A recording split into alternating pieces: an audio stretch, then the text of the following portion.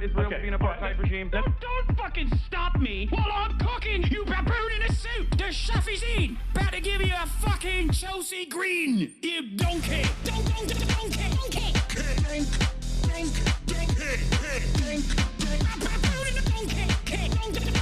Listen to what I'm saying, and you will understand, perhaps, what I'm trying to imply. Patronizing. Yeah, I am being patronizing. I don't know who the fuck you are, and you're over here chirping all the way from fucking London about you want to fucking free Palestine, but also simultaneously you're talking about how both sides are fucking fine. Shut the fuck up. You don't know anything, okay? Who the fuck is this pink-haired twink?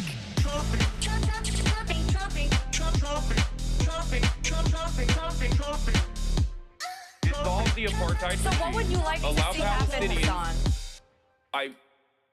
Do you not understand the English language? What's going on, everybody? I hope everyone's having a fantastic evening, afternoon, pre-noon, no matter where you are in the world. I'm Hassan Piker, and this is the Hassan broadcast coming to you live from sunny California, Los Angeles. Folks, we're live and alive, and I hope all the boys, girls, and MBs are having a fantastic one because today's a beautiful day. Today's a wonderful day. Today is Wednesday. It is hump day, ladies and gentlemen. Boys, girls, and MBs, is Wednesday. We're live. We're alive, and I hope everyone's having a fantastic one. Coming to you live from sunny Los Angeles, California, stolen Tongva land. It's Wednesday, March 25, 2026, 11:03 a.m. We are right on time.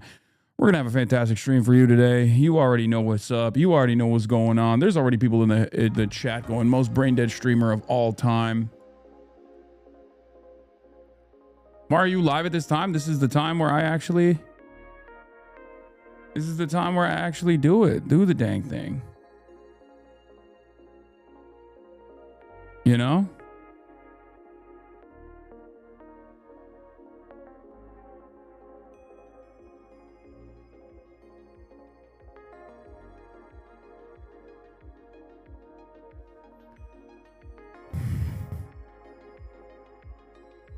It's my birthday. Can I get a fa? You got it. Hey, yo. What the Fran Dojin? What the Fran Dojin? Thank you for the 10 gifted subs. Daily Fit Pig, daily IG Gym stories, show updates. What happened to my streamer, man? Your streamer is busy. I've been working on something that I've never done before, which is like a mini documentary. And we initially shot it like a vlog, but there was we had such limited time and such limited equipment and such limited logistics given, you know, the conditions on the island that we shot all of these interviews. And I'm also and this is something that I will readily admit, I'm also not the most, because that's what I've been working on. This is part of the broadcast where I tell you about my personal news, and that's precisely what I'm going to do. So, I've been spending, we have the first draft of the mini doc, which is going to feature a good deal of interviews that I conducted out there, all of them, just snippets from all of them, basically, right? And I was going through it, and I was giving Austinax editorial notes. And because I want to make sure that it's it's not haphazardly put together, right? So, you know, you'll see when it comes out, but we'll have the full interviews out too. But we're working full time on the initial mini doc right now, and I have to do some VO stuff over it as well to tie it together narratively. And the mini doc will be on my YouTube page. We're gonna make it short, right? That's why it's a mini doc, right?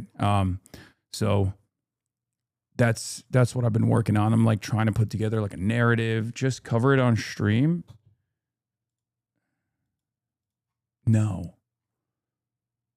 I think it's okay sometimes to do stuff that's not just I was just describing to you how I've become so hyper focused on doing content a certain way that I have lost the secret recipes of doing standalone content. Can we see Kaya for a little bit? Boom. The rotisserie chicken is here still. She is passed the fuck out. We were at the gym this morning. So yeah. In any case, look, you King working on big things and growing into a big movie star. No, it's not like that at all. But you have to use your brain in a very different way. When you're doing stuff like this, you have to use your brain in a very different way. And it's a totally different creative space. I used to have a lot of experience in this. As a matter of fact, it's the only thing I had experience in. Doing, standalone content that I write out a script for and read straight to camera and then give editing notes to my editorial team. That's what I used to do at the Young Turks. And then for like the last 8 years, I've just completely swapped it. I started doing this so I can get better at off the cuff speeches. So yeah. Do you think we as democratic socialists should be more performatively fascist as a tactic? No. What the hell? 62 month subscriber. Are you okay? I've been aching for a properly scripted and edited piece for you. I'm grateful for all the work. Yeah. Obviously, it makes it a little bit more difficult to be able to put this stuff together when I'm also like live streaming, right? Every single day. So, I'll check the hat. You got a Kaya hair on the brim. Boom. It's gone now. Thank you. Anyway, I wish you did more no chat content. Also, streams now are just like 8 hours of politics. I agree. Be more forgiving to yourself for being rusty in this medium. It'll take practice and effort, but you get there. Yeah. You better not have any whispering in the VO. You've been doing it too much. What?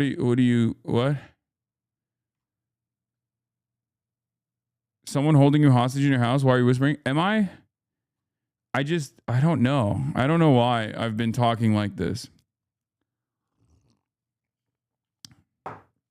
Noah said that too when I was doing the intro VO. I was doing the intro VO and people were saying, like, Noah was listening to it and he was like, you sound like you're whispering. I don't know why you've been doing that. Someone said meth. Yeah, I'm on meth. That's why I'm talking quietly. You've been whispering for the past week? Okay. Yeah, I haven't, I don't know. I haven't really thought about it, but I'm just relaxed. I'm chilling. I got the island mentality. But yeah, so that's what I've been working on this morning. Is Hollywood Hots going to take this Cuba doc on the documentary circuit? No, guys. It's just, I'm just calling it a mini doc. It's just a YouTube video. Okay. I want to do more stuff like, like a little bit like Channel 5, a little bit like Tyler Hitler Vera, obviously on the reverse side, like a Tyler Communist Vera, rather than a Tyler Hitler Vera, right?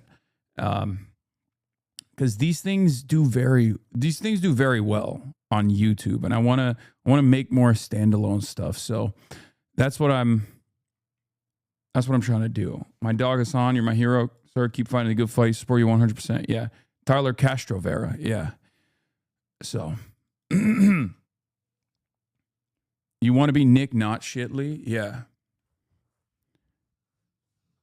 So that is, it's a totally different way to work your brain. So I've been, trying to do my very best.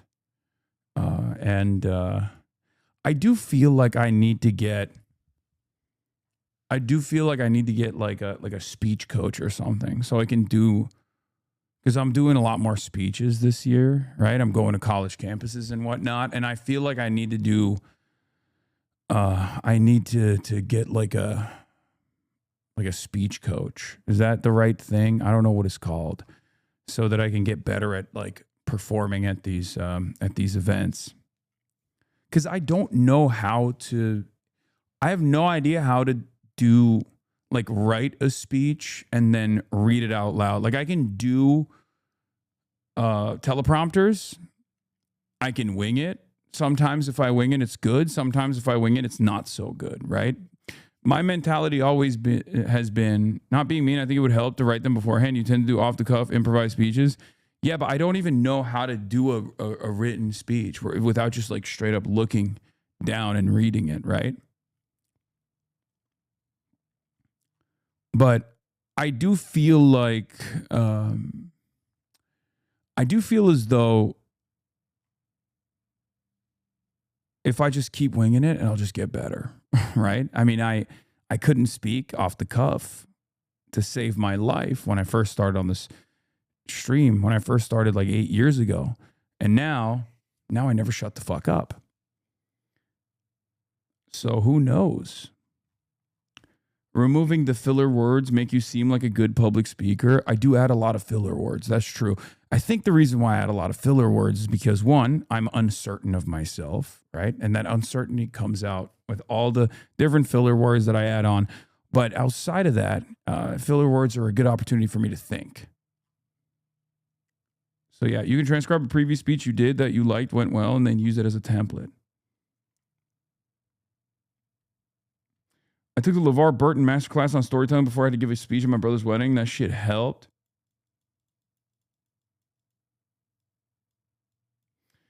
Can I be real with you? In the past, you used to be quick with your words and make everything simple to understand, but with the last couple of years with the smear campaign, you started explaining too much after each 3 words. Yeah, but I don't think there's that much of an issue with over-explaining things, right? Especially because, like, I talk to people all the time that watch my broadcast, right? Like other content creators and the like. And they always say, I tune in, I try to understand what you're talking about. But in many cases, like the stuff that you're talking about comes across very advanced. Things that you're saying, established concepts that you understand and maybe people in your community understand. I don't, right? Sometimes I have to genuinely look up half the things you're covering, half the things you reference. So that's part of the reason why I think over-explaining isn't necessarily the worst thing.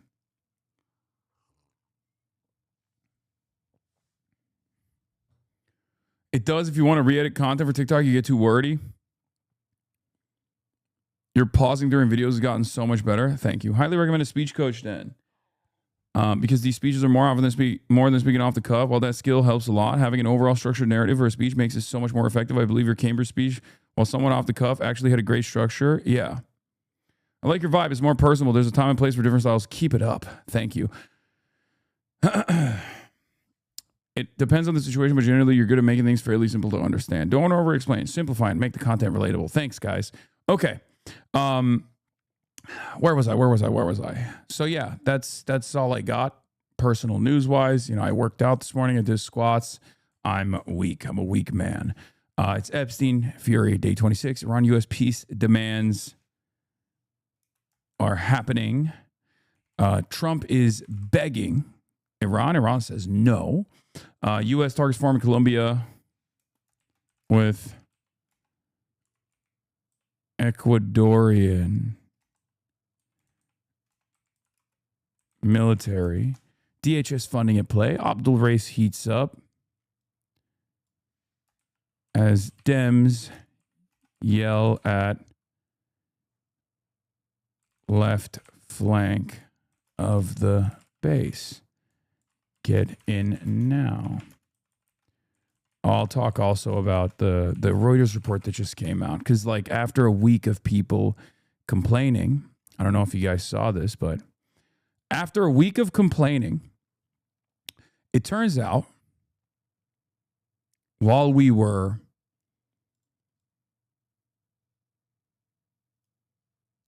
is it true around the release of Elden Ring, you and Asmongold messaged over DM about if the game was good? He claimed this in a stream yesterday. Yes.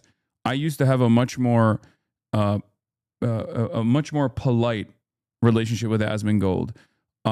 You have to remember, though, that he wasn't this monster that he is now. Maybe he always was, but he wasn't like as outwardly a right-wing propagandist. So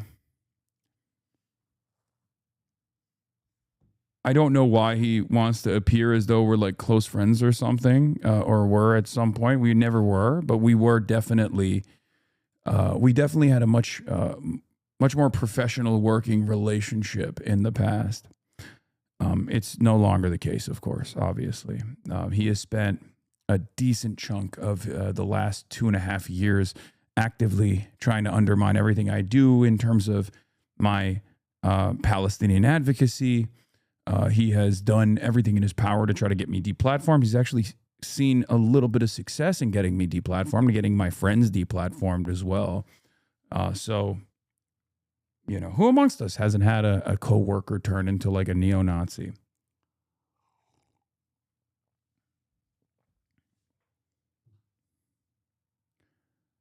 But yeah, that behavior change is not normal. No, I think it is. I mean, I think there is obviously a financial imperative there. There's a financial imperative there. And so that plays a fairly significant role. And we've seen many people do this. Like a right-wing pivot is a very commonplace thing in this industry. It's become even more common for content creators who are like on the verge of cancellation, criminal trials, things of that nature. They all very openly pivot to the right because they know that right-wingers will always welcome them with open arms as long as they say the right words, as long as they say everything is, everything is the responsibility of feminism or whatever. Whenever all you need to do is just say stuff like that. Oh, it's just society is screwing you over. Society is ruined because of feminism, because of social causes that literally have no impact on your life whatsoever. And do I need a haircut? Yes, I know I do. Yeah. I mean, this has also been revealed. It's interesting because it's been revealed, right, in court documents. Rape Tone in his civil case for sexually assaulting and abusing his partner, openly revealed that he was pivoting to the far right content so that he could maintain relevancy. And a big part of that was straight up. I mean, again, this is in the court documents. He just openly revealed in a deposition that he was making fuck Hassan content, like anti-Hassan content, so that he could maintain relevancy. I think in some ways these guys are very aware that it's the easiest audience to farm, right? It's the easiest audience to farm. They're very domesticated. And it doesn't really require much information. You don't have to know anything. You don't have to know what you're talking about. You don't have to be particularly intelligent. You just need to repeat certain talking points, right? So that's it.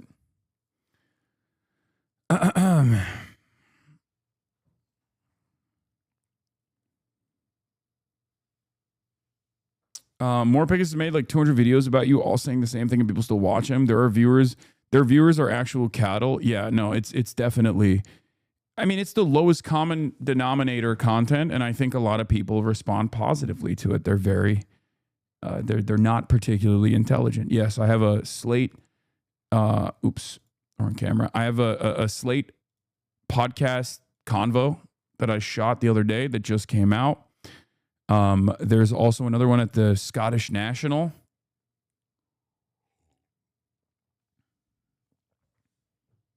Real question, does it offend you that people use you to gain an audience, or do you think it's funny, or both? I don't like constantly being attacked. Who would like that? Especially because the way that I'm attacked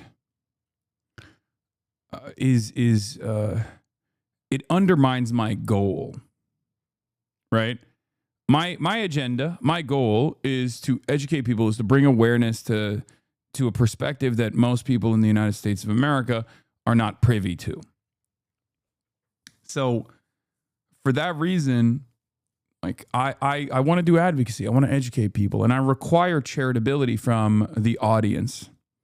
And many of you have given me that honor, right? Many of you have at some point in your lives have listened to what I had to say and were charitable. It's so hard to watch you, man. You're underestimating Iranian people. You're under the assumption that the Iranian people cannot rise to govern themselves. Relax. You're escalating so hard. It's been 23 days since you said the Iranian population was going to rise up and overthrow the government. Has that happened yet? It might be hard to watch me because I'm not telling you what you want to hear. I'm telling you what's actually happening right now. And I'm telling you what's going to happen tomorrow. That's why people pay me the big bucks, the voluntary donations at the Piker Broadcasting Service, PBS.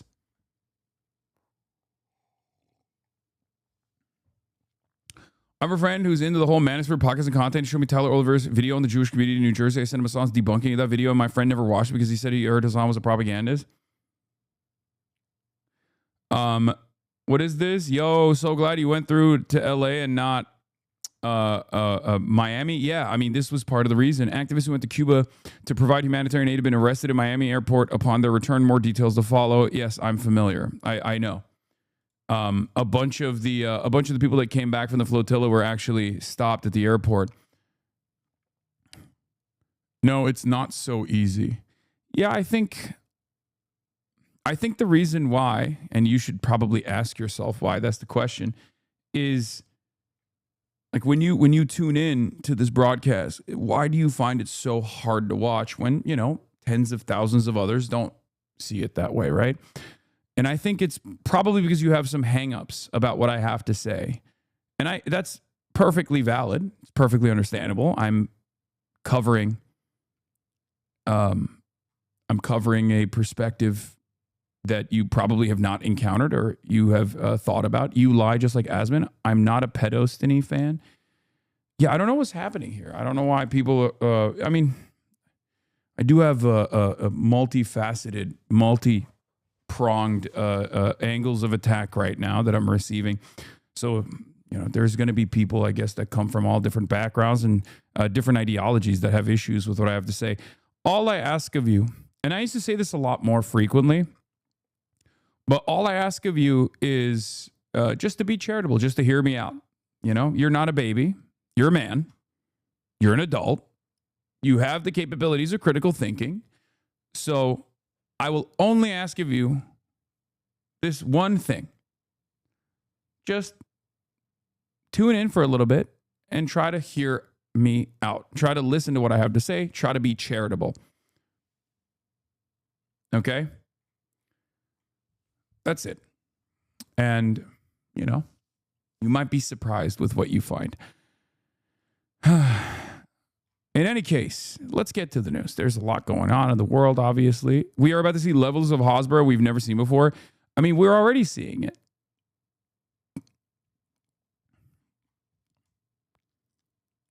We're already seeing it. It's a targeted hit job for sure. They're trying to discredit you with normie politics before 2028. Yeah, but it doesn't really matter because my collaborations with politicians don't actually help me. My collaborations with politicians help them. That's why they want to collaborate with me, regardless of how much Third Way or AIPAC or numerous other groups will launch unlimited amounts of money and attack ads against the people that I link up with.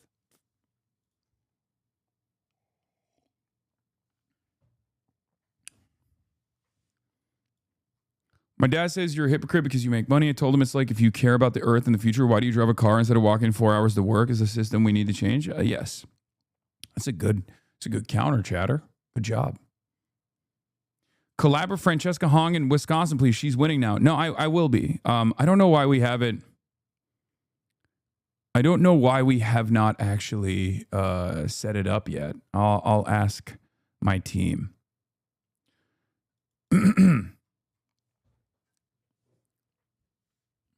It's the same vague posting attempt tying anti-Zionism to anti-Semitism. Yeah.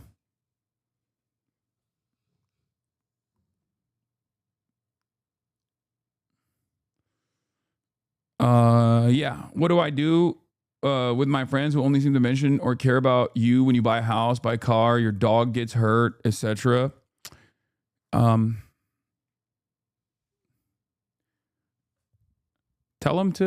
Tell them exactly what I just said. Tell them to watch for a little bit with charitability. there are always going to be, don't say get better friends, guys. There are a lot of people who are just like not tuned into anything. They just like look at drama and think that they're learning about politics from the lens of drama. It's very frustrating, but it's just the reality. So we have to work within that reality. Right? You can't organize against the base that you desire. You have to organize with the base that you have. If you want to do mass politics, you have to meet where the masses are at.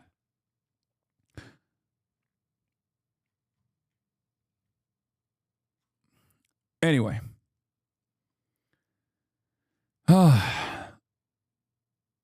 Why did she do this? Is this about there's two polls that came out in the Michigan Senate race. You guys already know my boy Abdul El-Sayed. Dr. Abdul El-Sayed is running.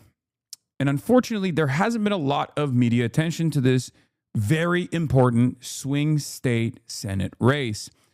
You have Mallory McMorrow, Haley Stevens, and Abdul El-Sayed. Now, what's interesting about this is that Mallory McMorrow, who's been endorsed by Elizabeth Warren already, is somewhat of a like liberal Zionist, Elizabeth Warrenite type, right?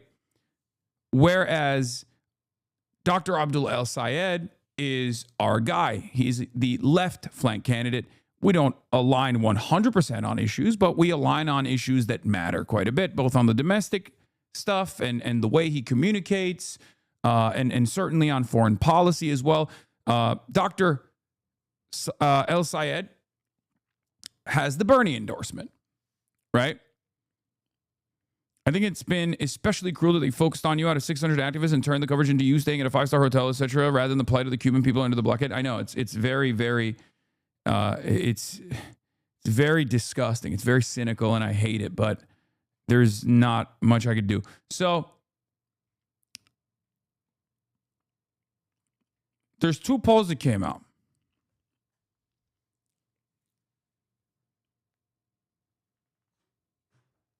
There's two polls that came out. Now, Mallory McMorrow and Haley Stevens are not anti-Zionist. As a matter of fact, Haley Stevens is the AIPAC candidate in this race. Haley Stevens also was the candidate that released this poll, internal poll. Now, internal polls are oftentimes very favorable to the candidate that releases it, right? However, what was interesting about this internal poll that came out showed Haley Stevens at 28%, Mallory McMorrow at 25%, and Abdul El-Sayed at 26%. The race is neck and neck. These numbers, and there's 21% that's unsure, right? So the race currently is neck and neck. It's within the margin of error. So it could go in either direction. And unfortunately, I mean, the positive outlook here is that given how little people know about the candidates, I would say that both McMorrow and El-Sayed are in the progressive Israel skeptic to anti-Zionist camp, right? Even though Abdul El-Sayed is more earnest on that front, obviously. And what's interesting about this process, I would say, is that there is definitely a market for the old boomers, it seems, that are deluded into thinking that AIPAC-backed candidate Haley Stevens is good. Now, what's interesting also about this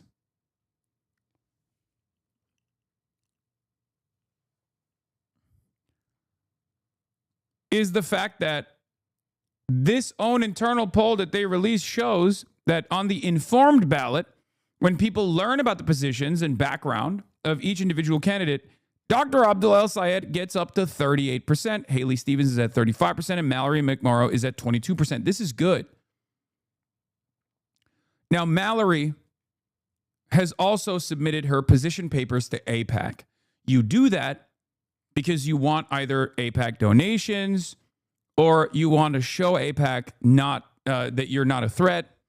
So she is definitely pro-Israel. She is, however, trying to present herself as an anti-Israel candidate because, let's be real, you kind of have to do that because we won, right? As far as the argument goes in the United States of America, in the Western world, by and large, we won that argument. The truth has prevailed. You can no longer, in most races, run as a pro-Israel candidate, and many pro-Israel candidates don't talk about Israel at all, including candidates that get funded by AIPAC. AIPAC never runs ads about Israel at all. It's always about other things, depending on which primary we're talking about. It's always specific, primary-specific races or ads that they're running. It's also always subsidiaries that don't have the name Israel in them at all. It'll be like in Illinois 9, as we saw, that race got $20 million in AIPAC expenditure. Overall, the Illinois races did. In the Democratic Party primaries is a crazy number. And the groups that were funding certain candidates or attacking certain candidates were called Elect Chicago Women. It was actually AIPAC, but it was called Elect Chicago Women because AIPAC understands how unpopular Israel actually is. They're not in the business of truly advocating and changing people's minds at this point. They're in the business of manipulating the population into making wrong decisions, making decisions that don't correspond to their morality, making decisions that don't actually benefit them. This is how lobbying works. AIPAC is not alone in this. Obviously, every single major corporate lobby does this exact same thing, right? It's deception. It's deception. That's all this is, right? And the worry here with Abdul's race, and that's why I have the donation link up right now, and I'm going to be stumping with him for the first time ever, is that AIPAC is going to spend, because it's a Senate race, AIPAC's probably going to spend around $20 million. This is what they do. So they're very right-wing. I mean, they're far right. We already know that Israel is a Nazi country, and AIPAC is not shy about working with American fascists. As a matter of fact, they love working with American fascists. So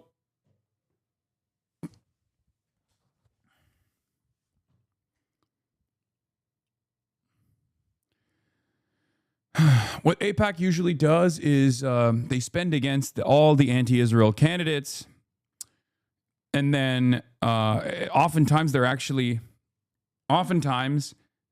are actually getting funding from Republican donors too, like Republican billionaire mega donors are funding AIPAC to go and spend a lot of money, basically unlimited money, in these races against the left flank candidates who happen to be anti-Zionist. And then if that fails, they'll turn around and they'll fund the Republican. This is part of the reason why it's very difficult, very, very difficult to get honest anti-Israel voices elected into Congress. Okay, this is also part of the reason why I'm a little bit more charitable with congresspersons than the average Hasanabi head in this chat that will oftentimes yell and won't grade politicians on a curve, right? It's a healthy attitude to have, to be critical about our electeds and to ensure that they represent our interests, but you also have to look at the larger agenda. You have to think about how difficult it is to overcome certain financial burdens, right? So you have to be a little bit more nuanced.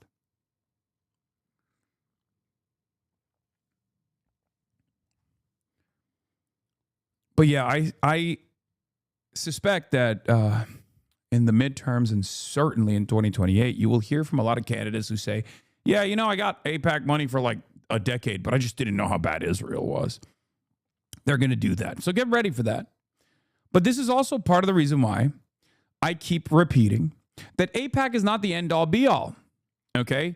What matters is what the candidate's opinions are. What matters is the candidate's background. What matters is what they are willing to say. Okay, so this is not necessarily a bad thing that people are aware of AIPAC and it's become a toxic brand. But what's more important is not that a candidate says, oh, I hate AIPAC.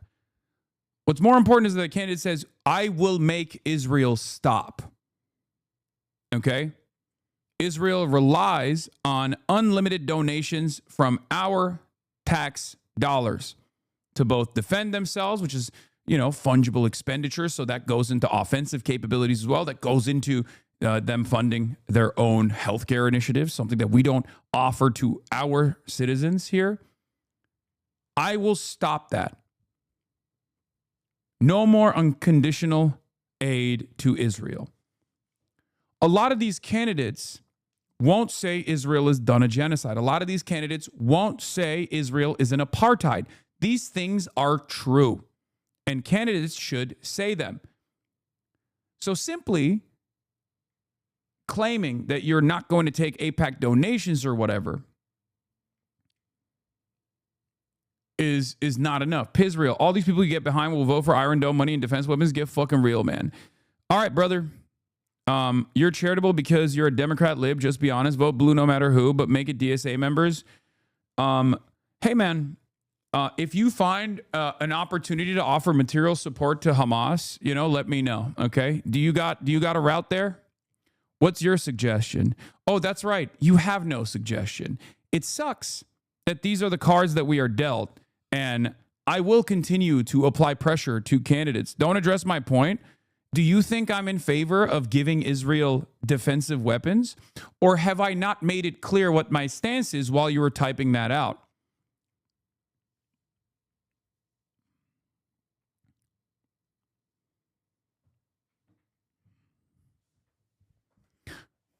I did address your point. I addressed the point before you actually made your point. Okay? If you get behind the people who then, there's a distinction without a difference. Wait, what? Okay, whatever.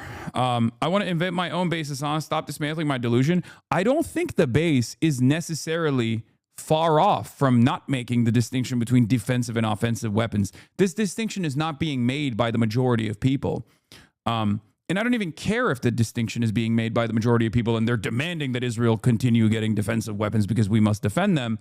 I don't care because it's ridiculous, right? My job is to educate people and help them understand that all of the defensive expenditures are ways in which Israel can be more violent. You would not offer anti-aircraft artillery or anti-aircraft weapons to Nazi Germany. You don't even want to give anti-aircraft weapons to the Palestinians, and they certainly deserve it. They honestly do deserve it. They should get anti-aircraft weapons. There's one country and one group of people that I'm in favor of offering defenses to. It's the Palestinians. It's the Lebanese population.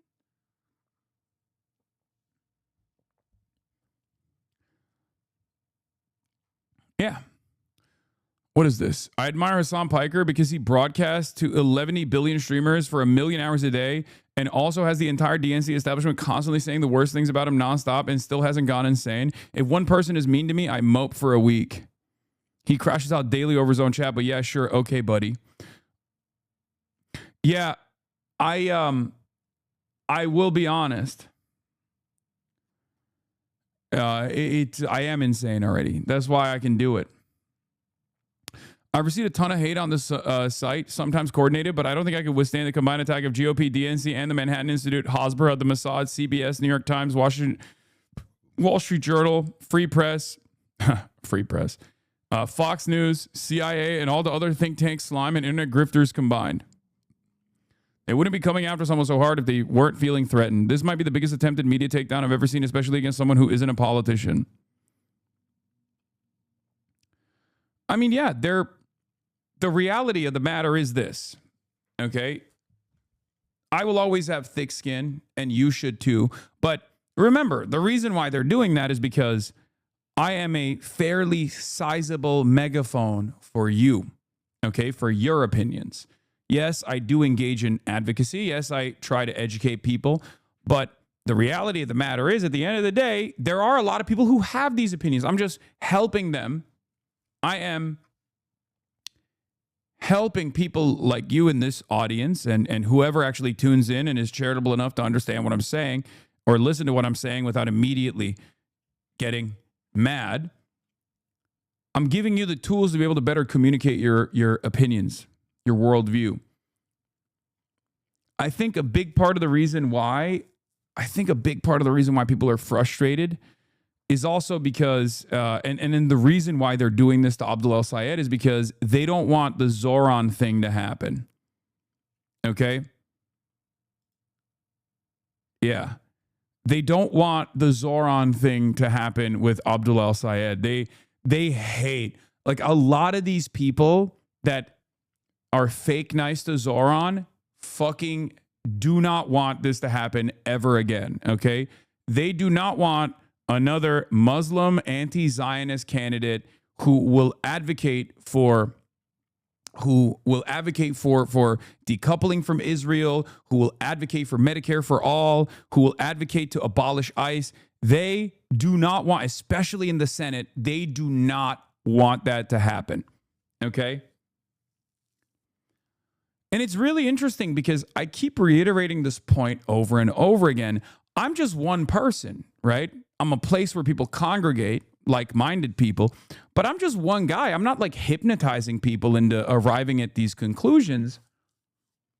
I think they think I'm like single-handedly doing this stuff. I'm not. I think my impact is very limited. These guys think I have a lot more impact than I actually do. I find it very strange that they behave like this. Hold on. So, like, if you were to successfully deplatform me or kill me or whatever, right? I go away. But someone else is going to inevitably take my place. You take them out, someone else is going to take their place. Because this anger and this resentment is not going to go away. Because it's real. It's real. It's not fake.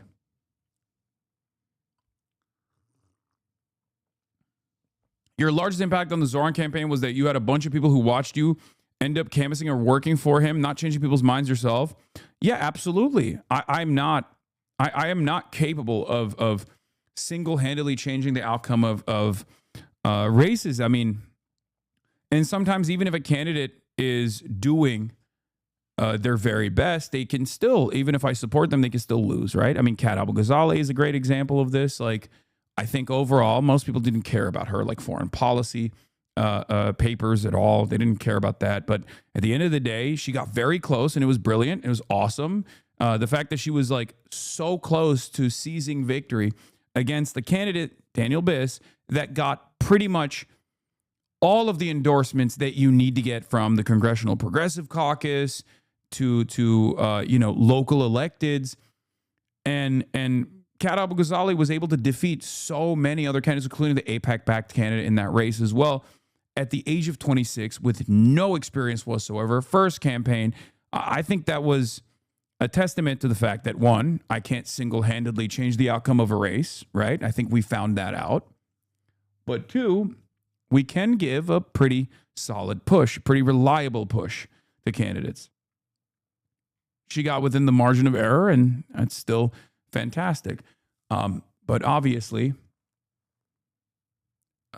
there's always going to be there's always going to be hurdles to overcome. So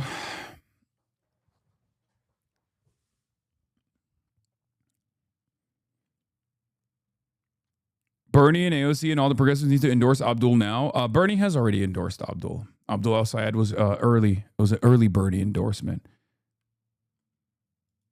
But yeah, they genuinely don't want this to happen. Okay, I'll be very real with you. I think a lot of establishment Democrats are terrified of a guy like this winning a Senate race. What I want to say today, in accordance with the fact that we love that in New York City you're going to hear it from everybody. It wouldn't be our city if there wasn't somebody on the block. I want that man to be able to afford to keep living in New York City. Because the day that I don't hear him yelling at me, it means he got priced out of this place. And I don't want that. I don't want that for him. I don't want that for anybody in this city. We need to make this a city where it's affordable enough to yell at your politicians. If it's not that city, it's not the city I want to live in. I love how he just like brings everything back to the affordability agenda. I mean, he's brilliant. He has, I mean, it's a perfect situation, right? Like the stars align. He is conniving, which you kind of need to be. He knows how to play politics, which you definitely need to do. He has great constituent services, fantastic. He has the ideological background, and it works. And it works in a way where it boosts the profile of the DSA. And you need guys like this. I want to put Zoran Mamdani's in every seat, even if at certain points, conniving is not the right word, but I get you. No, I think it is. I use that word on purpose. He can be. He is cunning, but he can be conniving too. I use that word on purpose.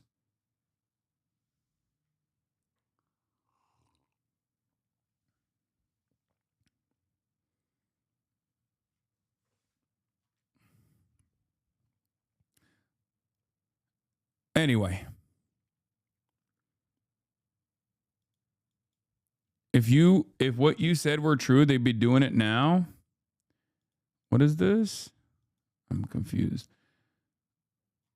Yeah, he's got Riz. He's got Riz. And you need to have Riz. You definitely need to have Riz. Look up conniving. Are you sure doing something immoral, illegal, or harmful? Yes, he can do something. He has tact, but I will say he will shank people too, if necessary. And you kind of have to be like that. That's my point.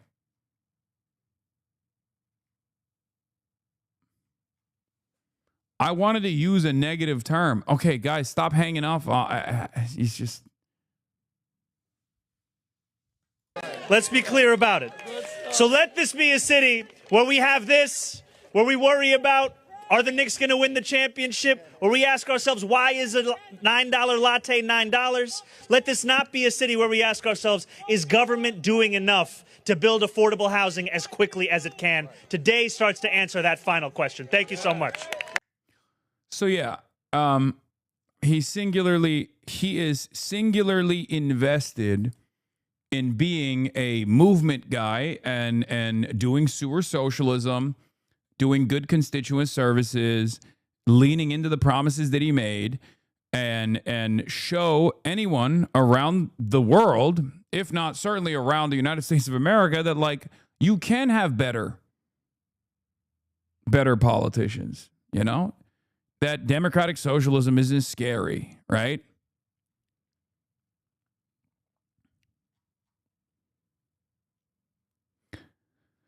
So yeah, he's Machiavellian. It's a better word to use there. Yeah.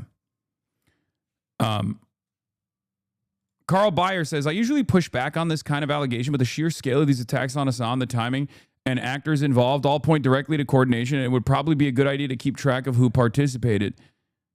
Stacey Kate, that's right. We should all put them on a list, and they'll all be dealt with as soon as the glorious revolution starts. It's so funny that you think you can scandalize the act of making a list in the age of big data. Do not trust Hassan Piker. He's likely a well-paid by right-wing billionaires division agent whose purpose is to divide the left so Republicans win. He does nothing but harm Democrats by design. Seems like you're the one being divisive here. You know?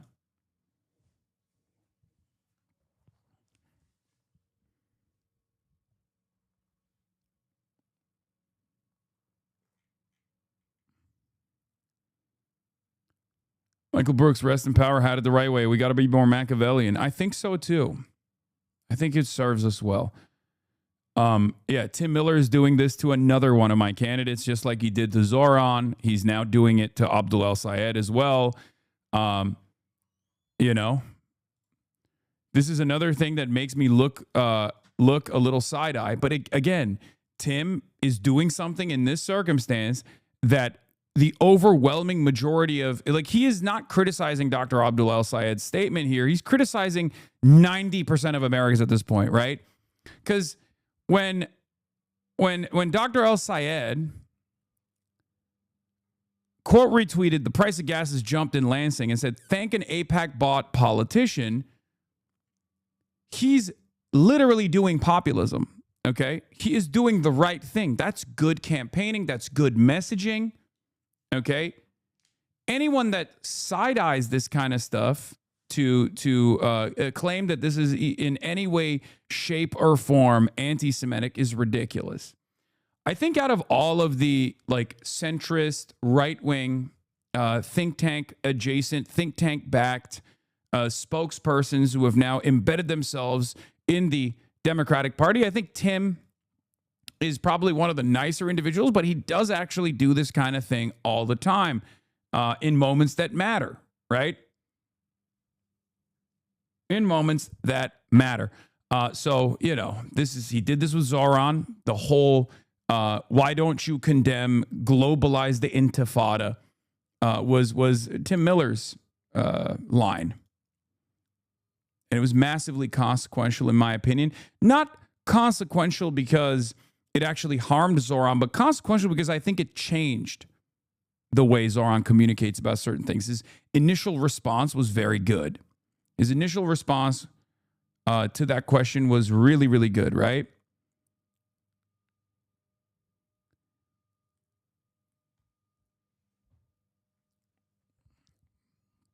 He said, intifada is an Arabic word, and you're afraid of an Arabic word.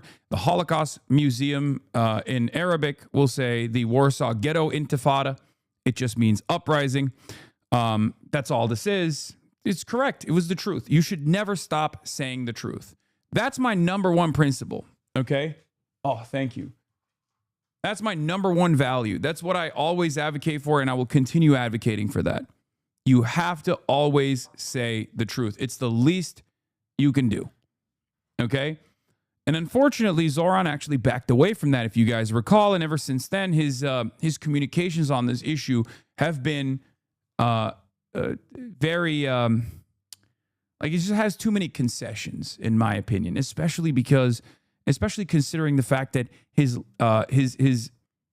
no holds barred attitude towards leaning into towards saying anything positive about Israel whatsoever when people kept asking over and over again is what led him to win the primaries, right? Very crowded field. A lot of people looked at Zoran a different way.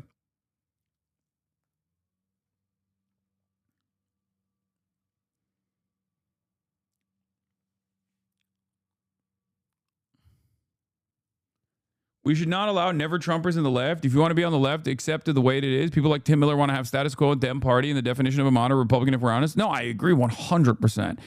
I agree. I was just saying he's not as demonic as the rest of the demons. He's still a demon, though, you know? The idea that decades of Israel lobby pressure on Iran had no direct influence and so can't be blamed for this war is ridiculous. They didn't directly convince Trump to go to war, but they had a long-term structural impact shaping the environment in which decisions are made. Yes. And in this circumstance, I actually say, as many other people who look at this, with a critical lens, will openly admit that this time it's a little bit different. Some people will say, Iraq. We went to Iraq because of Israel. I don't agree. I think Israel played a role in American foreign policy, as it always does. But that decision was still ultimately in the hands and was pushed by people with a vested interest in dominating Iraq and piecing up their oil fields that were previously in the hands of the Iraqi state. Okay? Israel maybe played like 15 to 25% role in agitating and urging to go to war in Iraq. However, in Iran, it's a little different. It's a little different. And I think it's important to notice that it's a little different because when the environment changes, you have to adapt. when the environment changes, you can't turn around and act as though the previous information that you had, your previous analysis is still correct in every single situation. I have often said that Israel got into the driver's seat after Trump won, directing our Middle Eastern foreign policy, and Joe Biden never actually changed that reality. He leaned into it as well. And Donald Trump, in his second term, has accelerated that. But to say that we bombed Iran all on our own and no other president or every other president would have done the same thing, presidents after would have done the same thing, is bullshit. It's complete, utter nonsense. Israel tilted the scales. Now, is Donald Trump responsible for this? Of course he is. He's the one who sanctioned it. He's the one who signed off on it. Of course he's responsible for every single death. No one is saying that Donald Trump is not responsible. But the idea that we cannot also direct our animosity, if we are upset with the events that are unfolding, direct our animosity at Israel and the Israeli lobby and Israeli lobby-backed candidates is ridiculous. It's totally ridiculous. You'll never catch me saying that George W. Bush was an idiot and therefore the entire global war on terror and the responsibility of it is in the hands of Dick Cheney, because he was the one who was basically anchoring the operations. And George W. Bush was simply just like a mouthpiece, like a dumb guy who was signing off on all this stuff, but he just like had no responsibility whatsoever. No, these are bloodthirsty monsters of war criminals of the highest order. Okay. Two things could be true at the same time. In any case, I do find it very funny that a lot of people are doing this kind of attack on someone like Abdul El-Sayed, but it's a good thing. It's not a bad thing. It's a good thing. And the reason why it's a good thing is because this isn't 2016 anymore. This isn't 2017 anymore, right? This is 2026. And this attitude is the popular attitude. So all that you do when you try to scold people, this is another thing that makes me look at a side eye, like implying that there is like a little bit of anti-Semitism in this statement, when there is no anti-Semitism whatsoever in this statement. It's just the truth. I like that because this doesn't actually hurt Dr. Abdul El-Sayed as long as he maintains his courage, because he knows he's on the side of truth and justice on this issue. This actually just shows the rest of the people that Tim Miller's perspective and his analysis it has some blind spots, let's say.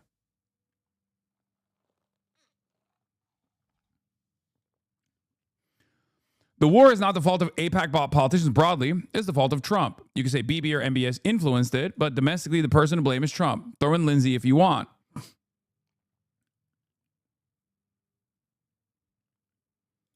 Neera Tanden is also jumping in on the side of AIPAC. Yeah. The only person responsible for this war is Donald Trump. It was his decision and his decision alone. Unclear to me why, and Dem would not be clear about that. Yeah. I don't know why these people are just like landing on these swords. They're just like diving off of, they're diving off of skyscrapers on a bunch of rusty swords and in the direction of defending Israel. Is very strange.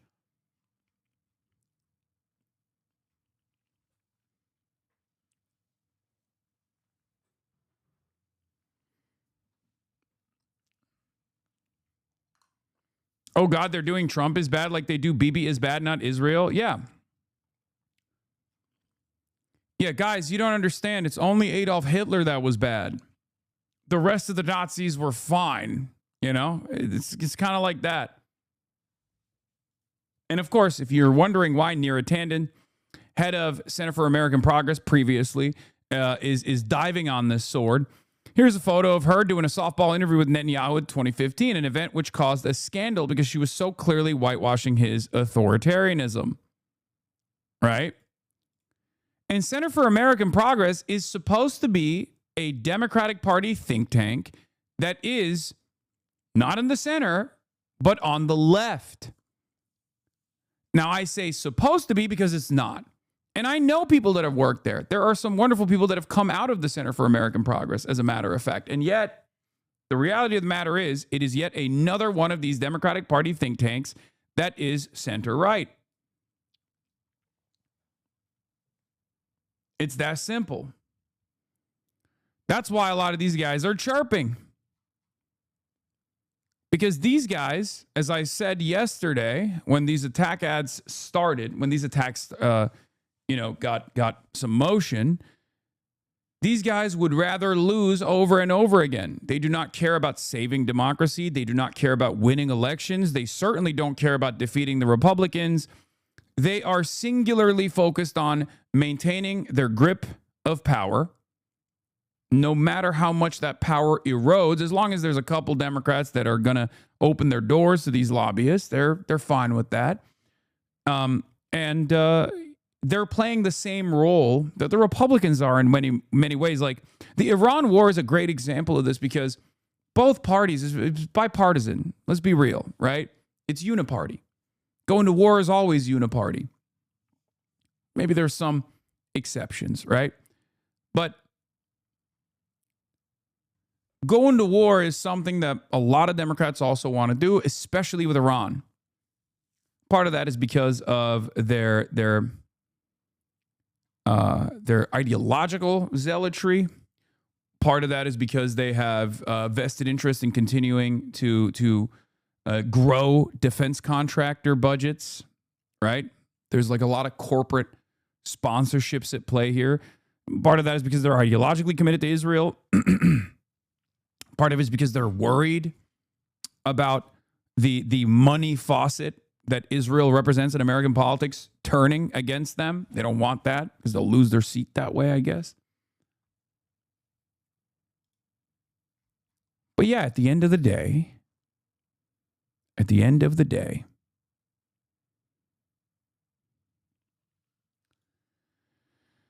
these people don't care about winning. They don't care about unseating Republicans. And I think the base, first and foremost, despises Republicans. That's why I always say they're closer to me than they are to Center for American Progress, Tim Miller. They're closer to my worldview than they are to the likes of Third Way, because those guys don't care about winning. Those guys do not care about unseating Republicans. They don't care about defeating fascism, right? Many liberals do. Many self-identifying liberals do. Many lifelong Democratic Party voting liberals do. And that's why they're so frustrated with the Democratic Party right now, where the Democratic Party's approval rating is at 70% amongst Democrats, right? That's unheard of. That is genuinely deep problems, a divergence within the base of support and the party itself, especially at a time when Democrats are supposed to be incredibly popular as a counterbalance to the unpopular Trump-led Republican Party. It's that simple.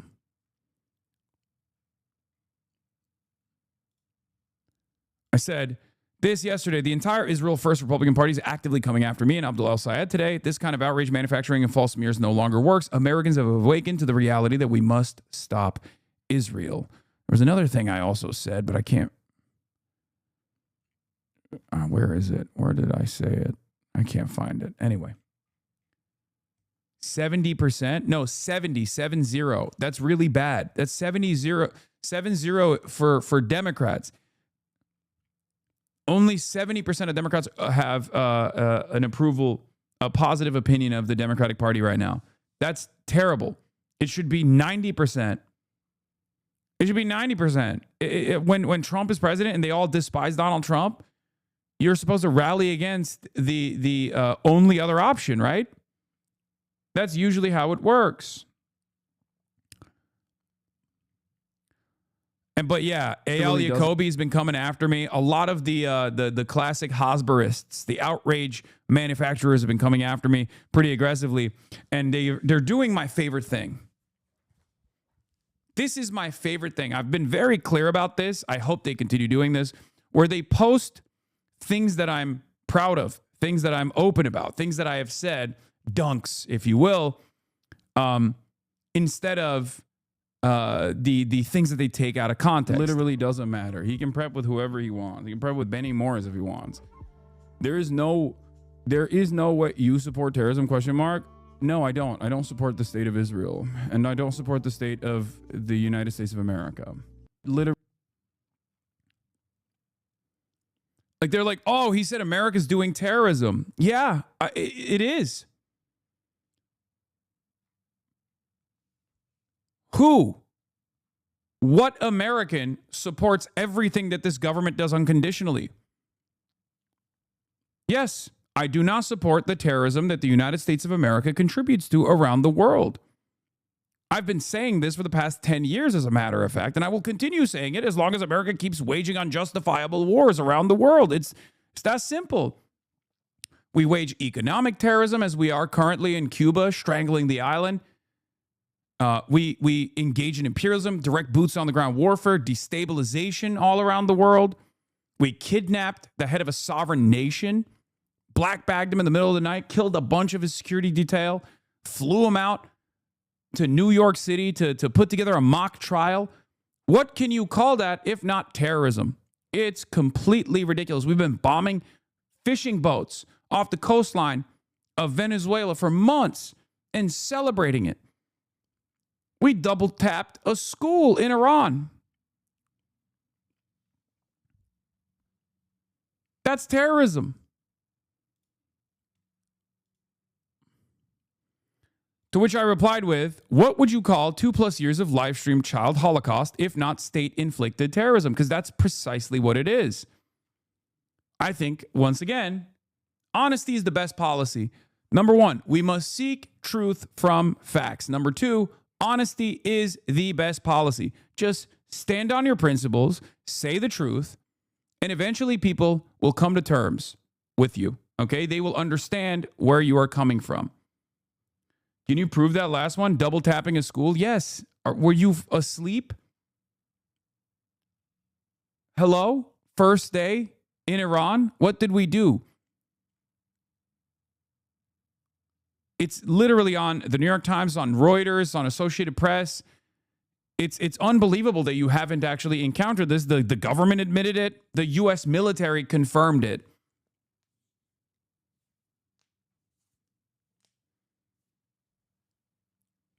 As a matter of fact, the only person that still was holding on to the idea that maybe it was Iran that bombed its own school was Donald Trump. It's on video. It's a Tomahawk missile.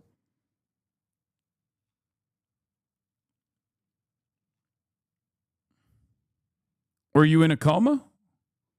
Welcome back, chatter. Things have changed quite a bit around the world since you woke up. Since you passed out. So yeah.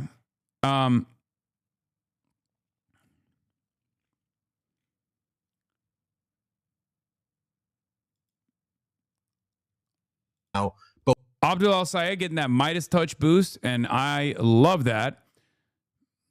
Let's take a look at what he had to say. With this war, it compounds matter. So I want to get your take, Abdul, on the war and also on the impact here at home and what you're seeing in Michigan.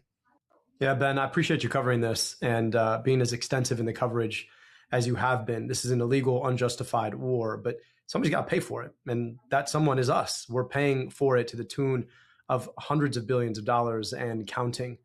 Money that should be spent to provide for our own children here at home. You mentioned the destruction of a girls' school by an American missile. We paid for that missile that got dropped on those kids and dropped on their school. Now imagine what would happen if instead of dropping a missile on a school over there, we were dropping that same money into schools over here, or investing in our infrastructure, or addressing the fact that people can't afford their health care. There is an opportunity cost to war. Donald Trump has never had to actually pay for it. He's never put anything of himself on the line. So for him, this is just another day doing what Donald Trump does, which is enriching himself and his family at the cost of the American public. I just filled up my gas, and this should be the least of our worries. But think about this: $1 more per gallon of gas every single day that people have to fill up across this economy and is increasing the price, not just at the gas pump, but I looked at diesel. That's $5 a gallon. Diesel is what powers our trucks. Diesel is what takes our foodstuffs into our grocery stores. You're going to feel that cost in our grocery stores. And so, talking about the destruction of people's lives over there, the destruction of our livelihoods here, all for what? So Trump and his goons can trade on the probability of stock markets that they're manipulating to make money from themselves while the rest of us pay. It is insane. It's wrong. It needs to stop. And we need to hold him and everybody who empowered this accountable. Perfect take. Okay. That's it. No notes. Respect. That's why I like him. Mehdi Hassan also joined in on the fun. This is where it started. Listen, it's all well and good to criticize Democratic politicians. I love when they always say this, by the way. They're always like, it's all right, you can criticize Israel. You can criticize Benjamin Netanyahu. I define how you get to criticize Israel. And they're doing that with like how the Democratic Party should operate as well. It's like, why do you get to decide? I mean, I don't really flex this as much as I maybe should, but I have a bigger chunk of the pie than you, right? Like whether you're Third Way, whether you're AIPAC or Center for American Progress, like I represent a much larger piece of the puzzle, a much larger piece of the pie than you do. You actually don't have any real constituency. You do not represent the base of support at all. You can try to shit smear all you want all day, every day, but that doesn't change the reality, right?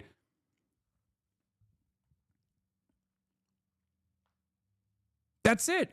If you think America deserved 9/11 and Zionists are rabid neo-Nazis, we'd be proud to have you on your show. Thanks for sharing, says AIPAC.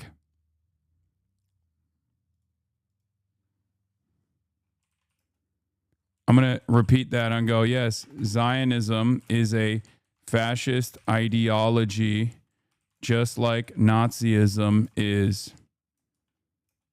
It's true.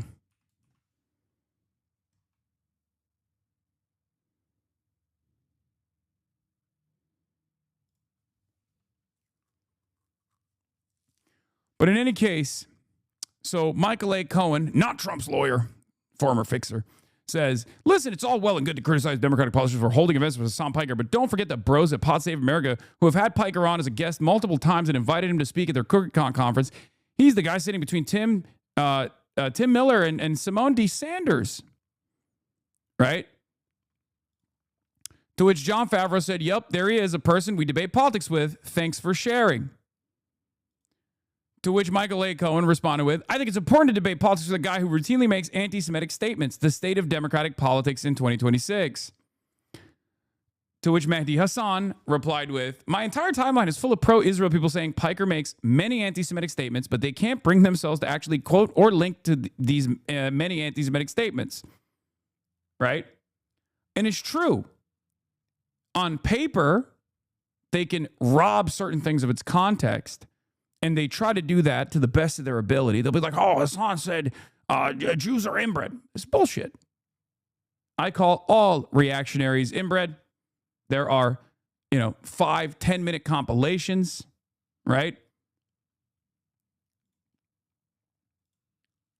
It's ridiculous. That's like one of the only ones that I think is what they consider to be like genuinely anti-Semitic that could be perceived as borderline anti-Semitic, right? But outside of that, it's all ridiculous, The America deserved not the Hassan Piker called Jews inbred. He said America deserved 9/11, addressed a million times over. He said it doesn't matter if Hamas raped Jewish women on October 7th. That's not what I said. I said whether rapes happened or not does not change the dynamic on October 7th. That genocide is still unacceptable. Okay? That's what it was. I think that's, again, the majority position, and it's the position of people with a conscience. He suggested the killing of the 2 Jews outside the Israeli embassy in D.C. was a false flag operation. Did not say that at all. Ironically enough, it was the exact opposite thing that I said. Again, just lying. He called a Hamas terrorist propaganda video a music video. That wasn't a Hamas terrorist propaganda video. It was a Houthi video, and it was a music video, and I stand by that. Once again, doesn't matter to this guy. I said the Houthis are musical people. The Yemeni people are musical people. There's a distinction. There's a difference here. And yes, they do make wonderful music videos as they fight back against the Saudi occupiers. The video that I was looking at was a music video from when the Saudi Arabian government was literally enforcing a blockade, killing tens of thousands of children in Yemen, and they had made a song of resistance, which went pretty fucking hard.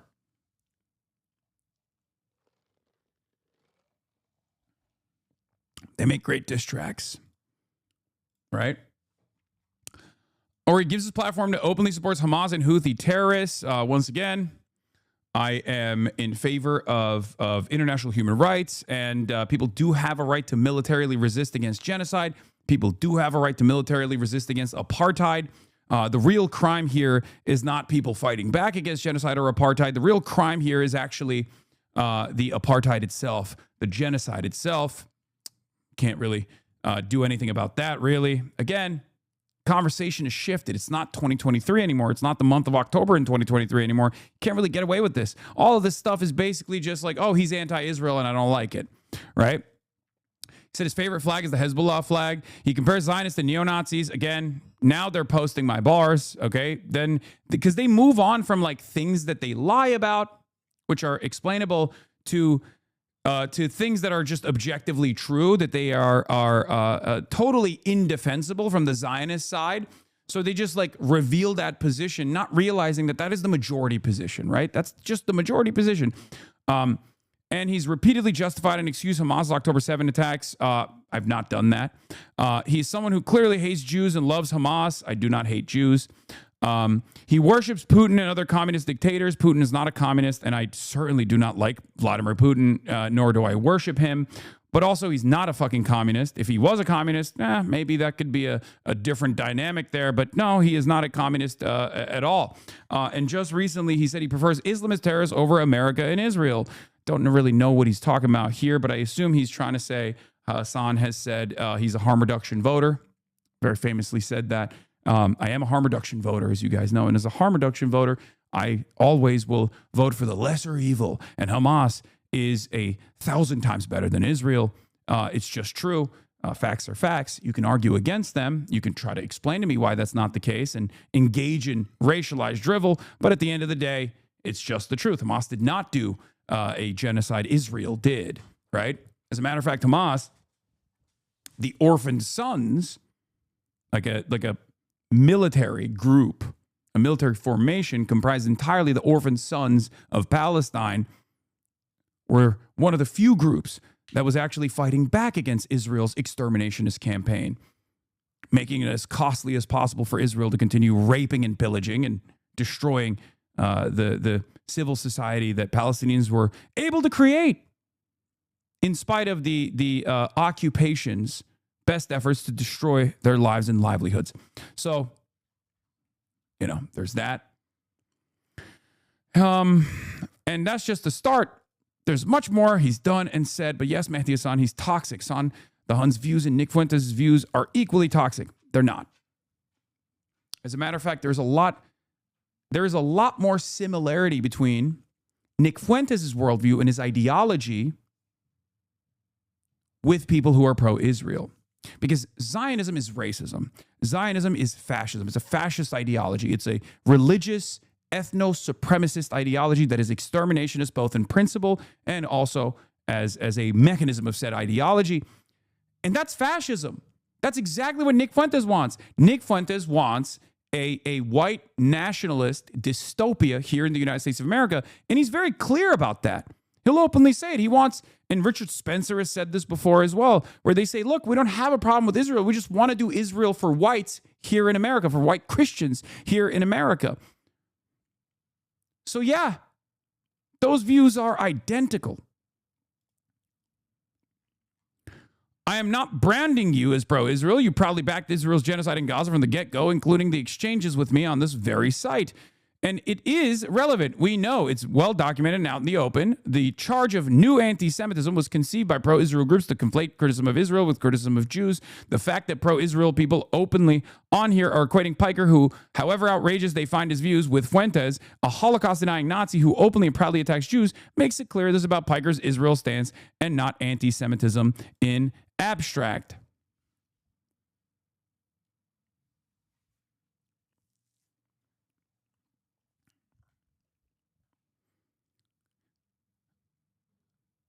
And what's crazy to me is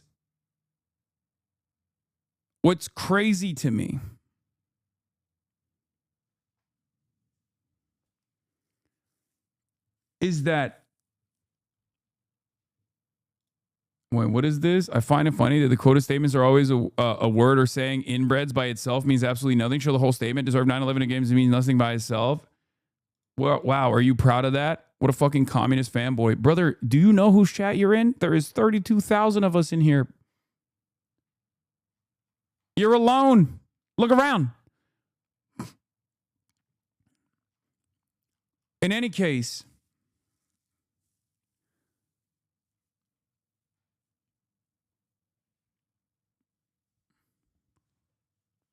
yeah, here is the actual, none of this justifies the rapes none of this, the rapes quote. Here it is. This is what they always play. For us to be at a place where saying maybe there was some sexual violence doesn't make you a Zionist. I mean, I say that, and I don't think it makes me a Zionist. I say that as well. But if the conclusive evidence is coming from Zakah or the Israeli government or the Israeli police force claiming that they have a mountain of evidence, because remember, the Israeli police force said they had a mountain of evidence. And then when questioned on it further, said they had no evidence whatsoever. Like, if all we can rely on is the word of the IDF, that's ridiculous. There is, however, evidence. There is, however, real evidence as far as like firsthand accounts and testimony, even secondhand accounts and testimony from hostages. So that part is real. That did happen, which is very important, and that was a part of the UN investigation that was conducted. I've never discounted that, just like I've never discounted the likelihood that sexual violence did occur on October 7 and after. By the way, none of which justifies Israel's actions. So it doesn't even matter. None of this justifies that Palestinians have a right to dignity, a right to emancipation, a right to live fucking free lives, free from this occupation. Doesn't matter. Doesn't matter if fucking rapes happen on October 7. Like, that doesn't change the dynamic for me even this much. So that's the other part of this problem that many people that can't contend with. Like, the Palestinian resistance is not perfect. They're not like so good. They have magical bullets, and there's no criminal elements that could have conducted themselves very differently. Like, that doesn't change the dynamic for me at all. Look at that. That was, of course, like very, very close to October 7 as well. But yeah.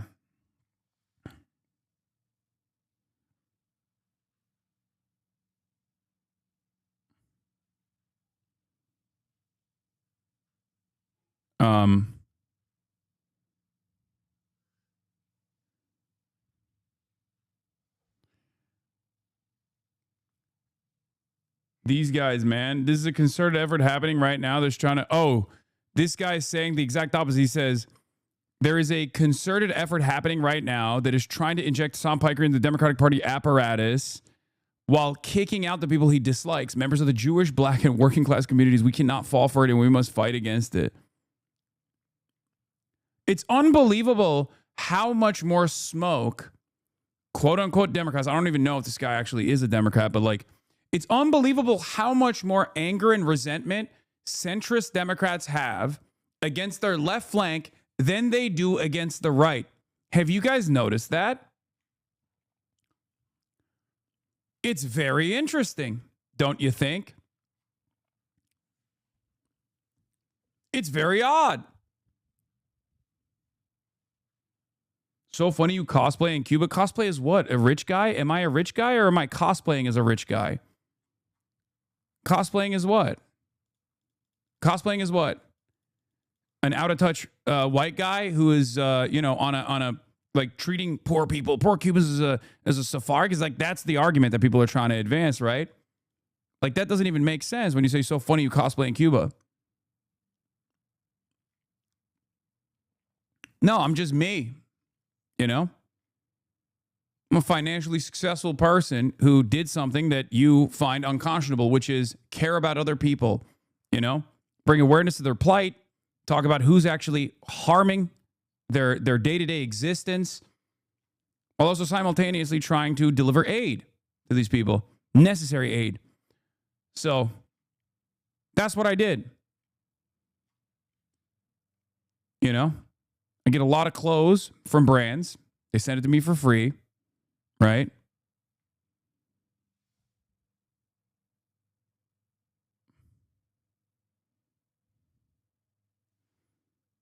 No soul, having motherfuckers hating on you. Set to it, run. Thank you for the 5 gifted subs. Can you cosplay as my dad? I am your dad. Well, I'm the stepfather. No, I'm the father that stepped up. Our war crimes are made crimes because we believe morality means you have a responsibility in war to protect the lives of innocents and reduce harm to populations not involved in the fighting. Instead of justice, we've had years of justification for choices to violate that responsibility. Yeah.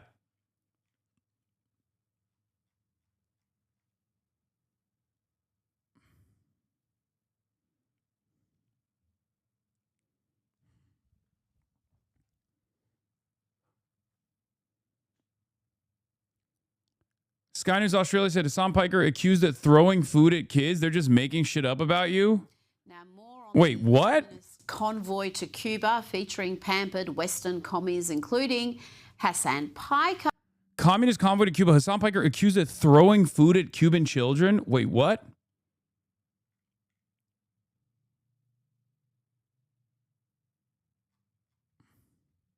The fuck? So that was a clickbait title. Nobody's shocked except Kaya that so-called communist Hassan Piker wouldn't be as wealthy as he is if he grew up in Cuba. Yeah, no shit. Yeah, that's true. What kind of point is that? Does that justify the blockade? No.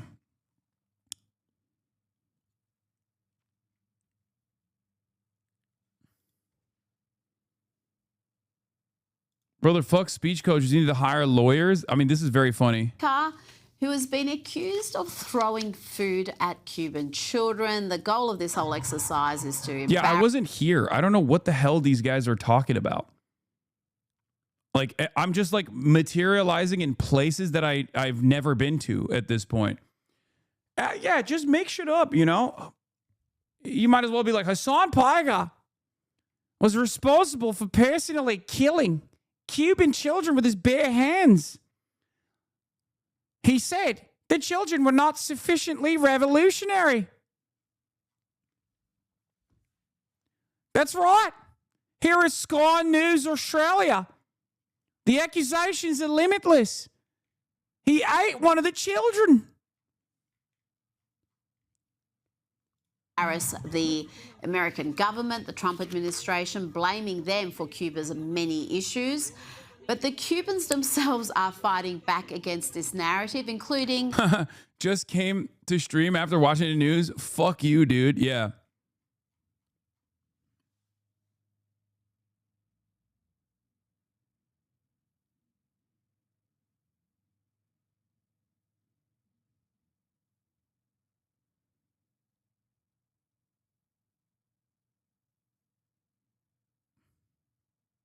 Hold on. This gentleman who had this message for the leftists. You rather see people keep suffering because why? So Donald Trump doesn't get the credit. This is not about Donald Trump. It's about somebody standing up finally and standing up to a communist regime. Finally, by starving children. Thank God. Thank God, dude. Leadership. Kosher, he also said the power grid has been... Also, I like that they don't even say who's making the accusations. They don't show the accusations at all. Very, very strange way to do commentary. They're just materializing things that are completely like they're materializing shit out of thin air, you know? You and Chapel Roan. Yeah.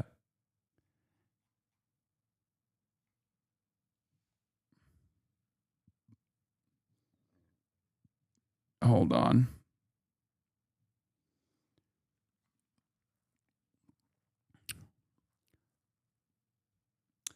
Plus, just hire a lawyer for this shit. They can just send cease and desist letters for obvious slander. Even worse, they're pulling it from random bot accounts on Twitter and saying they are accusing you. Yeah.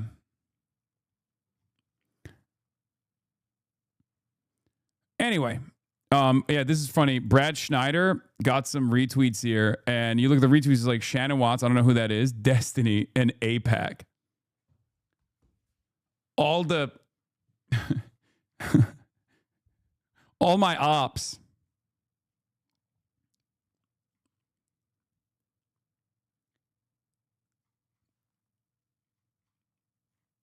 Oh, then there's just want to make sure we're talking about the same person here. Are you referring to Hassan Crimea River Pika, the one who regurgitates Russian talking points and supports Russian imperialism? Yeah, famously. A lot of people were dunking on that person too. My famous support for Russian imperialism. Adam defended you, lol. Oh, Adam Carlson? Yeah. Wait, this whole hate campaign is being coordinated by Epstein? No, he's just adding on to the pile. He's not like even a relevant factor in this at all. He's utterly irrelevant, as a matter of fact. Even if like his tireless work of like his tireless advocacy of like Hassan Bad has played a formative role in like building this base, this robust base. You think Joe Manchin will get? Oh yeah, here. Since this was probably brought up by Ethan Klein during their debate, here's Hassan Piker calling a variety of people inbred.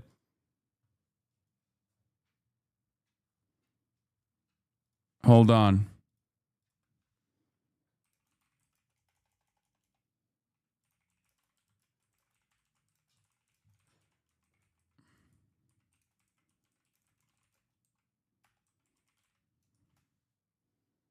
I am making a pledge to try and no longer call reactionaries inbred in the future.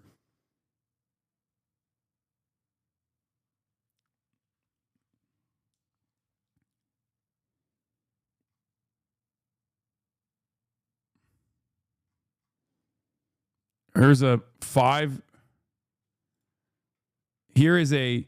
5-minute and 25-second compilation. Ethan lies that Hassan calls Jews inbred. In reality, Hassan just calls right-wingers inbred regardless of their ethnicity. Let's take a look. You think Joe Manchin will get this level of clout and prominence if he was just another inbred hick fucking Republican senator from West Virginia? Of course not. I feel like this inbred Nazi didn't just have some le fiery rhetoric against immigration. And that's precisely why we brought in some of the worst inbred fucking tech CEOs you've ever goddamn seen, like Palmer Luckey. Schizo monkey, or simply the fact that you describe people at odds with you as an inbred fucking right-winger. Well, considering your name is Schizo monkey, I'm going to go ahead and assume that you might be a fucking inbred right-winger. You got a toothless, inbred, racist, white supremacist piece of shit. And then it's like, okay, then what's the point of this other than just like purely hating them for being immigrants and for being black? That's it. There is none. Yeah. Yeah, and those motherfuckers speak like 4 languages too. That's the other part where they're like, oh, these are some dumb, uneducated, lazy cat eaters. And it's like, dude, you are literally inbred. You are so inbred. You look like the human version of one of those little fucking teacup poodles that we saw earlier. And you're over here talking about fucking how lesser than these people are. They're speaking fucking 4 goddamn languages. They're working hard. They just want to fucking survive. And you're over here lazy and angry as fuck. And I'm really glad that they showed up in massive numbers, as counter protesters showed up in massive numbers, outweighing the psychopathic inbred fascists. If the goddamn Eurocucks can do it when they've been fighting one another, even though they're inbred as shit and have literally been fucking each other's cousins for hundreds of goddamn years, if they can fucking do it, how the fuck can't we do it? You think your inbred, hick, Angloid grandpappy actually came here legally? The difference between legal immigration and illegal immigration is paperwork, you dumb fuck. You just mean white. How dare you?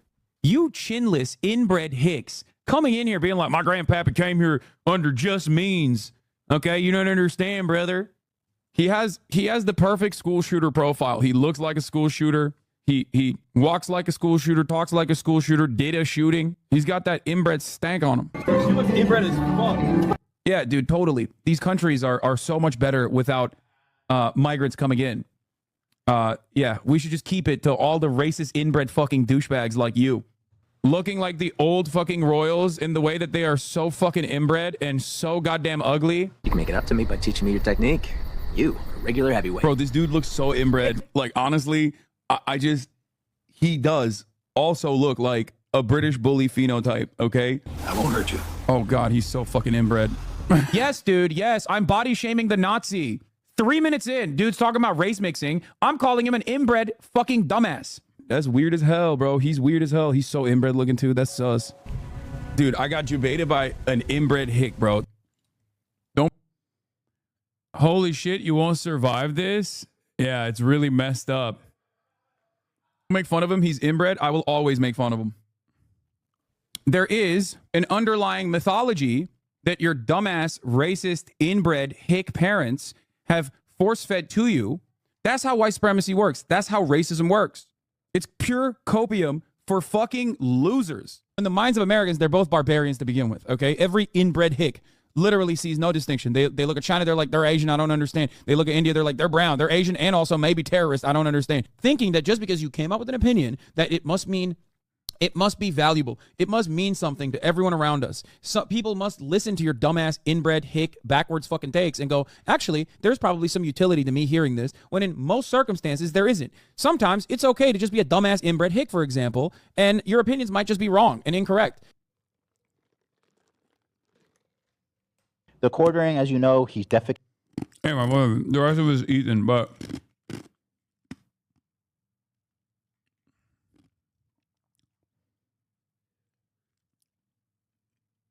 Okay, I'm starting to think it's actually the opposite of anti-Semitism, that you only use it against Jewish people once.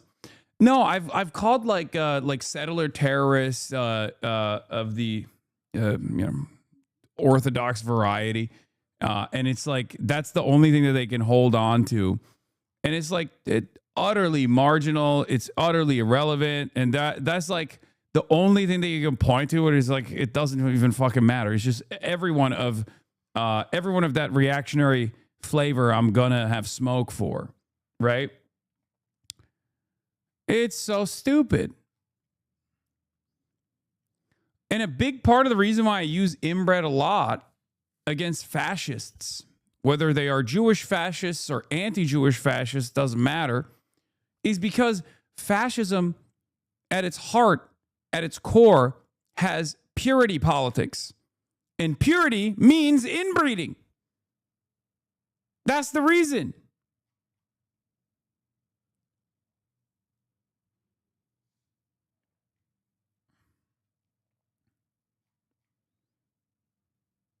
You feel me?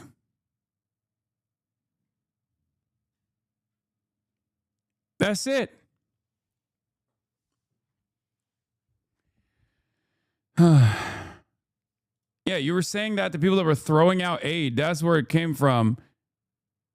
Douchebags in the background. These inbred fucking douchebags in the background. Like, these are just dudes standing back there. Entirely comprised of messy. And this is an ongoing like joke with this community. These are just fucking benign dudes. Just I don't know what the fuck they're doing. It looks like they're doing charity or something. It looks like they've got water or boxes or something, like they're helping. And he's going, "Oh, look at these inbred fucks." It's like, bro, who are you? What are you? Who are you? Like, how dare you? Guys, the Israeli police is investigating the attack on the Gaza aid convoy. Israeli security forces are paid to stop this happening. He was doing Hasbara. He was doing propaganda defending benign dudes doing charity. Turns out the benign dudes doing charity were fucking terrorists. That could not. They were literally terrorists that were destroying aid. Or would not, but clearly did not prevent Israeli settlers attacking an aid convoy yesterday. From the West Bank, bound for Gaza, where, say aid agencies, hundreds of thousands of civilians face famine. But during the unloading and loading, settlers attacked these trucks, destroying the products and burning them in a systematic act of sabotage. a continuation of images seen yesterday as settlers destroyed food at the same crossing point. Who's supposed to be offended by being called inbred anyway? Yeah. Nazi's better than inbred, to be honest. No, we're not conceding on that shit. Don't concede to your opposition's cynical framework, chatters. Come on, you should know better by now.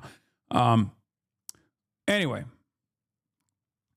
these are people who want to defend Israel, but they know they can't defend Israel, so they launch attacks. That's all it is. Okay? That's all this is. They got nothing. They got no emotion. They know they've lost the conversation. And what they're trying to do is at the very least like pressure people into deplatforming me or like no longer cooperating with me, as though that's going to do anything to like, you know, people's attitudes. It's not. It doesn't even work as a warning. In the past, at least, when you could like when you could get a scalp, like a high profile person that falls out of favor because you just like kept bullying them and kept calling them an anti-Semite over and over again, right? In the past,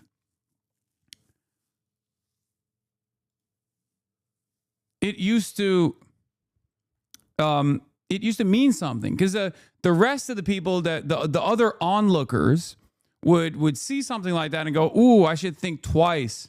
I care about my career. I should think twice about like, what I say about Israel, right? I should probably not criticize Israel. I just don't want to draw the enmity of these folks."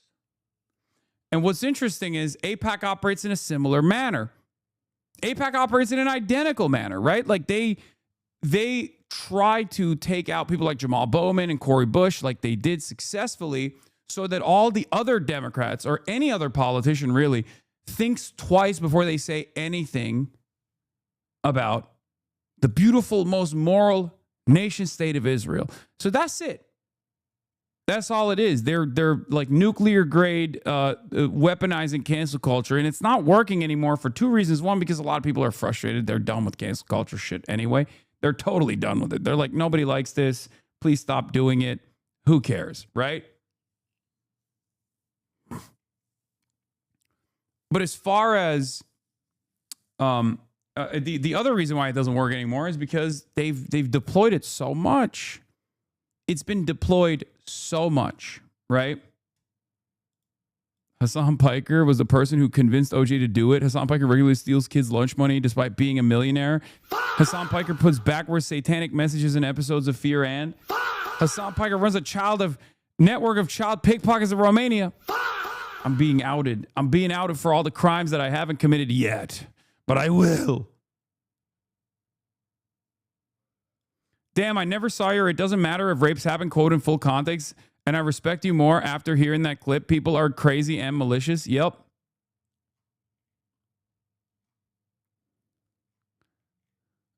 In any case, this is not the opportunity to like fucking run through all the common like hit pieces, just we're going to move on. The only reason why I showed this, and I probably shouldn't even spend any time on this stuff. It's just like, it's irrelevant. It doesn't matter. It doesn't work. Right.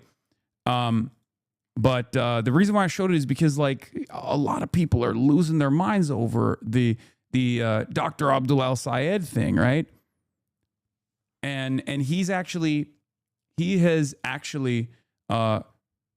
gained a little bit more prominence in this three-way Senate race in the Democratic primaries, right? And he has a really good shot at winning. He's backed by Bernie Sanders as well.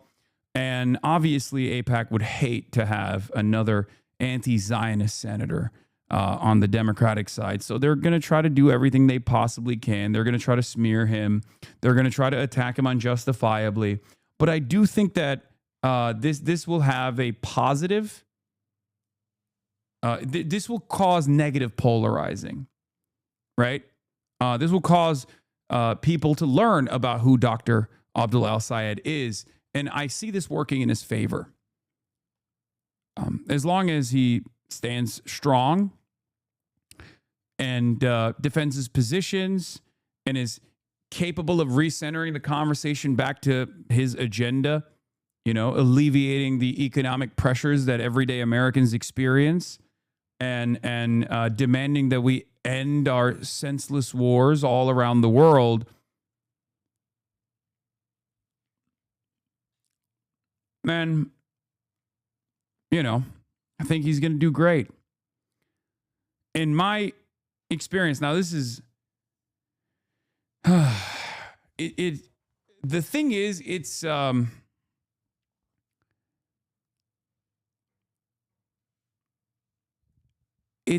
there's a long road ahead, but I mean, he's so solid. He is Graham Plattner without the red flags, right? He's Graham Plattner without the red flags. He has the background. He like ran for governor against Gretchen Whitmer. Unfortunately lost, but regardless, he has like the experience of running. And he was the Medicare for All gubernatorial slate. So he can also bench 3 plates, which is crazy, right? But this is an important point that Jasper Nathaniel is also bringing up.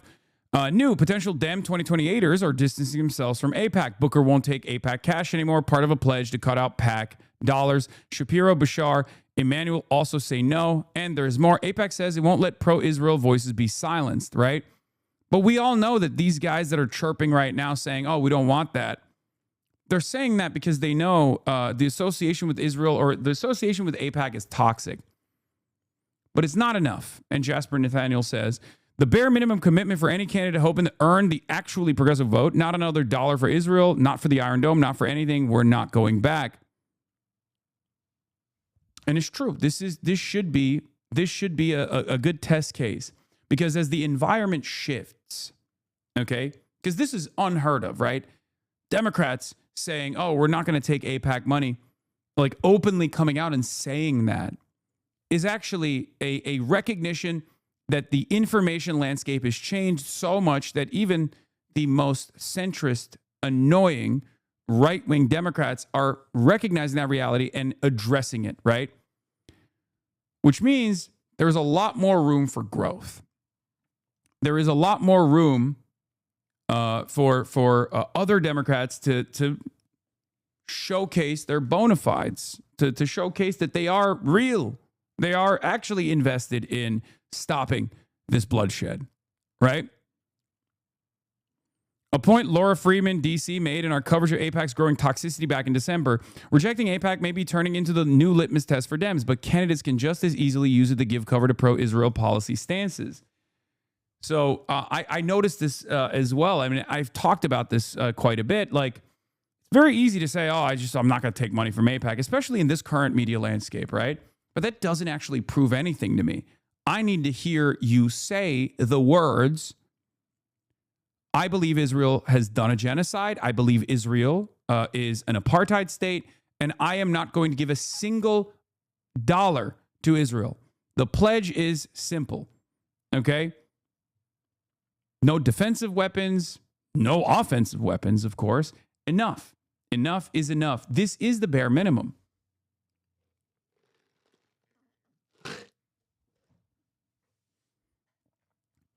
Because that is how you successfully shut off the money faucet, right? Because AIPAC is very good at reading the room. They know better than many of these other Democrats do, right? What is this? Left-wing influencer downplays Cuba blackouts, worsening shortages, people are partying. Sam Parker's trip to Cuba puts him at odds with the Trump administration framing of a severe energy collapse, hitting 11 million people. This is another hit piece. Sam Parker, progressive media personality. There are rolling blackouts that take place throughout the day, all around the country, but today's a beautiful day out here. People are partying. People are partying in the fucking streets. I don't know if it's an island mindset. Yeah, this is a testament to the Cuban population's resilience in spite of all of the circumstances that they have to exist in. I don't understand why this is like. This is not me downplaying the blackouts at all. It's just a reflection of the reality on the ground. I like that they're doing a multifaceted, multi-angle attack here. Where first I was like, too aggressive. And now it's like I'm not aggressive enough. I'm downplaying the blackouts. Hassan Keefe, thank you for the 50 gifted subs. Piker, who supported self-declared progressive like Senator Bernie Sanders, New York Mayor Zohran Mamdani, praised the Cubans for their endurance. Wait, they also say it. Yeah.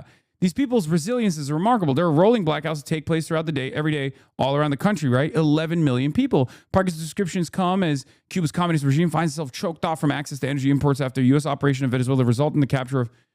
It's very interesting that the title itself buries the lead. Like, they do actually show my comments fully. I always find that very strange.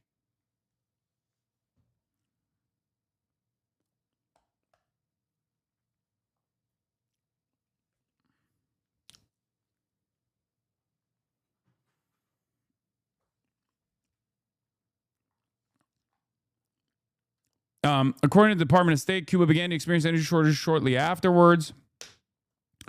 Understand that Cuba has largely survived on the basis of subsidies. The Maduro regime was providing them fuel, Secretary of State Marco Rubio said in a press event at the White House. So the reason why Cuba's electricity grid was already in collapse before Maduro was captured, it was already in collapse. The reason why things are as bad as they are is because they have an economic model that does not work. It's not functional.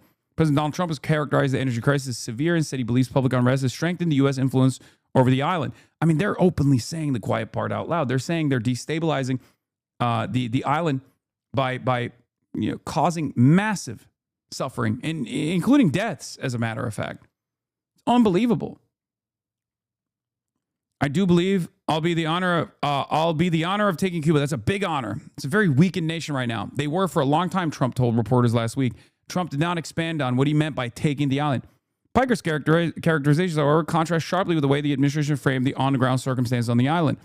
A lot of the info that you see and hear on the island is like directly coming from, like, most of the time, National Endowment for Democracy Foundation-backed individuals, State Department propaganda, things like that, Piker said, referring to a pro-democracy group. It's very difficult to get information out of here, even though it's so close. They're just chilling. Cubans, they vibe. Piker did not respond to a request for a comment from Fox News Digital. You know what? They're only shooting themselves in the foot with all the coverage of your trip on Cuba, because before you went to Cuba, barely anyone was talking about what was happening, and now they won't shut up about it. Let us hope it opens the eyes of those unaware.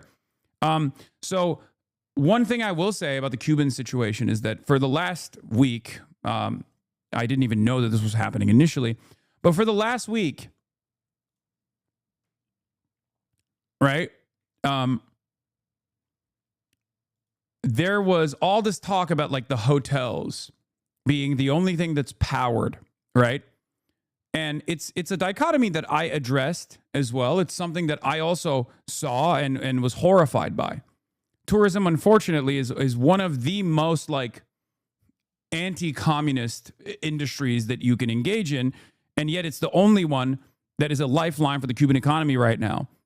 But it's true. It's true. Like, the reality is, it's very difficult to create a communist system with simply just tourism. It just doesn't work that way, especially because people on the island are objectively infinitely poorer than the people that are coming into the island, right? Tourists that are coming into the island. The problem is, the only reason why tourism is the last remaining sector that brings in foreign capital in the island is because their exports and their imports are completely controlled by American sanctions, secondary sanctions on countries that dare work with Cuban producers, right? When they have nothing to trade as a direct consequence of America working tirelessly to make it impossible for Cuba to trade with other countries, the only thing they have remaining is tourism, right? That's absolute bullshit. The only problem is that government isn't allowed to control tourism profits, which is their primary export. That's not true. That's not true.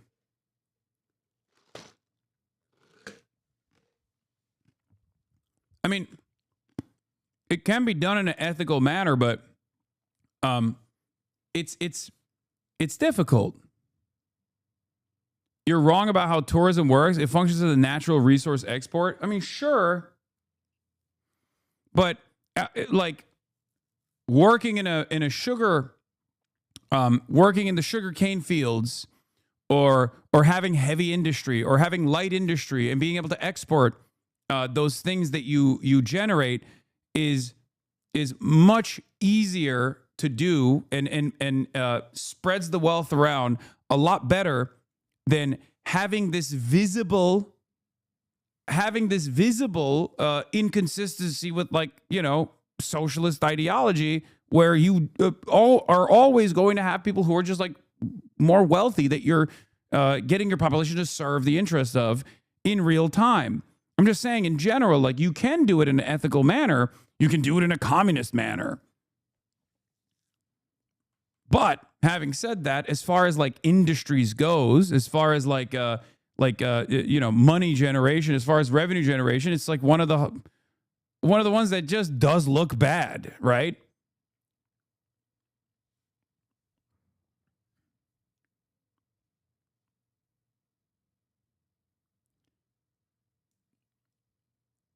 The inconsistency literally just comes from private ownership. They can be tourism without exploitation, just as hogwash. Okay.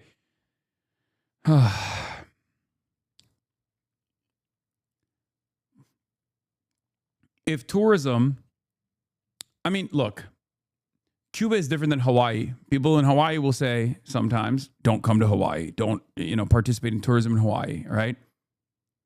Cuba doesn't say that because Cubans are desperate. It's the only thing they have that remains. If there was, like the way to look at it is like this, right? There's this social contract that the Cuban government has with its people where, you know, we'll take care of you. You'll have free health care. You'll never pay a penny for your education. And you'll be able to, you know, uplift yourself. You'll have a roof over your head, right?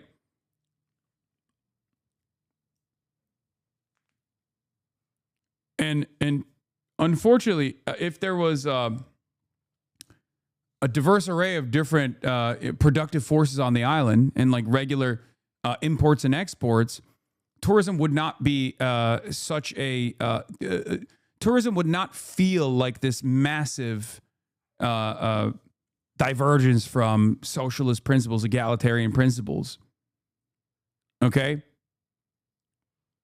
that's it. If people's living standards were up to par, tourism is exclusively a negative to equality under capitalism, just as it is for all private resource extraction. A big part of the reason why, I mean, one part of the reason why, in the cities especially, that that people rose up against Batista was because of this reality. I mean, you had the casinos run by gangsters, like straight up American, the American mafia. And you know, they were exploiting people. They were forcing people into working in horrible conditions for, you know, wealthy tourists that were coming onto the island, right? You can do it in an ethical manner, and I'm certain that Cuba, for the longest time, was able to do it.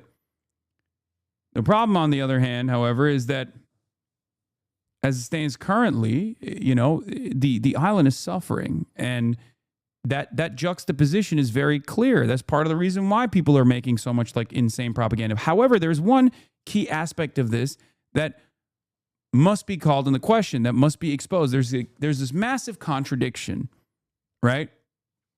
And that is the fact that America has designed this. It's the American design that makes it so that tourism is the only functioning sector on the island. And not only is it tourism that's functioning, it's tourism in the hands of private owners. Private owners that own these hotels that get special access allowed by the American government, because that's the level of control that America has over this island. Here's the Reuters Energy and Commodities article. Exclusive, U.S. ramps up fuel exports to Cuba's private sector. So the American government is not only on the one hand starving the island, basically killing Cubans, right? It's also starving the island of engaging in regular commerce as any other country would, but it's also creating this weird double standard, this like very clear anti-socialist dichotomy. U.S. ramps up fuel exports to Cuba's private sector. As Ryan also says, Reuters confirms why I've been saying the U.S. has been allowing fuel into Cuban private businesses like foreign-operated hotels, but barring it from hospitals and other publicly run institutions. I'm sure that the New York Times and the Free Press, which produced entire articles about Hassan Piker's hotel, will do a follow-up now. So not only did they force you into staying at these hotels, it's a very clever way to do propaganda, right? If you go to Cuba, you have to stay in these hotels. These hotels are the only places where there's power. Eventually, people that are living in rolling blackouts are going to look at that and go, what the fuck is this beacon? This is supposed to be a communist country. What the fuck do I think about communism if this beacon of capitalism is the only thing that has electricity on the fucking island? Now, of course, the idea that like Cubans themselves despise the tourists is ridiculous. They do not. Like that I will oppose. They don't. They understand that like tourism is the only way that they can make money. Small businesses can make money. Regular Cubans can make money. Same with the cab drivers. Same with the artisans, the craftsmen that are selling their little goods.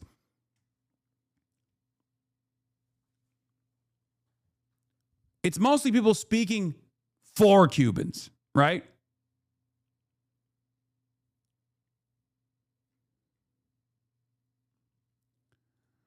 But yeah, U.S. has shipped about 30,000 barrels so far this year. I believe the island needs around 100,000 barrels for its entirety, right? Fuel flows only to private sector under U.S. rules. Trump administration has strict blockade on oil supplies to the Cuban government. U.S. suppliers have shipped approximately 30,000 barrels of fuel to Cuba's private sector this year to date, according to documents and shipping data viewed by Reuters. Suggesting a Trump administration plan to give private businesses a leg up over state-run enterprises is well underway. Since January, the United States has been enforcing a de facto oil blockade against its longtime foe in a bid to starve Cuba of fuel and pressure its government into submission. But it has made an exception for the communist-run country's small but vital private sector. U.S. Secretary of State Marco Rubio has said authorizing those fuel exports fits with a broader Trump administration policy entirely designed to put the private sector and individual private Cubans not affiliated with the government, not affiliated with the military, in a privileged position. The volume of fuel imported since early February by the private sector, around 30,000 barrels or approximately 1.27 million gallons, is equivalent to just over 1/10 of a typical medium-sized fuel tanker's capacity, a fraction of the country's needs. Cuba had until recently required some 100,000 barrels per day of imported fuel to feed its power plants and meet regular demands from vehicles and jets. But the previously unreported figures suggest Rubio's plan is advancing, with imported volumes growing week by week, according to the shipping documents seen by Reuters. Container ships bring a variety of products. Since Washington captured Venezuelan leader Nicolas Maduro in January, the U.S. has blocked Venezuelan oil supplies to Cuba's government and threatened to slap tariffs on another country that ships fuel to the island. Cuban President Miguel Diaz-Canel said last week the island has not received any fuel in 3 months. He made no reference to the private sector supplies. Thus far in 2026, 61 container ships carrying a variety of products imported by private companies, including fuel, have discharged in Cuba, often ferrying back and forth between Cuban and U.S., European, and other Caribbean ports. Most of the ships have discharged at the port of Mariel, west of Havana, and 2 more are underway from Spain and Jamaica to discharge by the end of the month, with arrivals down slightly from 75 container ships in the same period last year, according to vessel tracking data from LSEG analyzed by Reuters.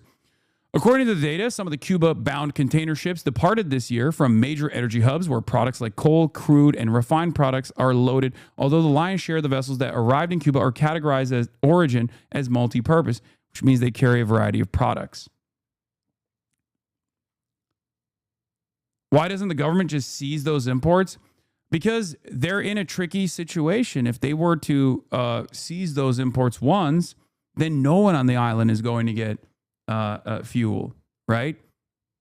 From their perspective, they can still, from what I understand, like the private businesses still pay taxes and revenue to the government, and then the government can circulate that cash to the population, and tourism being the last remaining sector that brings in foreign currency means that these hospitals not the hospital, sorry. Unfortunately, America is starving the hospitals and only allowing fuel to go to the private businesses, hotels specifically, right?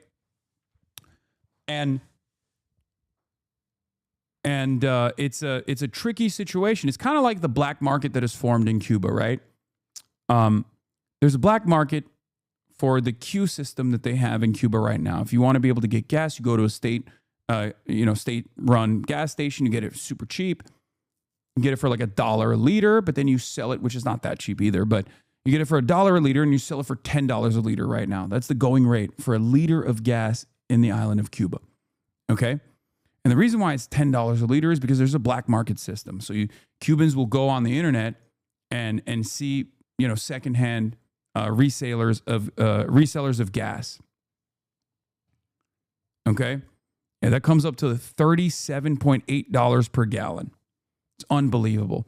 So it's nuts. I know it's insane. So basically, the government is aware that there's a secondary market. The government is aware that there's a black market, but they can't even stamp out the black market as it stands because that's the only way that like currency flows within the country, right?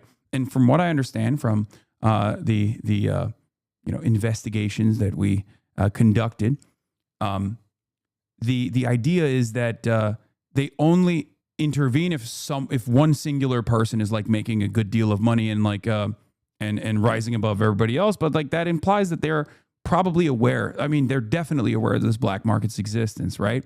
So the reason why they don't do anything about it is because it circulates cash and it's a lifeline for many families. It's unbelievable that like they're so desperate that America is so successful at crippling the economy of this island that like a communist government is saying, all right, well, there's, a black market. As long as it's not a black market monopoly, we'll just keep it going. And then that fuel at $10 a liter gets in the hands of taxi cab drivers. They have like an Uber style system, right? They pay $10 a liter for their gas. They put it in their cars and they wait for tourists to come. When we were driving in the blackout in the night, a guy knocked on the window of the taxi that we were in. Okay? And they had a conversation. And the guy said, I don't know what he said, but he said basically like, no. The guy that knocked on the window that was looking for a ride, and this is very commonplace, happens all the time in Cuba. People trying to hitchhike. The guy knocking on the window of the cab driver was a cop. He was sitting in the middle of the road in the dark, in pitch black darkness, and he needed to go from place to place. It was a cop that was asking for a ride. Like even the regular, even the government functions are not working, right? I mean, it's crazy.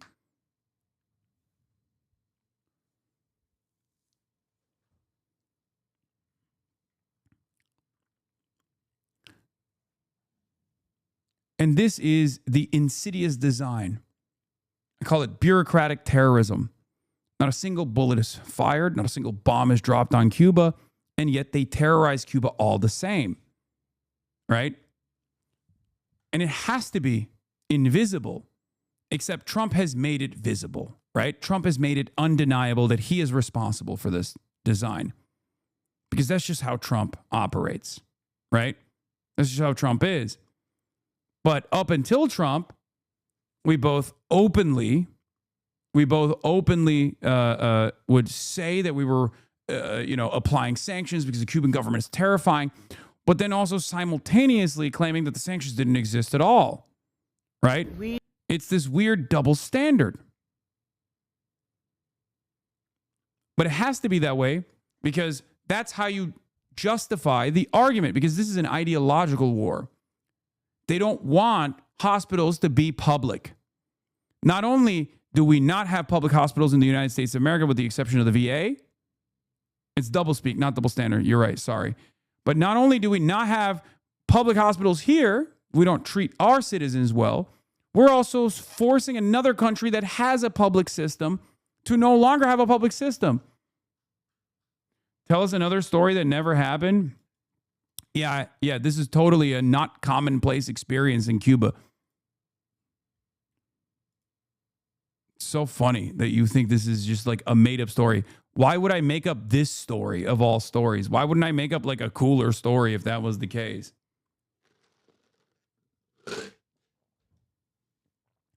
Like, what of this story was so emotionally impactful for you that you, at first glance, immediately had to say, oh, it must be a lie? Why is it that this is the one that did it? We've been talking about hospitals experiencing blackouts, generators failing because they run out of oil, run out of gas. And this is the one story where you're like, definitely fake.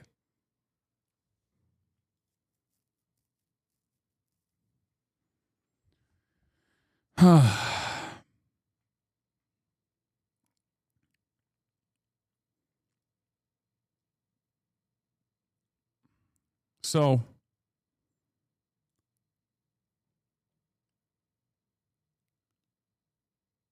Hassan, did you go to the beach there? Bro, please tell me you went scuba diving. No, brother. Pakistani lover boy. I did not have time to do anything other than back-to-back-to-back interviews. There were a lot of logistical difficulties born out of no gas on the island. So it was already hard to move around. So we tried to like put as many interviews back-to-back in a row. Like I spent every day, every hour of the day interviewing regular Cubans. Okay. Now, I don't even like scuba diving. I don't like the sea necessarily. You're genuinely one of the most judged people on earth. Is crazy.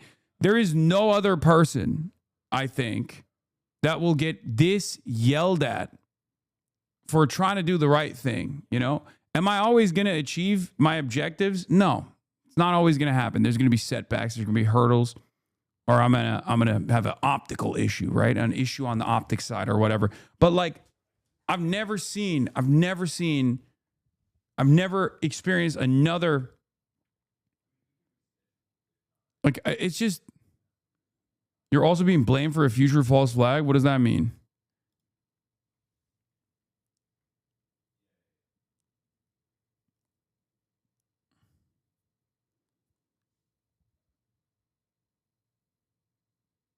Greta Law, but you're correct. Mike talks a lot about how the level of scrutiny you get is only paralleled by U.S. presidential candidates. Yeah.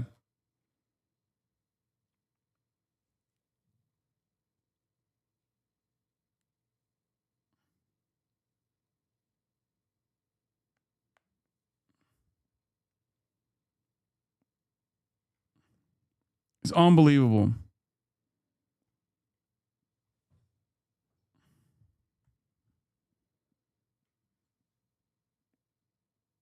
"99% of the time you've done nothing but speak truth, and those opposing your views constantly are trying to run interference." Yeah.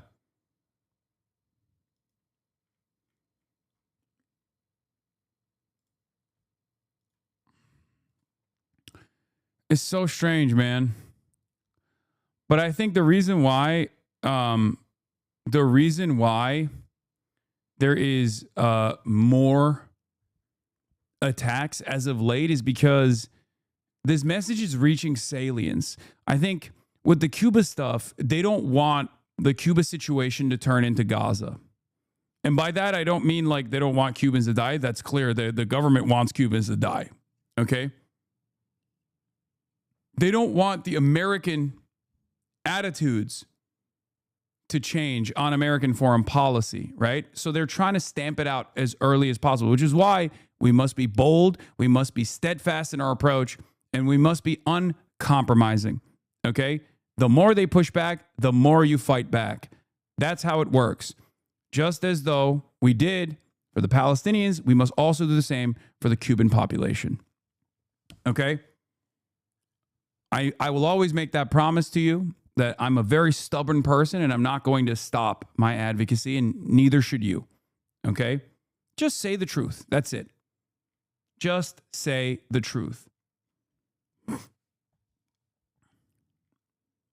By the way, your political views are considered widespread and mainstream where I live in Ireland. I know. That's what's so crazy about it. Americans live in this like echo chamber where we think like our perspective is the one that the entire world shares. It's not the case at all. It's an unimaginably reactionary, unimaginably right-wing framework that Americans get inundated with and think is the only opinion that people have. That's why I brought up that's why I brought up the fact that like for the rest of the world, they've been at every single UN General Assembly voting to end the American embargo. In America, there's not even a recognition that this embargo exists. It's unbelievable. There's like 4 countries at most that vote alongside the United States of America. One that consistently votes alongside the United States of America, of course, is Israel, right?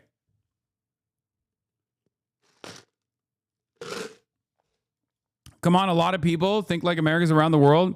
You are unimaginably delusional if you think that the average French person has the same attitude against Cuba as the average American does. That's just wrong. That's just completely wrong. And this is like even in the Western world, right? If you look at the world outside of the Western world, this is not even a consideration. You must not have ever existed outside of the United States. Most people around the world, okay, not principled, but out of ignorance. No. It's not because they have a principled approach to Cuba. They just don't think that Cuba should be starving right now. And they do understand that America is responsible for it. What are you talking about?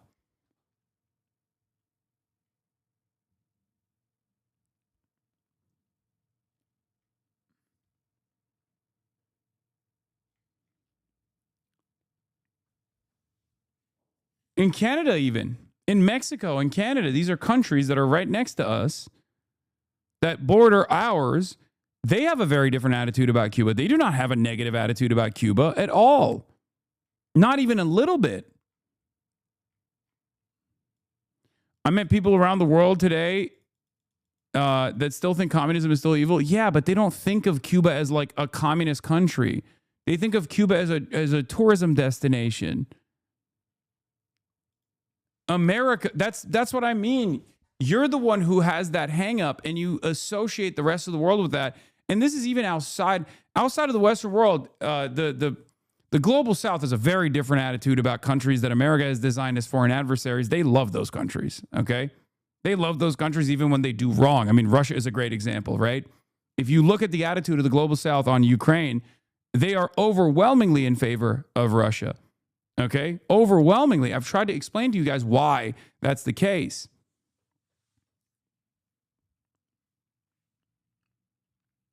In the Western world, of course, that's different, right? That's where the Western world is aligned entirely on the side of Ukraine and on the side of America in this proxy war that's taking place. But even Western Europe and even Canada and Mexico have a very different attitude about Cuba in general. They don't think about it in ideological terms at all. That's precisely the reason why, in spite of the embargoes, in spite of the sanctions, in spite of the blockade, Mexico and Canada are some of the countries that still offer aid and still engage in information sharing in academia. I've explained this to you before, where there is currently in the works one of the only functioning Alzheimer's and dementia medicines out there. It was invented in Cuba, right? There's currently clinical trials taking place in Canada. Cuba is seen as different than a lot of other American adversaries. Just look at the response after Fidel died. Liberal Democratic heads of state were offering condolences and going to his funeral. The Cuban leaders have been giants on the world stage and don't incur the same reputation. Yes.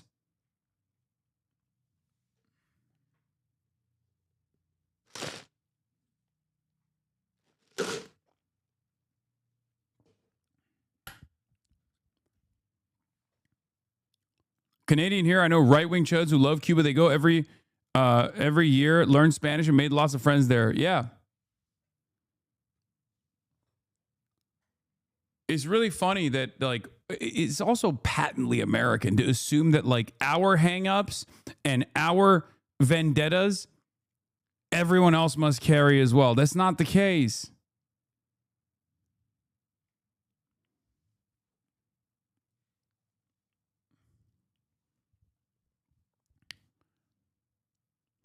They know that you did something good, so they have to blast timeline with bad shit to counter on positive press reviews. Can't have people liking Hasan Abi thinking he's a good person. I don't think that's the only reason. Like I said, I think it's a big part of the reason is because they want to like stamp out this argument that exposes the viciousness of this blockade and what the consequences are for people living on this island. Because a big part of the purpose of the blockade since its inception, since the Cuban Revolution, is to make it as invisible as possible in this very sinister way. It's like a bureaucratic nightmare. It's economic terrorism, so that they can have the argument that this is like Cuba's economic struggles are born out of communism. It's an ideological battle. It's born out of the mismanagement of the government. It's not actually the sanctions at all. I mean, after all, they even allow goods to be sold on the island, right? Like, so that regular Cubans, when they go to the grocery store, they go to the mercado, right? They see American goods. They're like, well, how the fuck is there a blockade then, right? Like, that's an argument.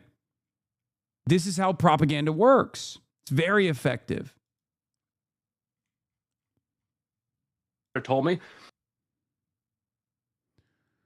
The regime in Cuba has been killing its people for years. U.S. policy attempts to free these people from that regime, and we find these ghouls trying to save it. Terrifying, says Rob Schmidt, licking his wounds after he got thoroughly destroyed. Right? Actual quote last night from Rob Schmidt, who just called me a ghoul. I understand we're killing babies with no power. If you understand that and you're okay with that, I'm not the ghoul. Listen here. You know what the nurses and doctors there told me? I'm a neuroscientist, and I would love to be able to say that Cuba has treated a novel Alzheimer's drug, but that's just not true, man. Cuba has the only working, they've passed their clinical trials. Now they're doing it outside of Cuba in Canada as well right now, okay? I'm telling you. Obviously, the rest of the world doesn't consider the Cuban standards to be up to par. Alzheimer's obviously is the last big thing to tackle. It's just like impossible. And there's been so much, there have been so many attempts at a cure that have like been abject failures. It's the mightiest hill to climb, I know. No, it's not how clinical trials work. Sorry, but it's not about standards. Okay. We'll see. Check back in, I don't know, a year or two. This is what they said about the lung cancer vaccine, man. Cuba has a working, functioning lung cancer vaccine since the 90s. And this is literally what they used to say about the lung cancer vaccine. They'd be like, sorry, that's not the case. Stop calling us fascists. What is this? Yeah.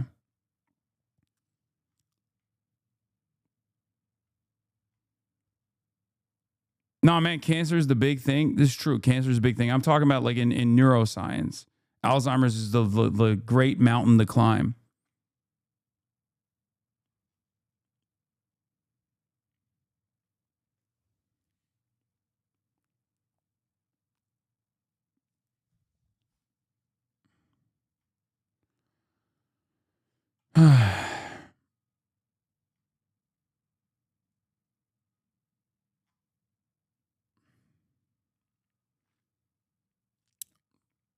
Anyway.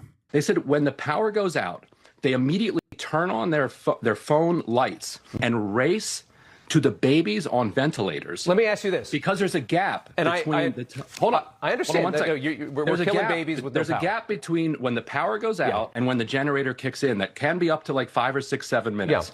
A baby can die in that time on a ventilator. You know what the nurses and doctors there told me? He literally said, I understand we're killing babies with no power. Like, that's not Ryan who said that. That's the guy who is being interviewed by who literally acknowledged it.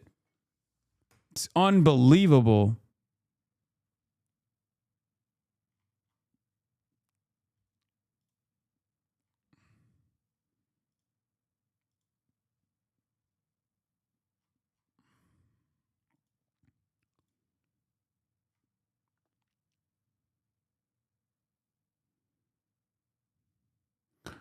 What is this?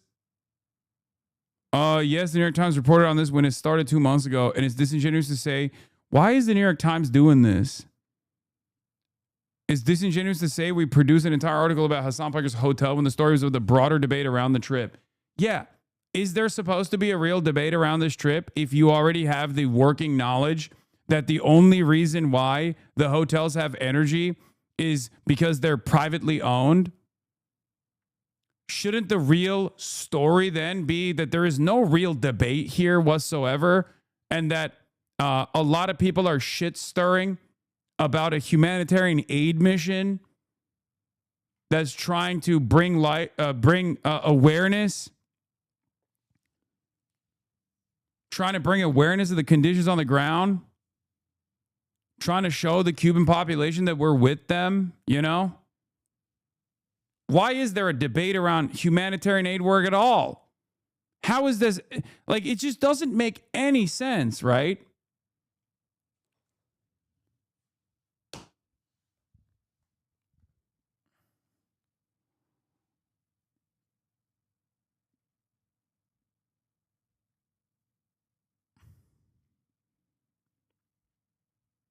They have to do this. People can't be doing what you did. Not good.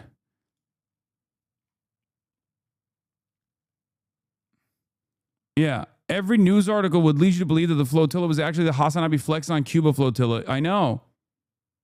You're so right, King. You've never done once anything wrong. Fuck the haters. I mean, I don't know if you're saying this like sarcastically or not, but like, can you explain to me what I did fucking wrong here? Because whatever you think about like how much money I've spent on my fucking clothes, right? You know, whether free or not, it doesn't matter. Even if you're wearing like regular clothes, given the economic conditions on the island, it's still going to be much more expensive than the average Cuban salary, right? Don't you feel like hyper focusing on that is just to try to make controversy out of thin air over people that are trying to do their very best?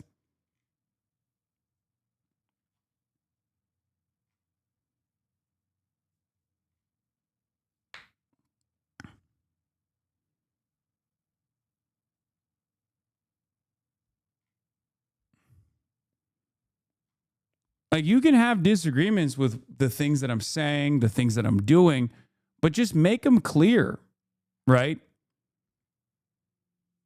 Talk your shit, King. Explain to me what the inconsistency is here. I don't know why you went nonverbal.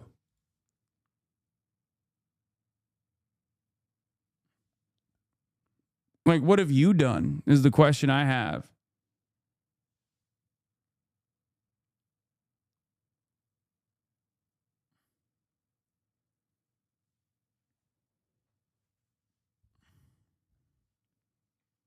He's asking ChatGPT. These leftists criticizing you are lashing out because they can't face how little influence they have in a mainstream narrative. Peak misdirected energy is shame. I don't think these guys are leftists.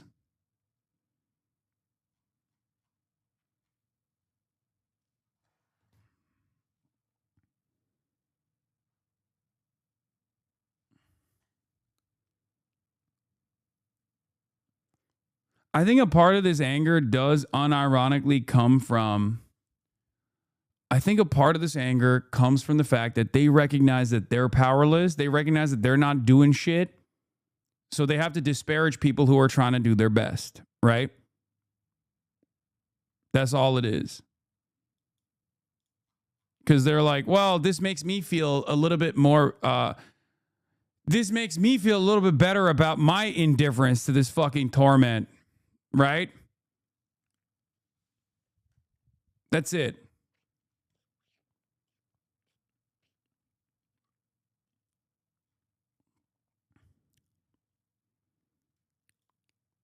Anyway. Hassan Piker is an anti-Semite, and we Democrats need to purge him from the Democratic Party. Venmo at Matt Lieb. Yeah. Plus $7,000. Cha-ching. Yeah, we got situation monitoring abound. It's coming in. Also, speaking of monitoring this situation, Doug for all the burger maniacs out there, okay, for all the Burzum heads, Doug Burgum, Interior Secretary of the United States, Doug Burgum, says he brought back $100 million worth of physical gold from his visit to Venezuela. What a nutty side quest for Doug. Holy shit. All right. Let's get to it. Iran's IRGC claims it hit a U.S. F-15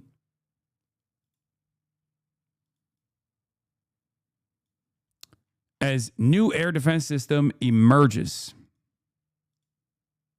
Lying down to Tehran, Al Jazeera's Ali Hashim there. Reports, Ali, that the IRGC is claiming to have hit an American F-18 fighter.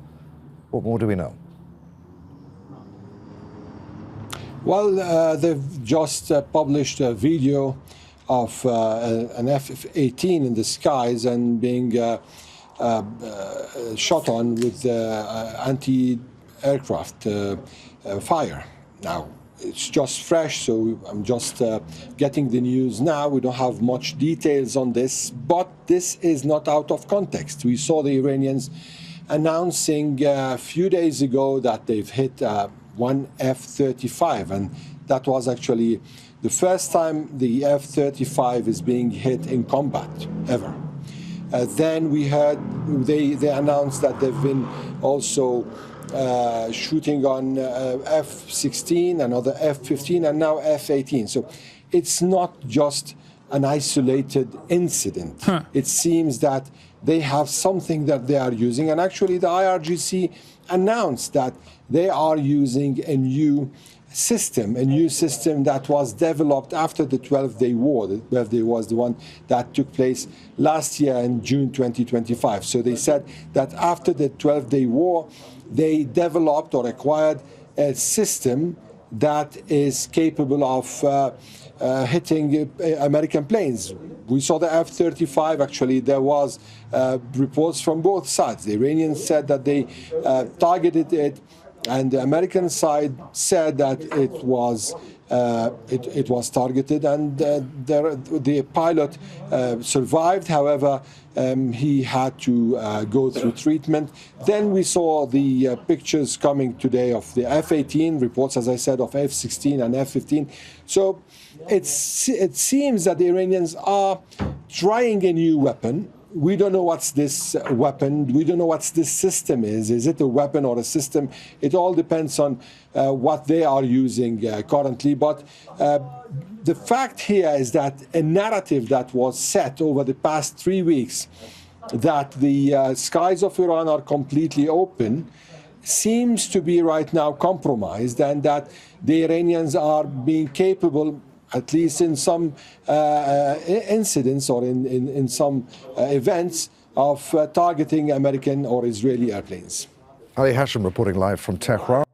Let's take a look at the angles.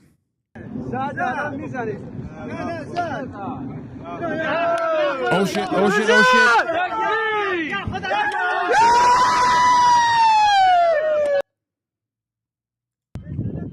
Let's look at another angle.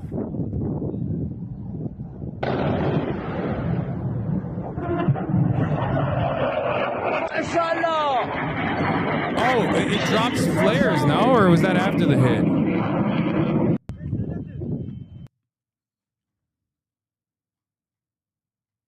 Or was that... Oh, that was the hit. Okay. Politics often reflects the tension between prioritizing people and prioritizing power. Okay. Chinese tech hits different. We don't know if it's Chinese. Don't take it away. Don't take it away from the Iranians. Okay. CENTCOM is denying it. CENTCOM's like, don't believe your lying eyes, dude. Here's another one. Okay, okay, okay. God damn. Another angle, another angle. Okay, let's see what FENTCOM had to say, because we don't trust CENTCOM. We trust FENTCOM. False. CENTCOM denied the U.S. fighter was struck over Iran. True. An FA-18 fighter was hit over Chabahar with the hit caught on camera from multiple angles. Well, there you go. There you have it. FENTCOM on top. Official account of the United States Fentanyl Command catching CENTCOM-Ls as they smoke fent. FYI, only one fixed-wing plane was shot down by enemy fire in the Iraq War. 24 fixed-wing planes lost total. So things are not going well. Yeah, I mean, I tried to explain over and over again that this is a totally different demon. Okay? This is a totally different demon. Iran has been waiting for this moment. And Iran has demonstrated, as we've seen so far, tremendous restraint up until this moment. Apparently, it went down, by the way. IRGC says that the F-18 was hit over Chabahar and it fell into the Indian Ocean. It was probably an F-18 from the Abraham Lincoln carrier, which recently came under fire from IRGC cruise missiles. Channel 12 Western source, Moshtaba is alive and involved in decision-making in Iran. Al-Manar, a column of tanks, was moving from Taibe towards the Kantara Road when it was hit by guided missiles. In response, enemy forces began firing more than 30 phosphorus shells and conducting heavy bombardments targeting the surrounding area. Ghalibaf, based on some data, Iran's enemies, with the support of one of the regional countries, are preparing to occupy one of the Iranian islands. All enemy movements are under the full surveillance of our armed forces. If they step out of line, all the vital infrastructure of that regional country will, without restriction, become the targets of relentless attacks. Hezbollah announces the 66th operation of the day, breaking their previous record 63 from 3 days ago. Hezbollah, in defense of Lebanon and its people, we targeted 2 more Merkava tanks with guided missiles in Taibe, resulting in their destruction, bringing the number of destroyed tanks to 8. And the confrontations are still ongoing until the issuance of this statement. Al-Manar, the resistance lured the Israeli forces into the Mohaisibat area, where a well-prepared ambush with the guided missiles had been set up for them. Picture of occupation army troops taking cover during battles in Nakura, published later. Also, Iran is laying traps at Karg Island. This is new reports from CNN. I will say, I still don't think it's going to be Karg Island because they've been signaling that it's going to be Karg Island, and I feel like Trump loves doing like a pump fake. Okay? Iran has been laying traps and moving additional military personnel and air defense to Karg Island in recent weeks in preparation for a possible U.S. operation to take control over the island, according to multiple people familiar with U.S. intelligence reporting on the issue. Gulf allies are warning of significant U.S. casualties if U.S. moves forward with an operation there and advising against it.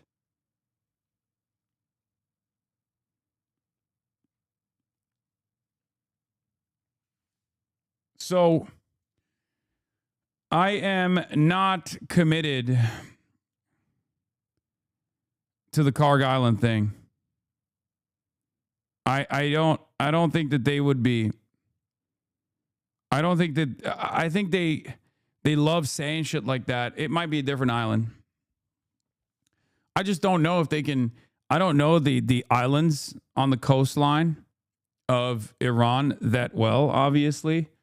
Karg Island already has an air base, like an airfield, on it, which would be really important to hold for the American troops if they tried to establish a forward operating base there.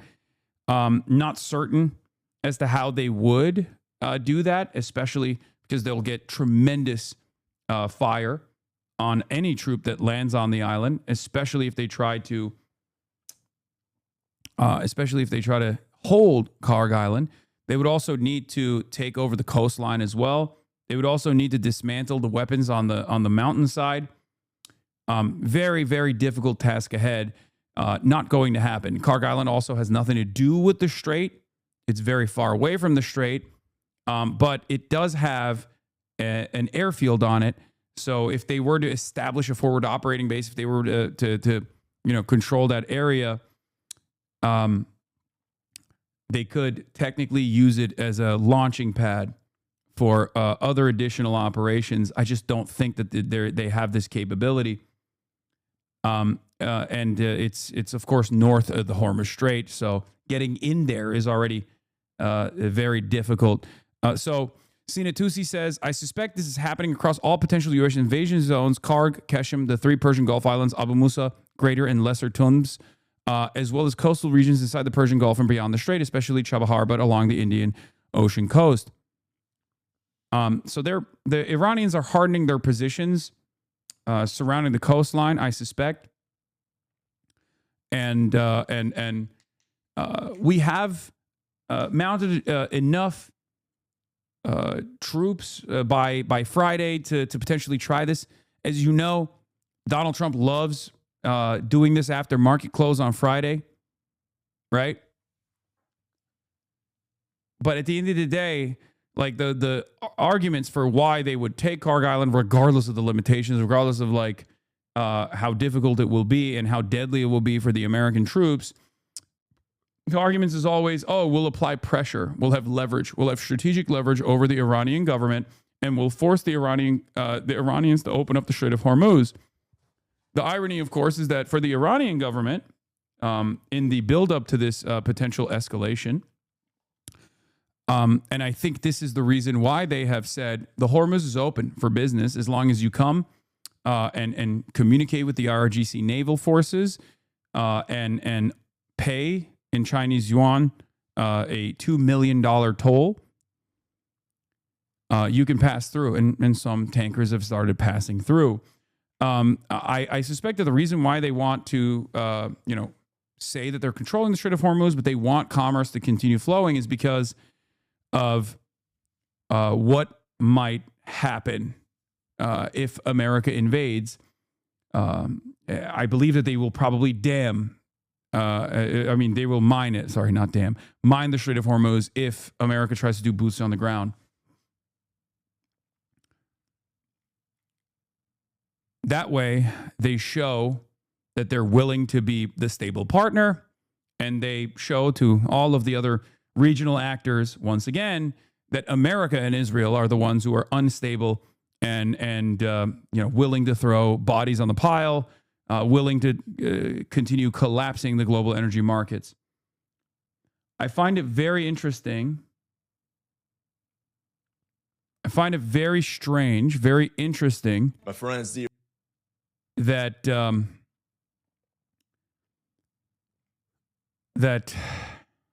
I don't even fucking know anymore. Like, I don't know what the fuck we're doing, but I mean, it's probably going to happen on Friday, so we'll see. We'll obviously keep an eye out for events that will hold the events that will take place after market close on Friday. Do you think the troop movements are a bluff? Kind of my hope. No, troop positioning is not a bluff. It's a tremendous logistical hurdle. It's expensive. It's costly. You don't bring your naval assets around Iran if you're not going to use them, as we saw in the beginning of the now 26 days of the 26th day of Operation Epic Fortnite Fail. They are not just going to move troops and not use them.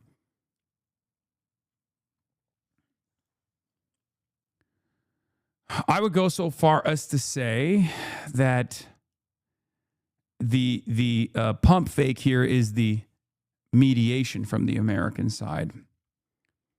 Like, Americans are saying, oh, we're going to negotiate, but Iran doesn't feel as though they've punished America enough, because their goal here is to maximize the military deterrence, to show that they have the capabilities of making not only America, but global capital scream because of their control over this choke point. So for that reason, I think the conversations around the back and forth, the conversations around like wanting to deal with Iran as even partners, as equal partners, and leaving Iran alone is totally bullshit. It's still important to analyze the assurances that America is willing to commit to. That's huge, because it shows that they also recognize like what the starting position looks like. Okay. The very fact that they're calling for negotiations on the American side, as the Iranian side keeps saying, no, we're not going to do it, this is bullshit, shows vulnerability. That it shows a recognition, at least on the American side, that they are not winning this, right? Because no one who's winning ever comes to the bargaining table.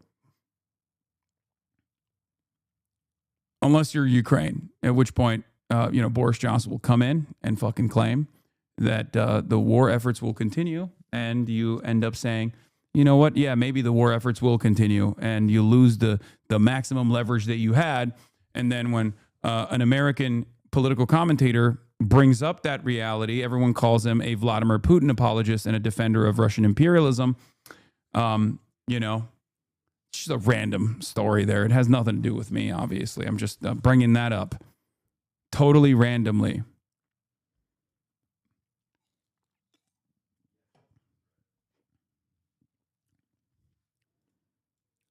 My brother-in-law is in the 82nd unit that is deploying right now. They're definitely sending troops, not just specialist forces, actual ground troops. I'm pretty worried for him, but he isn't able to tell anybody when they're deploying or where they're deploying, though they just know they're for sure going. I told you, you can tell your brother-in-law to apply for conscientious objector status, okay?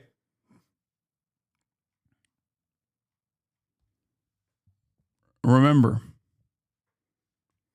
you can do that when you still have the opportunity to do so.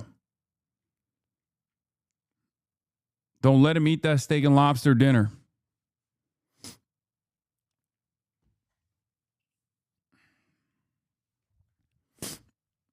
This admin doesn't give a fuck. Yeah, we know. We know they don't care. I mean, this is something that I say all the time. America has no issue sending its sons and daughters that die.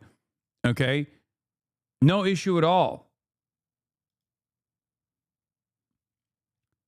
Sydney Sweeney just shared that her brother is deployed. She had a message for all the service members overseas. Receiving calls from my bro always makes me happy when he's deployed. Thinking of all of our boys and girls overseas, sending my love. Thank you for your service. Oh, brother.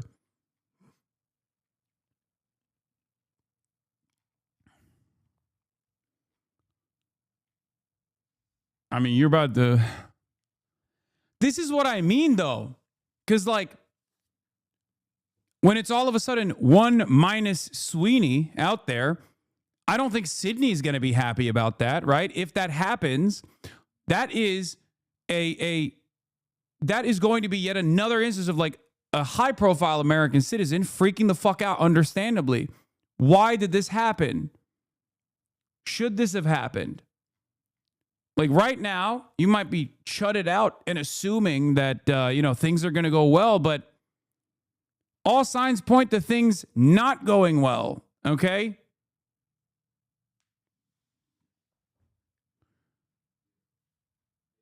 It's unbelievable, these people, the hubris, the imperial hubris that the average American hog has is unfucking believable. They're like, oh yeah, it's going to be fine. It's just like Afghanistan, right? Yeah, you don't want to see your brother in an FPV drone compilation, okay? You don't want to see his last moments like that, posterized. And let me tell you, I've seen photos of the Iranian forces already setting up FPVs on Karg Island. Okay?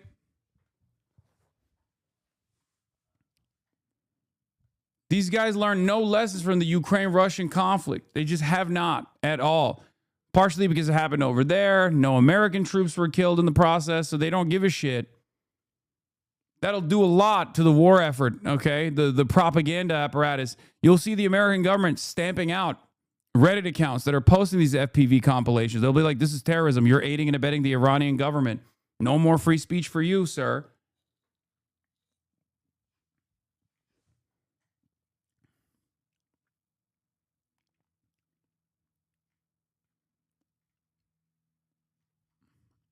Wrong. Yanks died in Ukraine. Yes, Yanks died in Ukraine, but no active duty service member has died in Ukraine. FPV is a first person view.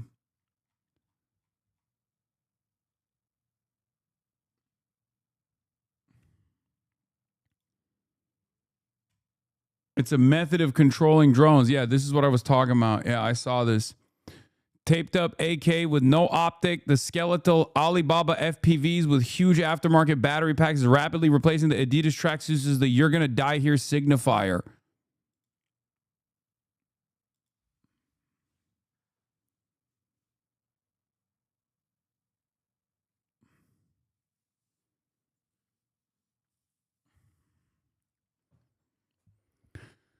War has changed. Like the way to wage war has changed dramatically. Okay, it's you can literally. I'm going to choose my words very carefully. This is not an endorsement or educating people to do acts of terrorism, but the commercial availability of drones like this has dramatically changed how war is waged, okay? This is analysis, not an endorsement. Before people fucking yell at me and clip me out of context and say Hassan is teaching his fans how to fucking wage war against the American troop positions. It's just an accurate reflection on the realities of modern warfare, okay?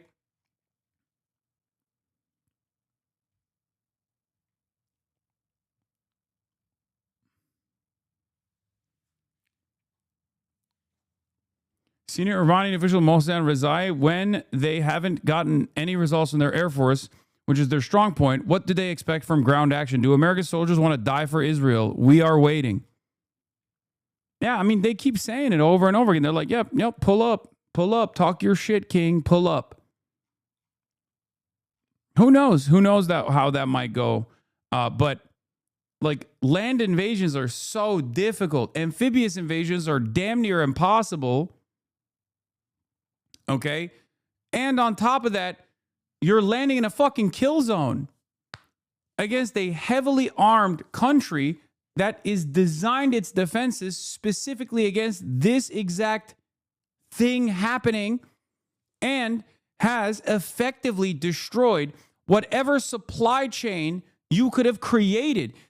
A lot of people don't understand. They think it's like a video game maybe, and they don't get it. Like they don't understand that this is not a video game. You don't just like click on troops and then they just like teleport into existence. Okay? You have to establish logistical supply chains. As a matter of fact, even the aerial bombardment campaign, which is America's strong suit, has been severely diminished as a consequence of all of the regional bases being blown to fucking bits, or at least being within striking distance.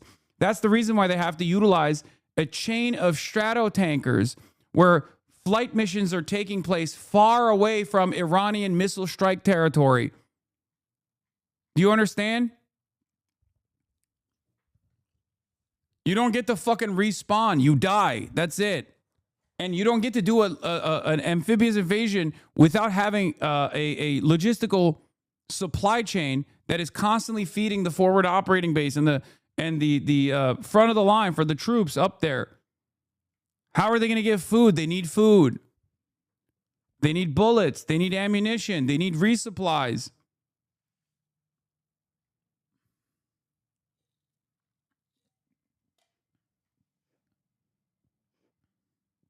And the guys that they're fighting against are very experienced. These are not random like goat herders that picked up arms to fight back against the American invaders. These are motherfuckers who have been doing this, who've been training for this moment, who have a much better understanding of the lay of the land. They live there. And on top of that, they've already engaged in combat. They've done counterinsurgency in the region for years. Okay? There's already an automatic advantage for the population that is being invaded because they have no other option but to fight.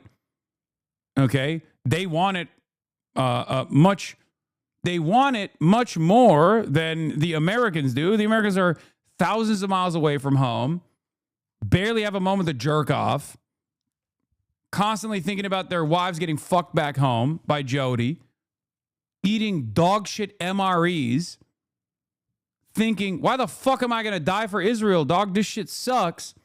Low morale already. And then they're going up against dudes who are experienced in combat and have and understand that there's no other option but to fight out of this. 200 gifted subs. Anilla 02, thank you for the 200 big bones.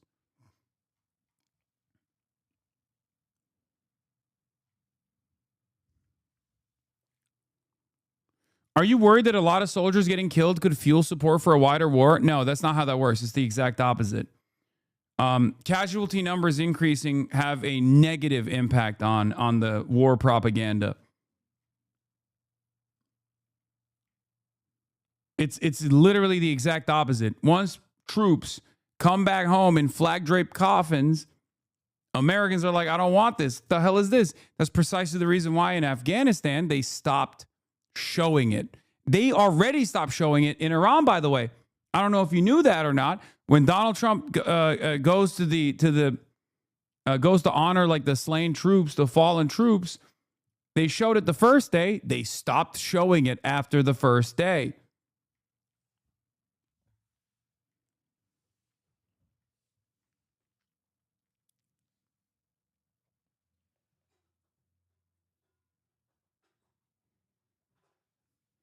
I don't think Iranians are bluffing when they say we are begging for you to invade. Okay? Because from their perspective, they've been punishing their neighbors and trying to punish global capital, but now they can punish America directly. Okay? It's much more difficult to try to hit American airplanes than it is to literally blow up American troop positions as they make the foolish decision to go and try and invade Iranian soil. You're just flat out wrong. You're wrong, Hasanabi. Things are fine. I made it up in my head. True. What can I say? What can I say to the greatest counter argument of all time, which is nuh-uh?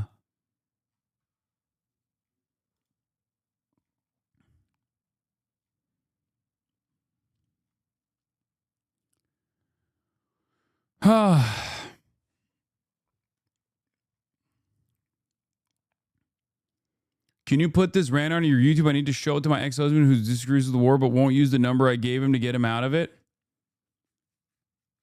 I mean, sure.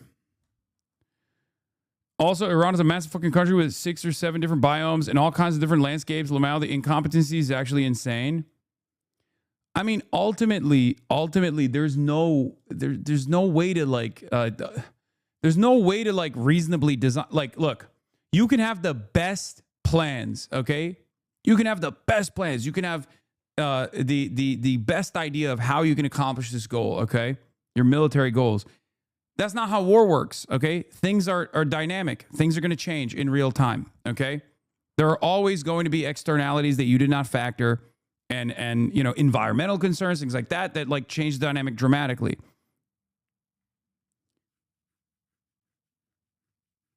It happens.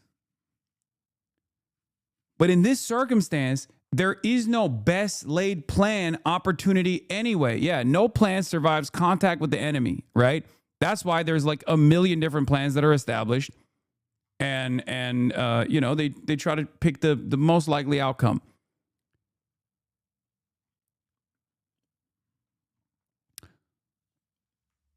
It's been proven over and over again. It's been proven in Korea. It's been proven in Vietnam. It's been proven in Iraq. It's been proven in Afghanistan. And in those circumstances, at least there was like a established supply chain. They went in ahead of time, you know, bribed the fucking generals to stand down in Iraq, especially. They did shock and awe from all the bases in the region where they could like fly into Iraq. There was very little resistance overall. This is not the same dynamic at all. You're no longer having a Harlem Globetrotters versus the Washington, what is it? The Washington Generals? What is it? Harlem Globetrotters versus Washington, whatever the fuck. Why is everybody jiggling? Is it Washington Generals? Yeah. You're no longer fighting a Harlem Globetrotters versus Washington Generals battle. You're fighting against like an actual fucking enemy, an actual country that has designed its entire defenses against this exact thing happening for the past fucking 50 years, okay?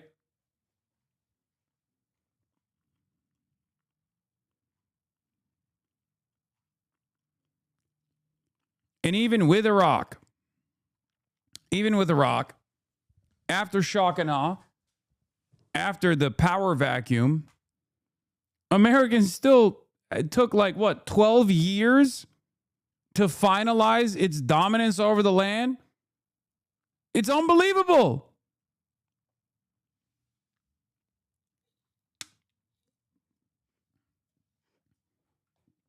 You still got dudes coming back home dickless because IEDs were exploding under their Humvees.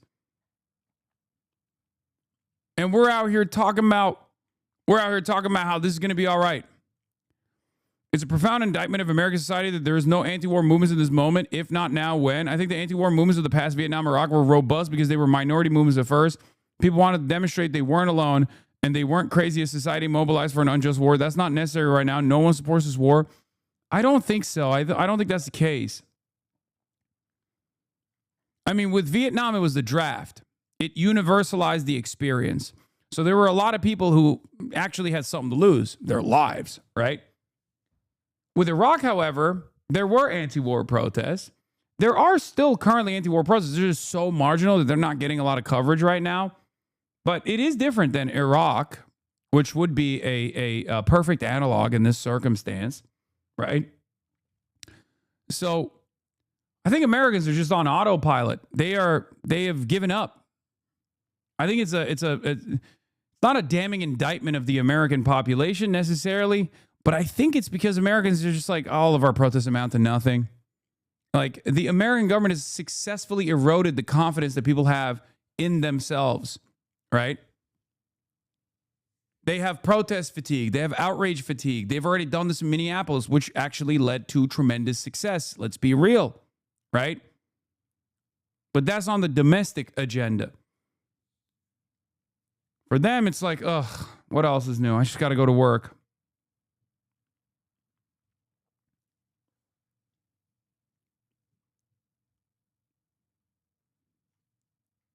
Because every day, Donald Trump does something even more insane than the last.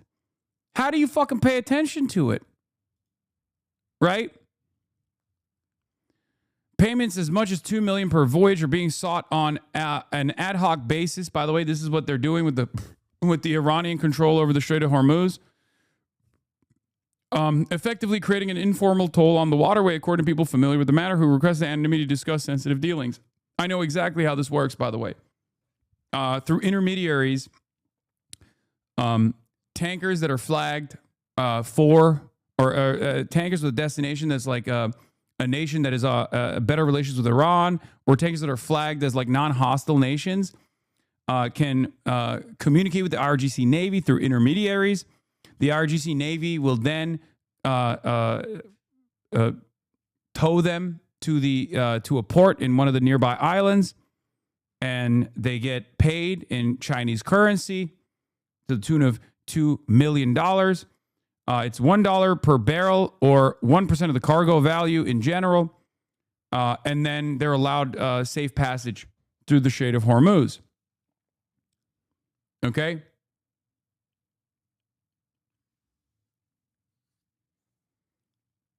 At least in Afghanistan, we had Afghanis on our side. Even with that, we lost. Did we though? Yeah. That's not, I wouldn't say that we had the Afghan population on our side at all. Let's be real. I mean, some of them got bribed. That's what we do usually. We just bribe people, and we don't even give a fuck who it is. In Afghanistan, there was a lot of that, people getting trained and then using American arms against American troops right after they were given said American arms. That happened quite a bit. There were entire papers written by very famous general. There was a very famous general that you might recognize the name of, who actually did a good deal of analysis on the failures in Afghanistan, as a matter of fact. His name was Mike Flynn.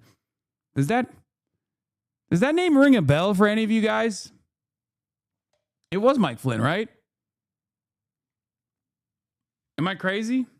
Pretty sure it was, right? Wasn't he the one who was, or am I wrong?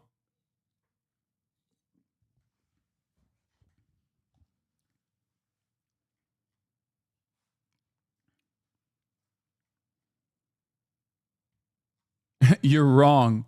We had Afghanistan's hearts and minds.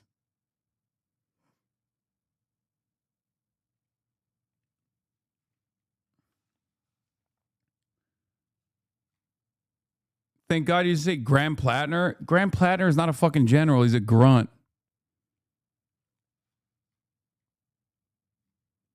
In any case, So this is the process that they have. And I think the reason why they're doing this is obviously to create an additional source of revenue, but to also show the rest of the world that if you play ball with us, if you treat us with dignity, if you treat us with honesty, we'll allow you to pass through. We'll allow you safe passage. And it's a way to also undermine. It's also a way to undermine the petrodollar. It's a way to undermine American military dominance, American force projection capabilities, right? So, like, this is a multifaceted approach. Let's take a look at what the Foreign Minister Abbas Sayed Araghchi has said so far. Iran's Foreign Minister Abbas Araghchi says there are no negotiations taking place, directly contradicting what the American information is that's being disseminated in mainstream news here in the Western world. Iran's Foreign Minister Abbas Araghchi, in an interview with the state TV, said the following: there are no negotiations. The fact that they are now talking about negotiations is an admission of defeat. Didn't they say unconditional surrender? So why are they now mobilizing their highest officials to negotiate? Can't argue with that. For countries we have identified as friends, we have allowed them to pass through the Strait of Hormuz. These include China, Russia, India, Iraq, and Pakistan. There is no reason to allow our enemy to pass through the Strait of Hormuz. The enemy must learn a lesson, never to dare attack again. And the damages of the Iranian people must be compensated. They've been very steadfast on this point from the beginning, that they demand reparations. International guarantees are not 100% guarantees. The intrinsic guarantee we have created ourselves means no one dares to go to war with the Iranian people anymore. So far, no negotiations have taken place, and a ceasefire without guarantees is a vicious cycle that repeats the war. Many foreign ministers in the region have contacted Tehran, and Iran's stance has been principled and firm. This war clarified many facts.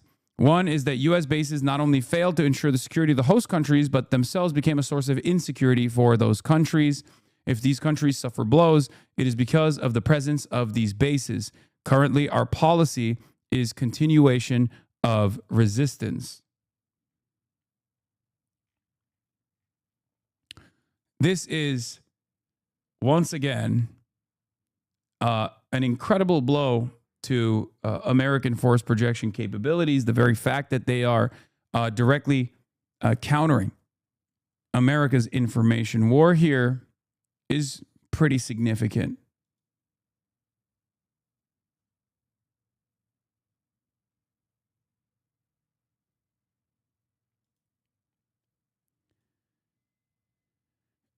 They are, in Zoomer speak, dabbing on us, okay? They're dabbing on us. Well, I don't even want to say us. I want to say they're dabbing on the American government for making a spectacular mistake, one that many Americans are not in favor of, as a matter of fact. This was the gift to Trump. Trump's gift from Iran was limited tanker passage of non-U.S. Oh my God, I called this. Oh my God. Remember I said this? I said yesterday, if you go back to the footage from yesterday, I literally fucking said, I'm willing to bet that they are looking at what Iran did as far as safe passage to non-hostile nations, and they're treating it as though this was an assurance that they secured from Iran. Oh my God. Oh my God, they're so fucking stupid.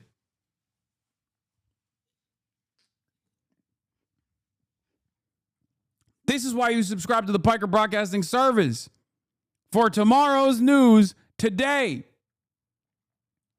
Piker Broadcasting Service is sponsored by you, the people, for you, the people.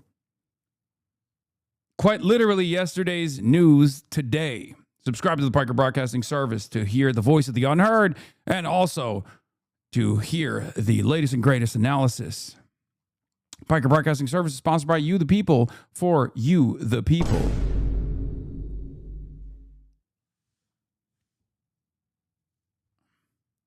Gang, he's out of his mind.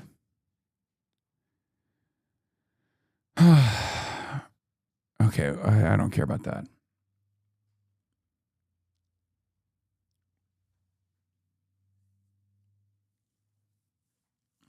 We have the dopest government ever. Lots of opinions, thank you for the 10. Or Coder, thank you for the 10. Lots of opinions, thank you for the 5 gifted subs. TPR91, thank you for the 5 gifted subs. as well. Mike Moon, 22. Thank you for the 5 gifted subs. Who took Mariam? Thank you for the 10 gifted subs. Iran did something yesterday that was amazing. They gave us a present worth a tremendous amount of money. It arrived today, President Trump said at the Oval Office on Tuesday. According to a U.S. official and a senior Arab diplomat cited by the Times of Israel, he was referring to Tehran allowing a limited number of non-U.S., non-Israeli fuel tankers to pass through the Strait of Hormuz. What is this? How can you read this as anything but an act of desperation from a country that previously was thought to be the most competent superpower on the planet that can dominate any country as long as they choose to dominate them? A country that is refusing to recognize the realities on the ground, a country that is actually coping. That's what is going on right now. We're not only failing to dominate Iran militarily, we are trying to take the L's that Iran is delivering to us, to the American government, as W's. This was not a gift that was given to the United States of America. Okay? If anything, this actually further exposes that America is a paper tiger. This means Iran is setting the terms. And the very fact that Donald Trump would try to stupidly, in the dumbest ways possible, claim this is a massive victory for himself is unbelievable. Yesterday, when I said this, I was like, that would be the stupidest version of events. And it turns out with Donald Trump, the stupidest version of events is oftentimes the real version of events. It's unbelievable. The move came after Washington, via intermediary countries, reportedly asked Iran for a goodwill gesture to test it was speaking to actors in a position of power as it claims it seeks a diplomatic off-ramp to the unprovoked war it launched in late February. Analysts cited by TOI said the gift had only a modest impact on global oil markets, if that, and does not amount to a major concession.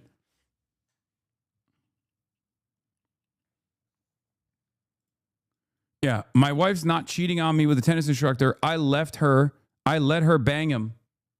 The Sneeko technique. I'm a cuck, but I enjoy it. That type of shit.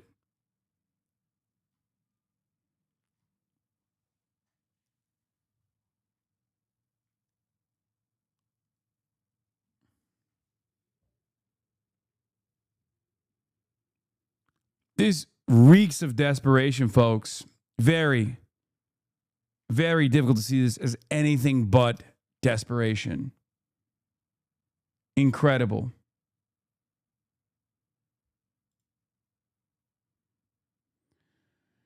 Oh.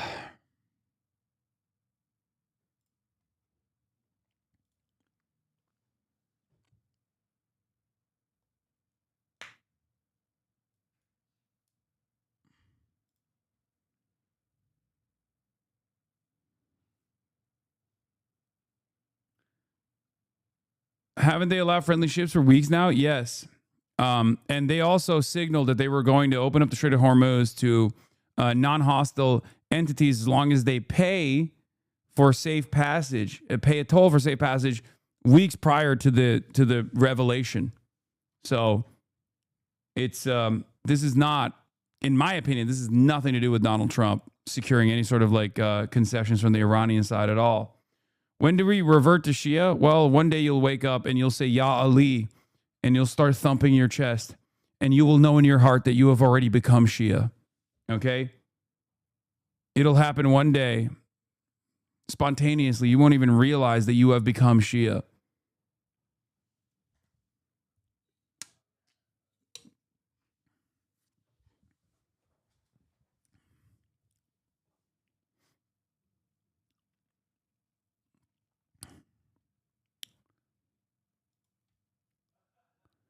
This is so stupid. They let through, 5 or 6 tankers and made them pay to do it in an agreement that had nothing to do with the U.S. It sounds like Trump's people told him an unrelated Iranian act was a gesture of goodwill. Iranian action was a gesture of goodwill to manipulate him into taking an off-ramp. And if that's the case, they should do it, for the record. But the problem in that situation is that Iran still holds all the cards. And therefore, if Donald Trump thinks that there's de-escalation that could take place when Iran, doesn't back away from the fight, what is he supposed to do? right? You disgust me, says Miss T. Marul. Why is that? Yoruldum. You are a sad little man. Niye yoruldun? Sen kimdin oğlum?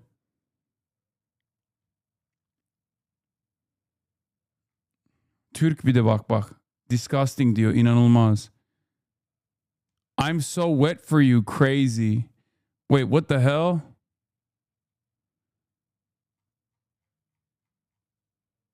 No, like hem kendini kurtarmayı öğren hem de iyi bir şeymiş. Ben de faydalanayım. Is a Turkish horn dog. I curse this fandom. You disgust me. Don't curse us, Miss T. Marul.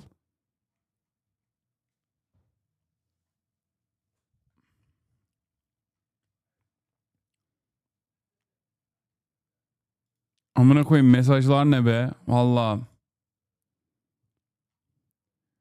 Türk delisi başka vuruyor yani öyle söyleyeyim. Marul bu azgınlık nereden geliyor?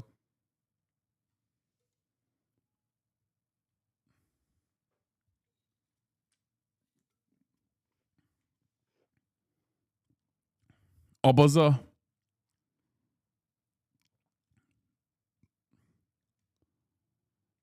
Abazalık.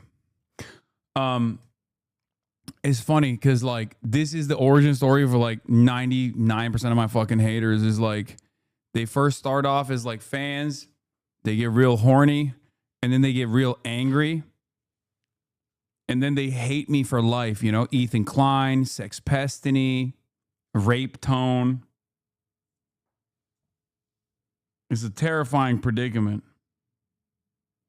Not every single person turns into a hater, but the ones that do, the ones that go from horny to angry, oh my Lord, they are so resilient in their hate.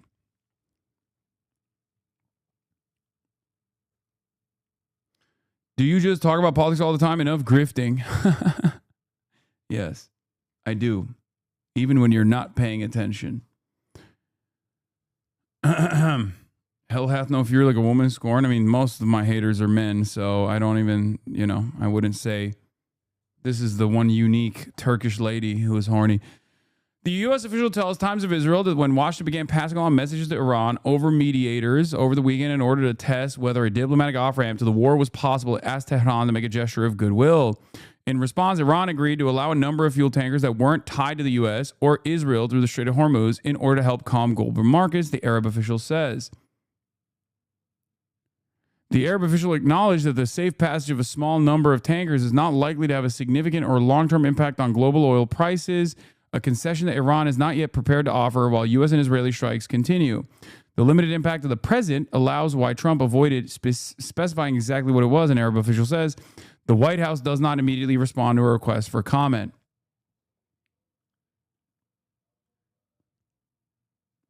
Do you get all your news from Twitter? Or do you do actual research?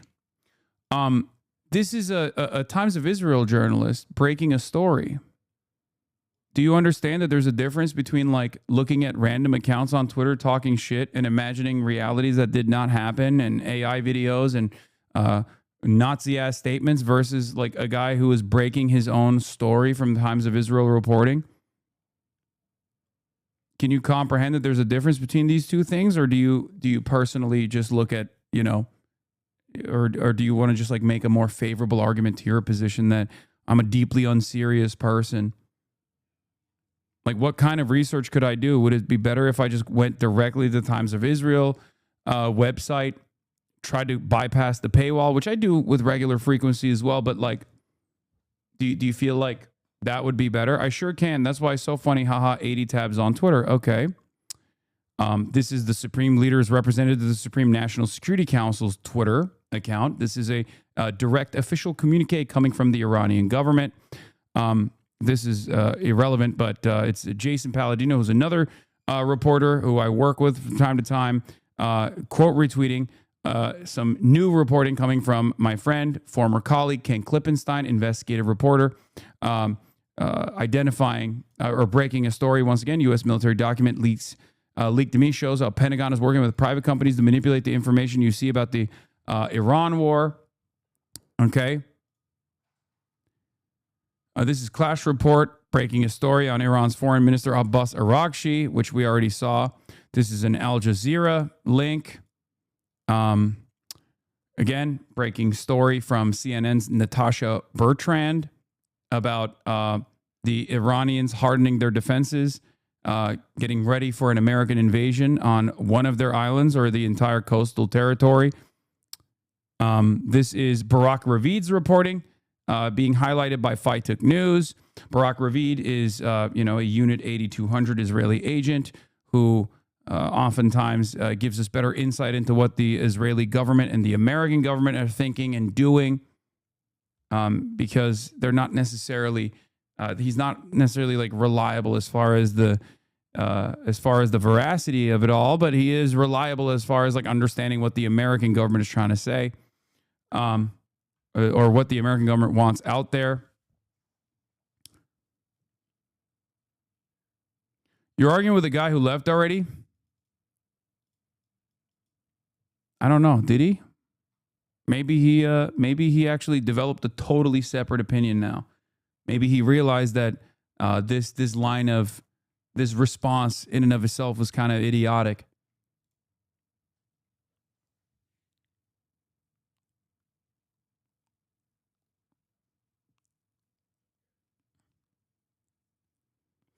Plus, he's not the only one, right? I mean, this is a very common thing that people say. My haters fucking say it all the time, and it's important to address it, because even if that person doesn't understand that, maybe there are some people who tuned in and were like, you know what? Actually, I kind of understand what he's doing here.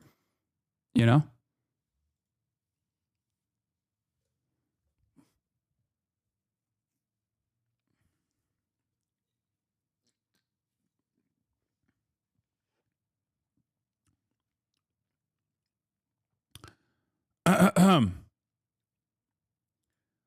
Mahdi Mohammed, an Iranian national security analyst, says, "We are counting the minutes until we meet the Americans of the Persian Gulf for the sake of our master's fallen body, for the mutilated bodies of the dear girls and boys of Minop School, and for the revenge that since that cursed night of the 1398, we have awakened every morning our thoughts. Come sooner, you bastards." I mean, the attitude from the Iranian side has been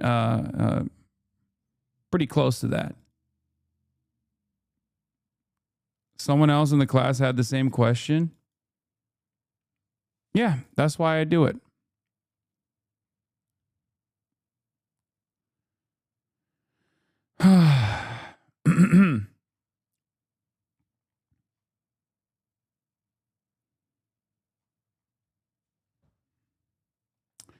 Anyway. Saeed Jalili, the Supreme Leader's representative to the Supreme National Security Council Secretariat, says the people of Iran know full well that one cannot trust an enemy. The experiences of recent years are clear testimony to this reality. For America, negotiations has been, above all else, a tool for deception. And this is something that is also highlighted by Araghchi as well, this attitude that Iran is not going to stop until they have established complete military deterrence, until they have found the damage that they've done to be sufficient enough for America to concede to their very understandable demands. The demands that they have identified, the demands that they've communicated over and over again. And every, let's just say every plane that gets shot down, like every time there's more damage incurred by the American force or the Israeli forces, is an instance where they're moving towards that military deterrence. Right?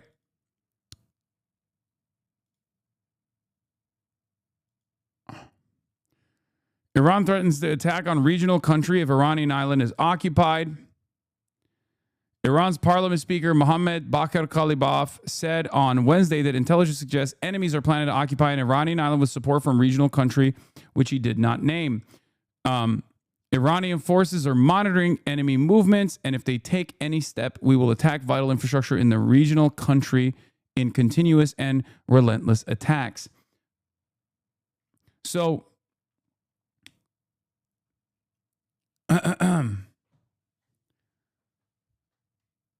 this, once again, shows, at least it gives a little bit of insight into what kind of initiatives they might take in response. And I think from the American side, we're not really seeing anything good, right? We're not seeing a sign of progress. If progress in this circumstance means de-escalation from the American side, we're not seeing that at all. Representative Nancy Mace says, just walked out of a House Armed Services briefing on Iran. Let me repeat, I will not support troops on the ground in Iran, even more so after this briefing. This is dangerous.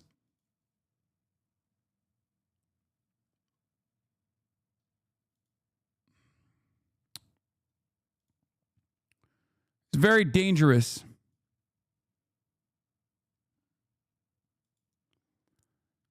Prem Tucker says, we may be on the brink of severe escalation in Iran. If you work in any level of government or the military and have any info to share or are simply exposed to anything relevant at all, please text on Signal at Prem Tucker .35. Your anonymity will be protected. Take care. Just so you know, if you got some info, you can leak it to our boy, Prem Tucker at Zeteo News. He is reliable.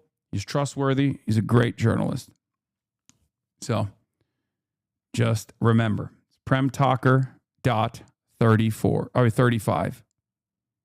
Not 34. I just read something in the chat saying not 34, and I read 34. Prem Tucker .35.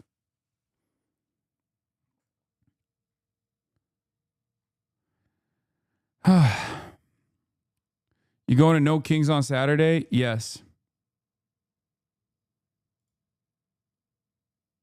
This morning, the Pentagon is preparing to deploy up to 1,500 paratroopers to the Middle East as the president weighs diplomacy. Sources tell ABC News the Trump administration sent a 15-point plan to Iran to end the war. And this morning, Pakistan says they have delivered the proposal. President Trump alluding to the plan just days ago, claiming Iran had already signed on. Can you give us a Many, like 15 points.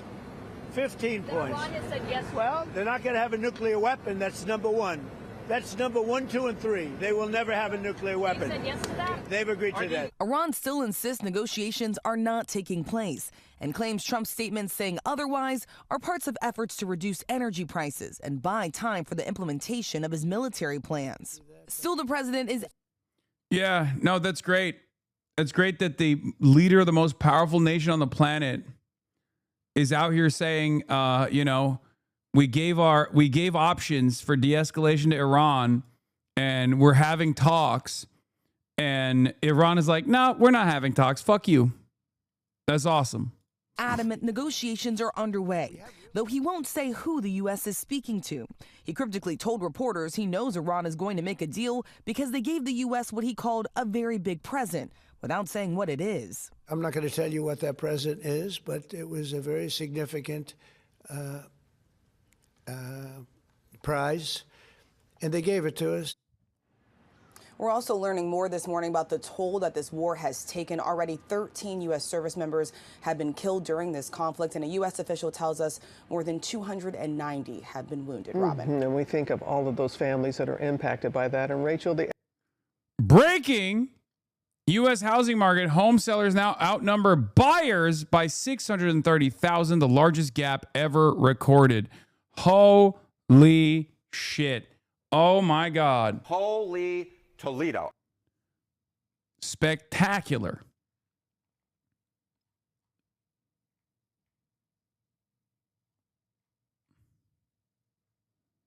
Read the topic. IR Anus. Oh, buddy. economic fallout of the war has Washington on edge as well. Yes, Robin, we know that oil prices have skyrocketed during this conflict.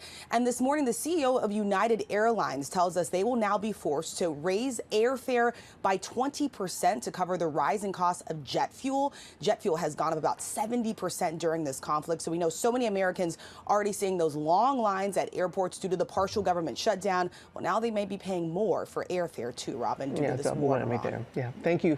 Thank you, Rachel. Media has now posted an interview with an Iranian official detailing 5 conditions under which the regime there says it would agree to end the war. And I want to walk through the 5 conditions here and then discuss why this is probably a non-starter here. I mean, a little bit of a housing market bubble pop isn't necessarily... I mean, it'll have a ginormous impact on the American economy, considering that many American homeowners see their houses as their nest egg. So it's gonna hurt a lot. But I think sometimes things need to get worse until they get better, if you know what I mean. I just don't have any faith that this will be a necessary market correction at all. And I think the American government will do whatever the fuck it can to ensure that, renters eat dirt. I don't have any faith in this goddamn government. I'm sorry, guys. It's just... for the U.S. side, but the Iranian official telling Iranian state media that they would agree to end the war if there is a complete halt to aggression and assassinations by the enemy, the establishment of concrete mechanisms to ensure that war is not reimposed on the Islamic Republic, guaranteed and clearly defined payment of war damages and reparations, the conclusion of the war across all fronts and for all resistance groups involved throughout the region, and then finally, Iran's exercise of sovereignty over the Strait of Hormuz is and will remain Iran's natural and legal right and constitutes a guarantee for the implementation of the other party's commitments and must be recognized. So Iran here, at least according to this official speaking to Iranian state TV, is saying 2 conditions here that I think are, will be obviously non-starters for the Trump administration. The first is... I know you aren't in it for the value, but in your market, wouldn't your house value plummet in value too? Or does Cali real estate stay strong? Yeah, I don't give a fuck. Yeah, it would. But I'm not the average person, am I? Right? I have a stance that homes are to live in, not for accumulation of capital, right? Yeah, houses are to live in, not to be traded as a speculative asset. So I don't give a shit.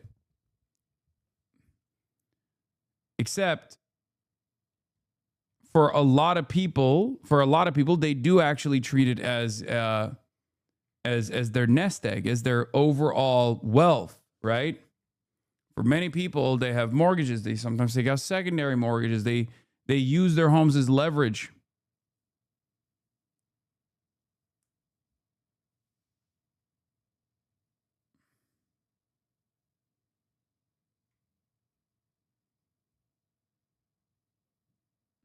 The price of your house only really matters if you're planning to sell or using it as financial leverage. If you're just living in it, who cares? Exactly.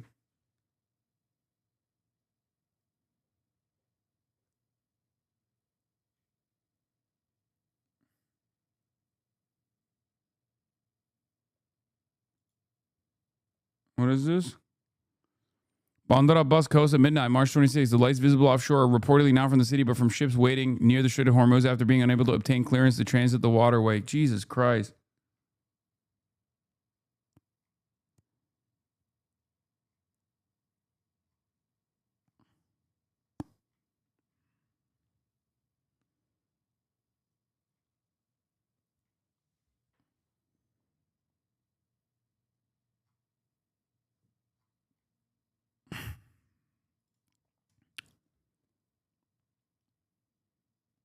The young millennials who dumped their entire savings in their first house the past few years are going to be the biggest losers, especially since they're probably more sensitive to layoffs. Yeah, definitely. Definitely.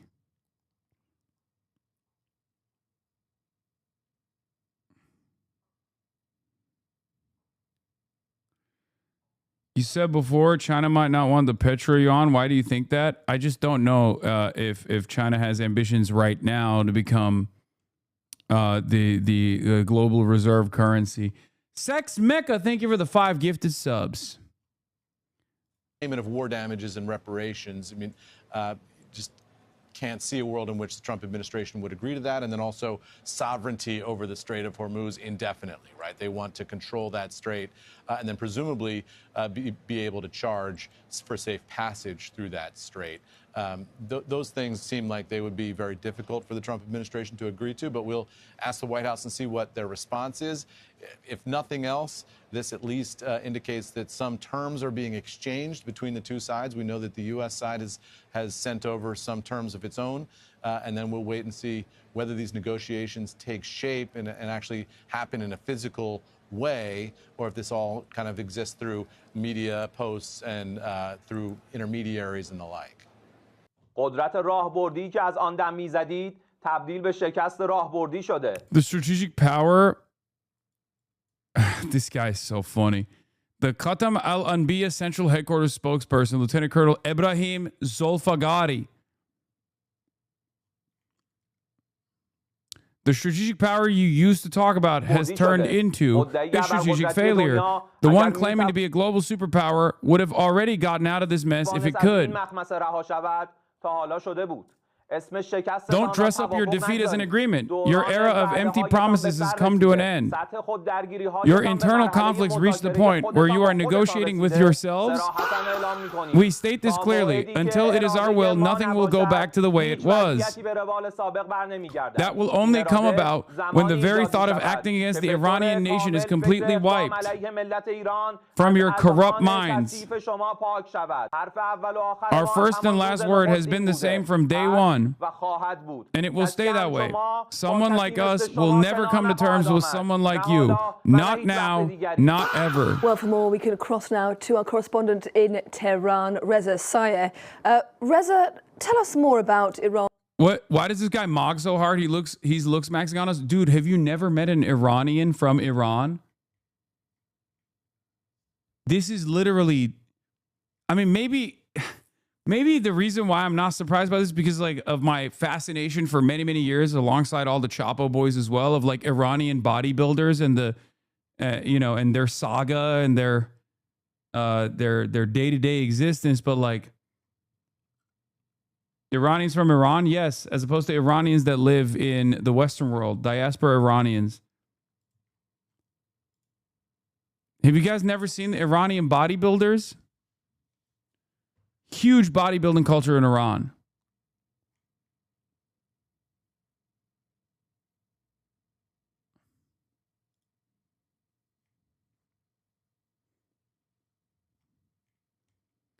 They're calling him the Tehran Tom, the new Baghdad Bob, for your information. Yeah, that doesn't actually work, though, because here's why it doesn't actually work. You can't call someone the Baghdad Bob equivalent if Baghdad is actually winning the fucking current iteration of the conflict. You can only do that if you're dominating. If anything, we are currently the Baghdad Bob. Donald Trump is the Tehran Tom in this equation, constantly saying, oh, we're winning. It's going to be so good. We're winning so well. Okay, maybe we're not winning, but we have it. Iranian Hulk built like jank.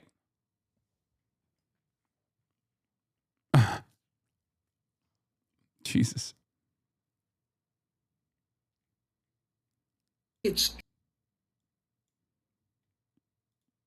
Response to the US's 15-point ceasefire proposal. Yeah, they've rejected it, for now. But these are remarkable developments here in Tehran on this 26th day of this war. Developments that on the surface suggest. Abi hiç Türkiye'den bahsetmiyorsun ya. Bizim bu olaylarda daha masada olmamız lazımdı. Abicim artık masa biz değiliz. Hem masada değiliz hem de masa biz değiliz. Götümüze girdi masa. Zaten hep giriyor götümüze masa da. Artık İslamabad masa oldu. Pakistan bizim yerimize geçti. Maalesef. Biz masanın altındayız abi. Reis bizi arkada bıraktı. Maalesef. Pakistan masa oldu. That Iran views itself as being in the driver's seat in this conflict and views the United States, Washington, as being on its back foot.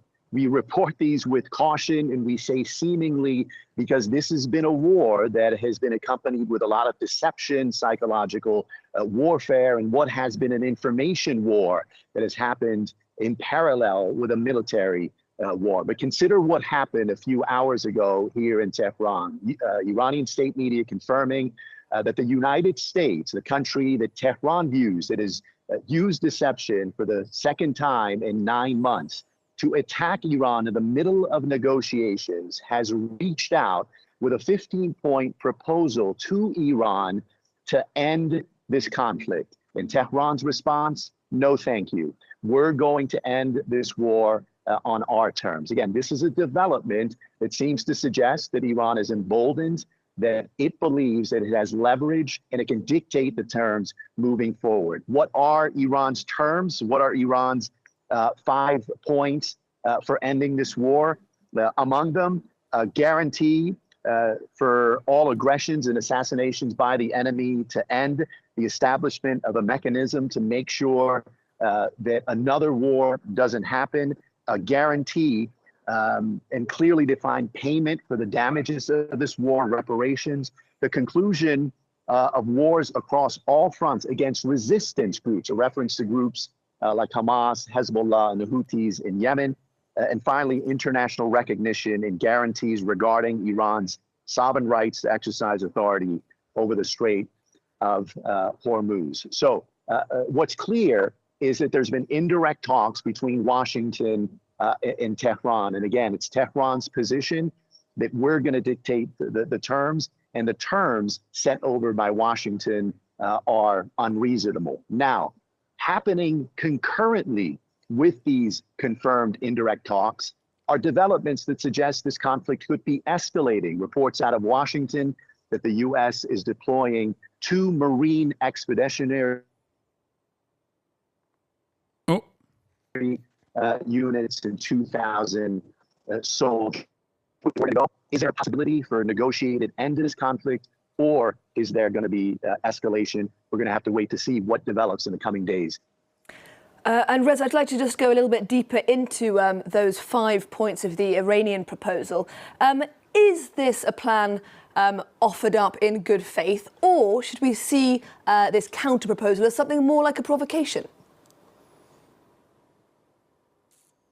It's hard to say. I think when you look at one of the terms, for example, complete authority over the Strait of Hormuz, this is a wish, a desire, a demand that I think many Gulf states, and of course Washington, is going to be hard pressed to accept. But what this proposal, what this counter proposal by Iran does indicate is that Iran believes that it has taken, withstood, and survived the biggest hits from Washington and Israel. This is day 26 of this war, a war that started by the United States. The American proposal sucks. There's no incentive for Iran to take it all. No. I think the American proposal, ironically, is literally pre-12-day war. Actually, the American proposal is like quite similar to JCPOA, and it even goes beyond the JCPOA standards. But what's interesting about it is that it's a far better proposal for Iran than the one that they were floating around in the 12-day war, perfidy, and the one they were floating around 26 days ago, okay? Which, again, was perfidy number 2. But while that is, I think, an accurate reflection of how the conditions have changed and who holds the leverage, it should not be trusted, especially given that troops are moving into the region. That's number 1. So they're very clearly, I think, bluffing to hope that they can like strike Iran by surprise again, do perfidy number 3 to lower the Iranian guards. And I think the other reason why the other takeaway here is that even though there is a recognition that Iran is doing far better than they expected Iran to,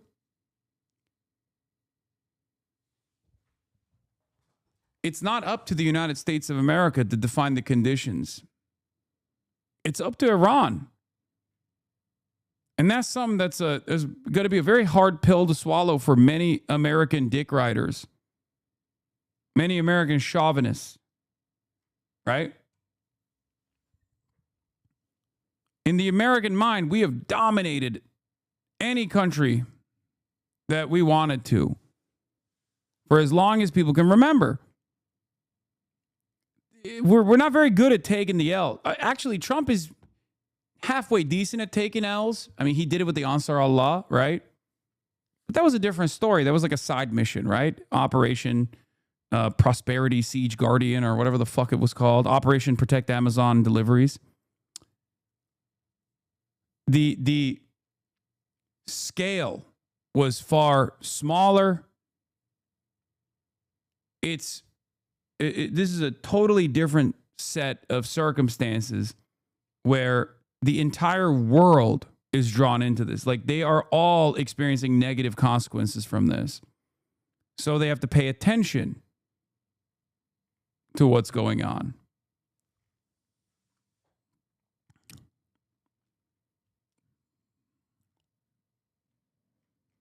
So the Iranian conditions that the American government is considered to be maximalist, by the way, which I do not consider to be maximalist at all,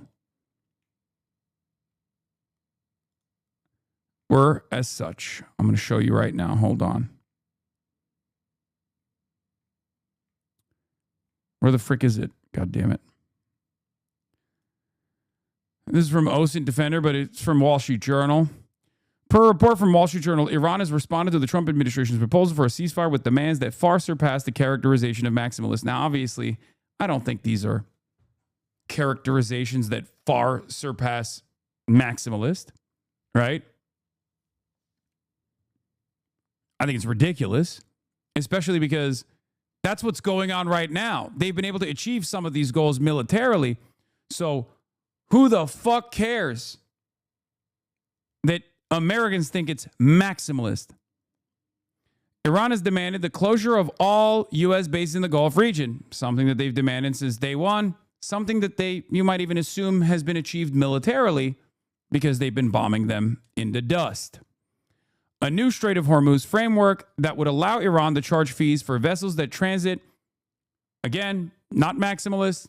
It's what's currently happening. Okay? The end of all sanctions on Iran, the end to Israeli operations against Lebanese Hezbollah, and no discussions on Iranian ballistic missile programs. Again, not maximalist. These were the base demands that they made. The only one that's like new, I would say, is the end of Israeli operations against Lebanese Hezbollah. Such demands have been called ridiculous and unrealistic by U.S. officials. I added a couple onto the pile, knowing that the Iranians are paying attention to Twitter. Maybe they'll see it. They should demand Israel denuclearize, withdraw to the Green Line borders, and pay reparations to the Lebanese and Palestinians. Also, they should make Israel agents register under FARA. Just as, just as a contingency, long-term contingency plan. Since they have the leverage, might as well use it, These would be just demands. Now, that's a maximalist demand, by the way. They should demand Israel denuclearize. Now, that right there, that's a maximalist demand. I'll show you what a maximalist demand is. That right there is it. Okay?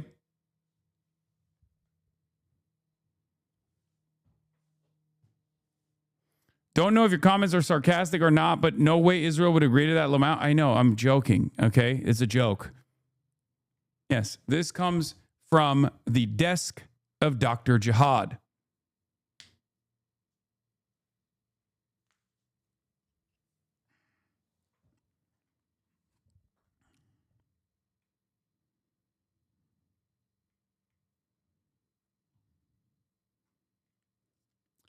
Let Iran lead investigations in nuclear capabilities so they know where they are for reasons. Yeah.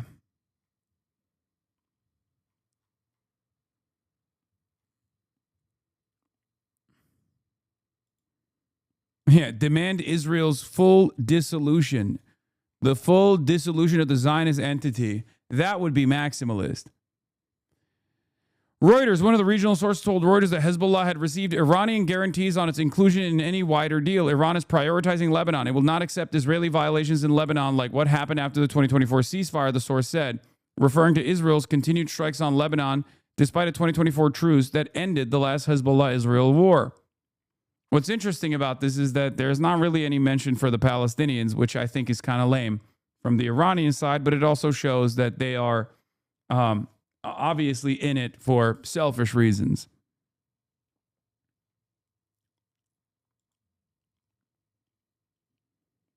Because, like, even if they wanted to win favor with the rest of the world, they would bring up the Palestinian plight here.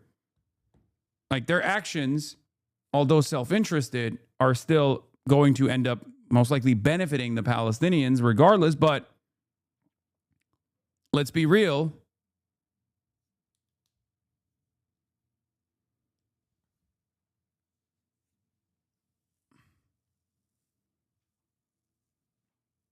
There's still time.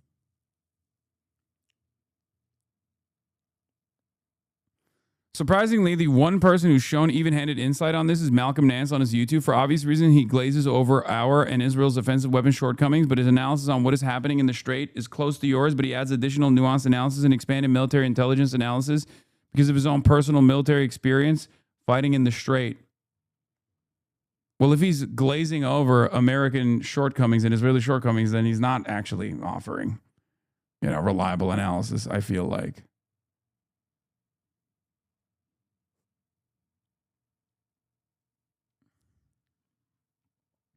They didn't say Hezbollah, but all resistance groups. That includes Palestinian factions.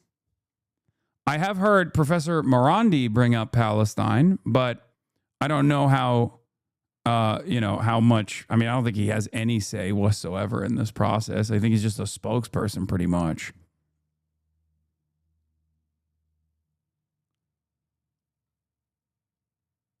Mohsen Rezai, senior military advisor to the new supreme leader Mojtaba Khamenei. If their air power, which is their main force, has not yielded results, what are they expecting from a ground operation? Are American soldiers really ready to die for Israel? I guess we'll see.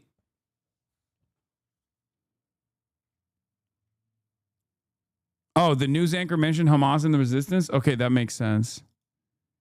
Attacking Iran in the middle of negotiations, taking out the supreme leader. Do I think I can get Morandi on stream? I think so.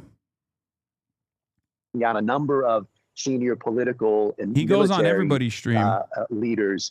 Washington confidently saying that this war is going to be over soon. 26 days into the war, it is not over. And as the days turn into weeks and the weeks are about to turn into a month, you clearly get the sense here in Tehran that the leadership, the political leadership, the military leadership is being emboldened. They're gaining confidence that they have the upper hand, that they are exacting a cost against Israel and the United States, and they believe that they can dictate the terms. Is that the case? Can they dictate the terms? Are they overplaying their hands? What's Washington's response going to be to Iran's counteroffer? We'll wait and see. Reza Sayed reporting live there from Tehran. Thank you. Israel this Wednesday has continued to strike targets in Iran. That as Iran maintains its attacks on Israel, with air raid sirens sounding across the country this Wednesday. For more, we can cross now to Israel to speak with our correspondent in Jerusalem, Noga Tarnopolsky. Noga, I know that you've been in your bomb shelter at least 3 times in the past 24 hours. What's going on in Israel today, Noga? That's right. I've been in several different bomb shelters, actually, because even just, an experiment. Al Jazeera reporting on the new Iranian air defense system. Ooh, yeah, we covered it earlier. When is the Abbas Araghchi stream? It's not happening. It's not happening. They're boomers. As unironically, they're boomers.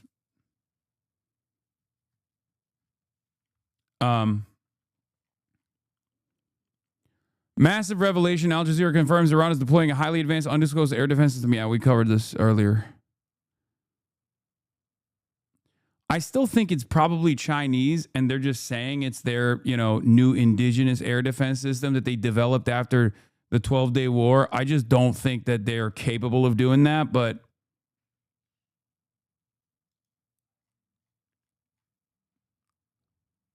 Iraq has some of the world's largest oil reserves, but the money it earns doesn't fully flow through Baghdad. Instead, a system set up after the U.S. invasion in 2003 still gives Washington lasting leverage over Iraq oil revenues. Al Jazeera's Osama bin Jawed explains. They vibe coded it, bro. I don't know. I mean, I think their capabilities are tremendous, right? I mean, we've seen that. I just don't know if any country is like capable of manufacturing something in such short time, like engineering something that is entirely new in such a short period of time.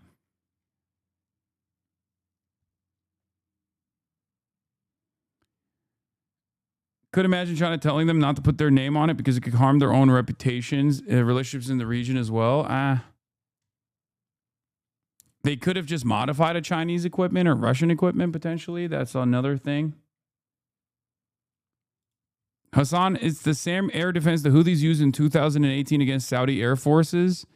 Yeah, I mean, the Houthis did actually almost shoot down an F-35, so maybe it was in their capabilities, but they're making it seem like this is new. This was designed after the 12-day war. Do you see what I mean? Because if you remember, I was shocked when I heard that the F-35 had a close call. The F-35 had a close call last year with what they perceived as like Houthi loitering munitions.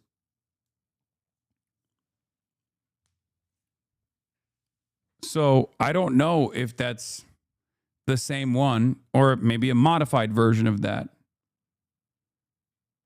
How is Dropsite just the fucking goods?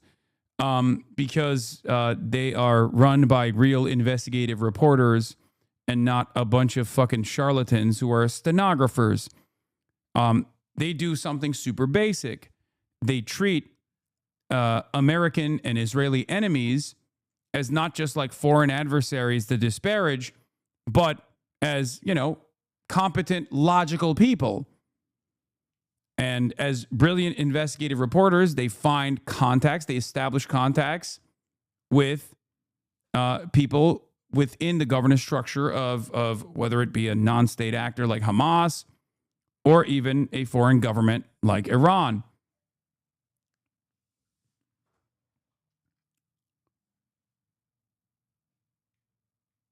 That's it. It's actually, it's not dissimilar to the way I approach my analysis on China, right? Like, what do I always tell you? You'll have a tremendous upper hand. You will have a tremendous upper hand if you listen to what the Chinese government is saying and take it at face value. And there's no reason for you to assume that they're lying, right? Because every 5-year plan that they have revealed, they've actually accomplished, or at least they've hit like a lot of strategic targets. So there's no reason for, when China says like we're a communist country, you know, we're a transitional socialist democracy, or so, not a democracy, but like a transitional socialist government, right? A dictatorship of the proletariat.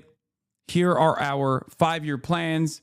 We do not care about profit beyond using it as an accelerant for industry, right? When they say stuff like that, a lot of people go, nah, that's not the case, right?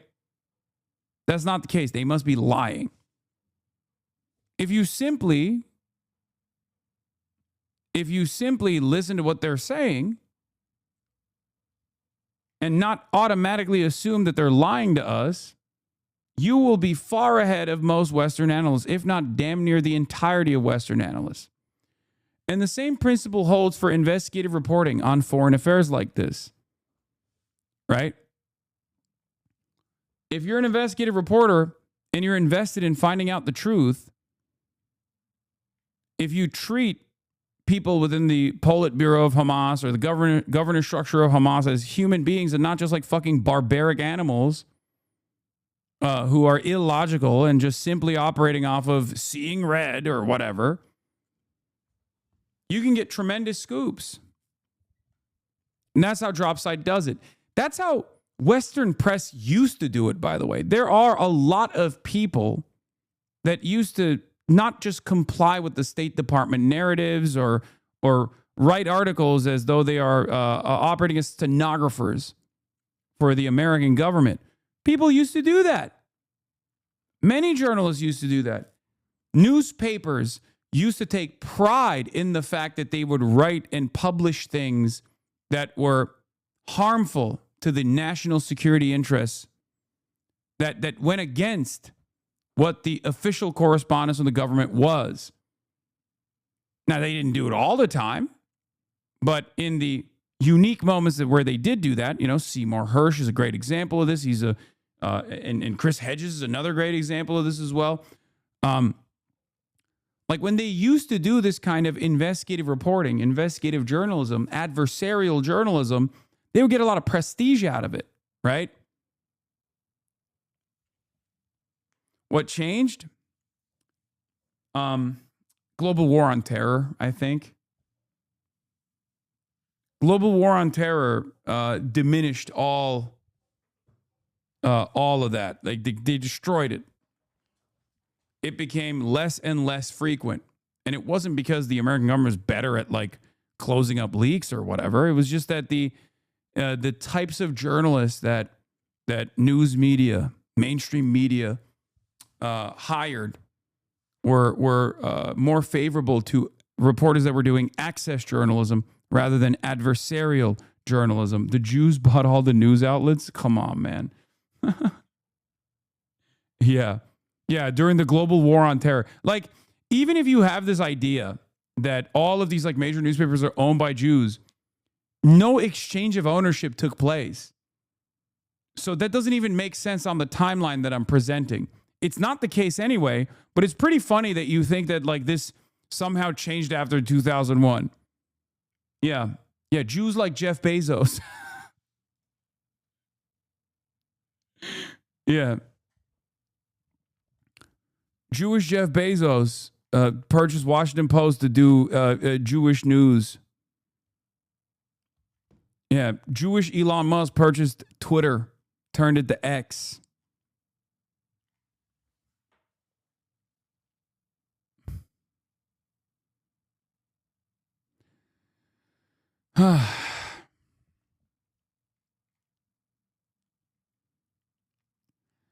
Once again, U.S. media is casually reporting the Pentagon's use of human shields. Here, the New York Times details how U.S. troops are hiding in civilian office spaces, hotels, because they don't want to be vulnerable or too close to the current front lines. Yeah. Remember the first day I told you that an enemy state, a foreign adversary that is that doesn't have the same like awesome offensive capabilities that the United States has is going to make every target worthwhile, right?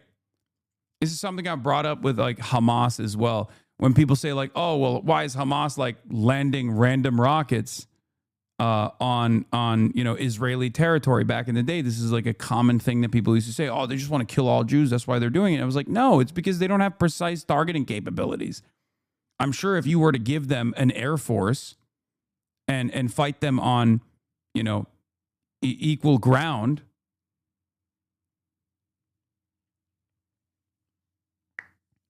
they probably wouldn't spend any time lobbing rockets over the boundary at whatever they might hit. They would hit military positions, military installations. Because the military is the one, not because of like some sense of morality. I mean, that might be the case too, but because, the military is the tip of the spear. That's who's hurting them. Your goal in battle is to attrit the military defenses and the military offensive capabilities. Why the fuck would you waste munitions on like random people? And that's part of the reason why I said that the likely reason as to why Iran was not only prioritizing the American military bases, but like random hotels and shit was for this reason. You understand?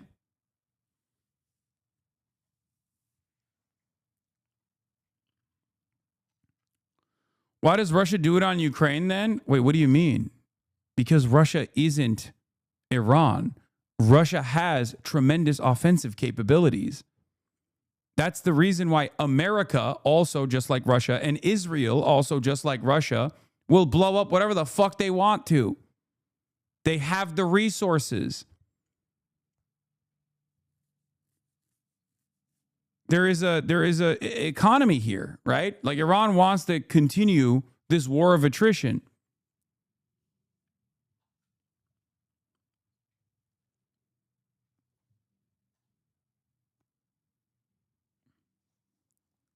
It is by need.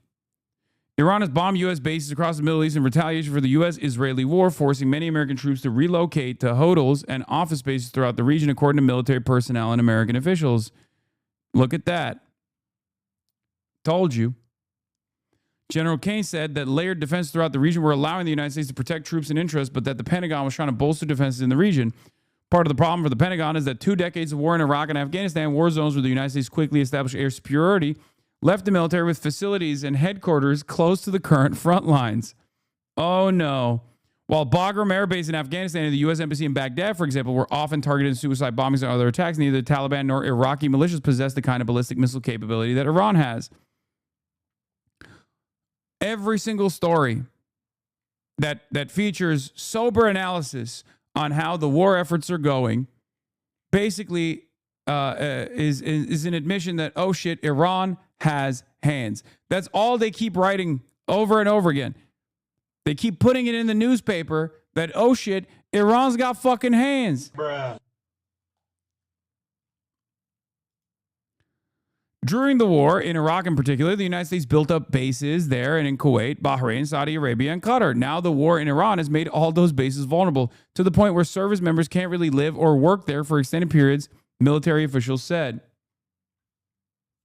The U.S. military in the region is experiencing imposter syndrome. The U.S. military in the region is experiencing or is excited at the prospect of doing work from home initiatives. Work from home initiatives, sorry.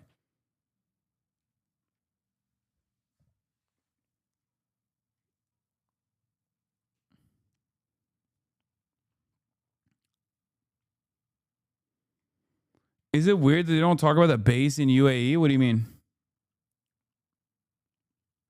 Why is Iran letting Indian vessels through? We are so clearly aligned with Israel. Regional actor. Regional actor that could prove to be a valuable ally out of self-interest later down the line. Iran has also, from what I understand, fucked over China in the past to cut a side deal with India. And also India's paying the fees. India has always had this unique position where from a manufacturing perspective, they are basically a vassalized state for American and Western interests in general.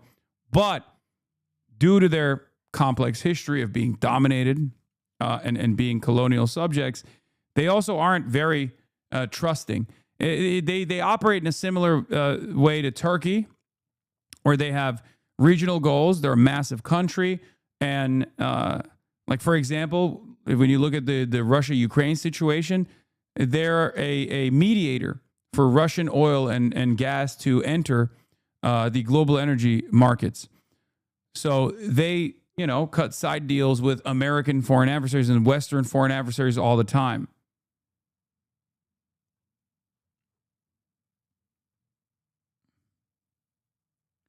Mayor of Tehran wants to sanction the U.S. now. Alireza Zaghani, rather than bargaining to lift sanctions, we're focused on shaping a new sanction framework against the U.S. and its allies in the Strait of Hormuz. Lifting U.S. unilateral sanctions doesn't need a negotiation table. Our missiles have already delivered the results. Instead of negotiating to lift sanctions, we have focused on creating a new framework of sanctions against America and its allies in the Strait of Hormuz. That's funny. I guess they are technically applying sanctions to U.S. vessels right now. Not that there's that many of them crossing through the Strait of Hormuz, let's be real. But even then, the ones that do, I mean, there is still a good amount. Just not ones that are coming to the United States of America.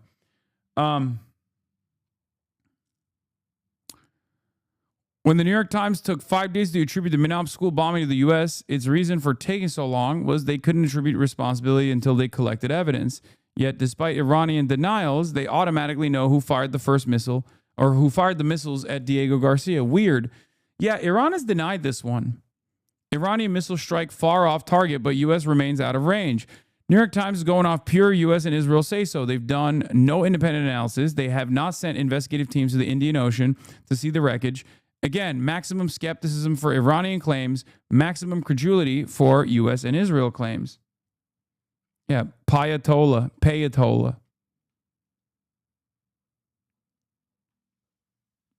Mark Rutte even said Israeli intel doesn't convince him that Iran fired it. Yeah. I don't know exactly what that story was about. New Iran strikes chemical complex in Negev while linked to white phosphorus production. More anti-colonial action here. More action against the settler colonial entity, and more decolonization initiatives taking place by force. An Iranian ballistic missile struck the state-owned ILC Rodam chemical complex in Israel's Negev on March 25th, causing a large blast and fire at the facility, according to reports and geolocated footage. The site near Dimona is part of Israel's largest chemicals company and is linked to phosphate extraction used in the white phosphorus production. According to reports cited by Cradle Media, Human Rights Watch, and Amnesty International have documented Israel's illegal use of white phosphorus in both Gaza and southern Lebanon.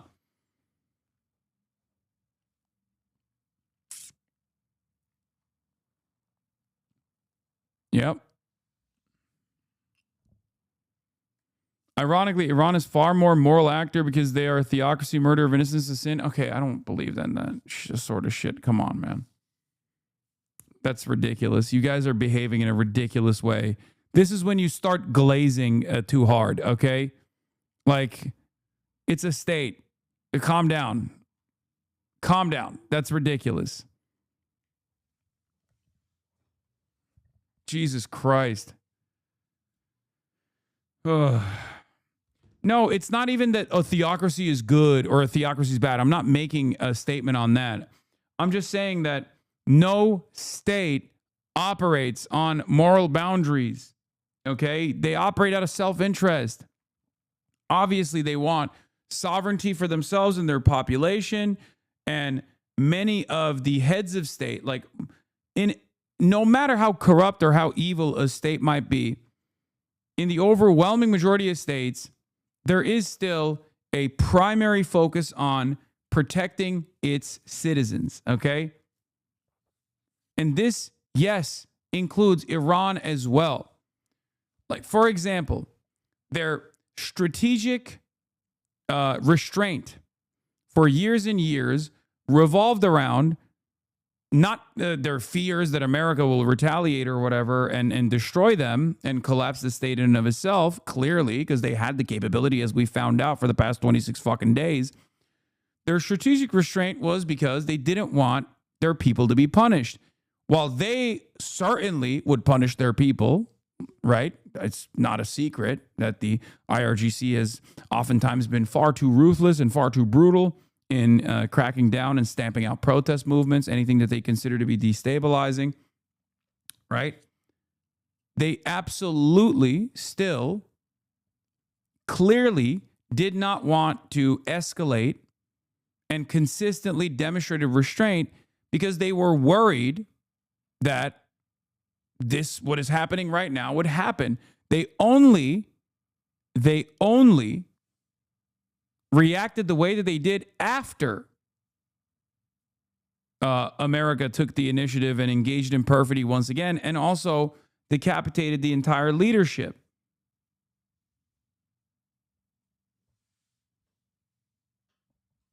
Allah awoken your people too much, they've become Shia.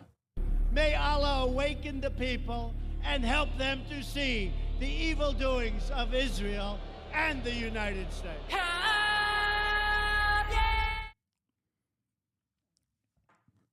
Like, the Iranian axis of resistance against Israel is one of the greatest examples of states not behaving in a moral way. Sometimes their actions might lead to morally righteous outcomes, but they're not actually moving in a moral way. And there is no better example of this than the Iranian red lines, the Axis's red lines that were designed to stop Israel from literally doing genocide in Gaza. And Iran and Hezbollah both, and Hezbollah at least had like some limited military deterrence that they engaged Israel with, whereas Iran didn't do that much, right? And Iran actually suffered as a consequence of their strategic restraint. But the reason why they did that, clearly, was because they just didn't want their people to be killed.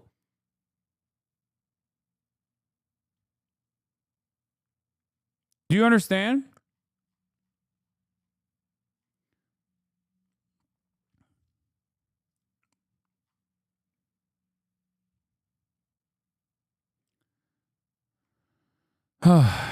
Hezbollah joined the fight after October 7th, yes, but in a very limited manner.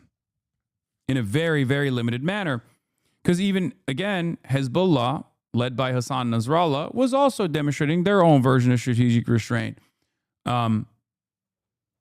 Because if you have any understanding of like strike patterns, capabilities that Hezbollah had at its disposal, and what they used versus what they could have used, there's a reason why this current iteration of the conflict in Lebanon is different than post-October 7 military action by Hezbollah. Okay? If you look at the Israeli analysts, as I have, they have literally come to the conclusion that Hassan Nasrallah was a far more restrained actor than what remains of the Hezbollah leadership structure right now. They have openly said that the ways in which Hezbollah has been pummeling Israel in the last, 20 or so days reminds them of like 2006.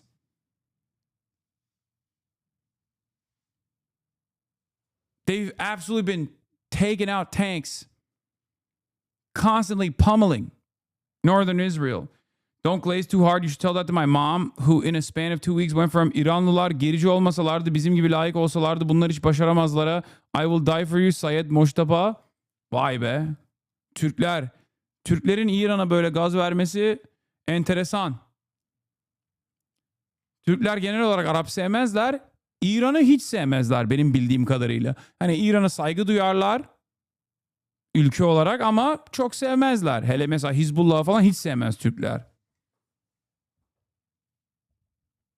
Belki değişmiş bu konsept artık.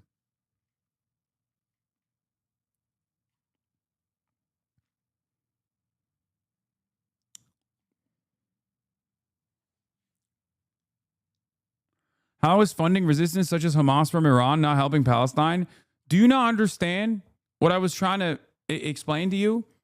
Of course, Iran has funded and offered logistics and offered training to Hamas militancy, to the Palestinian resistance outright, okay? But that's not done as like some kind of moral, that might have a moral purpose, that might have a moral outcome, at the end. Like if you were to successfully liberate the Palestinians and allow them to fight back militarily and develop sovereignty, then that's a righteous outcome, right? That's a moral outcome. But the reasons as to why Iran was very clearly funding them, and the reasons as to why Iran did not take the actions that they had within their capabilities, as we have seen in the last 26 days, but the reason why they didn't do this after October 7, even though they said they would, because that's the whole purpose of red lines, right, is because they were self-interested. They cared first and foremost about their own people's well-being. This is what I mean.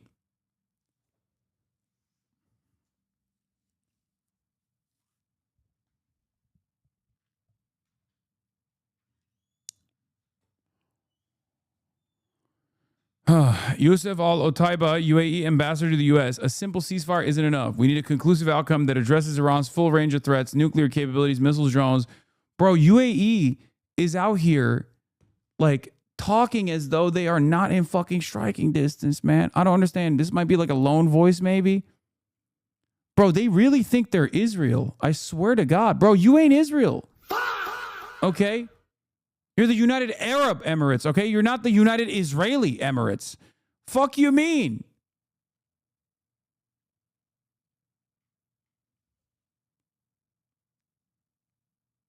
What is happening? I know they're spiritually Israeli. I've talked about this quite a bit. And they are tied to Israel at the hip. But what blows my mind, what blows my fucking mind about these last 26 days is that Israel does not give a fuck about the United Arab Emirates, bro. They do not care. And these guys are still behaving like dogs. Holy shit. It blows my fucking mind. Like, how have you not learned the lesson that this allegiance with Israel has only led to having Dubai be erased off the fucking map?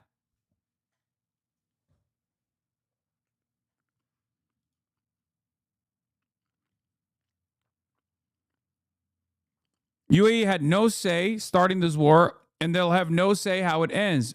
These big statements are regime PR designed to persuade the public that the UAE has some agency here where they don't. Yeah, this reminds me. You know what this reminds me of? This reminds me of that kid that like fake stops the train and then fake pushes the train. Like that's the UAE. That's the UAE's involvement in this and the amount of say they have. You know what I'm talking about? That meme, that video?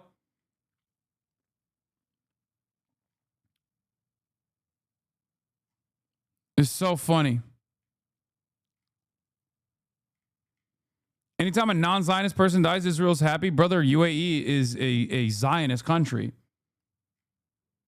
No, you mean anytime a non-Jewish person dies in this equation, Israel is not necessarily happy, but they just don't give a fuck.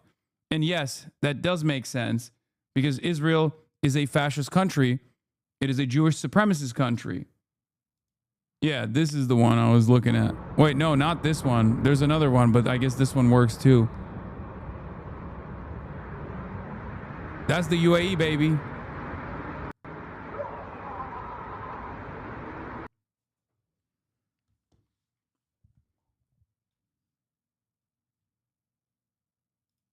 It's not a lone voice. It's their policy. Just in, Dubai's deputy police chief, Dani Khalfan Tamim, says, calls for more cooperation with Israel and attacks Arab leaders.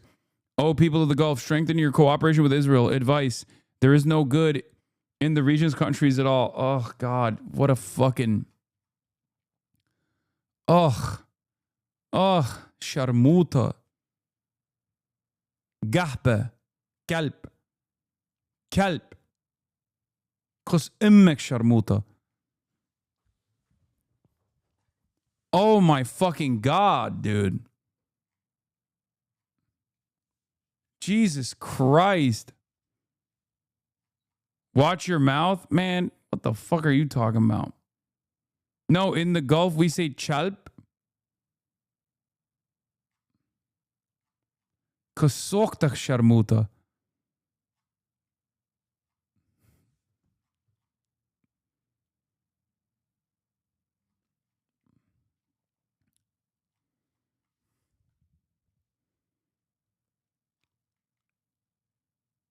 Cuck chair was made for this guy? Bro.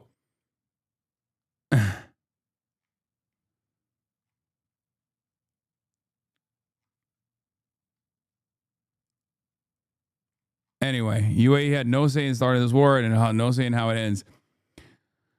We want Iran as a normal neighbor. It can be reclusive and even unwelcoming, but it can't attack its neighbors, blockade international borders, or export extremism. Oh my God. The United Israeli Emirates saying you can't export extremism? Bitch, you literally fund and supply arms to ISIS militants in the Gaza Strip in coordination with the Israeli Zionist entity. And not only that, but you're currently doing a fucking genocide separately in Sudan by funding the RSF. The fuck do you mean? Iran should not export extremism. That's all you do, motherfucker. God, the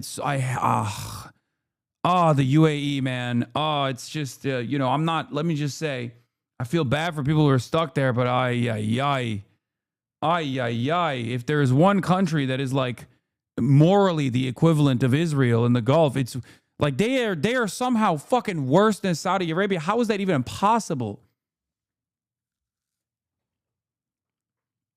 How is that even fucking possible? Unbelievable, the way, the audacity, the gall, the way these guys fucking operate, the shamelessness.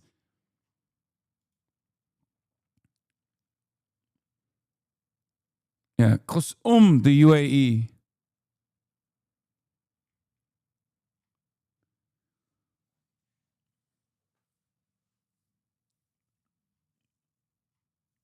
Ay, ay, ay.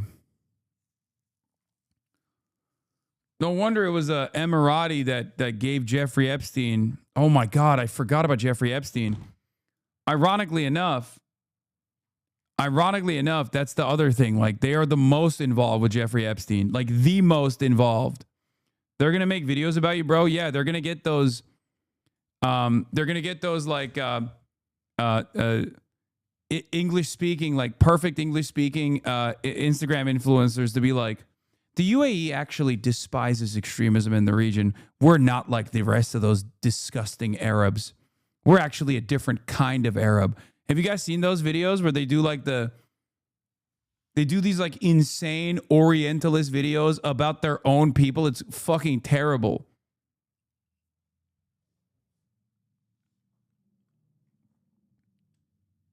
I mean, the phone flip video is beast mode. I do appreciate that one. I think you guys are wrong. Your Chinese fans turned you into an isekai anime title? A socially awkward, makeup-free news anchor suffers a social anxiety meltdown at the Vanity Fair's Oscars party, too afraid to speak to the stars who support Palestine, missing the chance to talk to goddess Dua Lipa, and surprised that Hudson actually knows her.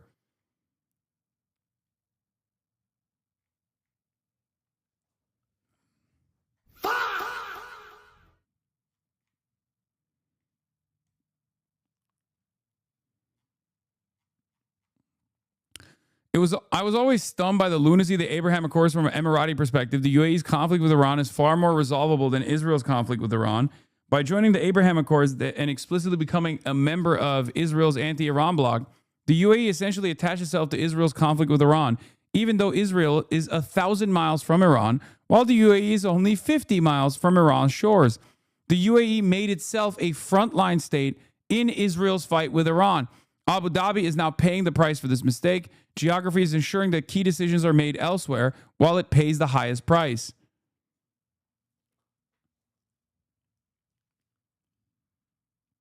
Here's an example of those influencers. Yes, the UAE has been paying me and influencers to talk good about Dubai, Abu Dhabi, and all of the Emirates. Let me tell you how much they have paid me. They paid me with things that money cannot be brought to the table. They paid me with safety, security, love, acceptance, growth. I wouldn't have become who I am if I was in a different country. So this propaganda in the West and whatever it is, and the jealousy, because they don't understand how come all of the influencers got together, picked up their phone and showed you the truth, showed you the safety. And if you want to know the safety, like now, I'm more sure of the safety. The first video. Bro, they all got Dubai face, by the way. It's crazy. They all got Dubai face. It's just like lip filler, Botox galore. Oh my God. I don't even want to fucking finish this goddamn TikTok.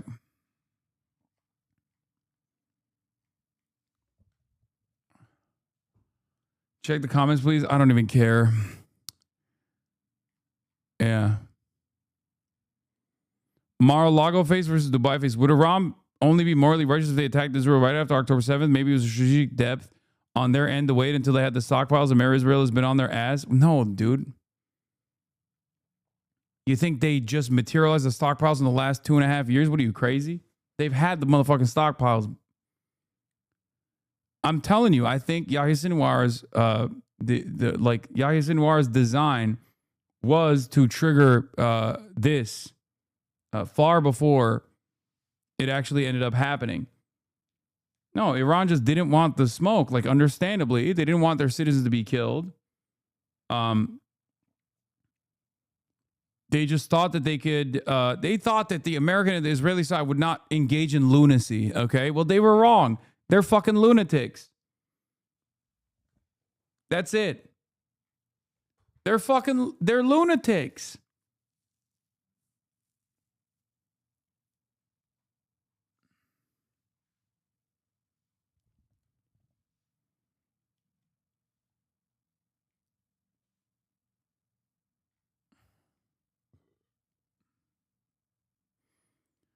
Surely Sinwar would have spoken with Iran? No, fuck no.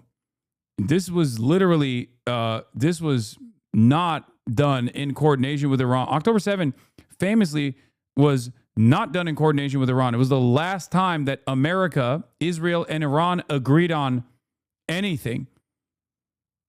All parties came out and said Iran had no knowledge prior. Iran, if left to its own devices, if Yahya Sinwar told Iran that he was going to do October 7th, Iran would have probably fucking stopped him from doing it. There is suspicion. I mean, this is maybe reading the tea leaves a little too much. This is like rumors, but there was suspicion on the Palestinian resistance front that the Quds forces might have been penetrated by Mossad as well.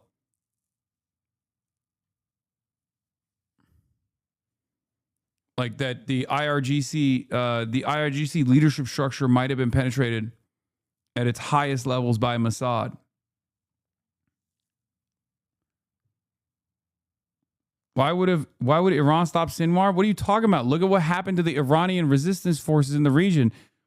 Dude, Iran, one of the major criticisms internally in Iran against the IRGC, aside from like the domestic repression, is that from regular Iranian society's standpoint, they think like, you know, you're spending all this fucking money feeding Hezbollah and feeding IRGC forces and feeding like the resistance front, right? Which is true. They spend a fuck ton of money, both shipping them arms, shipping them missiles, setting up a supply chain between Lebanon and Iran by way of Syria, sending Hezbollah to Syria to make sure that that supply chain is uninhibited or not disrupted. Sorry. The argument from Iranian society is like, we're suffering as a consequence of these sanctions, certainly, but like we're suffering and you're fucking spending all the money in the parallel economy that you've designed on, you know, fighting foreign wars. What the fuck are you doing? That's not cheap at all. And all of that is, I mean, it's been severely reduced. And it was severely reduced directly as a consequence of Iran's strategic restraint. The idea, the naivete that like America and Israel wouldn't try this.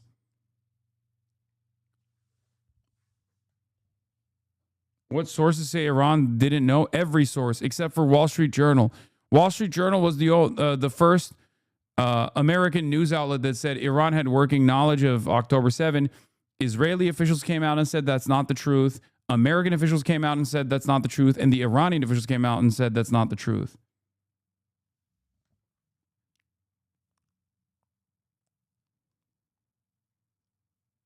There was one party that definitely knew that October 7 was going to happen, though. And that's motherfucking Israel. Okay? Anyone that says Israel did not have any prior knowledge of October 7 is the biggest moron of all time. Of course they knew. The question is whether or not they knew how bad it was going to be. And you know, how much of that was hubris, I guess. They knew and they didn't do shit about it because they were like, oh, this will be like a limited operation that we can like control. Some people will die. Maybe we'll like do genocide in Gaza.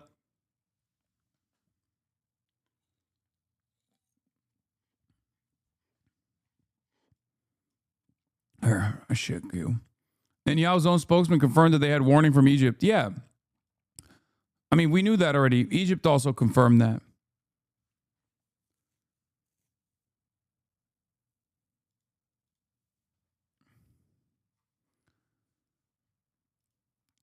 According to Financial Times, citing officials briefed on the matter, Russia is prepared to send phased shipments of drones, medicine, and food to its embattled ally, Iran. The deliveries began in early March and were in the process of being completed.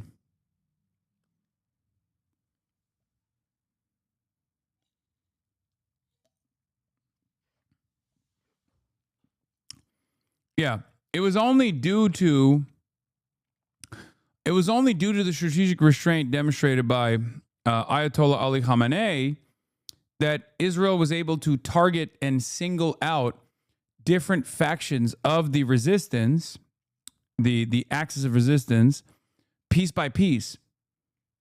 As demonstrated by what's going on right now, Iran actually had a lot more capabilities. Like imagine if all of the axis of resistance remained intact and was funded and had their launching capabilities and were just like doing maximum damage to Israel after Israel violated the red line that Iran had set prior. Right?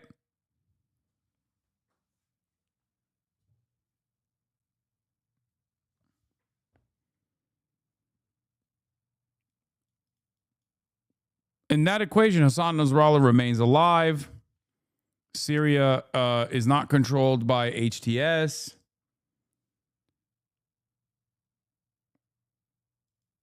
Still doing numbers? Yeah, no, they are. Attacks in Saudi, Kuwait, and Bahrain. Hezbollah has announced 83 operations today. 21 Merkavas have been targeted in one day. Al-Manar correspondent, a momentous day in the history of resistance attacks against the Israeli occupation forces. Al Jazeera correspondent, there's an operation by the party every 18 minutes. This is something significant and unusual given the intensity of the raids. When Hassan Nasrallah was alive, he never did shit like this. They didn't do this shit at all. They'd take pot shots. First at Israeli occupied, illegally occupied territory, and maybe at like northern Israel. Maybe they'd send a drone over the Haifa port to be like, see, this is our capabilities. We can strike you. It's within reach. Israel didn't respond to that with anything but, you're too afraid to do anything. We'll fucking kill you. And it turns out that low-key is what happened, right?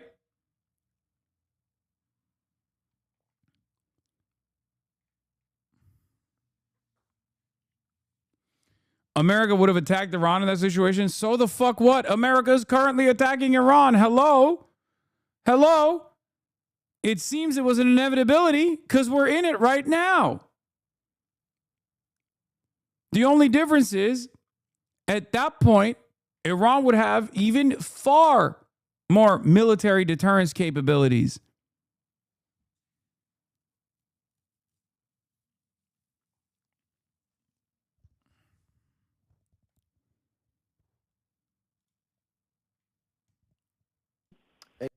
What is this?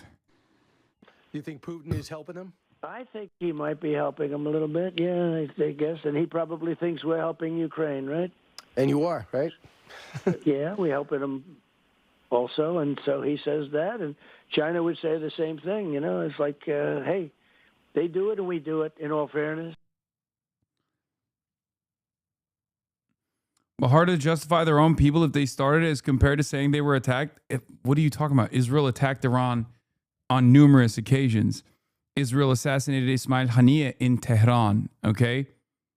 Israel may have played a role in the assassination of the previous president, for example. In that helicopter incident that took place, even though helicopters are very old, especially in Iran. So that one is a bit of a wash. Israel attacked the Iranian embassy compound in Syria. Israel has also consistently assassinated Iranian scientists on Iranian soil.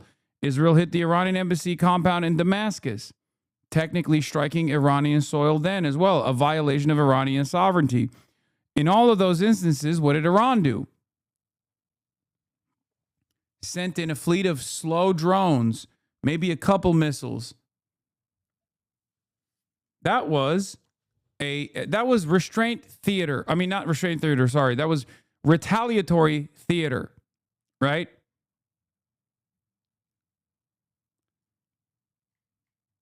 That's what it was. It wasn't real. It wasn't to actually set up restraint because, set up restraint.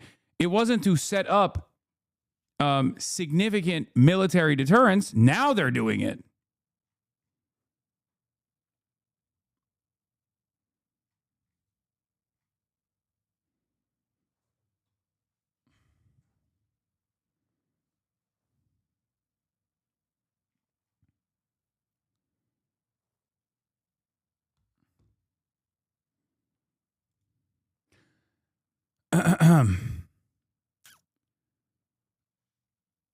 Yeah, the pager bombs too.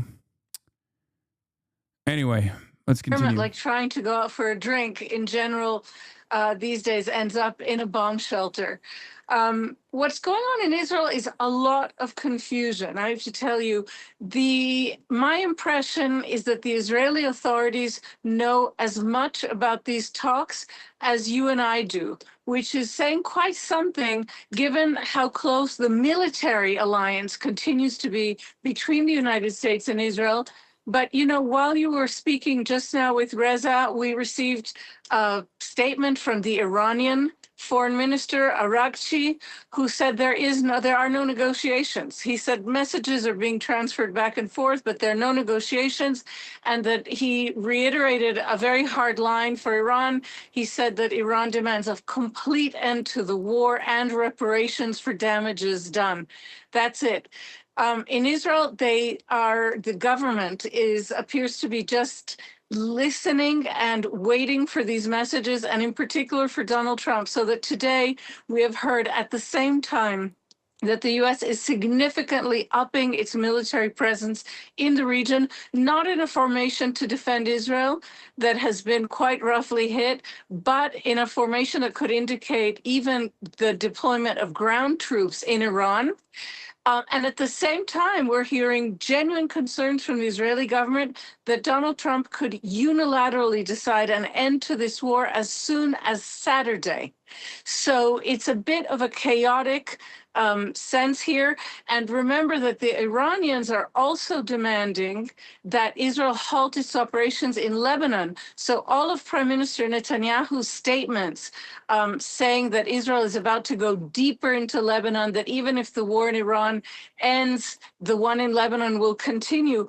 All of his statements at this point are cast in doubt while awaiting whatever Donald Trump determines. Noga Tarnopolsky reporting from Jerusalem. Thank you very much. Let's bring in our military analyst, Sean Bell, who joins us now. And Sean, we kind of have seen this 15-point plan, proposals of, we don't know exact wording, exact detail fully, but some various and quite large demands. Israeli soldiers tortured his 18-month-old baby in Gaza to force a confession out of his father during an interrogation. His legs from a sharp... Jawad is a 2-year-old from Gaza. Doctors believe these burns have been caused by cigarettes, and the wounds on his legs from a sharp object. Jawad was reunited with his family in Al-Maghazi refugee camp. Hours after witnesses say he and his father were detained by Israeli forces. His family says there was blood on his clothes. When we first received him, we noticed blood on his pants. His mother examined his body and saw wounds. At first, we thought it might be from shrapnel, but when we got him to the hospital, doctors confirmed these are clear signs of abuse caused by cigarettes and a sharp object. The wound on his leg has both an entrance. You haven't seen this? I think this came out while you were in Cuba. It was fucking awful. They put nails in his feet too. What the fuck? Bro, and then I got banned. Then I get banned if I call them animals, dude. I mean, animals is like not even, like an animal wouldn't do this. And an exit. And now you can see his condition. On March 20th, Jawad was with his father, Osama Abu Nassar, in Al-Maghazi. Witnesses say they were detained shortly after approaching Israel's so-called yellow demarcation line. This is the area where Osama Abu Nassar was last seen carrying his son. Israeli forces are deployed here. We rushed to reach him, but came under fire from tanks. He was detained by Israeli troops behind that hill with his child, while ground forces fired at us to push us back. For hours, his family had no information about their whereabouts. 10 hours later, a call came from the Red Cross asking the family to collect their child. Jawad was returned alone. He was taken to Al-Aqsa Hospital where medical teams documented signs of abuse. Osama Abu Nassar is now in Israeli detention. Jawad remains another child in Gaza growing up in a reality where brutality arrives early and leaves a lasting impact. This is the medical report for Jawad. Doctors documented injuries around both knees consistent with cigarette burns. The report also classifies this as a case of child abuse by unknown individuals. That's insane.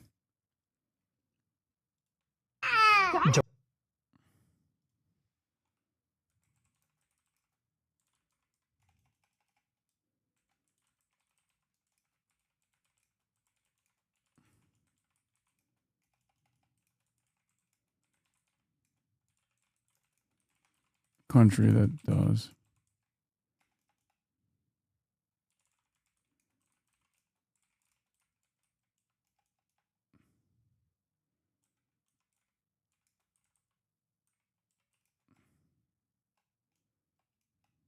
Like things.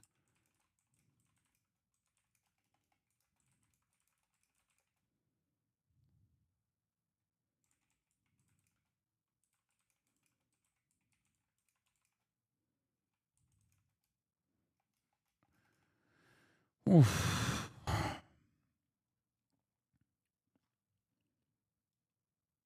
I can't believe it, dude. This is like every day there's a fresh new hell. And then you got Democrats who want to fucking find ways of defending this shit. Insane. On Iran's nuclear plans and proposals, whether they're civilian or whether they're military, would Iran agree to this? It's fascinating, isn't it? President Trump likes to issue his 15, 18, 20-point plans, doesn't he, as ultimatums. But I have to say, when you read through it, if I was Iranian, it looks like a surrender document. Remember those terms that we were looking at a different scenario. If you look at what the US objectives are, all it does is list those, because that way President Trump can claim that he's achieved victory. The top 4 around nuclear, the trouble is the nuclear ones, you'll only actually solve this if you remove the intent. If you don't remove Iran's intent to develop nuclear weapons, frankly, all the bombing in the world simply puts their program back. And as we discussed off air, unless you can find this enriched uranium, you've already got the bare bones. You've got all the experience and expertise to do this. If the US objectives was to regime change, there may be a different regime in there, but it's still the same effective ideology. It's actually more dangerous. And you haven't seen a popular uprising. The regime may have been battered mercilessly from the air in terms of military capability, but you've still got the drones in place. They're still looking like they've got fighting, and they're still launching missiles around the region, and they've still got their foot on the throat of the West in the Straits of Hormuz. I'm not entirely sure how a 15-point plan is going to prompt them to start negotiating. And with some pretty big demands in it. Well, maybe what might prompt them to start negotiating is this deployment of thousands of troops, really, but significantly an airborne division to the Middle East. What would that mean? How would that be used? How could these kind of soldiers be leveraged? It looks good on pictures, doesn't it? But if you look at Afghanistan, how many troops at the peak did America have there? 130,000? It was well over 100,000. So 1,000 isn't going to materially change the dial at all. What it does do is put boots on the ground, which, of course, could be incredibly dangerous. I suspect what's more likely is that military analysts believe at the moment that Trump's looking for an off-ramp. He's looking for a way out. If you put troops into the region, it just throws a bit of uncertainty into the mix and therefore potentially gives you a bit more leverage in those negotiations. But quite frankly, at the moment, I as a military guy, I've never seen such uncertainty. The Sky put out this 80-second little video of Trump just turning around conflicting statements. It's very difficult to do analysis when you're seeing so much out there. What we can see is Iran's still standing. They don't look like they want to negotiate, at least publicly, and Trump desperately needs an off-ramp. And then a Hadera Magistrates Court judge ruled that the Palestinian miner was apparently starved while in Israeli detention, where he collapsed and died last year. The fact that he was apparently starved cannot and should not be hidden. Judge Ehud Kaplan writes in his decision, even though over a year has passed since his death, Israel still continues to hold on to his body. Yeah, man, it's very hard for me to sympathize with anyone that defends this country, man. It's impossible. It's just directly at odds with everything that I've ever learned. It's at odds with base morality, base humanity. It's unbelievable evil shit. This is like worst of the worst of the Nazi brigades. You know what I mean? We've got to think it's not just the United States and Iran, but also Israel. And Israel is continuing its targeting. Yeah, that's who our brave Marine Expeditionary Unit boys are going to fucking die for, by the way. That country, to defend that country's interests. And its unlimited appetite for death and destruction in the region. Iranian sites, but it is also massively expanding its operations in Lebanon, trying to create a buffer zone, and the words buffer zone may ring in people's ears because they maybe will think of potentially Gaza, for example, and the fact that Israel continues to occupy about 50% of the Gaza Strip. Some might consider that as a buffer zone. Is this a bit of a formula that we're starting to see develop from the Israeli perspective? I think, unfortunately, you have to only go back in history a short time. 1982 to 2000, Israel was occupying a bit of land. If you see the blue line, the Litani River, there is a blue line below that. You know, that's the border of Israel. And that buffer area has been contested in the past. There does not need to be any more death and destruction. But if Iran fails to accept the reality of the current moment, if they fail to understand that they have been defeated militarily and will continue to be, President Trump will ensure they are hit harder than they have ever been hit before. President Trump does not bluff, and he is prepared to unleash hell. Iran should not miscalculate again. Their last miscalculation cost them their senior leadership, their Navy, their Air Force, and their air defense system. Any violence beyond this point will be because the Iranian regime refused to understand they have already been defeated and refused to come to a deal. Just within the past few hours, Iranian state TV has said that Iran has rejected the U.S.'s 15-point plan to end the war. What's the White House's response to that, and have these talks hit a dead end? They have not. Talks continue. They are productive, as the president said on Monday, and they continue to be. However, I saw a 15-point plan that was floated in the media. I would caution reporters in this room from reporting about speculative points or speculative plans from anonymous sources. The White House never confirmed that full plan. There are elements of truth to it, but some of the stories I read were not entirely factual. So I am not going to negotiate on behalf of the president here at the podium. What I will tell you is these talks are ongoing. We're not going to get into the nitty-gritty details that have been exchanged between the United States and Iran at this time. So, day 26 of the Iran war. Widely reported, President Trump has issued a 15-point peace plan to the Iranians, but it's also clear he's planning on sending more troops to the region. What is the American strategy in this war going forward? It's interesting in the 15-point peace plan, what we know is that there are some carrots to the Iranian leadership, like sanctions relief, but most of the rest of the plan does seem to be a list of America's strategic objectives. Therefore, it feels a lot like a surrender plan. Now, the US military has undoubtedly written down Iran's military capability, but it still has the leadership in place, it's still got missiles, it's got drones, and it's still controlling the Straits of Hormuz. That doesn't feel like the Iranian government is anywhere close to capitulating or surrendering, and certainly not wanting to negotiate on America's terms. Meanwhile, in addition to the peace proposal, President Trump is talking about deploying troops to the region. But where will they go and how will they be used? Well, at the moment, it's US Marine Corps capability on USS Tripoli and Boxer. This is the tip of the sword of the US Marine Corps capability, bristling with helicopters to move from ship to shore and also recover any casualties. but also F-35 fighter jets that can provide close air support to the forces on the ground. In addition, you've got New Orleans, Comstock and Portland, vital support ships that can also offload hardened vehicles, some of the supplies and particularly the food and provisions that the US Marine Corps forces on the ground will require. Now, 5,000 US Marine Corps sounds like a lot, sorry. and it's a very potent... Is one of these naval assets called the USS Comstock? That's a joke, right?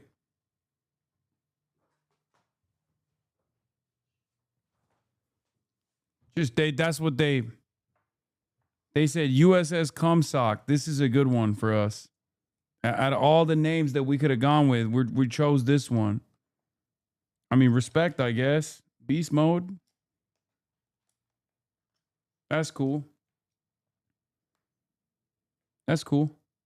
Cool. Okay. USS Poop Sock. Capability. But what are those numbers actually able to do? By context, if you look at the Afghan campaign, the Americans deployed over 100,000 military forces into the region at the time. They operate over 300,000 for the invasion of Iraq. And of course, they are facing over 1 million armed IRGC forces in Iran. So 5,000 is a relatively small number. Where would they be deployed and what could they do? Well, one of the key areas of interest inevitably at the moment is the Straits of Hormuz. And it's been widely expected that one of the ways to control the Straits of Hormuz is to deploy military forces around the coastline and try and annex a part of Iran. Now, whilst that's possible, the harsh reality is 5,000 troops would be a drop in the ocean or be incredibly vulnerable. What looks far more likely is that they could be used at Kharg Island, which is where Iran exports most of its oil from, and America might judge that Iran probably wouldn't attack forces there for risk of damaging their own infrastructure. But the risk of casualties is huge, and America has no appetite for that. Well, it looks far more likely President Trump likes to do a deal. You need leverage to do a deal. And just the hint that he's deploying these forces into the region might be enough to give him some leverage at the table with the Iranians should a deal be done. Meanwhile, if we look across in Israel, Israel's continuing its land. No.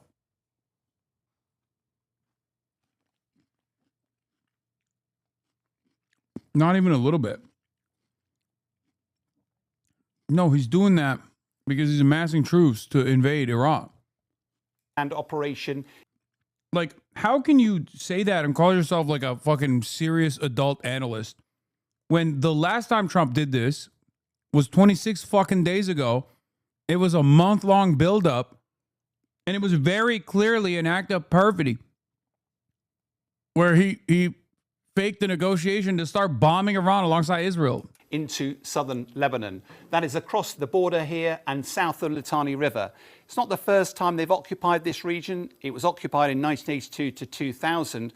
And one of the reasons they do that is to create a buffer zone to protect their people that are living in the communities and settlements in northern Israel.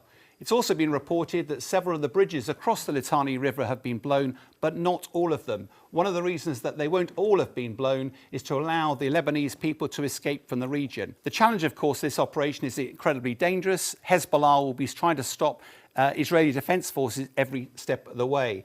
But stepping back, it's not entirely clear how this operation aligns with America's strategic objectives for the war, and it looks increasingly likely as if America and Israel are gradually diverging in terms of their aim. Israel wants... Is he wrong about the number? No. The troops amassed is a relatively small amount, which is why I don't think they're like going to do a full-blown ground invasion, because they can't do a full-blown ground invasion.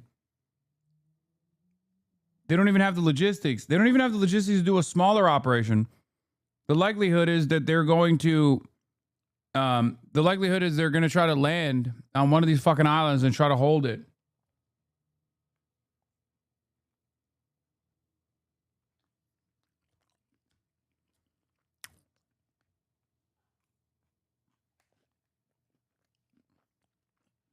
To make success against Hezbollah in Lebanon, also in the West Bank. All of that's going to take time. Time, frankly, President Trump doesn't have.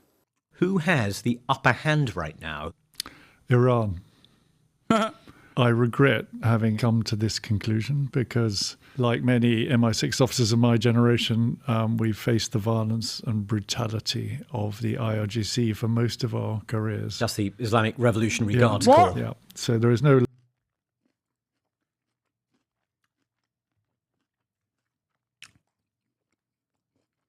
How?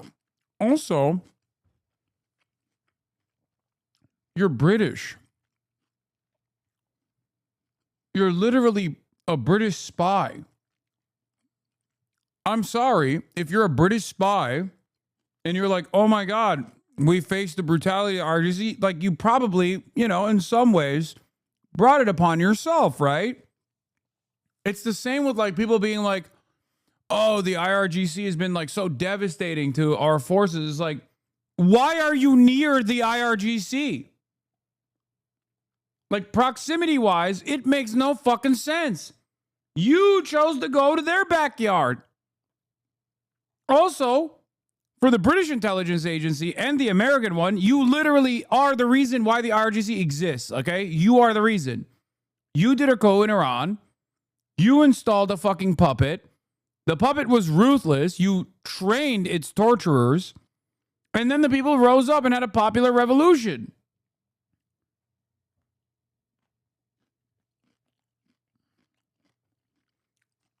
I love when there's still dumbass Americans who say shit like this.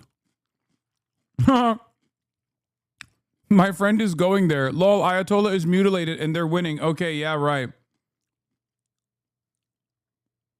There are so many Americans that are just this fucking stupid.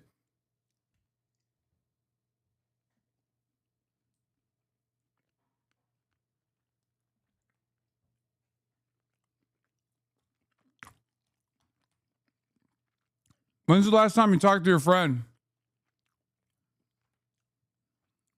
Just imagine that in your mind.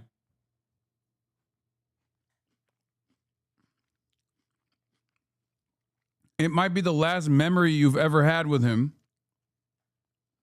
You know, he might actually end up unironically dying for Israel. Given that this is your attitude, I suspect you also voted for the I'm not dying for Israel candidate, right? Like Donald Trump.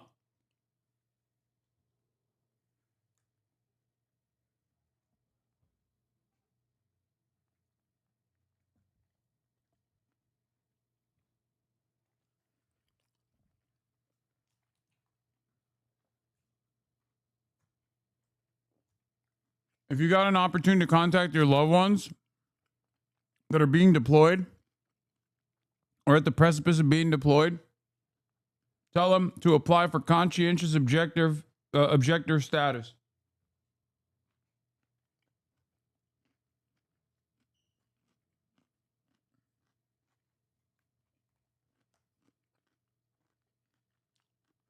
Love lost between us, and I shed no tears for Ali Khamenei, who was killed at the beginning of this war. But the reality is... Yes, you can do that when you were already enlisted, yes.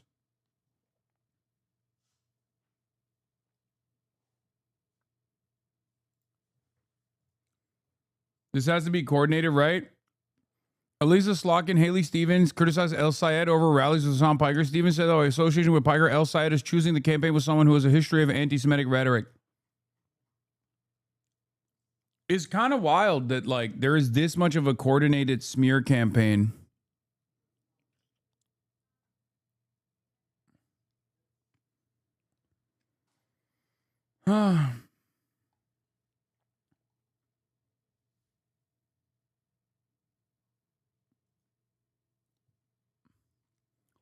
This is my favorite thing that people do, by the way, where they like actively disparage me and then they'll actively cry and disparage me and then be like, oh, the people don't like him. He's unpopular. Why isn't he unpopular? All this is literally them having to deal with their own demons. Where they're like, why is a guy, this should be read as, why is a guy who said America deserved 9/11 so popular in America in the eyes of so many Americans? That's what it is.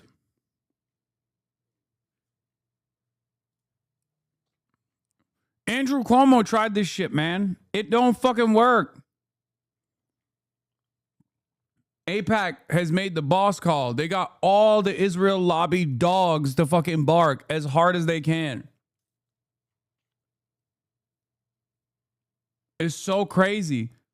All the while, Israel's popularity is diminishing every single day, and the overwhelming majority of Americans are looking at what we are doing to the global energy markets and looking at what we're doing to Iran in a negative lens, and they know that it's happening because of Israel. They think you're a government plant. There's a theory that he's a government plant. There's no concrete evidence for it, but the way he dodges the legal system does make one raise an eyebrow. What? If he broke U.S. law, why is nothing happening to him? Should the cops wait for him at the airport when he came back? Wait, what? You can't, like, invent a law violation. What? Why would I be a government plant? Wait, how does that make sense? So I'm a government plant that's actively working against the State Department's objectives?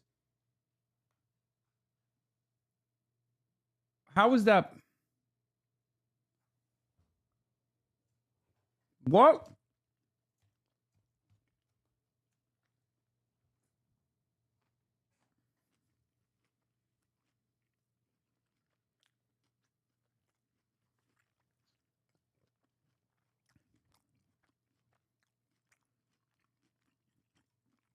The US underestimated the task, and I think, as of about 2 weeks ago, lost the initiative to Iran. In practice, the Iranian regime has been more resilient than I think anyone would have expected. They took some good decisions, actually, as early as last June, about dispersing their military capability and delegating the authority for the use of those weapons, which has given them significant extra resilience against this incredibly powerful air campaign. They have embarked on what's technically called horizontal escalation, i.e. firing rockets at anybody within range, which at the time, honestly, Shawshank, I thought was nuts, but in fact has been a very good way of putting in direct price on the US. Sort of worked. And then they've understood the significance of the energy war and held the Straits at threat and globalized, and essentially not internationalized, just globalized the conflict in a way that gives them some weapons. So, they've played a weak hand pretty well. My second point is that Donald Trump has said some stuff that will have confirmed something they knew. Fun fact, this guy's 38 years old. Yeah, the British don't age well. Already, which is that they're in a civilizational war in their terms. They're in a war of... It's so funny that they just keep saying, oh, who could have predicted all of this? Literally everyone. Like, what do you mean who could have predicted all this? The Strait of Hormuz is, like, physically not that difficult to control, okay? It is a choke point that Iran has had the capabilities of shutting off for decades. That was part of the reason why we were always presenting Iran as a foreign adversary, fucking with its economy, fucking with the people. Like, what are we talking about? There was the Millennium Challenge is another great example. Like, America ran simulations on how hard they would get ass fucked by Iran in 2002. It's a very famous war game.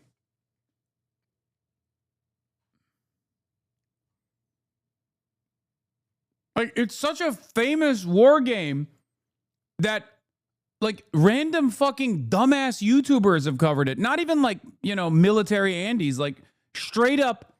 It's the type of cliche that everyone with like a little bit of interest and some Wikipedia browsing capabilities have figured out on their own.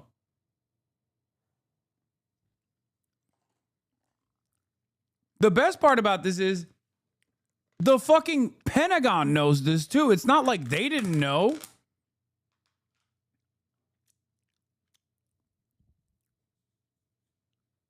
Like, if you think that, we know for a fact that the Americans knew that this was going to happen. The American analysts, the American intelligence community knew exactly what was going to happen.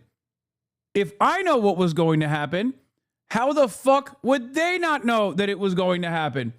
I'm a random guy. I'm 34-year-old Twitch streamer. Okay? If I could call it from a mile away, you think the American intelligence community could not make this assessment? What did I say? I told you, one, a country like Iran, especially if it's under attack by Western forces, is going to rally around the flag. It's not going to lead to mass protests and mass mobilization. They're going to rally around the flag as they did in the 12-Day War. And not only that, but also they have endless capabilities of shutting off the Strait of Hormuz and controlling commerce that flows from the Strait of Hormuz. It's a 21-mile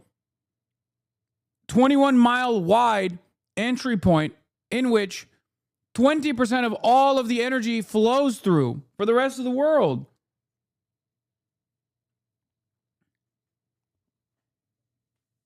Of course, the American intelligence knew. That's why they revealed it. They openly stated that this would happen. And when Trump didn't listen to his top general, General Raising Cane, right? What did he do? He went to the media and he sang. He went to the media and he told every outlet he possibly could on background, okay, that we were going to run out of defenses, that this was going to be utter devastation. You don't do that unless it's a last-ditch effort. And the entire time, Donald Trump's like, nope, Steve Witkoff's got me. Lindsey Graham's got me. Benjamin Netanyahu's got me. Played like a fucking fiddle. What a dumbass he is. Existence. Donald Trump made it very clear that he wanted to see them up against the wall, basically. Whereas America has embarked on a war of choice. And in those terms, I think that's imbued them with more staying power than their US and certainly US counterparts. And they know that now. And I think that really is giving them the whip hand. Bro. Is the Iran...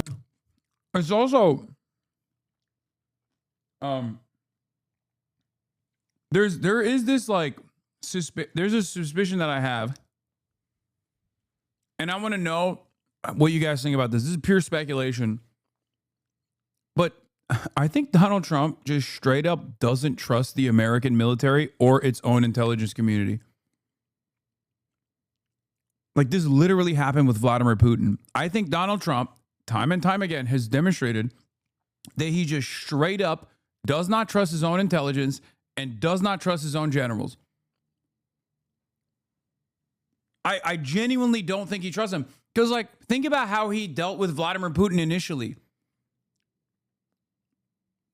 Where I'm certain that our intelligence and you know, our advisors on the American side were like, dude, Vladimir Putin's trying to fuck with you. Like, you're an idiot. Don't do this. Well, they're not saying that, but like, they were probably like, yeah, Vladimir Putin is not sincerely invested in a ceasefire. You probably shouldn't undermine the Ukrainian side. And then he would just like make a phone call to Vladipu, and Vladipu would be like, "Yeah, привет, как дела, как тебя зовут?" Well, he wouldn't say that, but those are the only Russian words I know. He was like, yes, I will do ceasefire. And he would just come out and be like, fuck Zelensky. I hate that motherfucker. All right, he took the advice of Vladimir Putin when he is currently engaging a proxy war with Vladimir Putin over the advice of his own intelligence.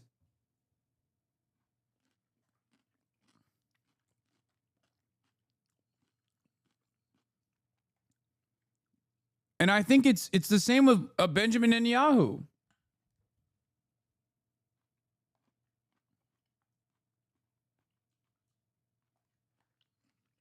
War weakening America's armed forces.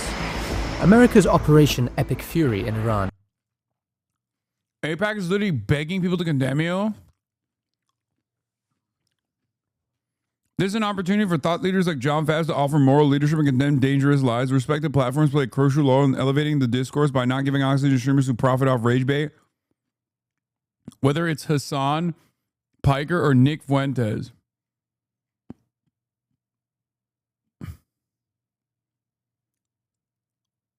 Like, do they think that this is such a tremendous difference in opinion? Anyone who doesn't think this way because they're operating with like they're operating with like the old understanding of like, oh, I don't want to offend anybody, right? That's precisely the reason why they just keep fucking they just keep crying to the referee over and over again rather than addressing what I'm saying. Just say it's wrong. Explain how it's wrong.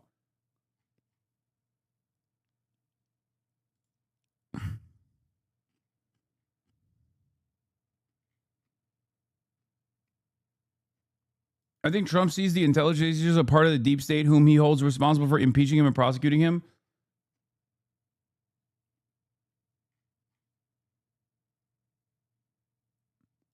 Oh, this was my quote. I said, third way has lost the argument in the eyes of a lot of the Democratic Party's base. Piker told Politico, we can have a debate on how much influence they already had amongst the base in general, but they're losing their institutional relevance as well.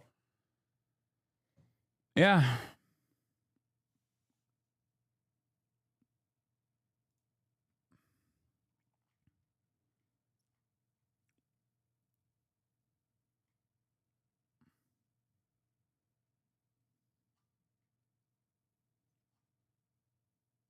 Clearly it's a slow news day for Israel.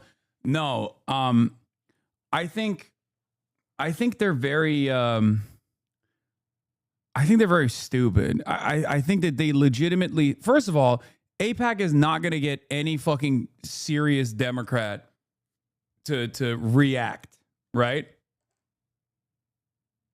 You are popping off in the Michigan subreddit.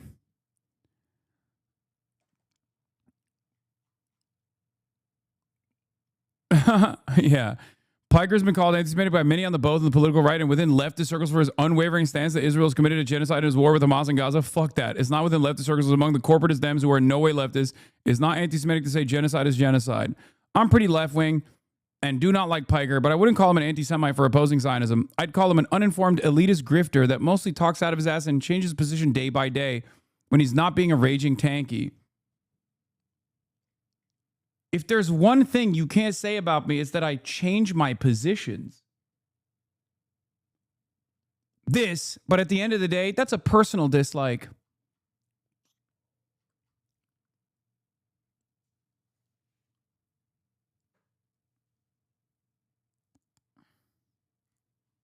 God, Reddit is so ass. Like, there's people being like, well, whether or not it's a genocide is up to The Hague to decide.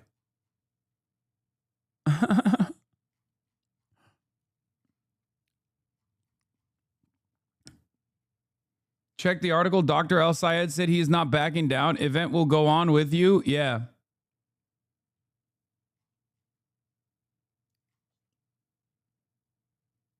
I'd low-key have like Bernie level stubbornness when it comes to saying the exact same shit day in, day out, never shying away from repeating myself over and over again.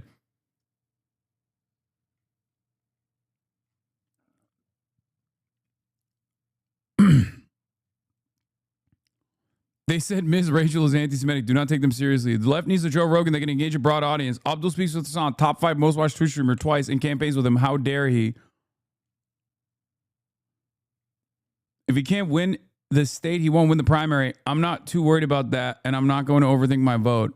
I think he has a chance. Progressives are doing well all over the country. People are not just sick of the centrist corporate Dem bullshit, but the Republicans are scaring them to the left as well. Yeah, the irony is, like, progressive politics of the sort that Abdul El Sayed represents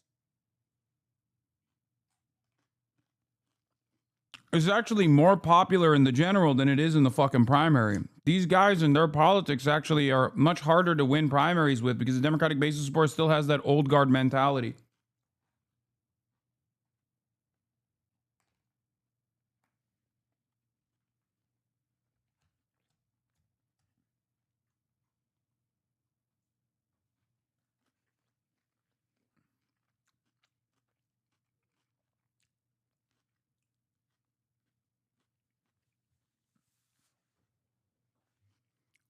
Anyway, we'll get back to the McMorrow donor video in a second. It's the most intensive opening air campaign in modern history. But its scale is placing enormous strain on America's armed forces. Start with munitions. America probably used just over 5,000 of these in the first 4 days of the war, rising to 11,000 or so in the first 16 days. Some of these are highly replaceable. For instance, its stockpile of JDAMs, a GPS guidance kit that can be strapped to dumb bombs, is thought to be in the hundreds of thousands. We have a nearly unlimited stockpile.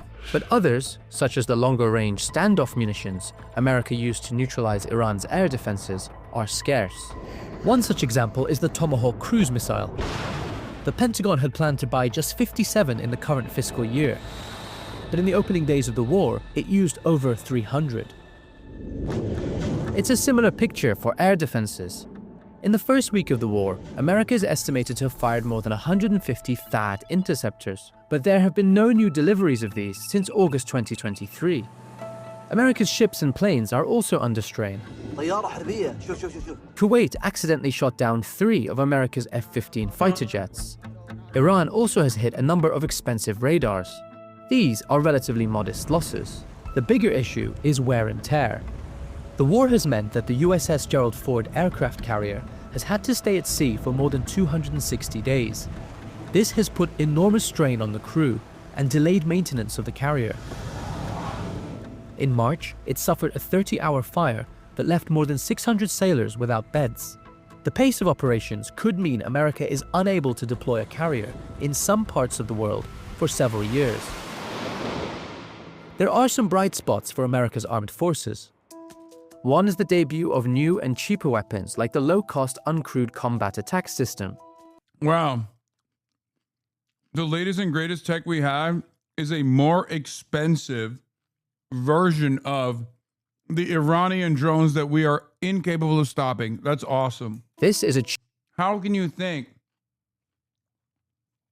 How can you look at this and be like, well, America's military dominance is still continuing, definitely going strong.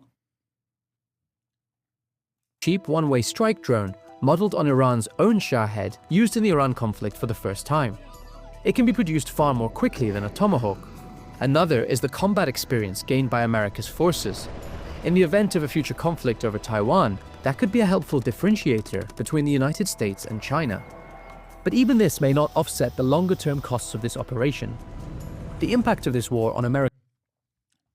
I would never bring up going to war with China. You know, maybe that's just me, but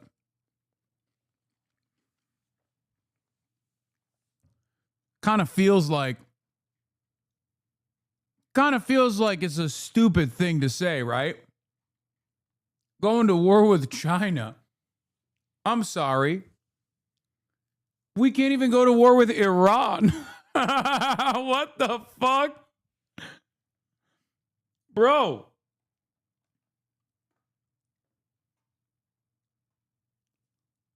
You're going to see, in the next decade, you're going to see American presidential hopefuls literally be like, America's position on Taiwan has always been that Taiwan is a part of China, obviously. Bank on it. Bank on it. Take that shit to the motherfucking bank. Bet.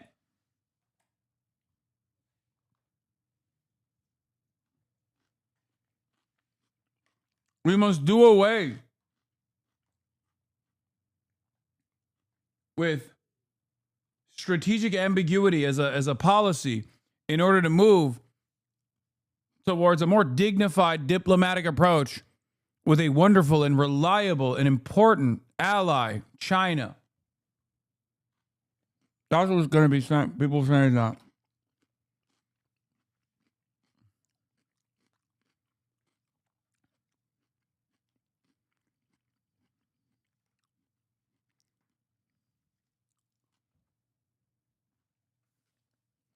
America's military is likely to reverberate for years. Regardless of the outcome, it has already become the most consequential military decision that President Trump has taken. Donald Trump says Iran is desperate for a deal, is it? No. Iran has rejected this 15-point 50-point plan because it violates Iranian sovereignty.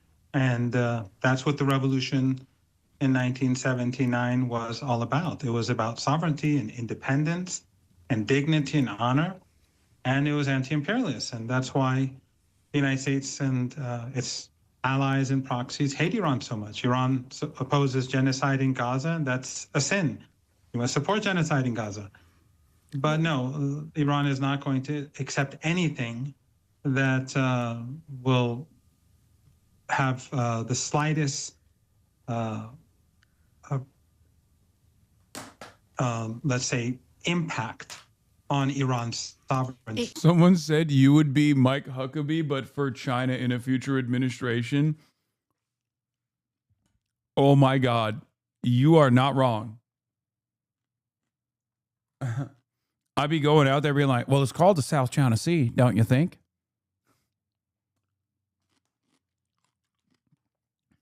Mr. Ambassador, what do you mean? That's right. It's called the South China Sea. That's just real estate. They should take all of it.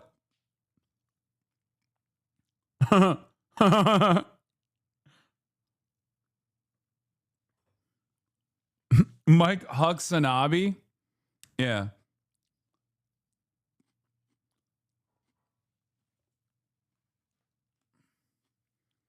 Who would be the Tucker Carlson of that equation? Interviewing me about what one China truly means, you know? What's going on? What does one China mean to you?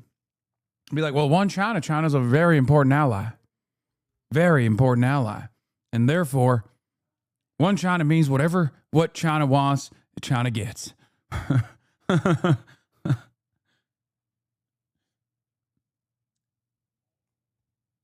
In what way specifically? And so in what way specifically, if I can ask you, does it reduce sovereignty, or would it? I know it's not a reality, but would it reduce sovereignty? Iran's nuclear program is in accordance with international law. It has been supervised by the International Atomic Energy Agency for decades. They have reported, they have reported repeatedly that there's no evidence that Iran has ever been seeking a nuclear weapon. Even the United States, its intelligence agencies have admitted that at least since 2003. God said, he who blesses China will be blessed, and he who curses China will be cursed. Yeah, that's right. China needs to join Inner Mongolia with Outer Mongolia. Everyone has seen the ROC maps. That's just more China. It turns out the People's Republic also wanted to unify these territories. I mean, it would be mean after all. It would be mean-spirited. These barbarians.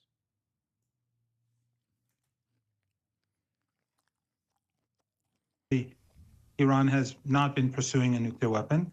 And as you saw just a few days ago, Joe Kent, in his resignation letter to Trump, a Trump appointee, said that Iran was no threat. Iran was not developing a nuclear weapon. And this war was because of the Israeli regime and the Zionist lobby in the United States. So just so people are clear, when because there's all kinds of phrases flying around in this story, aren't there? When you talk about Iran's nuclear program, you're talking about a legitimate, monitored civilian nuclear program. Of course, that's what it's always been. Contrary to Western media propaganda and Western regime propaganda, it's always been a civilian nuclear program.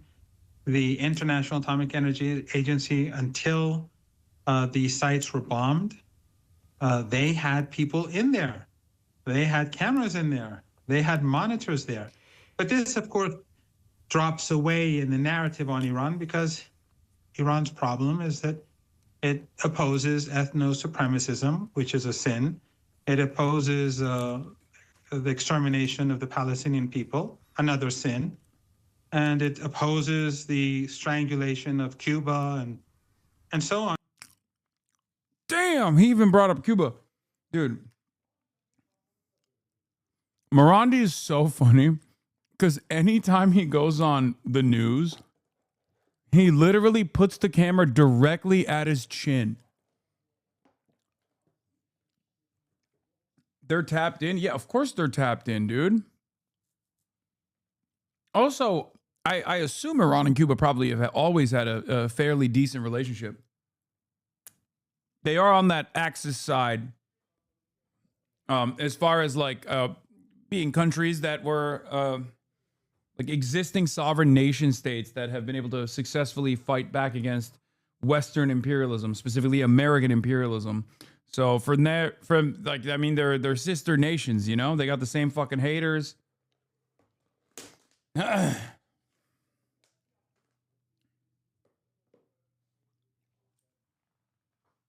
yeah, I don't know why he always is just like eating the camera every time.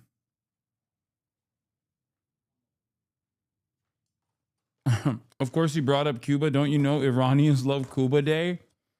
That's a different Cuba.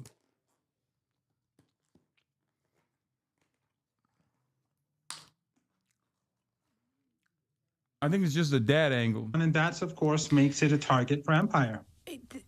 Can I ask you then, given what you've said about Iran's intentions on nuclear, civilian nuclear program only, always has been, can I ask you, will it always be civilian only? Because that's what Donald Trump seems to be saying. That is what Iran's...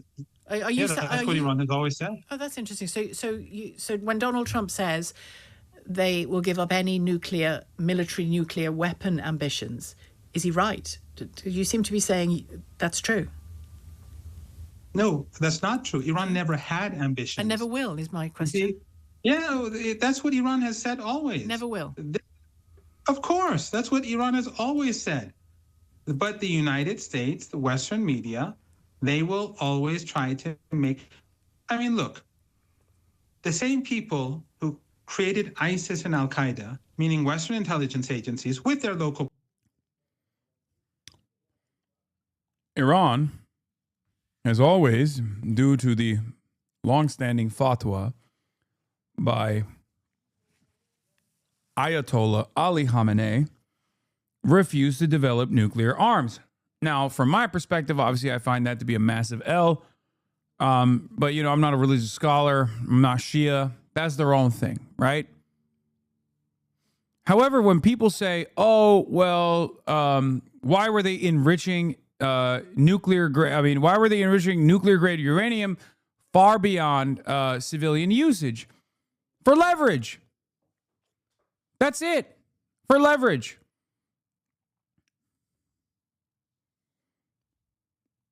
And they stopped doing it when there was sanctions relief on the table. And then they continued not doing it after Donald Trump ripped apart the sanctions. And then they only started doing it again in order to develop leverage again for the, you know, negotiations that would inevitably come. Proxies like Qatar and Saudi Arabia and Erdogan and Abdullah in Jordan. These same people who created these monsters, the U.S. Defense Intelligence Agency has a document where it said our allies were creating it, were creating this monster, and that the Obama regime supported it. And this is what General Flynn, who was the head of the U.S. Defense Intelligence Agency at this time. Yeah, fatwas are useful like that. That's the same reason they're completely okay with gender reassignment surgery and trans people, but somehow are very against homosexuality. Nothing makes sense when it comes to fatwas. Very vibe-based. Yeah.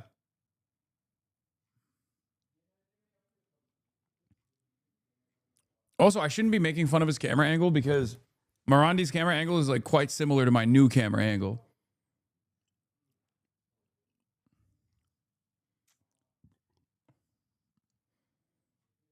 Anyway. At the time said that we were supporting this policy.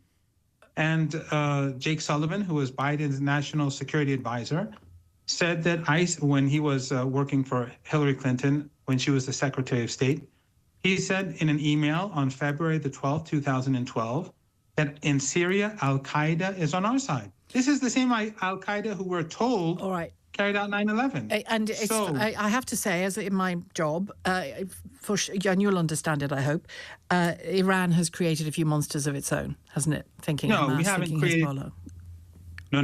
No. That's exactly what I wanted to say. You reject that. These regimes that created these monsters say Iran supports terrorism. Hezbollah is a national resistance organization. It was created in 1982 as a result of the Israeli occupation of Beirut. In 1982, they invaded the country. There was no Hezbollah then. And then in order to resist the occupation, Hezbollah was born. And it kicked out the regime in the year 2000. Yeah, but that there would And be now- there would be many who would kick against that and push against that statement from you there. Well, Now- anyone who... the thing is, Yeah, anyone who I don't particularly want to pursue that area of the conversation because I'm more keen to talk about what potential deal there might be and get you to reflect on the current statements that are being made. Someone in the Iranian regime, it's not always clear who, it says that Donald Trump is talking to himself. America is talking to itself. What does that mean? I don't think anyone said America is talking to itself. They said Trump, because Trump is just making things up. He says, I'm negotiating with someone in Iran.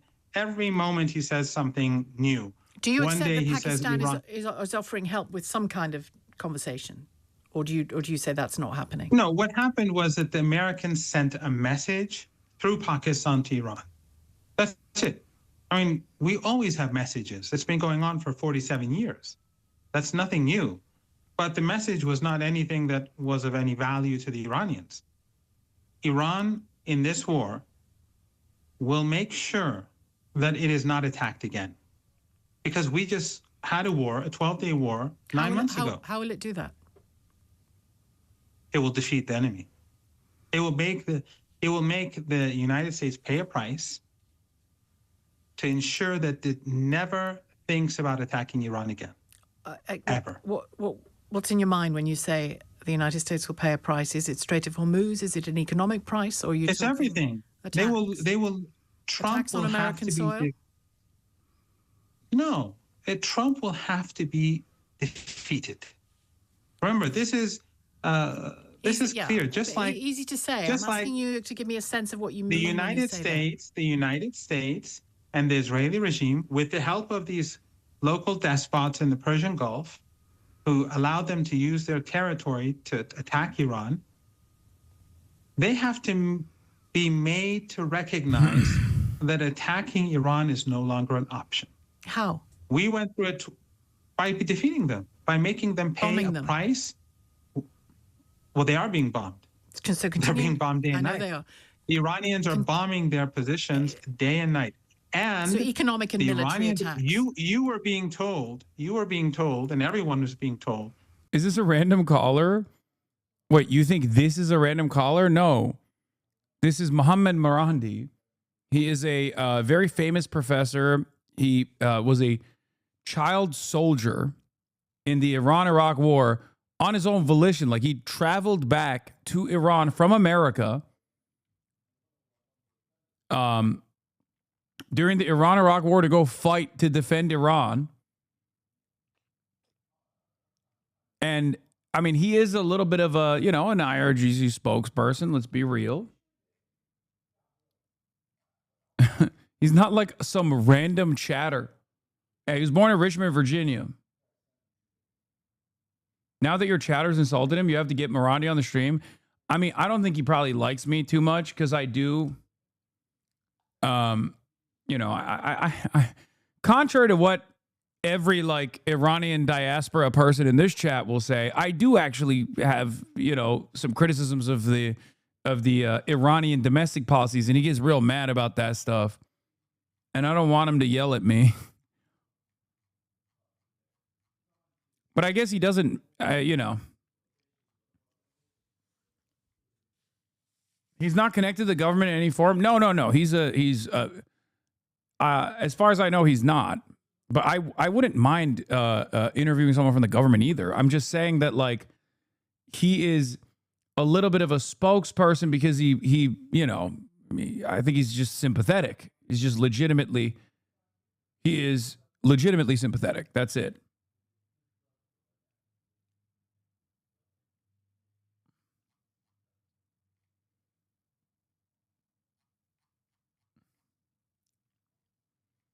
The random caller is the woman he's talking to? No, I don't think the woman is random either. I think that's one of the 754 different LBC hosts that we see with, like, there's always, every time I see this broadcast, there's like a different person on. I don't even know what it is. I don't know what this fucking broadcast is. Wait, you support Iran? I'm unfollowing. That Iran would be defeated in a couple of days. After 3-4 days, they said Iranian missiles and drones are running out. They're running out of missiles and drones. There's nothing of the sort happening. The people in the United States are being lied to. Who is running Iran at the moment? Who leads The leader, it? in accordance with the Constitution, is Ayatollah Sayyid Mujtaba Khamenei. Is he alive? He's the commander. Of course he is. Where is he? He's the commander. He's protected. It's interesting because one of the most protected men on the planet is the President of the United States. Yet I see him every day on television. He goes to play golf. He socializes in America, highly protected, probably nobody more protected. And yet we still haven't seen the new leader, the new supreme leader of Iran. Why? Leaders need to be visible in war, don't they? Maybe it's because your country is attacking, your regime is attacking our country. Our country Your airports in the UK are used to arm B-52s. Maybe that may have something to do with it. I'm just guessing. Well, our government would push back against that and refute. Carpet bomb Tehran. I'm sure you've heard. Maybe your audience has. They carpet bomb Tehran. I'm asking you where the because you're democracies and all that, and you believe in human rights. I understand you want to. You bomb our I get people. it. I get it. You want to say what you want to say, but what do you mean you get it? I mean, he's not even wrong. Like, I don't like what you're saying, so we're just gonna move on.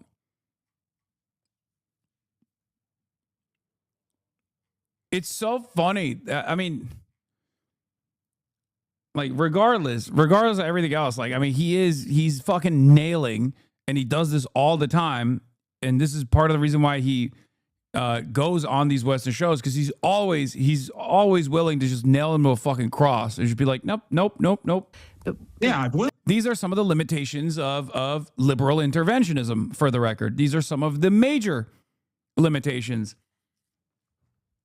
The moral foundation is supposed to be like humanitarian, right?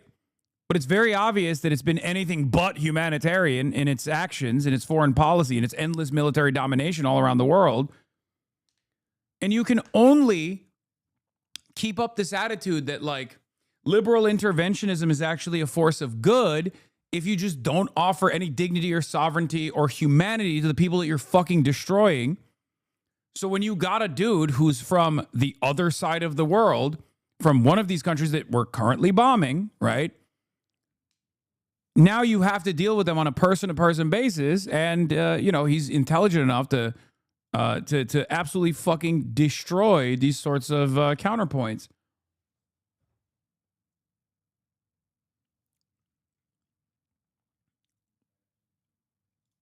Of course you will. That's why I've invited you on. But what I want to get clear is, in my mind, is surely at a time like this, a leader needs to be visible. And if he's not visible, we saw this with the Soviet Union towards its end. Where was the leader? Was that the real leader? It doesn't look like Brezhnev. Doesn't look like so-and-so. What's going on? He can be visible, can't he? And be safe? No. Actually, I think your country is more like the collapsing Soviet Union. All right, but could you answer my... Low-key, not wrong. Again, another fucking correct assessment, right on the fucking dot. Western liberal capitalism is failing, okay, in spectacular fashion, in full display of the rest of the world.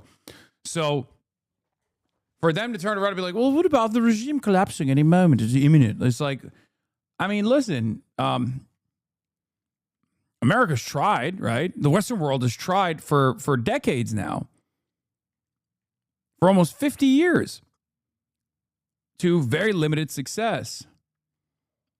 So much so that even the New York Times reporting openly admitted that there was Mossad intervention, Mossad involvement in the last round of protests that took place, the very violent crackdowns that happened.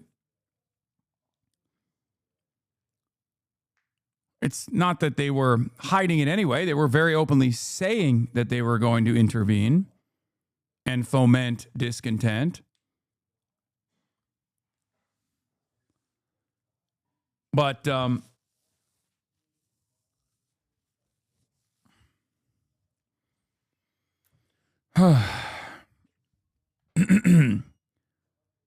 this retaliation from Iran has exposed a major flaw.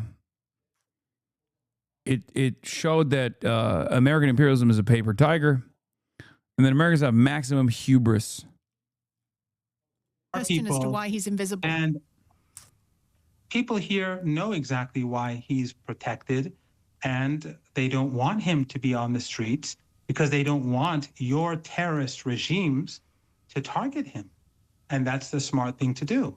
And when we defeat the Epstein regime and the Epstein class, why'd you call and it they're that? forced to back down. Why'd you call it that? Oh, well, of course, because that's the class that controls your societies. That's the class that engages in war after war after war.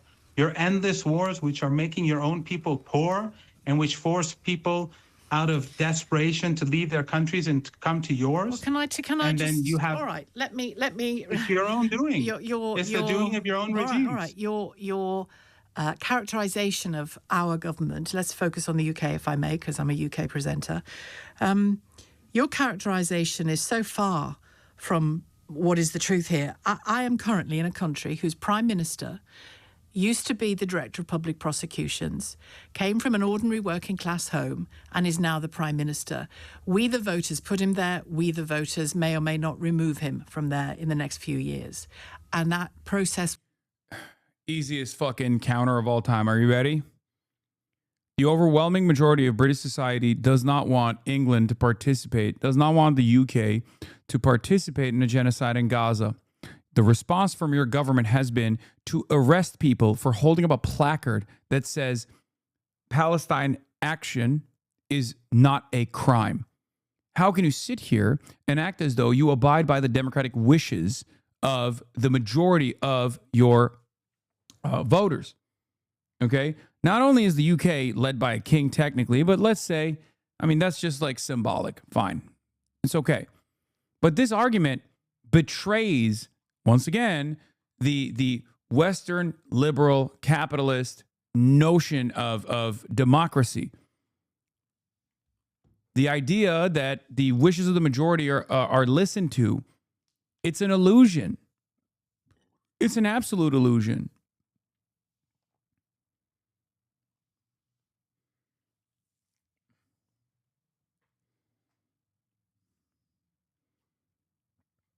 Will be repeated. No, let me finish. No, that's not how it works. Let me finish. Let me finish. Your country Please allow me to finish. allow me to finish. Allow me to finish, if I may, and I will let you come back, of course. Allow me to finish. Well, they certainly don't own this bit of the media that I'm speaking to you on. So can you and I just... What? Did you see people accusing you of being somehow responsible because some people burned a warehouse supplying drones to Ukraine and Czech Republic and one of them was following you? What? No, I have not seen that.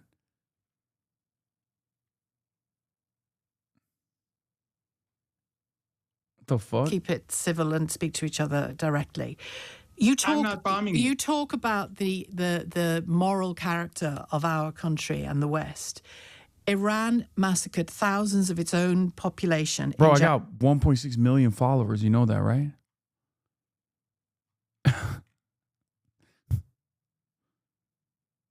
I don't know if you know this, but I got 1.6, 2 million, 3 million followers. Like, I got a lot of them. It has to correspond to my worldview for them to make even a coherent argument that makes sense. Yeah, I got fucking neo-Nazis that follow me. There's a lot of people who hate me that follow me.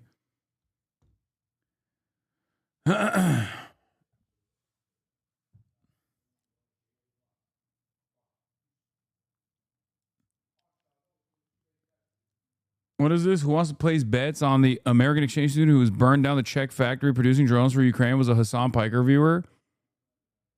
And confirmed? I don't understand. Like, what have I said that would lead? I mean, I know why this fucking dipshit would say that, but what have I said that would like lead people to be like, oh, Hassan is urging his followers to bomb a Czech factory producing drones for Ukraine? Like, how am I?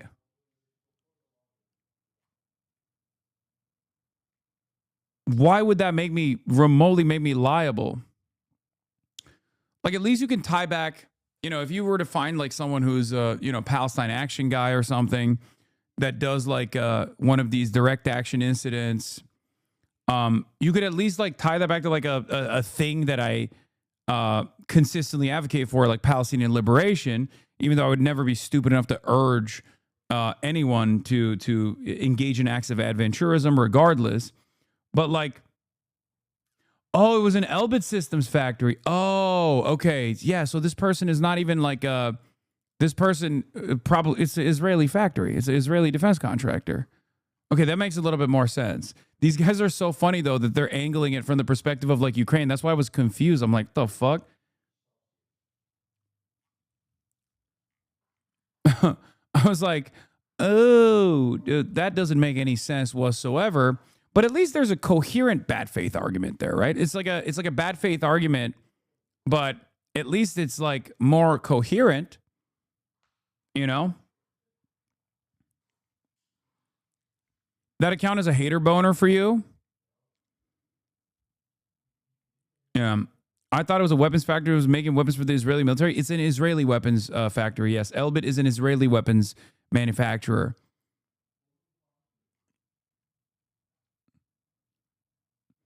It is kind of funny, though, that this is pretty funny that, what do you call it?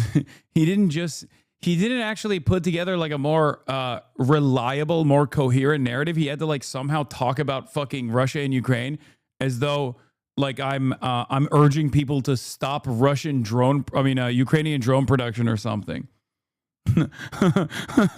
Like, that's so stupid. Yeah, I famously am very, very well known for demanding acts of sabotage against like Ukrainian defenses. January. We don't know the exact figure, but the reports suggest tens of thousands. You laugh, but you know that happened. No, I'm not lying. Because you're lying. No, you're lying. Yes, you're lying. You're not lying. a single protester was killed. No, actually, your government helped kill them because your government is a part of a coalition that brings weapons into our countries, brings weapons into Iran. Go and look at the report by the Israeli regime's own Channel 14 News.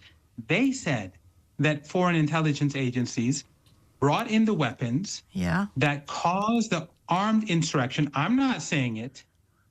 They're saying it. Do you know what you've done? I'm not saying your own Israeli allies are saying it. So Can I say? Don't. In the 3,117 people were killed. They all have their data. Their IDs have all been declared. If you have any extra names to add, give them to me, and we'll see if they exist or not. And then we're not attacking you. We're just letting the United States carry out attacks from our soil and refueling their planes. And allowing their bombers to re-up and rearm off of our air bases as well is an insane take. These people died as a result of an armed insurrection.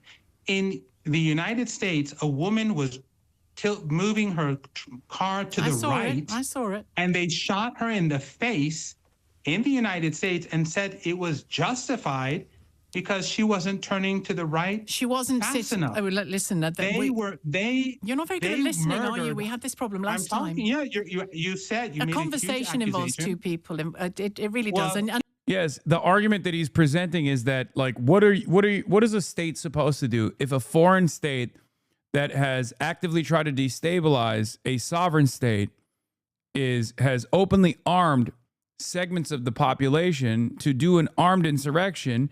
What is the state supposed to do in an effort to stop that from happening? And then the second argument that he's presenting is that America kills its own citizens for far less than that. That's the argument. the reason why she's like chopping it up is because she wants to be like, well, I think that's unacceptable. Like she's trying to say, well, I think that's unacceptable.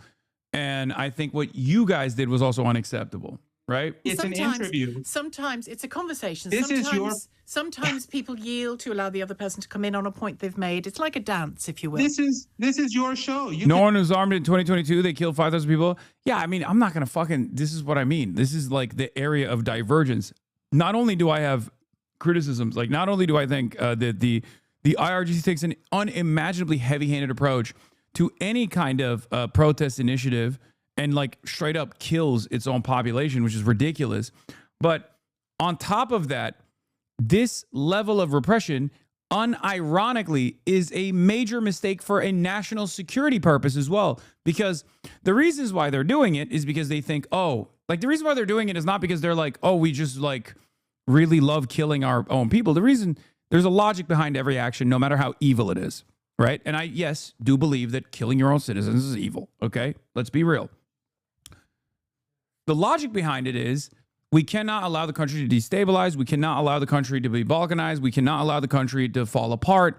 We have to keep the country intact. Okay? That's the obvious state-declared reason. You might not agree with their actions. I certainly do not, but that is their stated reason. So my argument is twofold. Number one, it's heinous, it's immoral, it's unacceptable to do that to begin with. Number two, it's also literally a fucking straight up national security issue as well. Because if America didn't get so horny alongside Israel and bomb Iran, like eventually there is going to be more and more incidents, and you just can't keep killing, 2,000 people, then 5,000 people, then 7,000 people. Like it's not gonna, you're not gonna be able to kill every single person, right? At a certain point, your government will be toppled. Okay? And in the process of killing protesters or throwing them in jail for years and years and years, right? What you end up causing is like massive openings in your national security design. Your national security architecture has holes in it. That's precisely, and I pointed to this before in the 12-Day War.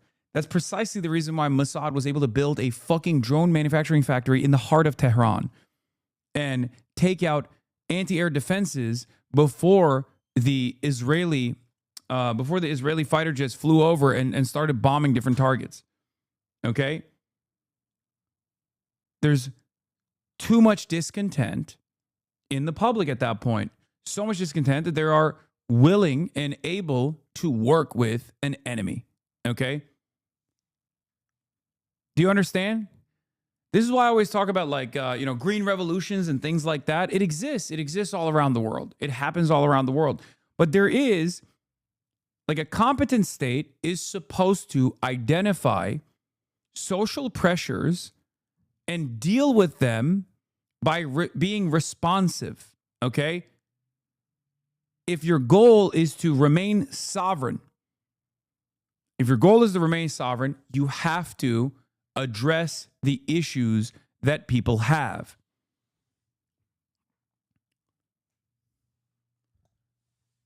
And by that, I mean, not address them by just like fucking brutally cracking down on them.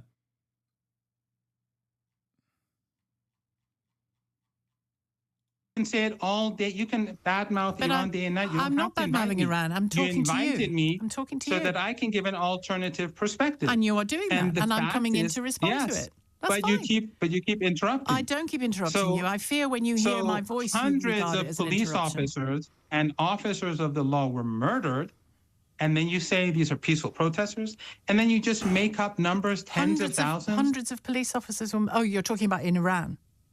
Yes, I thought you were talking about America. Yeah. If 10 police officers were murdered all of the by rioters you say in all your of the country, protesters. would you call them peaceful protesters? You say all of the protesters who were killed in January and February in Iran were armed, and nobody was taken and arrested and raped, and nobody was killed in their hospital bed. No, No one was raped. Total no, that's, invention. That's nonsense. Total invention. Yeah, that's totally. Without a doubt, yeah. Who's inventing it? Because the journalists here are responding to reports from Iranians themselves before you had no internet. Come on. No. If there was no internet, then how did you know that they were raping prisoners? That is the sort of narrative that you produce to justify war. You know, like the incubators in Kuwait when Saddam invaded, and that your media would say, oh, they threw out the babies from the incubators to justify war, just like Gaddafi. I wonder if Morandi is Zay Squirrel. I mean, this is a very famous instance of manufacturing consent for war. But like his attitude, his vibes overall, like the way his intensity, low Kirk reminds me of the way that Squirrel operates.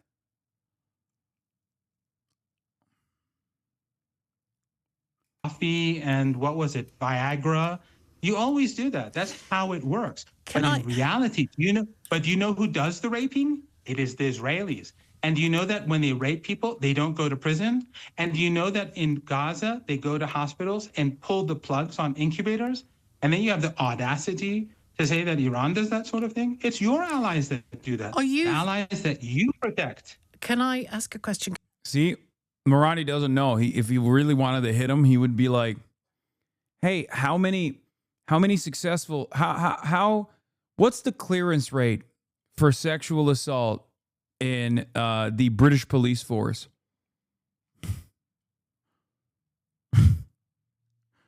You could just say that too. Like you could turn around and not just talk about Israel, but you could like literally hit him on that too, because it's fucking dog shit.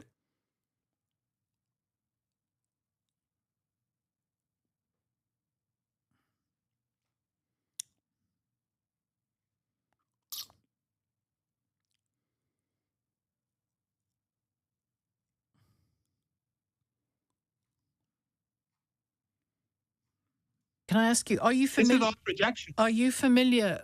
Well, I was going to come to make a similar claim to you, actually. Are you familiar with the term DARVO?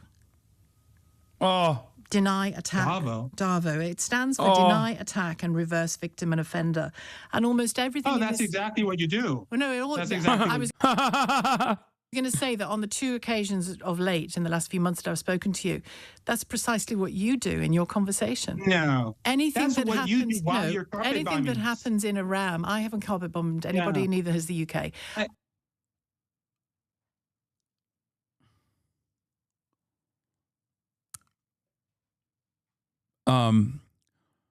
Saying Darvo as anyone that defends Western Empire against anyone that is like defending their country that's currently, you know, a victim of Western imperialism is ridiculous.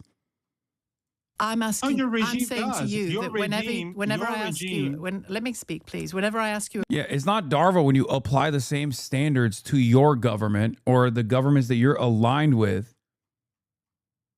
I don't know. No, question. just one moment. Whenever Your I ask you a regime question about what your regime well, has done, protected. you accuse others You of are being part behind of that, bombing. let alone what happens in our own countries.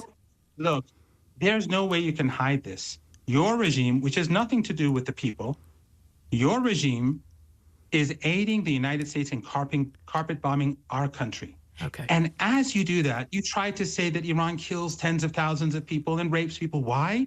Because you want to legitimize the rape of a nation. Well, of you course- want to legitimize aggression. And that makes you complicit in war crimes. Okay. Me personally? Yes. Okay. You're propagandists. Thank you very much, Professor Mohammed Marandi, professor at the University of Tehran. A cortege of ambulances winds its way through the war zone that is South Lebanon. You're right. Having well-spoken Iranians on the media dampens U.S. propaganda.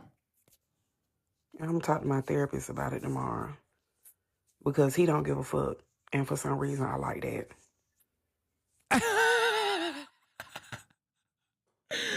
No, that's so funny. Look. I think the fact that they are the fact that they're like totally capable of communicating with Americans in a way that in a language that Americans understand, the way they conduct themselves, that you know goes against all of the dehumanizing Orientalist frameworks that Americans have been socially conditioned to believing. I think all of that plays a major role, right? Because if you have grown up your whole life thinking, like, oh, these guys are animals, they're barbarians, they're rapists, they're decapitators, they're throwing gays off roofs, all this shit. And then all of a sudden, in comparison to your leadership, Donald Trump, Pete Hegseth, Marco Rubio, and the like, you got a motherfucker with like 8 degrees speaking English better than your leadership. You're gonna feel some type of way. You're gonna be like, wait a minute, what the fuck have I been lied to? Apparently, emotionally unavailable is my type, but not for long. You know what I'm saying? But he really don't give a fuck. He was like, the straight arm move's not closed, bitch. It's open to anybody who got some fucking sense. Try you trying to threaten. Why don't you try some fucking respect? Talk your shit. Talk your shit. I like that, honey. Trump is gonna have to die for Iran to get their demands that I was telling y'all about earlier. His bravado, his ego will let all of us perish without instead of acquiescing. I like this man. And I'm talking to my therapist about it. New Drewski skit about Erica Kirk. Oh, shit.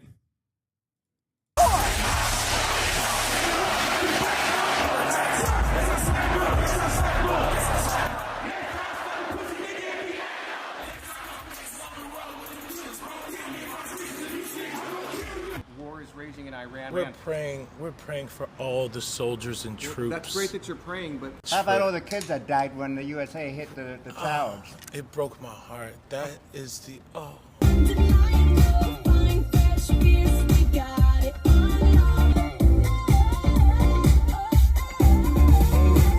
In what ways have you grown closer to Jesus? I serve a righteous God. And that is why we say our prayers. We are all his children. But when I say children, I mean like the holy, blessed Trinity, which is why I hold the Bible.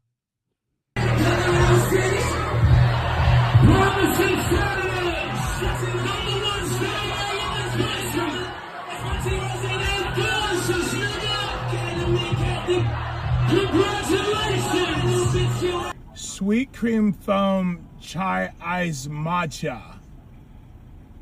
And Bella will have. As I put in the same amount of glazing, these animals are showing their brutality as well. I swear at this point, at least get the big bag from IRGC while you giving them free clout. Oh, wait, they're getting attacked. I knew it.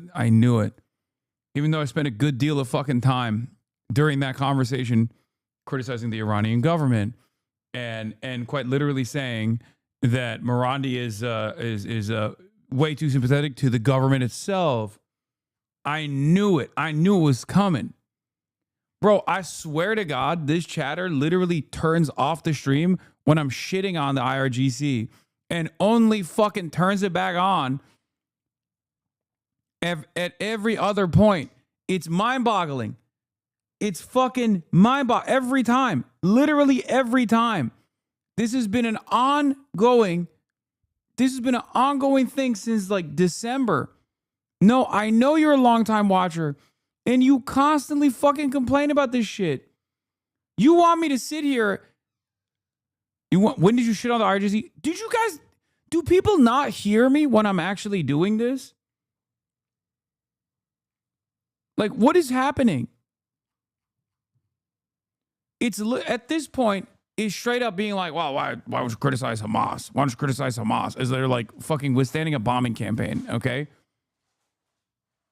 But just rewind. If you subscribe to the Piker Broadcasting Service, you've done it for 10 months.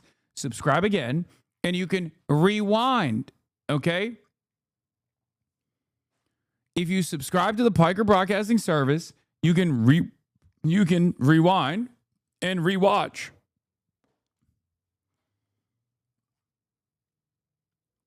Okay, you can go through the segment again.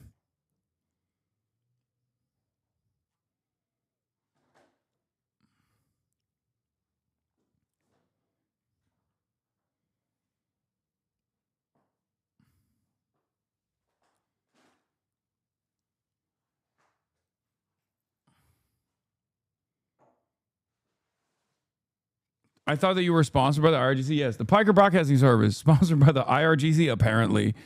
Jesus Christ.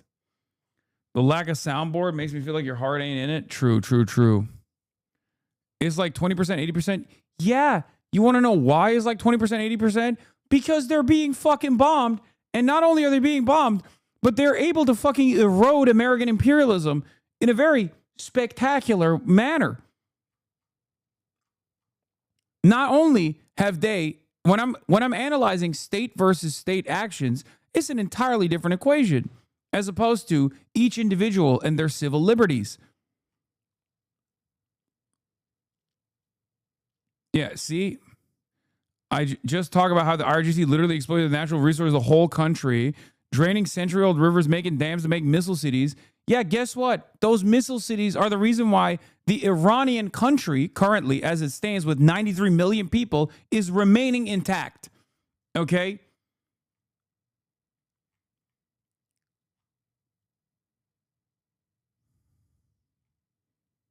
I don't know why leftists are all on one speed.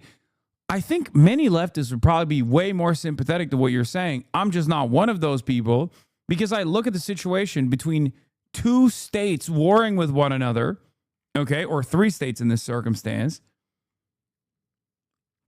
where Western imperialism as a force has been a force of far greater evil than Iran ever could be. It's just the truth, right? Just the global war on terror alone takes the cake.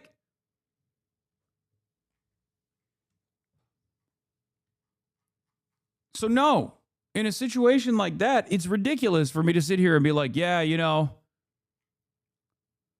let me give some reasons as to why it's totally appropriate to fucking bomb Iran. Let me give some justifications, you know?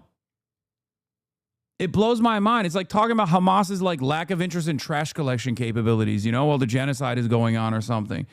Or whenever people are like, well, Hamas did field executions after Israel withdrew. It's like, yeah, they did. You want to know why they couldn't go through the normal court process? Well, one, because Israel bombed the prisons, freed the ISIS affiliates, and have been using them as a popular mobilization force on the ground. And two, they bombed the fucking courts and killed all the judges. You know? At a certain point, I expect you to, you know, let up on this whole, like, why don't you talk about October 7 ass narrative?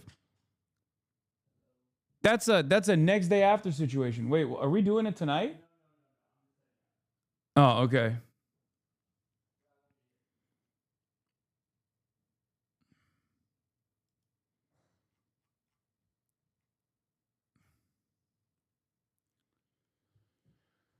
We'll have that conversation.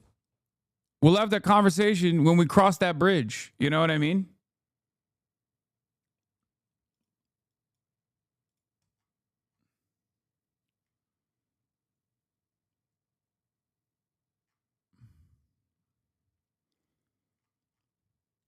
And it's also ridiculous because, like, I did unironically criticize, in spite of my policy not to, like, fucking offer any credibility to the argument that, like, Iran needs to be destabilized, because I know that's a far greater evil for the Iranian population, far worse overall. And I've made my position be very clear, regardless of my criticisms of the IRGC, regardless of my opinion of the Iranian government.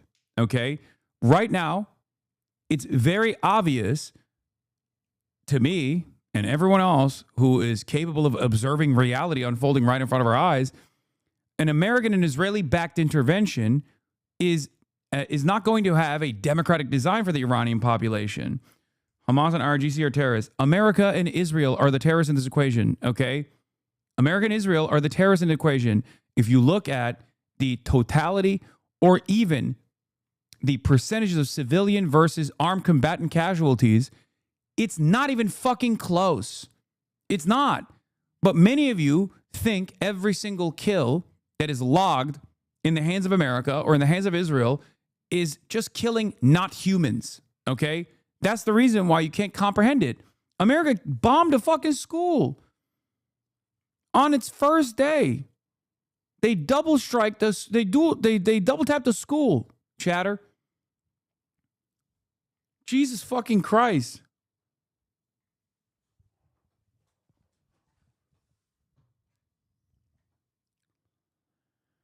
Why can't we talk about Iran government brutality without having 15 different disclaimers that foreign intervention is also bad, that we can't say yes? Because I've already explained it to you. And we've had this conversation. We've had this back and forth for the last 26 days. We've had this conversation, maybe less than in the buildup to the last 26 days.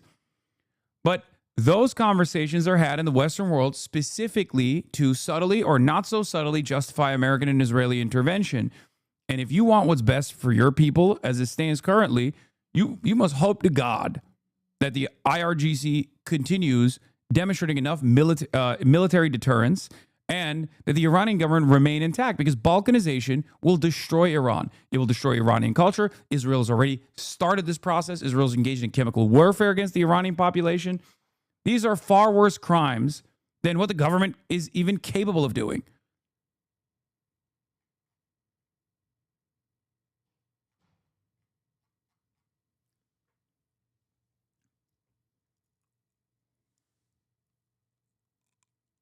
Have you ever considered that I just want to feel like my taxes are going to something good? No, fair.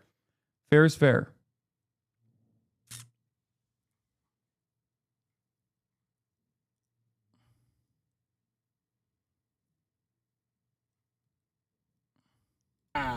All organic pop cup. Organic? Yes, everything organic. Oh, say does that star-spangled banner yet wave o'er the land of the free? 4, 3, 7. Oh, Hannah, you good? 4, 3, 2. Hold your chest lifted. We're gonna lift. We have to protect all men in America, especially all white men in America. Those are the boys that we care about in this country. America is built on their backs. Yes, because they are the ones who mattered most.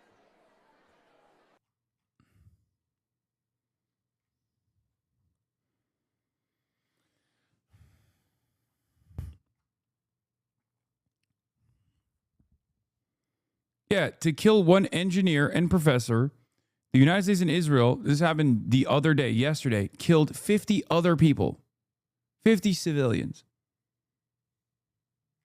And this happens all the fucking time. This is just how Israel behaves. This is how Israel operates. It is a far, far greater evil than Iran ever could be, okay? It's just the truth.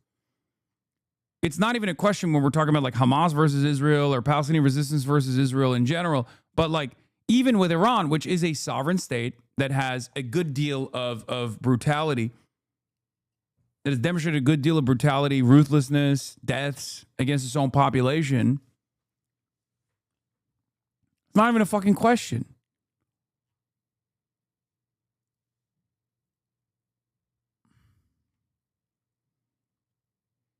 Yeah, also, this isn't Drewski. This is a grieving widow. It's kind of crazy that you guys don't see If I was living that. in a different country and I hugged my daughter goodbye in the morning to send her off to school, and I found out later that day that that school had been hit by a bomb sent by the United States, and then I had to sit and watch videos like this. And you know what? I care even less about the 62 children who got killed in the bombing. I don't give a shit about that. It's over 100. I don't care if it's 2. And videos like this.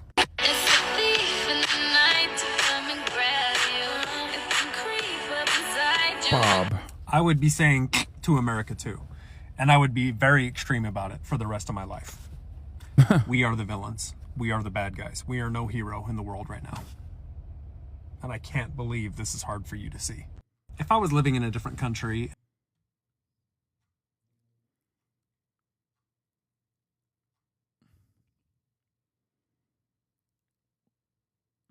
Your theory about them not invading Karg is being echoed on OSINT Twitter.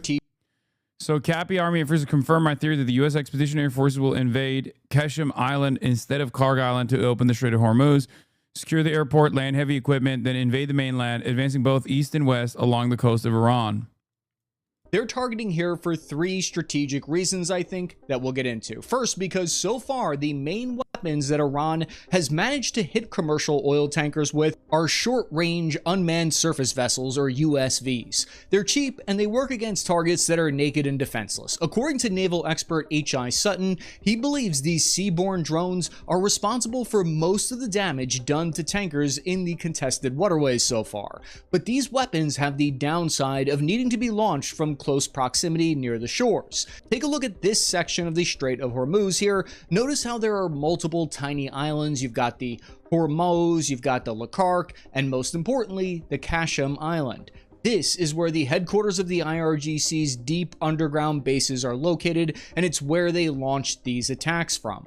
Why do they need to hit from close range? Because oil tankers move at about 18 miles per hour or 30 kilometers per hour, which sounds very slow, but it's fast enough that they're difficult to target from long range. The reason for this is Iran lacks GPS guidance, and they lack the type of sophisticated seekers for hitting moving tankers. There is a misconception that Iran is blocking the strait when it's more accurate that they're simply making it too dangerous to use for ships aligned with the United States. If only 3% of Iran's munitions hit ships, that's still too high of a risk for commercial shipping to accept. These munitions are depending on old school radio waves, basically. It's a cheap, dirty, effective method, but it forces the IRGC to get into a close range fight. Strategically, what that means on the bigger picture is that the US military doesn't need to clear the entire country of Iran to reopen the Strait of Hormuz. The US needs to clear a threat of about 300 miles or 500. Oh, shit. Bro, I didn't realize. I didn't realize it's that simple, dude. That's crazy. Yeah, also, where are they staging? Fucking Djibouti? Like, where are they staging? So they have to fly over. They have to fly over Yemeni territory? Are they going to, like, where are they going to deploy the troops from? Are they going to come in from, are they going to come in for the water? How are they holding the position? I just don't understand.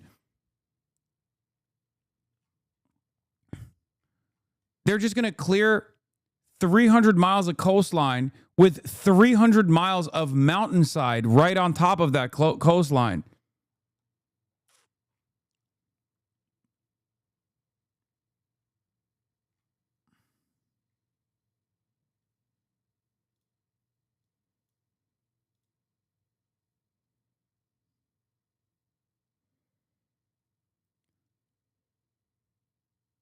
Mathematically, at the current rate of progress, it would take Russia approximately 568 years to conquer this much area in Ukraine.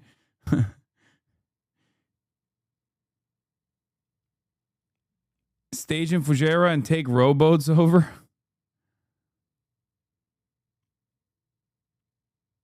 Bro, Iran's Air Force and Naval Force are gone. We can station underwater and in the Sky City.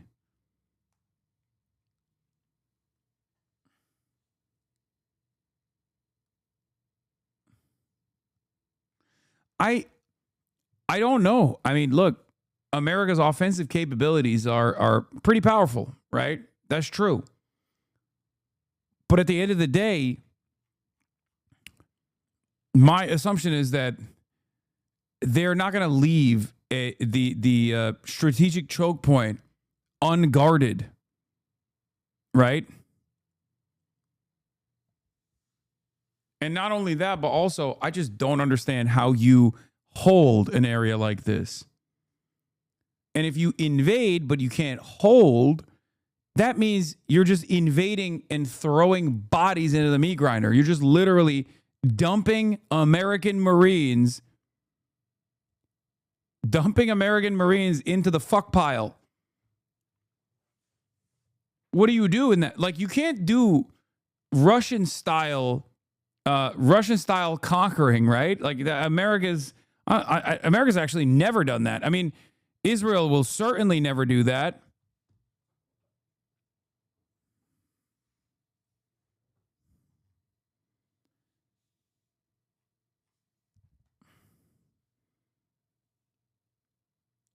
I don't even think America has enough manpower to do that.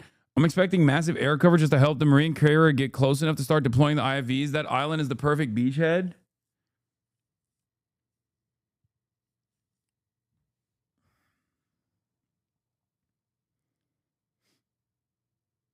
Smaller battalions of ground troops can stage with little garrisons. NATO will be emboldened and rally to flank Iran from the east by sending 1,000 Afghan soldiers. Checkmate the IRGC. Ryan Ruth? Did you get out? Ryan, is that you? Do you mean to tell me there's 1,000 NATO trained Afghan forces waiting to go? Ryan?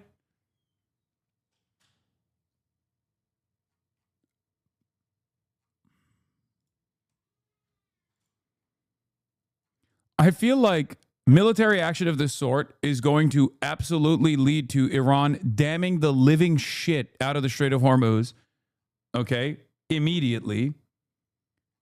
And then completely not only dam the Strait of Hormuz, dam other parts of the Gulf as well, rendering commercial traffic unusable, or damming, I keep saying damming, sorry, mining. Yeah, damn it. They're going to dam it like beavers. I apologize. This is going to cause Iran to mine the shit out of the Strait of Hormuz. Okay? But they're not going to stop at mining the Strait of Hormuz. They're most likely going to mine other parts of the Gulf as well. They got tactical beavers. and then they're going to make it impossible for there to be any fucking commercial traffic in the Gulf at all. And then also on top of that, they're just going to dump fuckloads of missiles on whoever tries to touch soil on Qeshm, on the island. All of this, of course, once again, leads to the question, how do you hold it? Or rather, like, how do you create a direct supply line to this potential forward operating base that you set up? Kilometers of coastline and roughly 35 miles inland to control the Strait of Hormuz. And this is because if you look at the topographical map of Iran, a steep mountain range begins once you go a little bit inland from the strait. This geography makes it difficult to launch line of sight attacks from here. Question is, why doesn't Iran just sit back and launch long range attack drones at the strait from 500 kilometers away? For example, Iran's Shahed attack drone has a range of over 1,000 kilometers, 620 miles, but they would have a very difficult time targeting commercial ships with these that are on the move. And this is because Shahed drones are mostly only effective against a fixed point. Shaheds are programmed to hit a static location like a building in Bahrain that's not going to get up and move anywhere. Most Shahed attack drones cannot guide themselves onto a moving target. What that means from a tactical perspective is that it narrows down the amount of possible locations where the IRGC can launch attacks against the strait to this kill box. Haven't they actually hit ships with Shahed drones before? Am I crazy?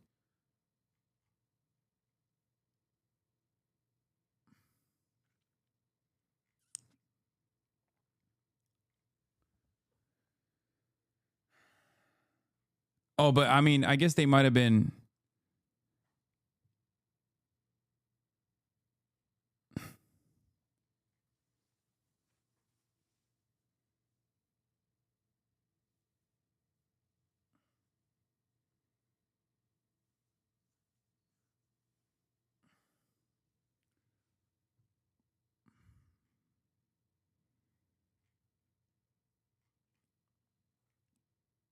It's coming.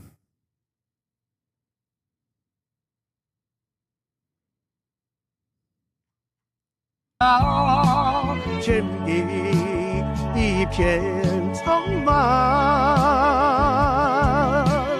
一剑寒梅傲立雪中，只为一人飘香。爱我属我，无怨无悔。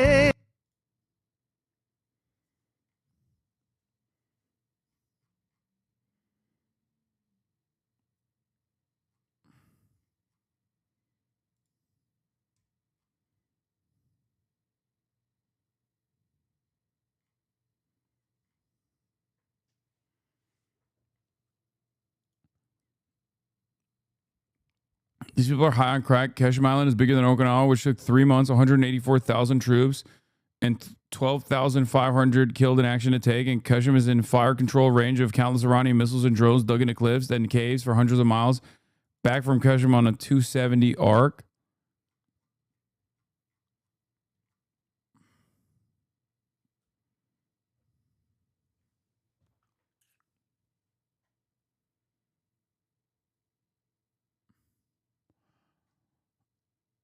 I just don't foresee this being a successful military operation at all. Maybe America will surprise me, but America has surprised me thus far, but not in the way that favors America. You know?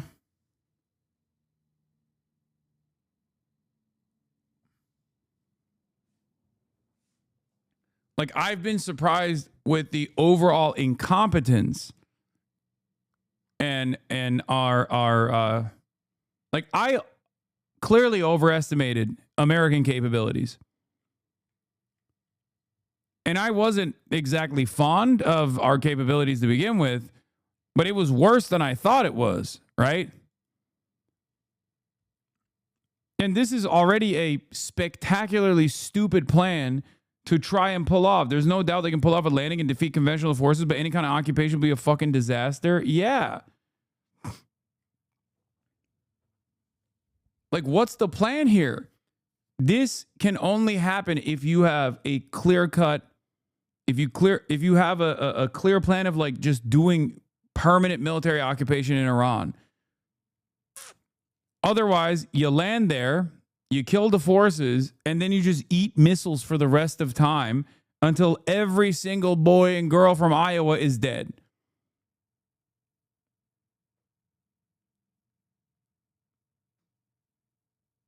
Like, what are the troops going to do? What are the troops going to do? They land, they kill the forces on the ground, they take control over the island. Okay. Before they land, Iran has already started mining the strait, right? Because they're already moving these troops in this position, right? They mine the strait. They mine the rest of the Gulf, different parts of the Gulf as well. So now that's over.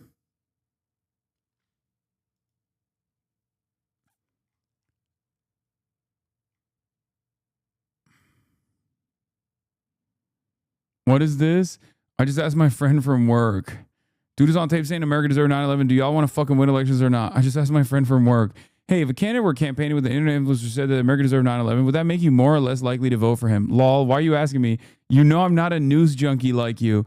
That's why I'm asking. Okay, more, I guess. Jeff says more too. He sounds cool. Absolute victory. It's funny because this already happened, right? This already happened with Zoran Mamdani. And it didn't fucking work. Why are they packing this back up? I'm going to post that. Does anyone have that meme handy, readily available?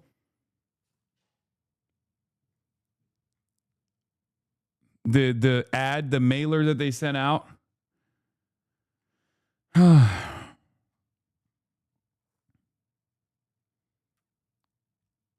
They have one button. It's just a stupid button.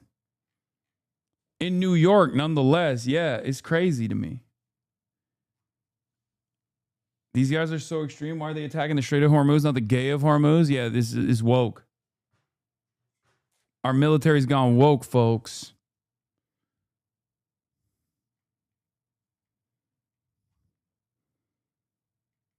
There was a mailer that was put out.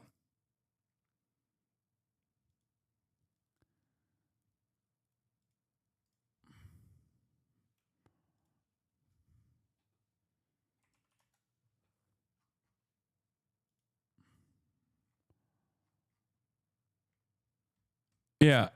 Look, if Hassan is such a liability, he'll drag down Abdul al-Sayed's campaign and he'll lose. So I don't know what centrists are having a meltdown about. Isn't this like their ideal scenario? Yeah, that's so weird.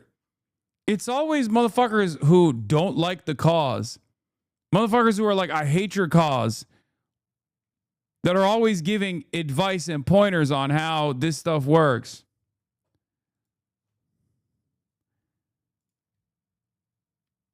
Israel wants peace, actually? Yeah, sure.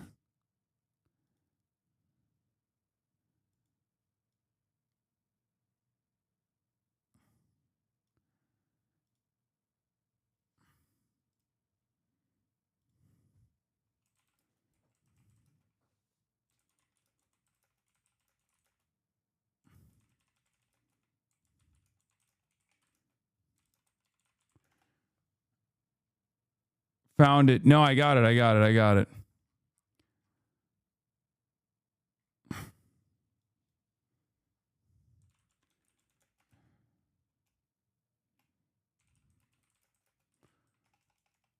Last time a right-wing Democrat tried this attack, New York got its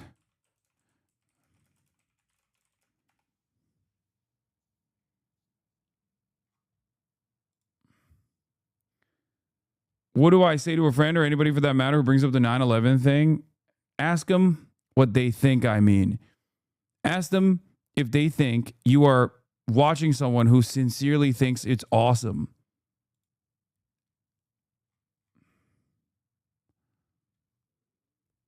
What is this? Hassan Piker 911.com. Why did Andrew Cuomo tell me to Google Hassan Piker 911? Quick answer. It's a political attack ad. Cuomo is using a decontextualized comment from 2019 to smear his opponent by association. Let's break down what actually happened. What he said in his apology. Why would someone say America deserved 9/11 in the first place? No one deserved 9/11. But to understand why someone makes such a comment in frustration, we need to examine the decades of U.S. foreign policy that created conditions for the attack. The comment came while Hassan was reacting to Representative Dan Crenshaw on Joe Rogan's podcast, where Crenshaw reduced 9/11 attacks to simple Islamic fundamentalism and emotional reasoning. What led to 9/11? The historical context. What is this website?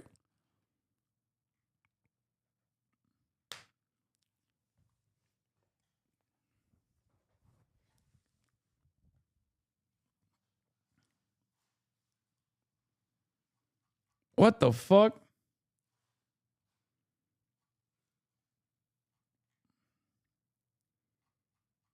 Hey, yo.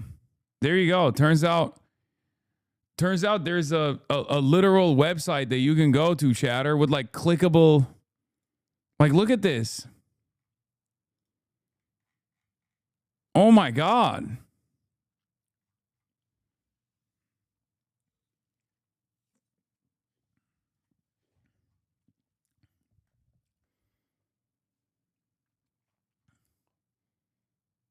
They made it during the Mamdani elections to change what Hassan Abi 9/11 brings up on Google. Oh my God. This is not AI slop. This is not parked for ads. This was made by Chatter back when Cuomo was running the ad. For the chatters who don't know what they're talking about. Yeah, this is fucking sick. Thank you for whoever made this. Pretty sure we've looked at this on stream before. No, I had no idea that this existed. You saw this on stream before, I swear. It was posted on the sub when Cuomo did his attack ad. Did we look at this? I don't think I remember seeing this at all. Did I just like erase this from my memory?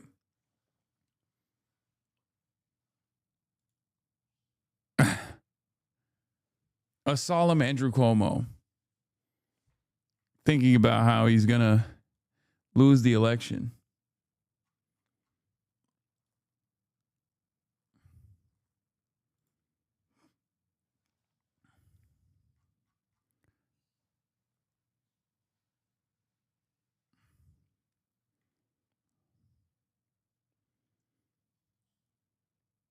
Dude, everyone's turning on you. What the fuck? Sam Parker's a terrorist sympathizer. He's a fake socialist who uses electricity to shock his dog while in hospital. Those in Cuba have no power. As a true progressive, I do not support him. Venmo at Casey Tron.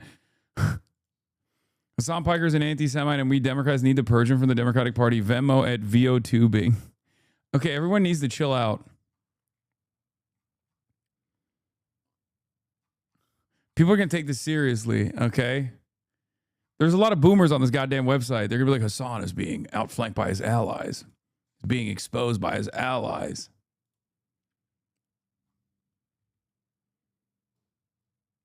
Unbelievable.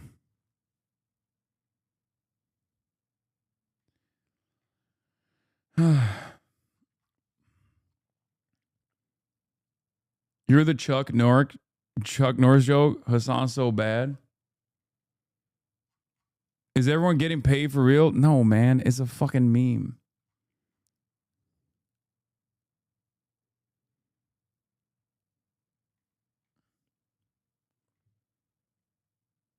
Hassan stole my car and murdered my dog and punched a Girl Scout in front of me. Do not platform this man.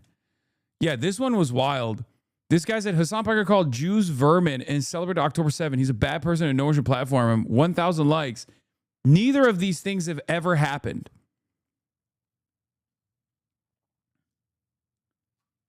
Like that. I mean, I guess like at a certain point, people are just going to give up on like trying to massage the narrative.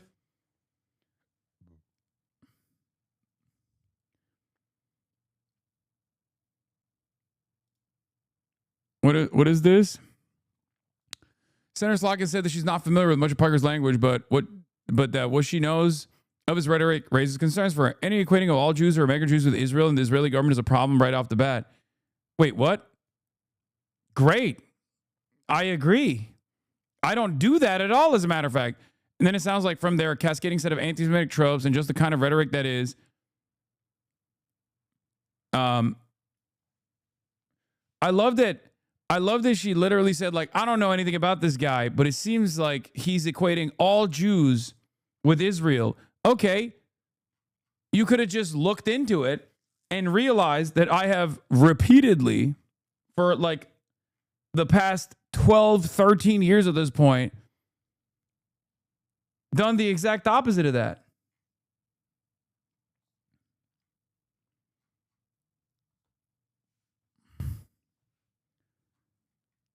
She thinks you are AIPAC.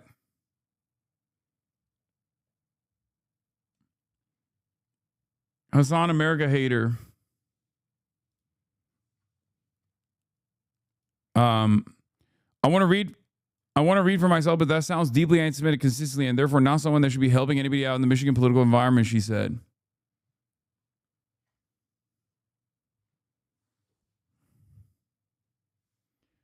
Bro, you're going to be brought into a House subcommittee McCarthy trial style? Oh, yeah, for sure. They got the guns on me. They got the guns trained.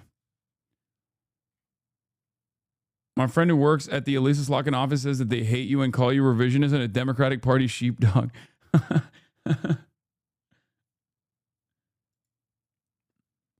It's deeply troubling to learn of proposed events that you mentioned, MSU featuring Hassan Piker on April 7th. Even more concerning are reports that public officials intend to appear alongside him, an action that risks legitimizing harmful rhetoric. Yeah, harmful rhetoric like Israel's a Nazi country. Such harmful rhetoric.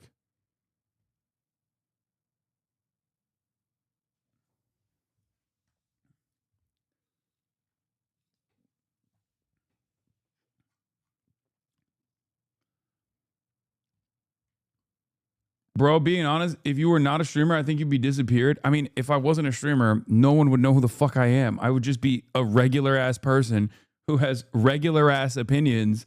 There are millions of people who also recognize the truth about what Israel does, recognize the truth about Zionism, and, you know, they're not getting fucking disappeared. And the reason why they're not getting disappeared is because they're not streamers.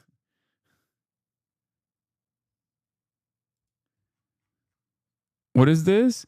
AIPAC is one of the groups Which group would you think is behind your litmus test to disavow Hassan Piker, buddy? No group. I do that one for free. He's an ignorant asshole. Never implied you were paid for. Are there other things you are paid to say? Slotkin probably still pissed at Breaking Points for conducting an actual interview with her than the glowing praise sessions he's used to having. Unk in the trenches defending you. Hassan is not an anti-Semite. You made that up to protect your beloved Israel, which has bribed you with over $6.6 million in campaign contributions. You work for them and not your voters. You should be deeply ashamed of yourself, and your hatred towards Muslims is disqualifying. That's right, dude. That's right. Jank, I listen to you often as a conservative. I find you insightful and genuine most of the time, but Piker is anti-American and bigoted. Piker is anti-American. He demonstrates the worst bigotry of all. Anti-American bigotry.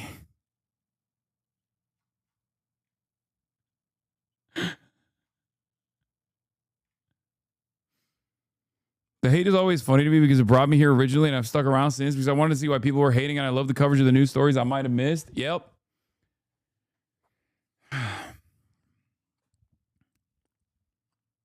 It's kind of, dude, I don't know. I don't know what it is. I don't know what it is that like I just bring about something so fucking primal in these people.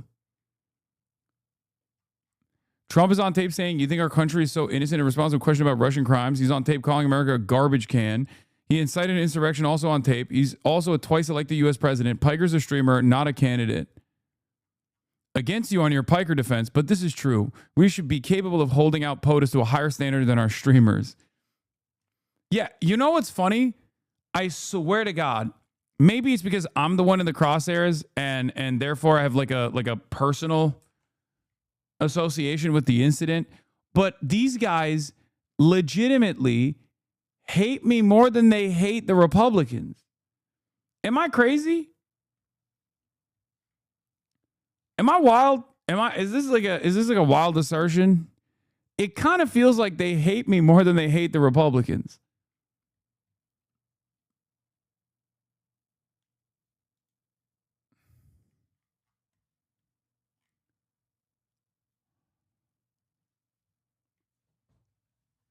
It's because you're effective and you're a good person, a Muslim. They're using. Yeah. Also, I do shit with plenty of other candidates, and they never go this hard. They never go this hard unless it's a Muslim. I have noticed. They only go this hard. This is absolutely something that I have seen. That they did this with Zoran, and now they're doing it with Abdul El Sayed. They don't do this with any other candidate. I've done interviews. I've appeared side by side with numerous other candidates that are running for office. And the only time they fucking go this hard is if they can like stitch up a Muslimic style candidate. It's very weird.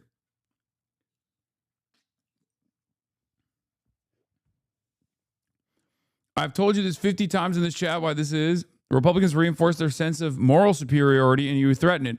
You threaten their identity as morally superior. You're fucking up their grift. That, my boy, is the reason.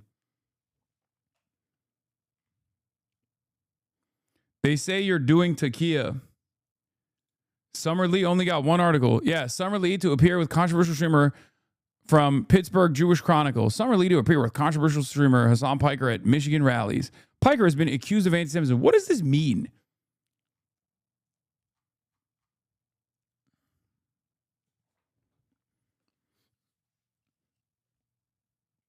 Yeah, they don't do this with AOC. They don't do this with Bernard Sanders. They don't do this for Ro Khanna.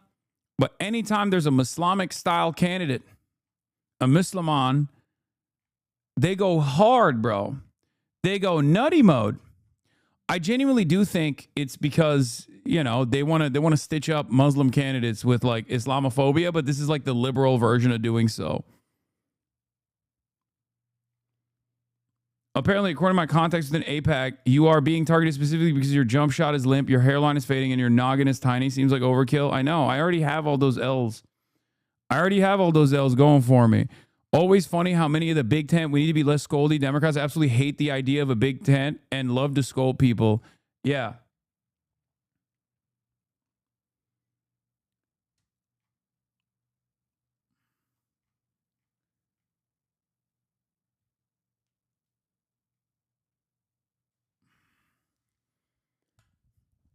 it's like, it's a little bit overkill, right? Because I feel like normal people are going to see this stuff and be like, all right, dude, he can't be that fucking bad. I don't really know this guy that much, but goddamn.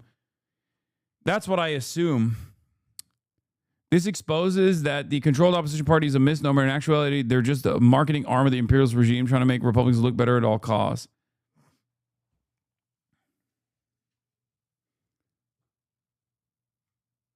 I think part of it with Summer is they don't want to elevate her. She's not that known. Yeah, she's awesome. The more they get to know her, the more they will love her. So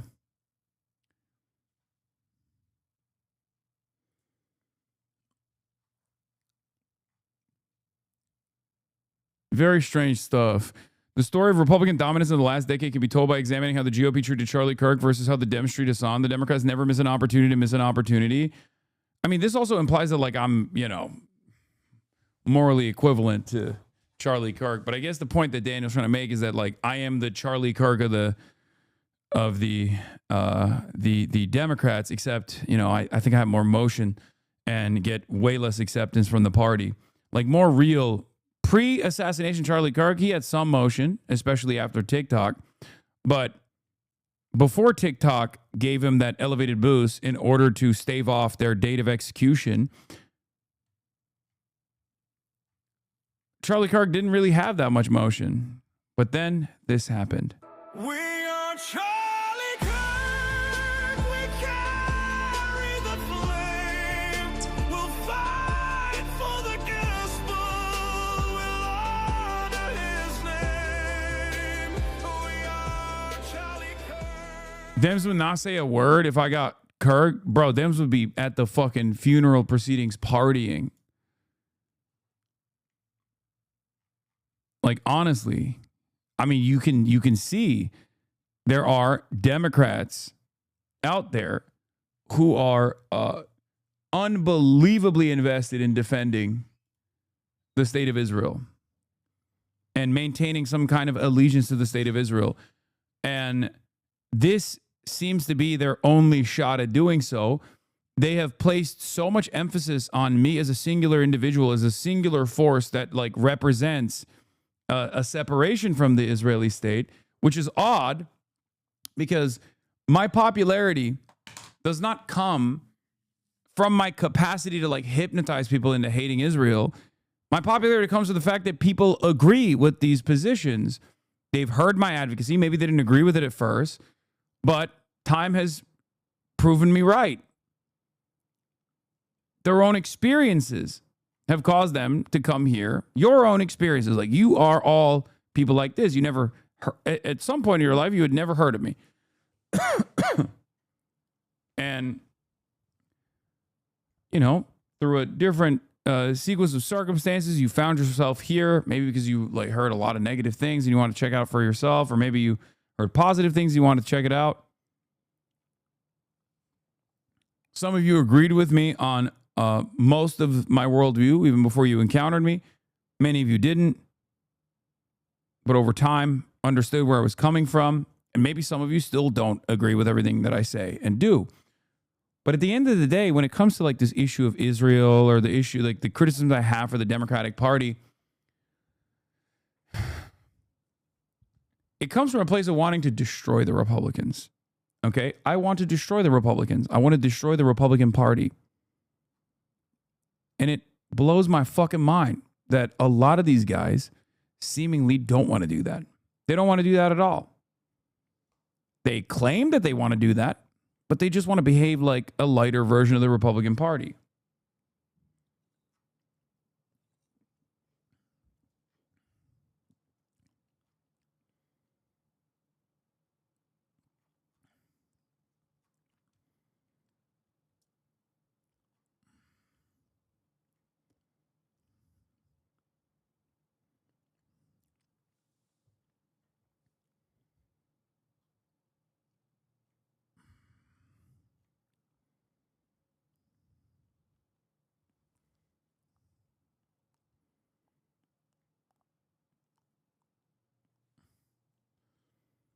It is very odd, though, that their angle of attack has been to lean into perhaps the currently most unpopular narrative they can, which is defending Israel. Like they're willing to step on that landmine. And I find that very strange. Like they are personally willing to go out the bat to say, this guy's an anti-Semite because he's critical of Israel.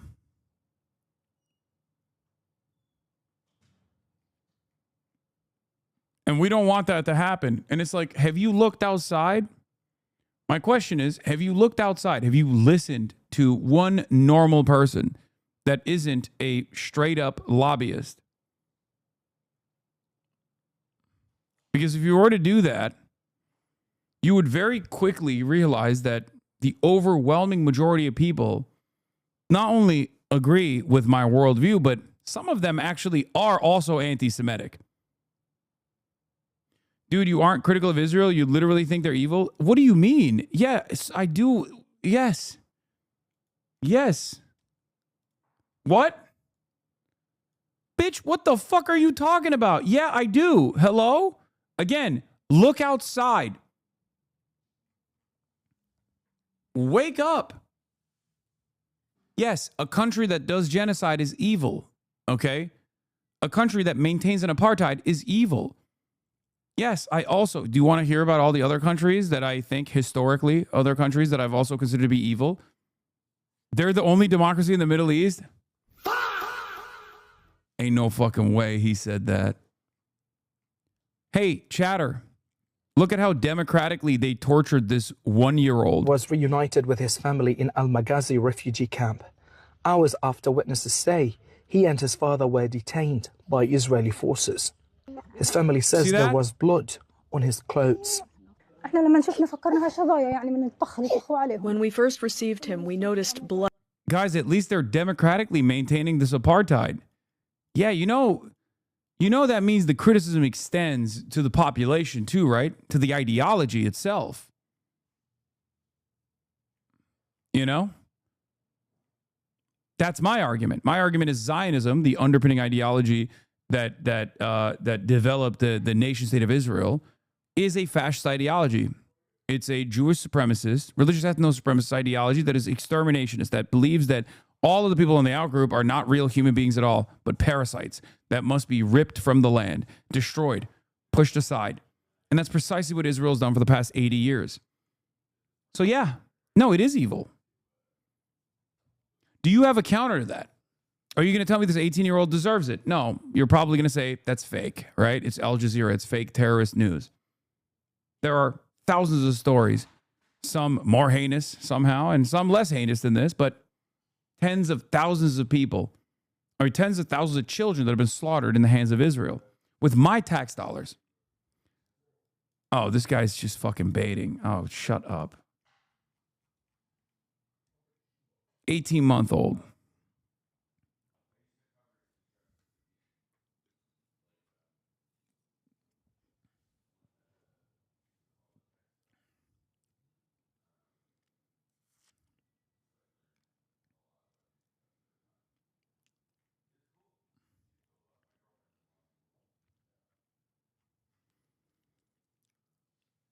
What do the comments say under your post? I mean, it's all fucking bots. Who reads the comments on Twitter, dude? How do you counter the argument that there's no other place for Jews to go? Bro, what are we talking about? We're American. There was a point in time when there were more Jews here than in Israel. What the fuck? What? Hello? You know I live in the United States of America. I live in Los Angeles, okay? This argument is exceptionally stupid.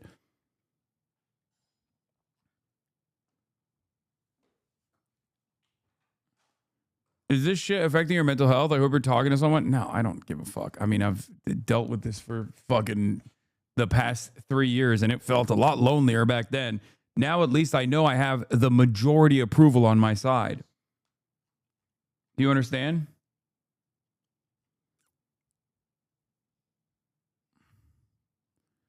There's a place in Russia, but no one likes talking about it. Yeah, that's right. There's a Jewish oblast in Russia. What is it called? Birobidzhan? Yeah. That's a place for Jews to go to if they want to. Azerbaijan. It's a province in the east of Soviet Union. It was like a total failure. Yeah, well, Like a really big disaster. Azerbaijan. No, because it was like Noah says it's a disaster.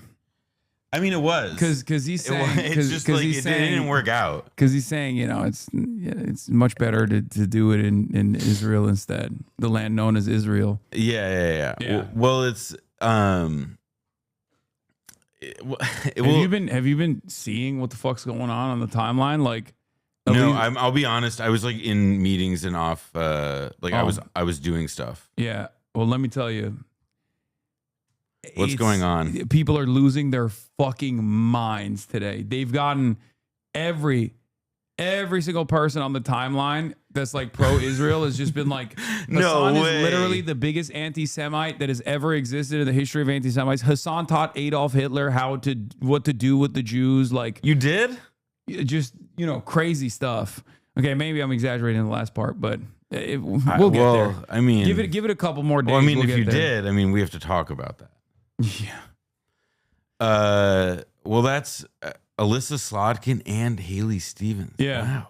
APAC Media Proxy J Insider is ringing alarm bells over Abdul El Sayed pulling ahead of their favorite candidate, Haley Stevens, in recent polling in the U.S. Senate seat. Bonus asinine paragraph link quote from ex-Mossad Alyssa Slotkin. Okay, all right. Okay. No, that's a separate branch. It's the CIA. Yeah. It's a classic mistake that people make. Yeah, you want to hear what she said? It's really funny.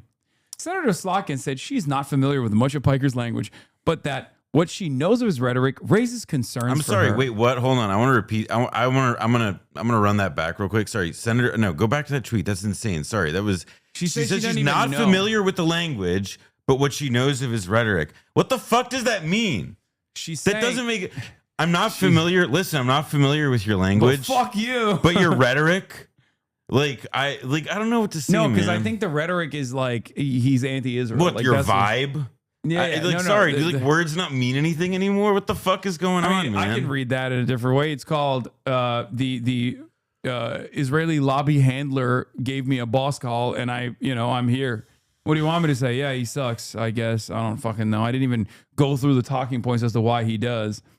But she follows that by saying, any equating of all Jews or American Jews with Israel and the Israeli government is a problem right off the bat. As though I do this. That's what your side does. Yeah, and then it sounds That's what your side does. Yeah, they thought it was Jake Tapper.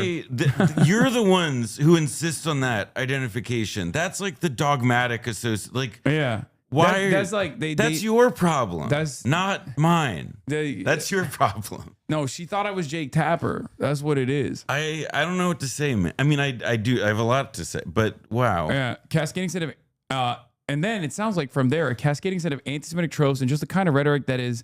I want to read for myself. She reiterates she does not know who I am, which is really funny. I want to read for myself, but sounds deeply anti-Semitic. So listen, bro. No, I don't know who you are. Well, but fuck you. Wow. And therefore, not someone that should be helping anybody out in the Michigan political environment. She said. Oh my God. How does the CIA not know who you are? Yeah, I mean No, it's because she took out the CIA chip and put the centrism chip in her brain. So she's attacking me centristly, where she's like still leaving room where she's like, everyone's got takes.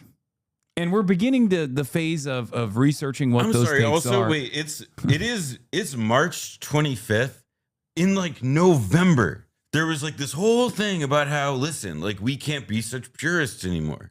We need to reach young men. We need influencers. Look who texted me.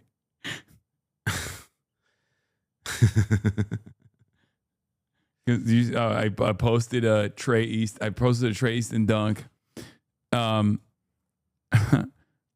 said, last time a right-wing Democrat tried this attack, New York got its best mayor in a long time.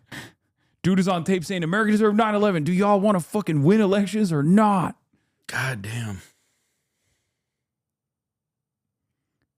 Damn, he said we're actually. Wow, Trey Easton would believe something totally bad faith. I can't believe that. Yeah, that's shocking to me. How am I going to go to bed at night? Yeah, Noah dunked on him too. Oh yeah, you're a talentless Twitter warrior. The Searchlight Institute is a pompous group of posters posturing as a think tank. The only reason people know your name is because periodically you do something really embarrassing on social media. Settle down. Yeah, no candidate who's serious about winning a general election in a swing state. It's like you get to decide who's in and who's out. That's your job now. You have that ability, and that's like your job at the Searchlight Institute. I think whose like output is just like reading surveys. Yeah, I was gonna say like fuck off. Sorry, this is a total like, outsider. Like what the fuck? Like what clout do you have to like pull this shit? As a total outsider, 2016 again. Fuck off. Sorry, I like no, but it's like the dynamic has shifted so much. Like the environment, the ground is shifted from under their feet. Right, so that's there for two reasons. It's shifted because 1 second, I'm getting a sweater. I'll be right back. Are you cold? Oh, are you getting a little cold? Oh, are you getting a little cold? All right, let's see what Michigan Advance says. Michigan's El Sayed unfazed by backlash against upcoming campaign event with Hassan Piker. Some voters aren't going to agree with every decision that Abdul El Sayed makes on the campaign trail, but the very progressive Democrat candidate for the U.S. Senate in Michigan is facing an unusually heavy headwind after he announced that he would hold two campus events with controversial leftist content creator Hassan Piker. El Sayed, however, told the Michigan Advance on Wednesday that he was unfazed by the backlash he's now facing for his decision to hold events next month with Piker, who commands a larger audience of people and Democratic socialists from the Bernie Sanders sect of progressive politics. Piker has been called anti-Semitic by many on both the political right and within the leftist circles. Who the fuck on the leftist circles? No. We know who's leftist now, right? Whoa. It's who Politico described as center left the other day. It's Third Way. Third Way is now leftist. Third Way, yeah. I mean, I don't know. Maybe the story goes on to name a leftist. They were criticizing me for being revisionist. They were saying it was a sheepdog for the Democratic Party. Leftist circles for his unwavering stance that Israel is committed to genocide. Also, oh God, that's the best. For his unwavering stance that Israel is committed to genocide in his war with Hamas in Gaza. Like, that's the reason why leftists are saying I'm anti-Semitic. He is similarly a beacon in those in the anti-corporate dollars and politics movement, a policy position on which he and El Sayed see eye to eye. My politics resonates with people who have been locked out, El Sayed told the Advance. I'm going to keep talking to people who feel like our current political system is built against them. And I'm going to go talk to those folks via all the different channels that I can. It's not surprising to me that even though Vice President Harris invited us on the stream from the DNC, that the very same people who would be perfectly okay with that are now assembling over the idea that we're going to be campaigning together in Michigan. El Sayed's campaign announced that Piker would join him at stump events planned in East Lansing's Michigan State University and Ann Arbor University Michigan campuses. These events are scheduled for April 7th. The rallies, which will also feature Pennsylvania's Democratic U.S. Representative Summer Lee, was billed as a way to re-energize voters, young and old, ahead of 2026 midterms in Michigan university towns. The rallies will highlight the campaign's commitment to economic justice, student debt relief, workers' rights, and more, a campaign advisory said. When Politico reported on the planned events, the backlash was nearly immediate from the right-wing fringes of social media, as well as establishment Democratic forces, the latter of whom have rallied around El Sayed's opponents in the United States Rep. Haley Stevens and State Senator Mallory McMorrow. Non-zero chance that Hassan Piker uses Abdul Sayed's rally as an opportunity to tell more people how to commit terror attacks. Said conservative commentator Steve Actually, Guest. okay, wait. We could put that as zero chance right now. Yeah. Are you willing to what? No, I don't think I'm going to be committing a federal crime that, referring to a stream where Piker made a joke about outfitting drones with Chinese-made explosive systems. Others call both Piker and El Sayed communists, also lumping El Sayed in with Piker's perceived anti-Semitic remarks regarding Israel's war in Gaza. However, that criticism was not relegated to conservative factions on social media. Third Way. Called it. Yeah, Third Way, the left. I called it. Hassan Piker is anti-American, anti-women, anti-Western, and anti-Semitic, the organization said on X. He should be pushed to the fringe, not welcomed onto the stage. Third Way President Jonathan Cowan doubled down on that sentiment when he told Politico that anyone eager to campaign with Hassan Piker is at best comfortable overlooking his anti-Semitic and anti-American extremism and at worst endorsing it. Others questioned the logic of El Sayed's campaign, given the fact that Michigan was most recently the location of an attack on the largest Jewish temples and education centers in the nation. The Temple Israel attack on March 12th. I gotta say, this story is like truly like it is just like all these people face criticism, and it's like. Yeah, some of the worst people you've ever heard of got together and are yelling at this other guy. But here's the thing. Like, it's like a half-hearted hit piece because, like, they keep saying. But I don't think it's. I was gonna say because like all the people they're quoting are like they sound insane. Like it's like, yeah, they face criticism. The criticism is like people mumbling at you. Like, I don't know what to say. Like it's not like the first guy they quote says that like, oh, you're gonna incite, like it's, I don't know, man. That said, some of the Western edges of the left-leaning politics felt third way's objection to Piker stumbling. Maybe the authors of the story hadn't seen. Maybe they just hadn't seen the left-leaning politics. I just don't think they'd seen the inbred supercut yet. Yeah, third way's objection to Piker stumbling with Al Sayed was overblown. Some calling the organization Diet MAGA. While El Sayed's campaign did not initially respond to Politico's request for comment, Piker did. Third way has lost the argument in the eyes of a lot of the Democratic Party's base, Piker told Politico. We can have a debate on how much influence they already had amongst the base in general, but they're losing the institutional relevance as well. In an interview with Advance on Wednesday, El Sayed said he was used to this by now as a diehard progressive, a person of North African descent, and one of the few voices in Michigan politics willing to stand up to corporate interests controlling multiple facets of social and political life. Let's be clear. The existence of me is why a lot of politics, as usual, is freaking out somebody who's willing to be openly, honestly, and directly take on corporate power, El Sayed said. The existence of somebody who's willing to call out the domination of special interests in our politics. I've done this before. I know what it's like. I understand why I'm such a threat to their politics, and I'm not surprised that they're reacting as such. El Sayed said, some factions of the Democratic Party and those on the political right can be as mad as they want to be about him sharing a stage and having a conversation with Piker in front of potential voters. I'm going to be focused on having conversations about what it looks like to get money out of politics, money in people's pockets, and pass Medicare for all with all the folks who felt locked out of our political system for a long time, he added. I think this is just what happens when you take on corporate power. They come after your character and make all kinds of accusations about you. At the end of the day, my job is not to worry about what corporate-funded think tanks say about me. Asked if the criticism would derail the events, El Sayed posed another question in response. Have you ever seen me back down? El Sayed said. I think you know the answer to that question. I mean, yeah, saying stay mad is pretty good. Liberal establishment lobbyists and legacy media fixtures attack Hassan Piker because they hate how populist and democratic new media is. This contempt has helped cost them 2 elections, but they rather keep losing and maintain their positions as imagined gatekeepers. True. I want to fight the Republicans more than these guys do. It's that simple. That's what it is. I mean, I'm also just like, I'm a little bit confused too about what they like, how this is supposed to like. They're like arguing the losing position of like an 80-20 issue in Democratic politics right now. Like an 80-20, by the way, is being very generous. It's so funny that their angle of attack, like it's bad. It's bad for 2 different reasons. One, it's 2026. Everybody fucking hates this kind of like smarmy, me, cancel this person. Oh, like guilt by association. What are you doing? Everyone hates that across the board. People still do it, but most people hate it, especially normies. They fucking hate this shit. That's number one. Number 2, doing this annoying thing to defend Israel is like doubly stupid. What are you doing?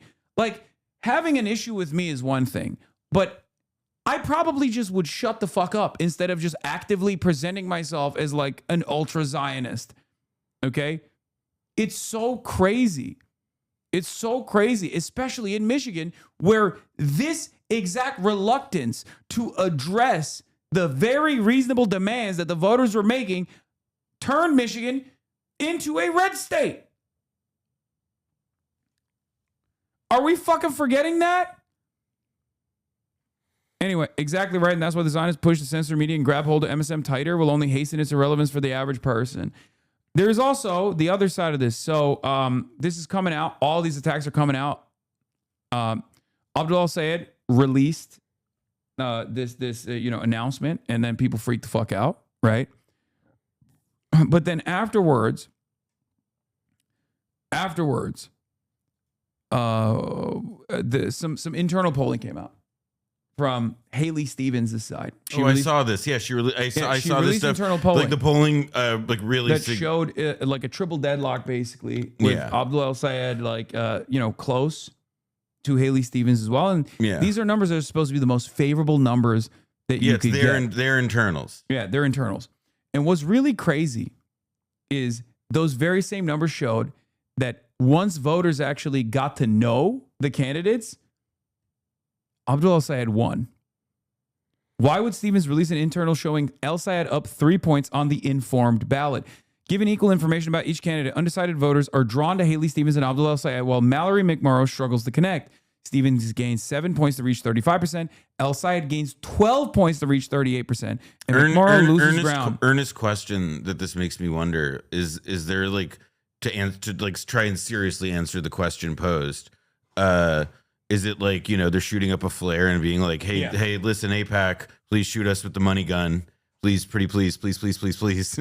We need help. Yeah, I think that's probably part of it, but then again, you can have those conversations. No, I agree. That's why I'm like, I like it's, you know, like it does sort of beggar belief, but I am curious because McMorrow is the quasi, you know, the Warrenite in this race. El Sayed is the Sandernista in this race, and McMorrow is the Warrenite in this race. Elizabeth Warren actually endorsed her. And then Haley Stevens is and Haley Stevens is Israel. Haley Stevens is like just Israel. No one likes her. It's crazy, except for Chuck Schumer and also Israel.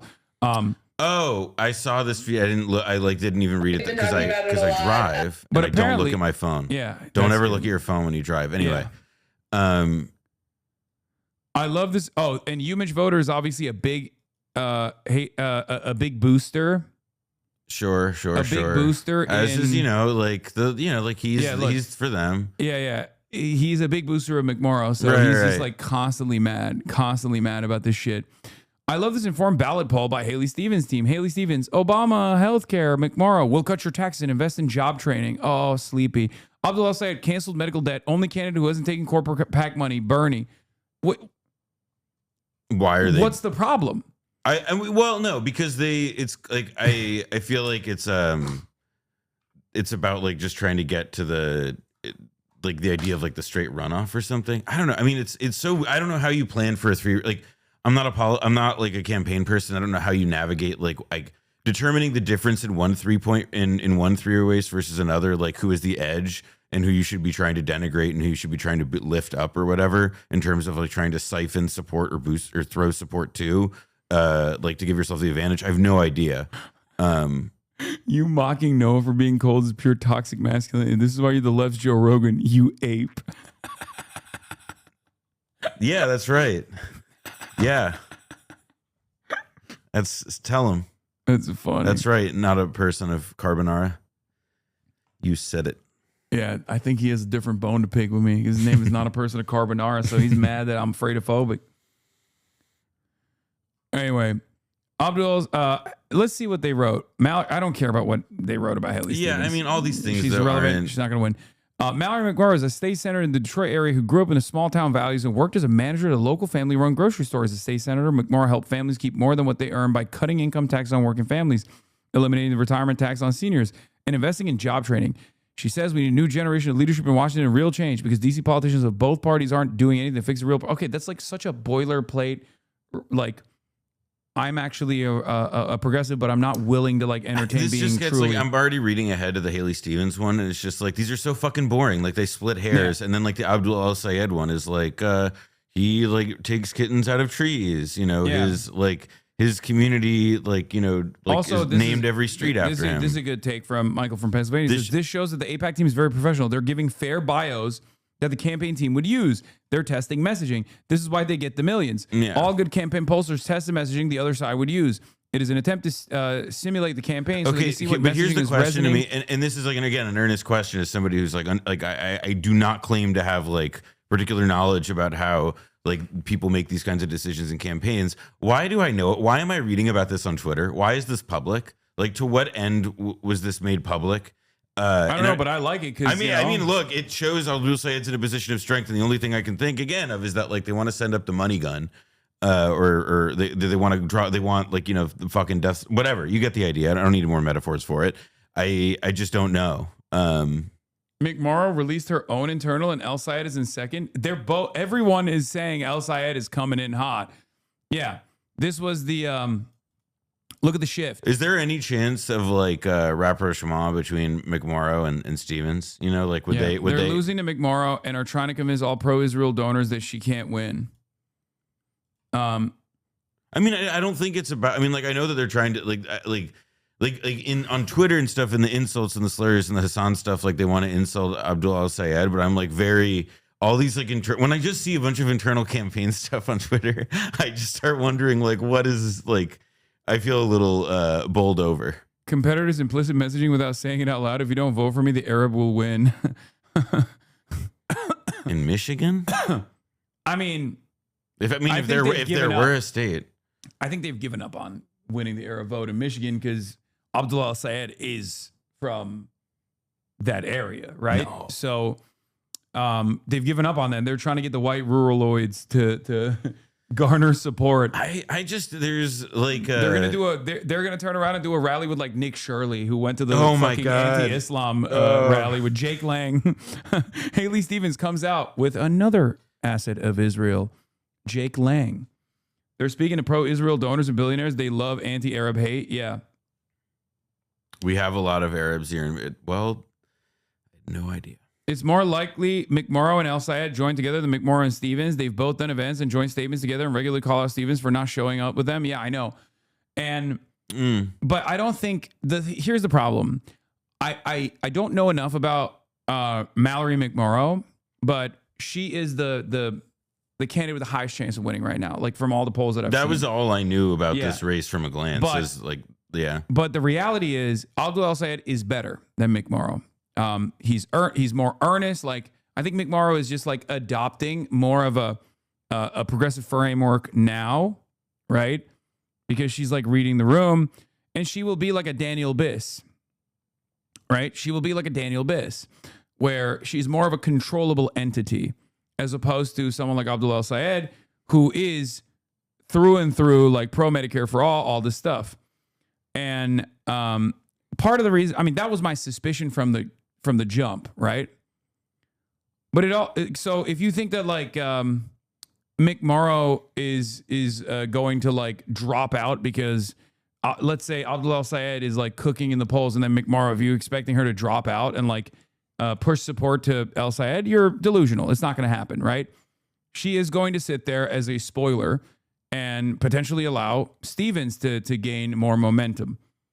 Okay?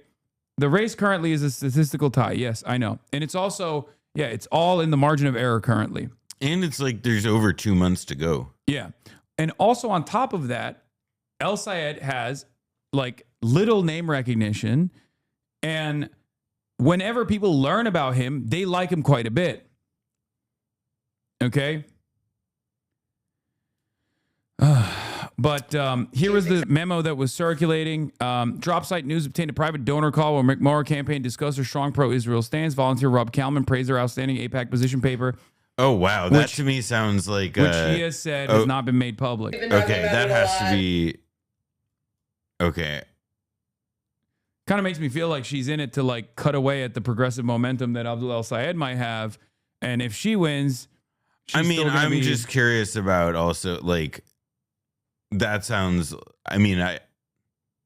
interesting. What were you going to say? No, it just seems like if you're Haley Stevens, this is a Jewish, great... He's Jewish. No, nothing about that. He's not making... No, quiet. I'm not talking about the JQ or anything. No, I thought you were going to... No, I was making a joke. I was like, you're inferring that like this is an AIPAC scheme. Oh, no, but I do think, I think it's a Haley... I think that... Like, Noah Culwin, his father is a rabbi. Okay. Hear me out. Literally. It just is like, look, I hate big braining this stuff, but it's like when all these things get leaked, it's like you do wonder. It's like, yeah, like they put it this way, it's like cui bono from like Mick Morris taking a tumble like this, and who would have access to a leaked donor call, and it's the donor, and who else would a pro-Israel potential donor be in contact with in some dark money thing? I mean, the whole thing is kooky. Yeah. Anyway, so play it out. Play the donor group, like the donor leaked it. But why would they leak it to AIPAC? I mean, the drop site. I don't know. I mean, that's the thing. That's also like drop site is good journalists. But either way, I do think you're underestimating El-Sayed name recognition bid. He was a candidate for governor in 2018 and got 30% of the vote in the Dem primary. He's been around Michigan politics for a bit. Yeah, but I think like the Senate run is. I mean, you're right. But I think people probably forgot. We've been talking about it a lot. Yes, that's absolutely a reality. What I will say is that I think that Mallory is where most of the electorate is. I think she's been really thoughtful on the issue, and I think we've been in conversation with anyone who wants to talk about this, and I think that on the whole, most people have found that Mallory, even if they disagree with Mallory, they think she has been very thoughtful on the issue, and she's accessible and honest and transparent. So I think that our hope is that AIPAC doesn't get involved in the race, but they will wait and see. Is she willing to talk to them? Because they absolutely will get involved.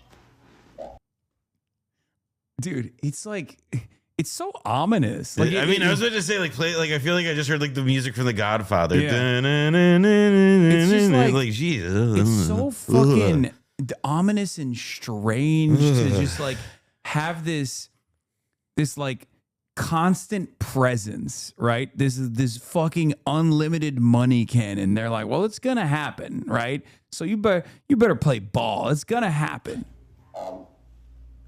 We have been talking to every organization that wants to talk about this issue, and that's sort of our policy. So we've had conversations with them. We've, have had conversations with all sorts of groups. I can tell you that I've talked with them directly because I know leadership locally and nationally. And they know very clearly that I'm supporting Mallory and why I'm supporting her. And I have read her APAC position paper. It's outstanding. I don't know if it's public or not.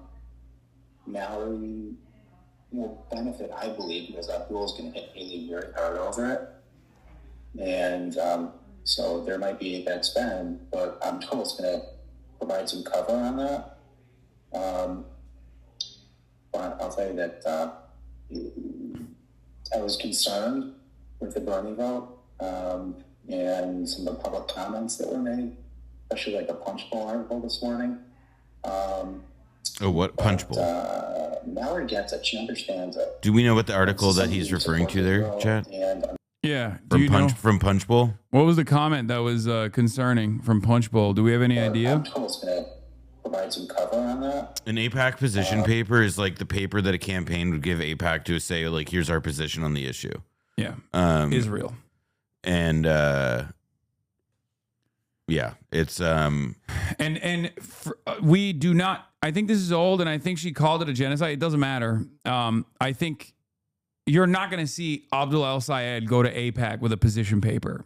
That's the difference. The mentioned article claimed her husband was AIPAC intern. Punchbowl. Yeah. Oh wait, here we go. El-Sayed Blast McMurrow. Some of us follow.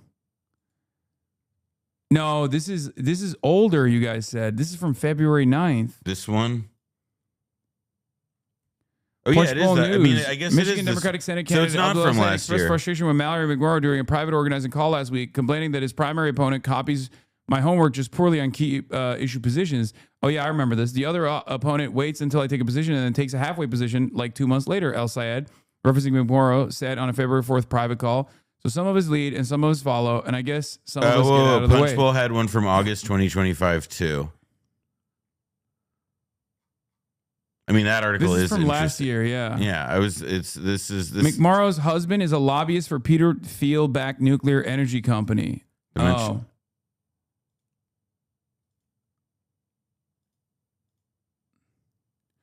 The Democrats' Israel split is defining the Michigan. This makes sense. August 20th, 2025. Yeah, this makes more sense. Open Senate seat in Michigan State President Donald Trump won in 2024 has triggered an intense battle that's morphed into a proxy fight over the future of the Democratic Party. Haley Stevens, seen as the favorite of Democratic leadership, is doubling down on a pro-Israel record.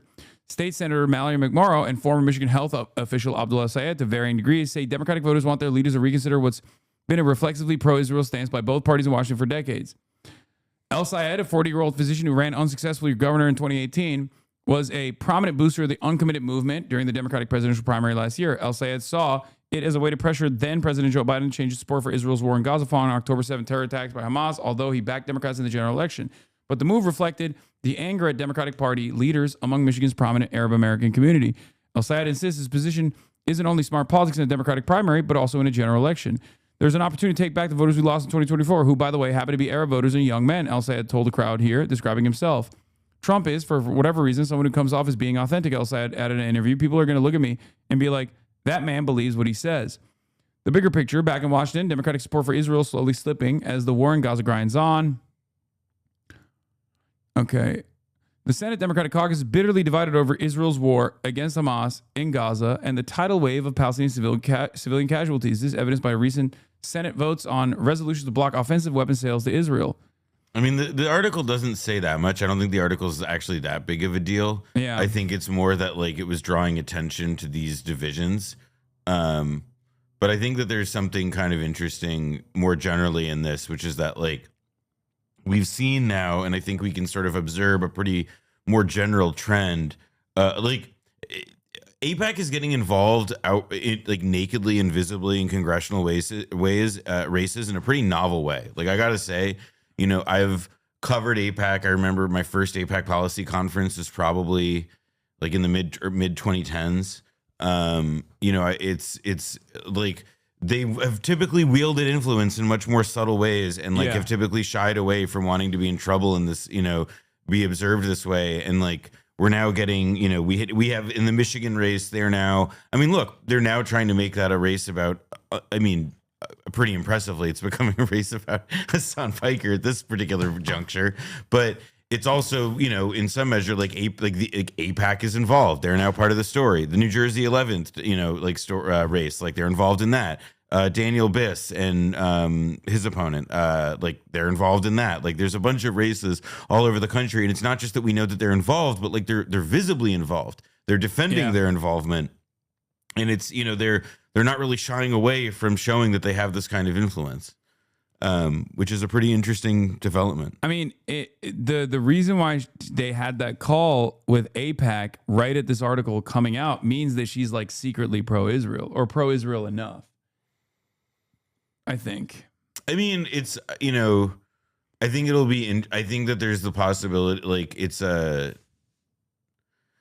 think if like it's sort of McMorrow has more of like this kind of, you know, let's say like of the recent vintage we're trying to talk about, like Daniel Biss being a good point of comparison.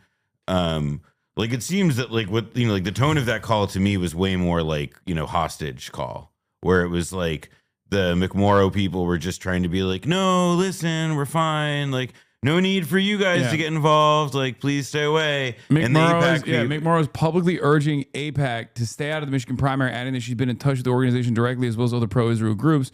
McMorrow said the groups have been receptive, later clarifying that she was referring to her positions on Israel more broadly. I think they understand the shifting dynamics, not only in Michigan, but around the country and around the world, McMorrow added. This is, in my opinion, worse than the leaked phone call. This is her literally saying, AIPAC gave me the nod to Punch Bowl publicly. Yeah, it's AIPAC true. Well, she's saying that like, no, trust me, they've signed off on me, which is like, which is, you know, it's like it's a way of saying. I mean, it's a way of like trying to get a kind of, you know, like saying like, no, there's a white flag, like, you know. I'm not saying McMorrow is poor for Palestine, but this leak does leave of a Stevens camp rat fuck to boost. I'll say it against McMorrow. AIPAC is recently taking boosting opponents. I mean, that's what I was wondering about. And like, to me, it's like, I don't want to speculate. Like, I don't think that the tape is the tape. Let me be clear. The tape is journalistically relevant. It's news. It's like, it tells us something about the inner workings of this stuff. Speculating about why it was leaked only informs like the context in which you understand it, but it should not diminish like the truth quality or the journalistic integrity of the leak. What I think is especially interesting though in it, at least, is that to me it does continue to illustrate this pattern that I was just referring to about how AIPAC is getting involved. They're trying to split electorates, and sometimes they boost a progressive, and sometimes in the debate, if there is a debate, I'm sure there's going to be a debate leading up to these primaries. What I would do is jam up her comms, right?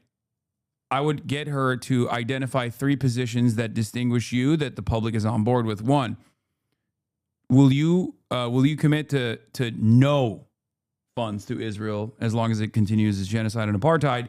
Do you believe Israel has committed a genocide? She said yes to that. And do you believe that Israel is an apartheid regime? Now, she's probably, let's say she says yes to 2, apartheid and genocide, but then says no to the last one, defensive and offensive weapons capabilities, like that distinction. Then you can jam her up by saying, so why do you think a country that has conducted a genocide, that is currently doing a genocidal occupation in the West Bank, deserves any kind of funding whatsoever when it's illegal according to our laws? So that's number 1. The other way that you can actually jam her up is by turning around and looking at her previous statements on the matter and ask her, then why did you say this to AIPAC? Why did you send your policy positions to AIPAC? Would you commit to showing the voters who have a right to know the full scope of your perspective and your commitment to the state of Israel, or your commitment to you know, sending weapons or taxpayer subsidies at a time when Michiganders are suffering to Israel instead. I think it's perfectly valid. Would you release the papers so that there's full transparency? That's another thing you can do. Or you can just, look through what her consistent positions have been leading up until this like last year or so and be like, so why did you say this on April 13th, 2024, right? Why did you say Israel is not committing a genocide on April 13th, 2024? At what point did your mind change on this? And why did your mind change on this? I mean, I think there's also you simply wanted to. Was it because you simply recognized? I think stick with the simple one of release the position paper to start with, and then like go from there and establish like what's in that. And look, I wouldn't be surprised if what's in the position paper isn't really that different from what she said publicly. Yeah. I do think that it's typically not. Like it's people who run political campaigns that are this, they're not slouches, and I don't think that there's like there's not like going to be like a paper that illustrates a dramatically different set of policies. That said, I would it wouldn't totally shock me if obviously that bears out differently. What just strikes me about this whole process again is like this fucking the leak is like I would like my follow-ups frankly would be about like so your campaign manager. Did you have like a system where it was like blink twice if you felt that he was unsafe? Like the tenor of that shit was fucking crazy. It was like they were being shaken down. I mean, I don't want to say that like I feel bad for the McMorrow people because I do think that fundamentally your first principle with AIPAC should be fuck off by, and that if they come for you, you should wear that as a badge of honor because frankly, it's also politically advantageous at this moment. They're going to spend like $20 million. Exactly. So fine, whatever. As they say it, we're getting involved. So fine, whatever. But like, I don't want to, so I don't like, because she didn't do that, I don't want to say like, oh, I feel bad for you. On the other hand, like what we listened to did, it had, like a very Goodfellas fucking, like, it was not, like, it wasn't pleasant to listen to in the way that like, it's like, when we read about like, horrible things our military does or whatever, like I feel like implicated as like a citizen of this country, in that sense. Yeah. Peter Stern defended me. Incredible to see a potential 2028 Dem presidential candidate taking this tack. Do you really think Dem voters will become more supportive of Israel and critical of Piker over the next 2 years? Yeah. Elisa Slotkin is who he's referencing. I mean, there's what they're okay. Peter's point is correct. However, there is another another way to look at it, which is that these people, particularly somebody like Slotkin, right, who is a senator in Virginia, like, why would she say this? Why would she like raise this issue? And it's because, in the next 2 years, that may not be the case. But in their mind, and I don't agree with this, obviously, I think this is, in addition to being immoral logic, it's also like it's an attempt at foresight, but is just wrong. Is the idea is that like, well, eventually though, like these people will be able to be distanced. Like they will be associated with either political failure, they'll be weak, they'll be diminished, and we can use this as a license to try and get rid of them. And if we hang together, even if we don't succeed. What did you say about Slotkin? Slotkin is Michigan. Sorry, I thought she was Virginia. No. You're. Oh, Spanberger. No, that's the other CIA boss girl. God damn it! I totally mixed them up. I'm embarrassed. Yeah, Abigail Spanberger. Oh no, so she gets Abigail she gets CIA a say. Berger is the other. God damn. I really did just straight up mix them. That's why I was confused. It was there is something very funny, by the way, about. They were roommates, but yeah, they were roommates. Okay, so I'm not just a misogynist. They're both CIA. I'm not just a misogynist. They're both CIA. They're both roommates. Whatever. They're both shitty centrist libs. There is something very funny about Democrats being like, "Oh my God, how do we lose? Oh my God, we lost young men. Oh my God, we need a Joe Rogan. Oh my God, we found a Joe Rogan." And I was literally like, "That's not me, and that's not going to work anyway." And they were like, no, you are the Joe Rogan of the left. And now they're like, actually, fuck the Joe Rogan of the left. Joe Rogan of the left should kill himself. If you associate with the Joe Rogan of the left, you should die. It's going to I be. didn't ask for this. This was always how it was destined to be, though. It's so funny. I funny. think you knew that. I feel like there was never any sense that like it would be anything different once campaigns actually started up. Because by the way, this always happens. Like for future reference, like every time there's an election cycle and people learn lessons, if those lessons that were initially learned in like November and December become politically inconvenient within 5 months, don't be surprised if all of a sudden you see them get unlearned real quick. You know, like it took them, like it's March, like snow has not melted in much of this country. Okay. And they're like already saying that like, why is everyone saying check the latest tweet from the White House? What the fuck did the White House say now? Oh God, I bet it's lame as fuck.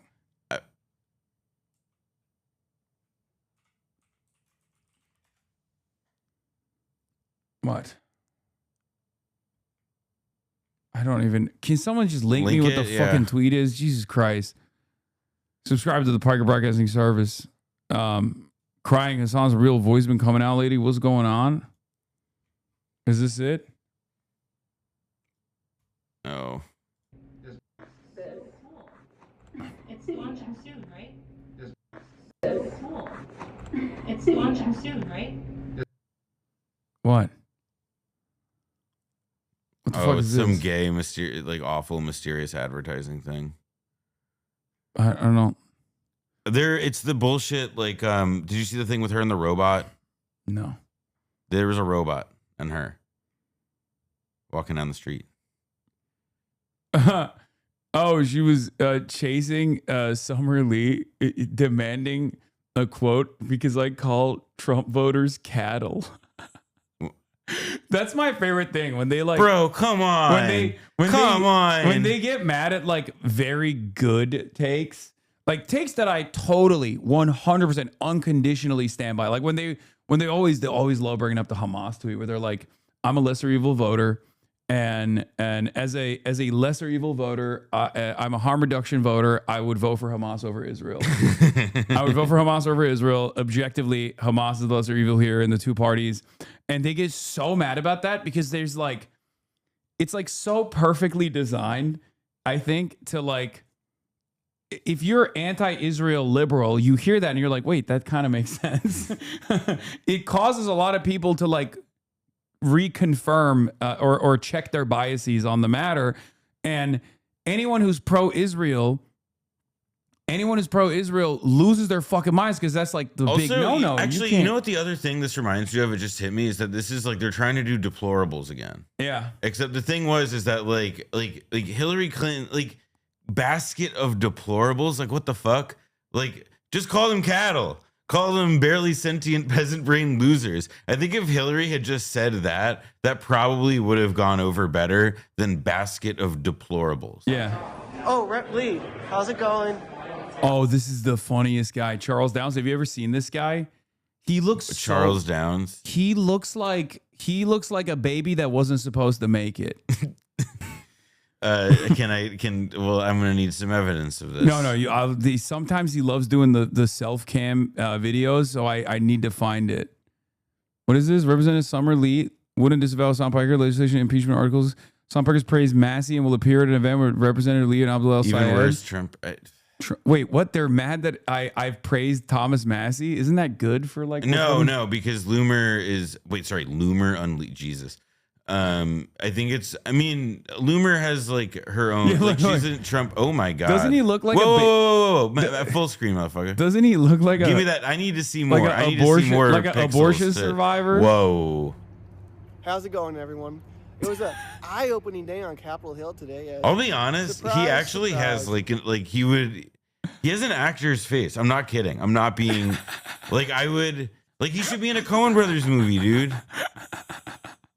Bro, come on. I'm not even clowning. I'm not clowning. He sounds so crazy. I mean, yes, does he work for Laura Loomer, which, What's up, guys? Which means that he's more of a Coen Brothers character than a Coen Brothers actor, yes.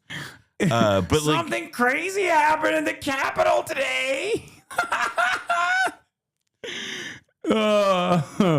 Oh man. He's this guy looks like a bartender in a show. The House Democrats just keep getting more and more extreme. Whoa, sorry, now pause it.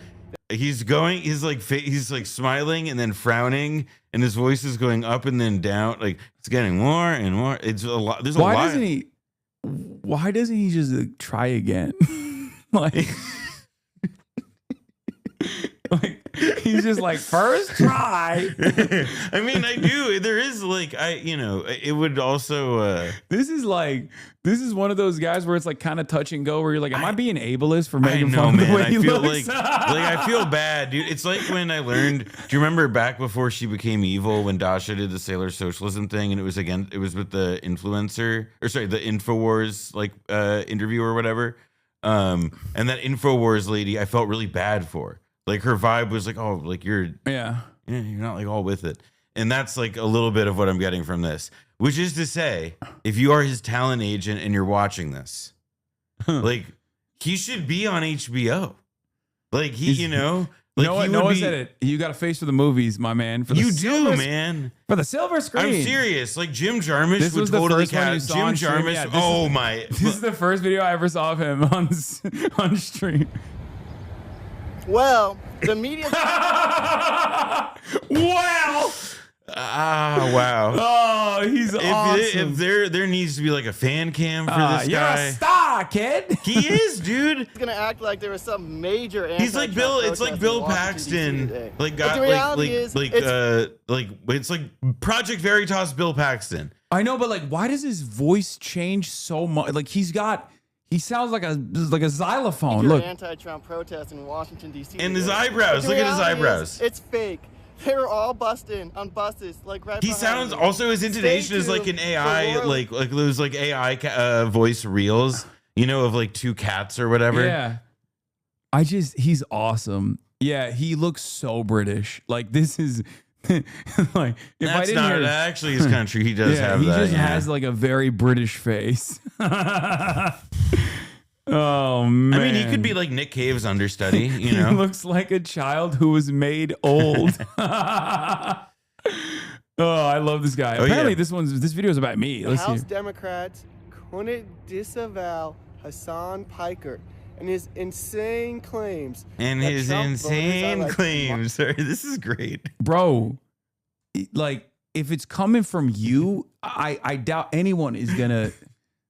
No one wants to agree with you. Come on, that's like awesome. Unconditionally. Like they see you, they go, ha! How do you think Laura Loomer found him? She was like, I need. They were dating. No. Don't say that about her. She's a free spirit. She's an angel. And that America deserved 9/11. Yes, you heard that right. They couldn't disavow Hassan Piker's statement that America deserved 9/11. These people are nuts. Stay tuned. You're not going to want to What the fuck, man? He's like, these people are nuts. Stay tuned. I nearly gasped when Representative Bro, Ari Aster, you need to cast this motherfucker. Okay, let's hear. Lee, how's it going? I have a question. So you're appearing at an event with Hassan Piker and Abdul El Sayed? Can you tell me who you are? Charles Downs with Loomer Unleashed. So, do you agree with Mr. Piker's assessment that Trump voters are... She's so swaggy. It's she crazy. She really is, dude. She's so fucking cool. That was a good... She just handled so much. I mean... So, do you agree with Mr. Piker's assessment that Trump voters are, quote-unquote, cattle-like, brain-dead peasants? Bro, they're in a government building. Yeah, they're in a government building. Yo! They got the fake money. They got marble. Bro, this makes me feel like they're in a government building. I feel like LeBron watching the tapes over and over again. They're in a government building, and they're saying stuff that you like. They're, Do bro, you think I'm cattle? They're in a government building, man. Oh, that's so dope. I hate. What do you think about the statement that Trump supporters are brain dead cattle peasants? Bro, we're at war with Iran, and they're talking about cattle in Congress, man. Bro, there are Nick Shirleys all around us for those with eyes to see. This is another Nick Shirley archetype. This is like, do they build them in a lab and just release them half finished? What the fuck is this? He's a problem, dude. Like, you can't have this many people that are chewing on the fucking things on their hoodies, the strings on their hoodies, running around DC being like, I'm for Laura Loomer Unleashed. No, I don't know anything about that. But how he feels. I don't let you talk to me. Well, you're going to an event with him, so you think you should go to an event with someone who like disparages voters like that? I'm going to an event to talk to college students. So like you don't feel bad going to an event with Hassan Piker? To talk to college students? Hassan Piker. No, I work with a whole bunch of people who I don't agree with every day. What about Hassan Piker saying America deserved 9/11? Do you think that's cool? I think you should talk to Hassan Piker. I don't answer for him. No, Summer. No, I don't want to. Dude. Wait, Dude. the video's deleted now. This Charles Down guy was on the scene after the plane crashed into the helicopter over the river in DC last year. Yes. And it was- I need to see this. Wait. Where is this video? Where is this video? It was indistinguishable from a Connor O'Malley video. Please. I need this so bad, dude. Oh my God. All right. This is like, he's awesome. No, this is, All right. I'll be honest. This is like, of all the like, this is the first new character who's like, you know, made a scratch in my brain in a minute. Oh, Another one, perfect background. What's up, everyone? This is just getting pathetic.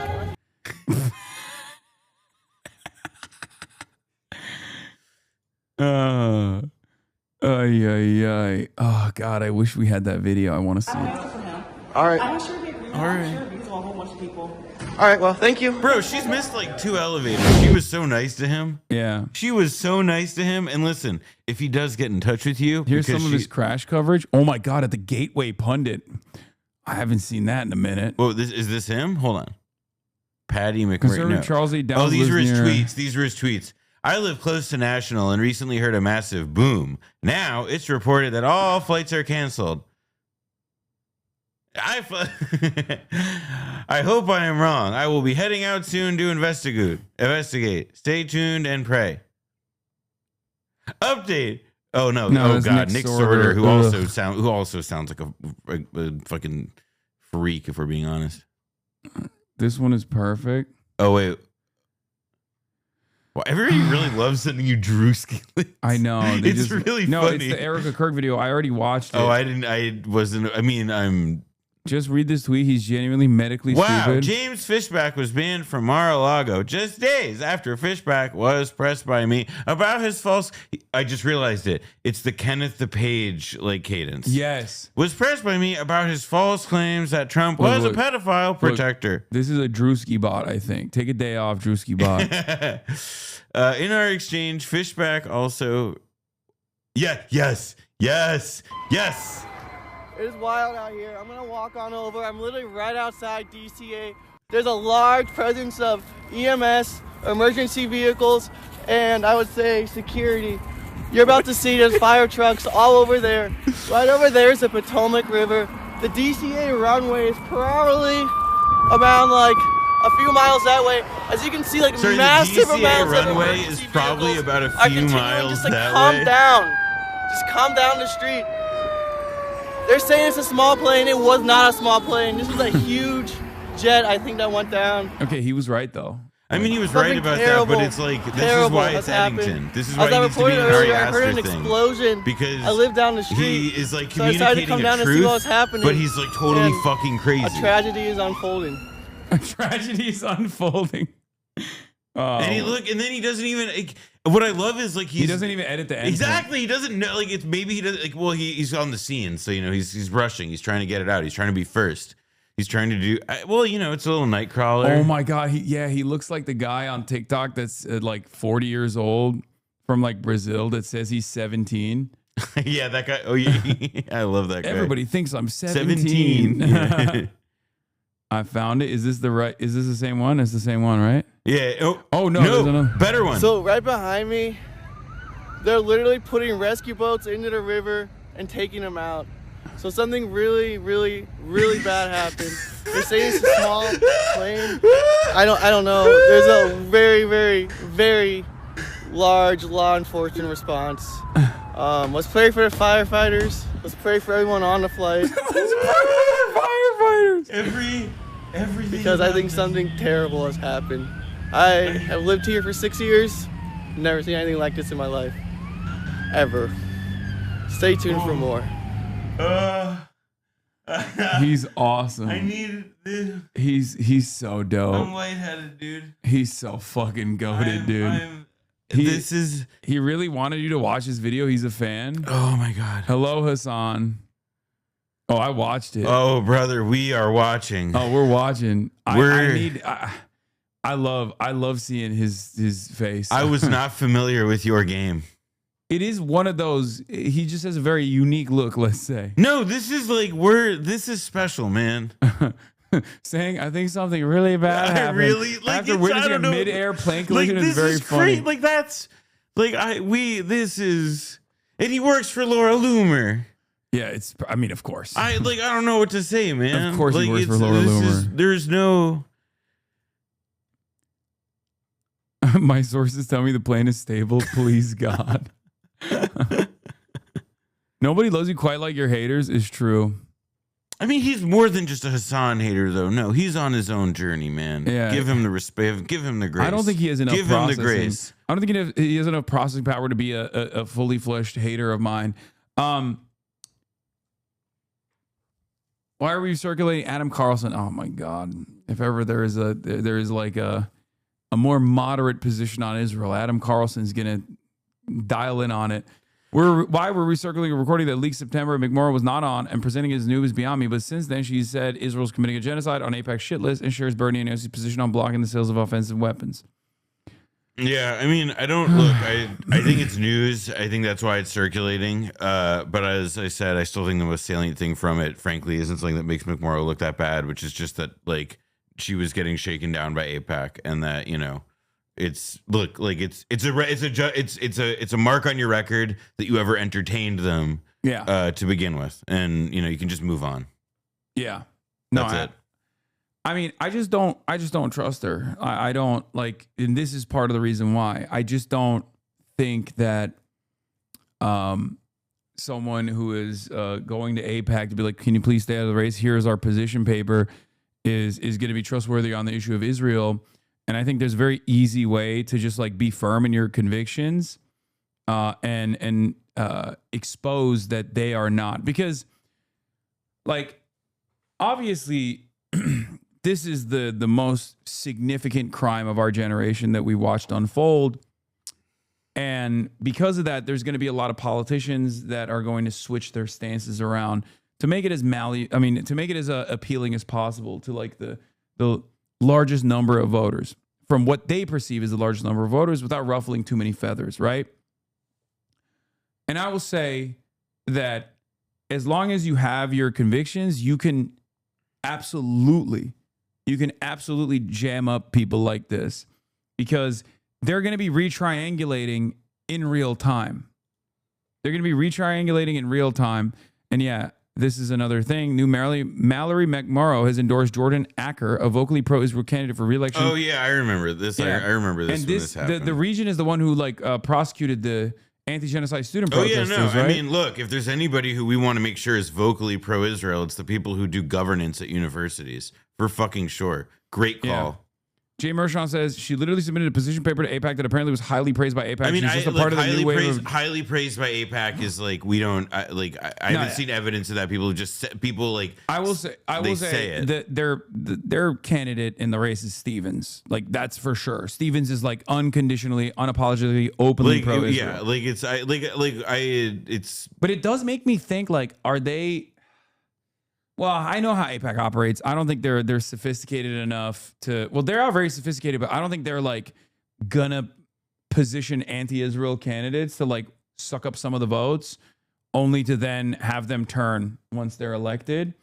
Because I think they're too like too angry to let that happen. Even to have a candidate like that, they are to have them push for any candidate or.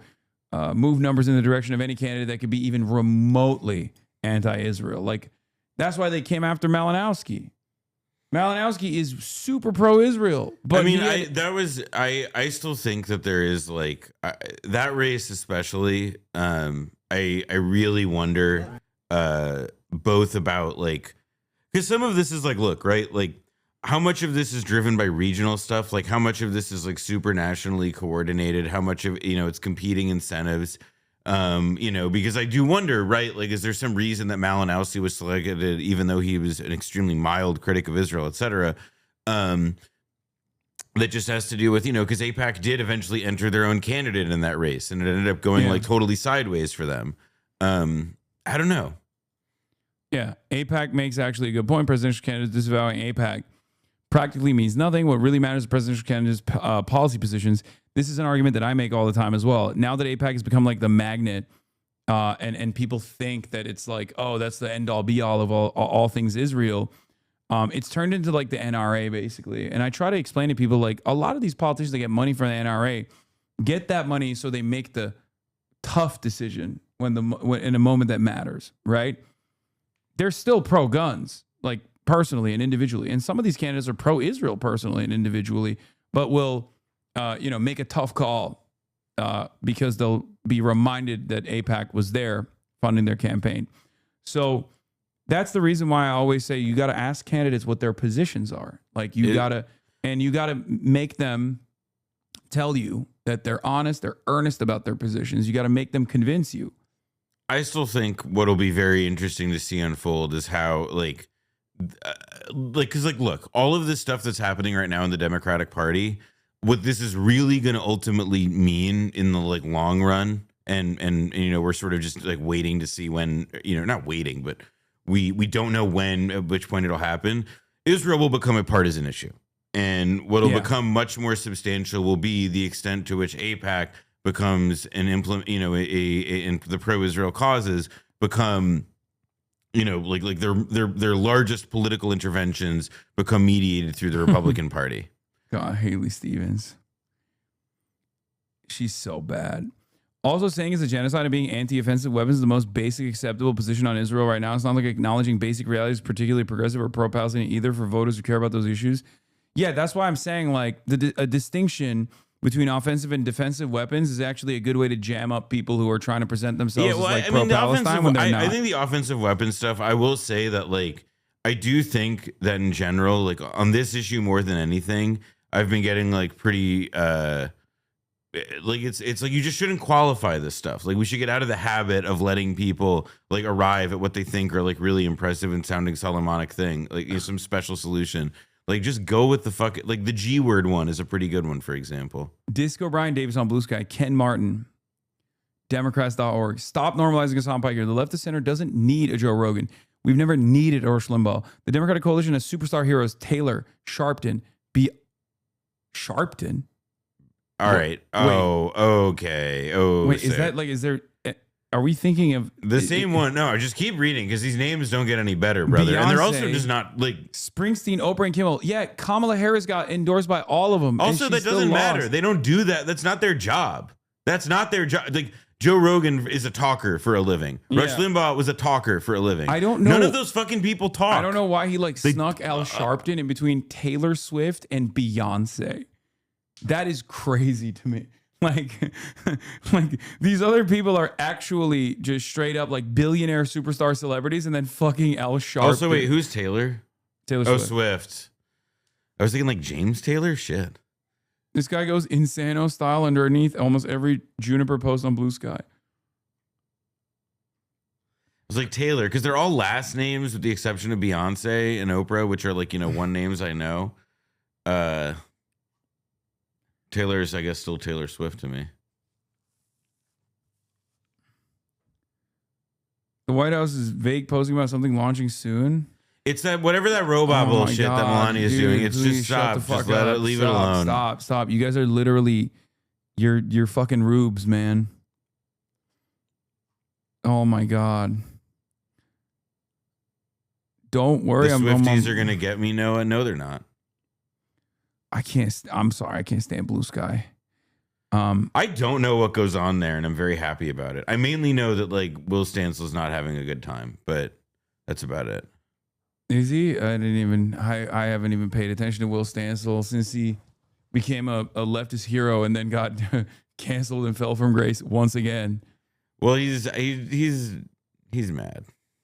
Having a tough one.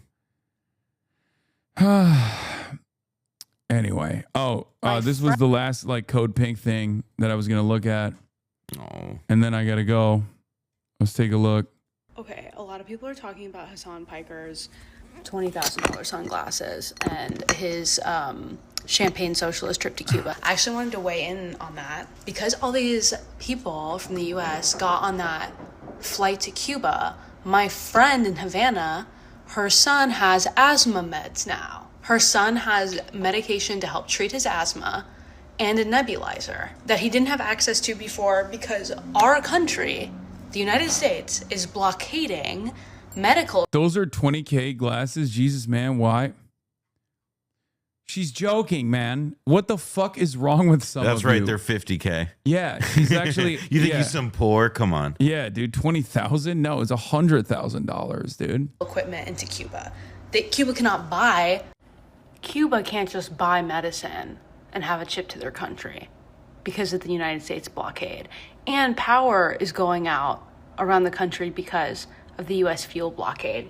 So my friends in Cuba have been suffering through this, although they're resilient. They're cooking meals out on coal because they don't have fuel, they don't have gas for cooking. So although they're resilient, they're naturally having a very hard time. And because famous people like Hassan Piker made it a big deal that a bunch of people from the US were going to Cuba to bring almost $500,000 worth of medical aid into the country, my friends' material conditions have gotten better. And I feel like everyone's just focusing on the wrong shit. And it wasn't just like 170 or something Hassan Pikers. It was actually doctors, teachers, mothers that took all of these necessary items to Cuba because we can't just send money because our country doesn't allow it. So I just wanted to give you one example of this aid tangibly improving someone's life, like my friend's kid, because focusing on right-wing talking points like Hassan Piker has expensive sunglasses is completely missing the point of over 100 people breaking the blockade on Cuba in defiance of their own country's policy of full-fledged economic warfare, that the sole purpose is to starve millions of Cubans. It's just crazy. Like, I don't give a fuck about this guy's sunglasses. I'm sorry.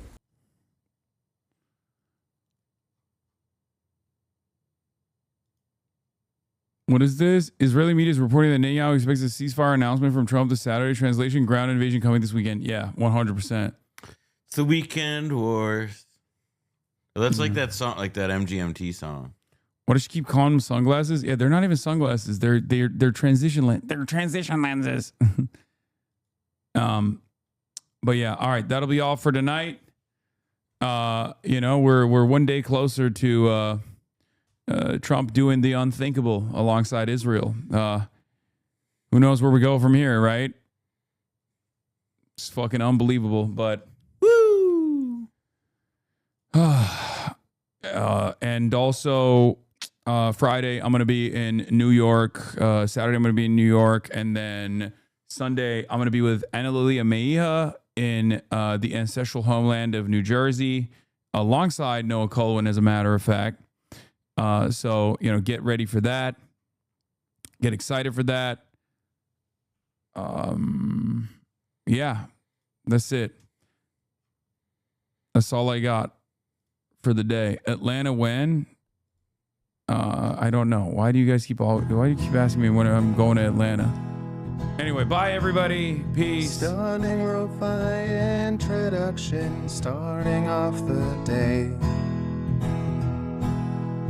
All the chatter's trickling in, hostile people hate. Sunny in Los Angeles, California, says Hassan. Stun luck to the stun luck to the topics just begun. 'Cause there is again, Hassan is streaming. Hassan is streaming. There is again, Hassan is streaming. Hassan is streaming. Reviewing a Chinese train, telling Kaya place. Sun and Asmin Chatterlos, giving greetings grace. Zoran winning NYC, woke 2 back with the force. The Rogan of the left, to me a dumb himbo, still of course. The Charlie Kirk assassination, the Fear and Online show. 8 full fucking years of this, and plenty more to go. Doing fun stuff tomorrow, throw PBS up on the screen. A man-made horror reaction brought to you by this life's dream. 'Cause there he is again, Hassan is streaming. Hassan is streaming. There he is again, Hassan is streaming. Hassan is streaming.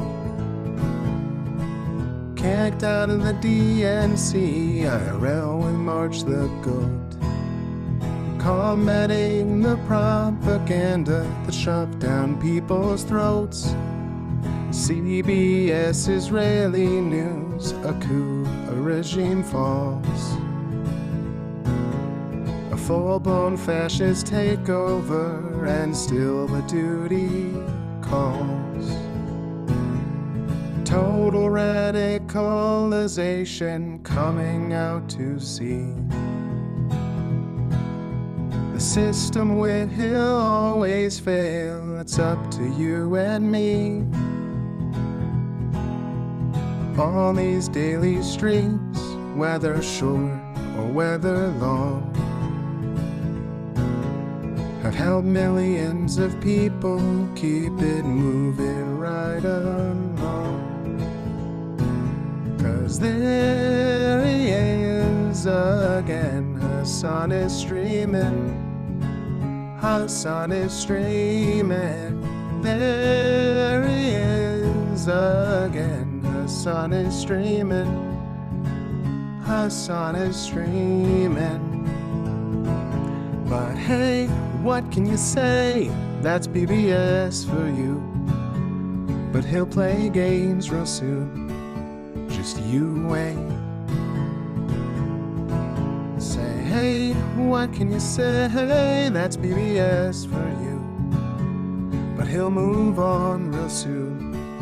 Just you wait. Ba-da-da, ba-da-da, ba-da-da-da-da-da. Hey, what can you say? Hey, that's PBS for you. But he'll pull your lungs real soon.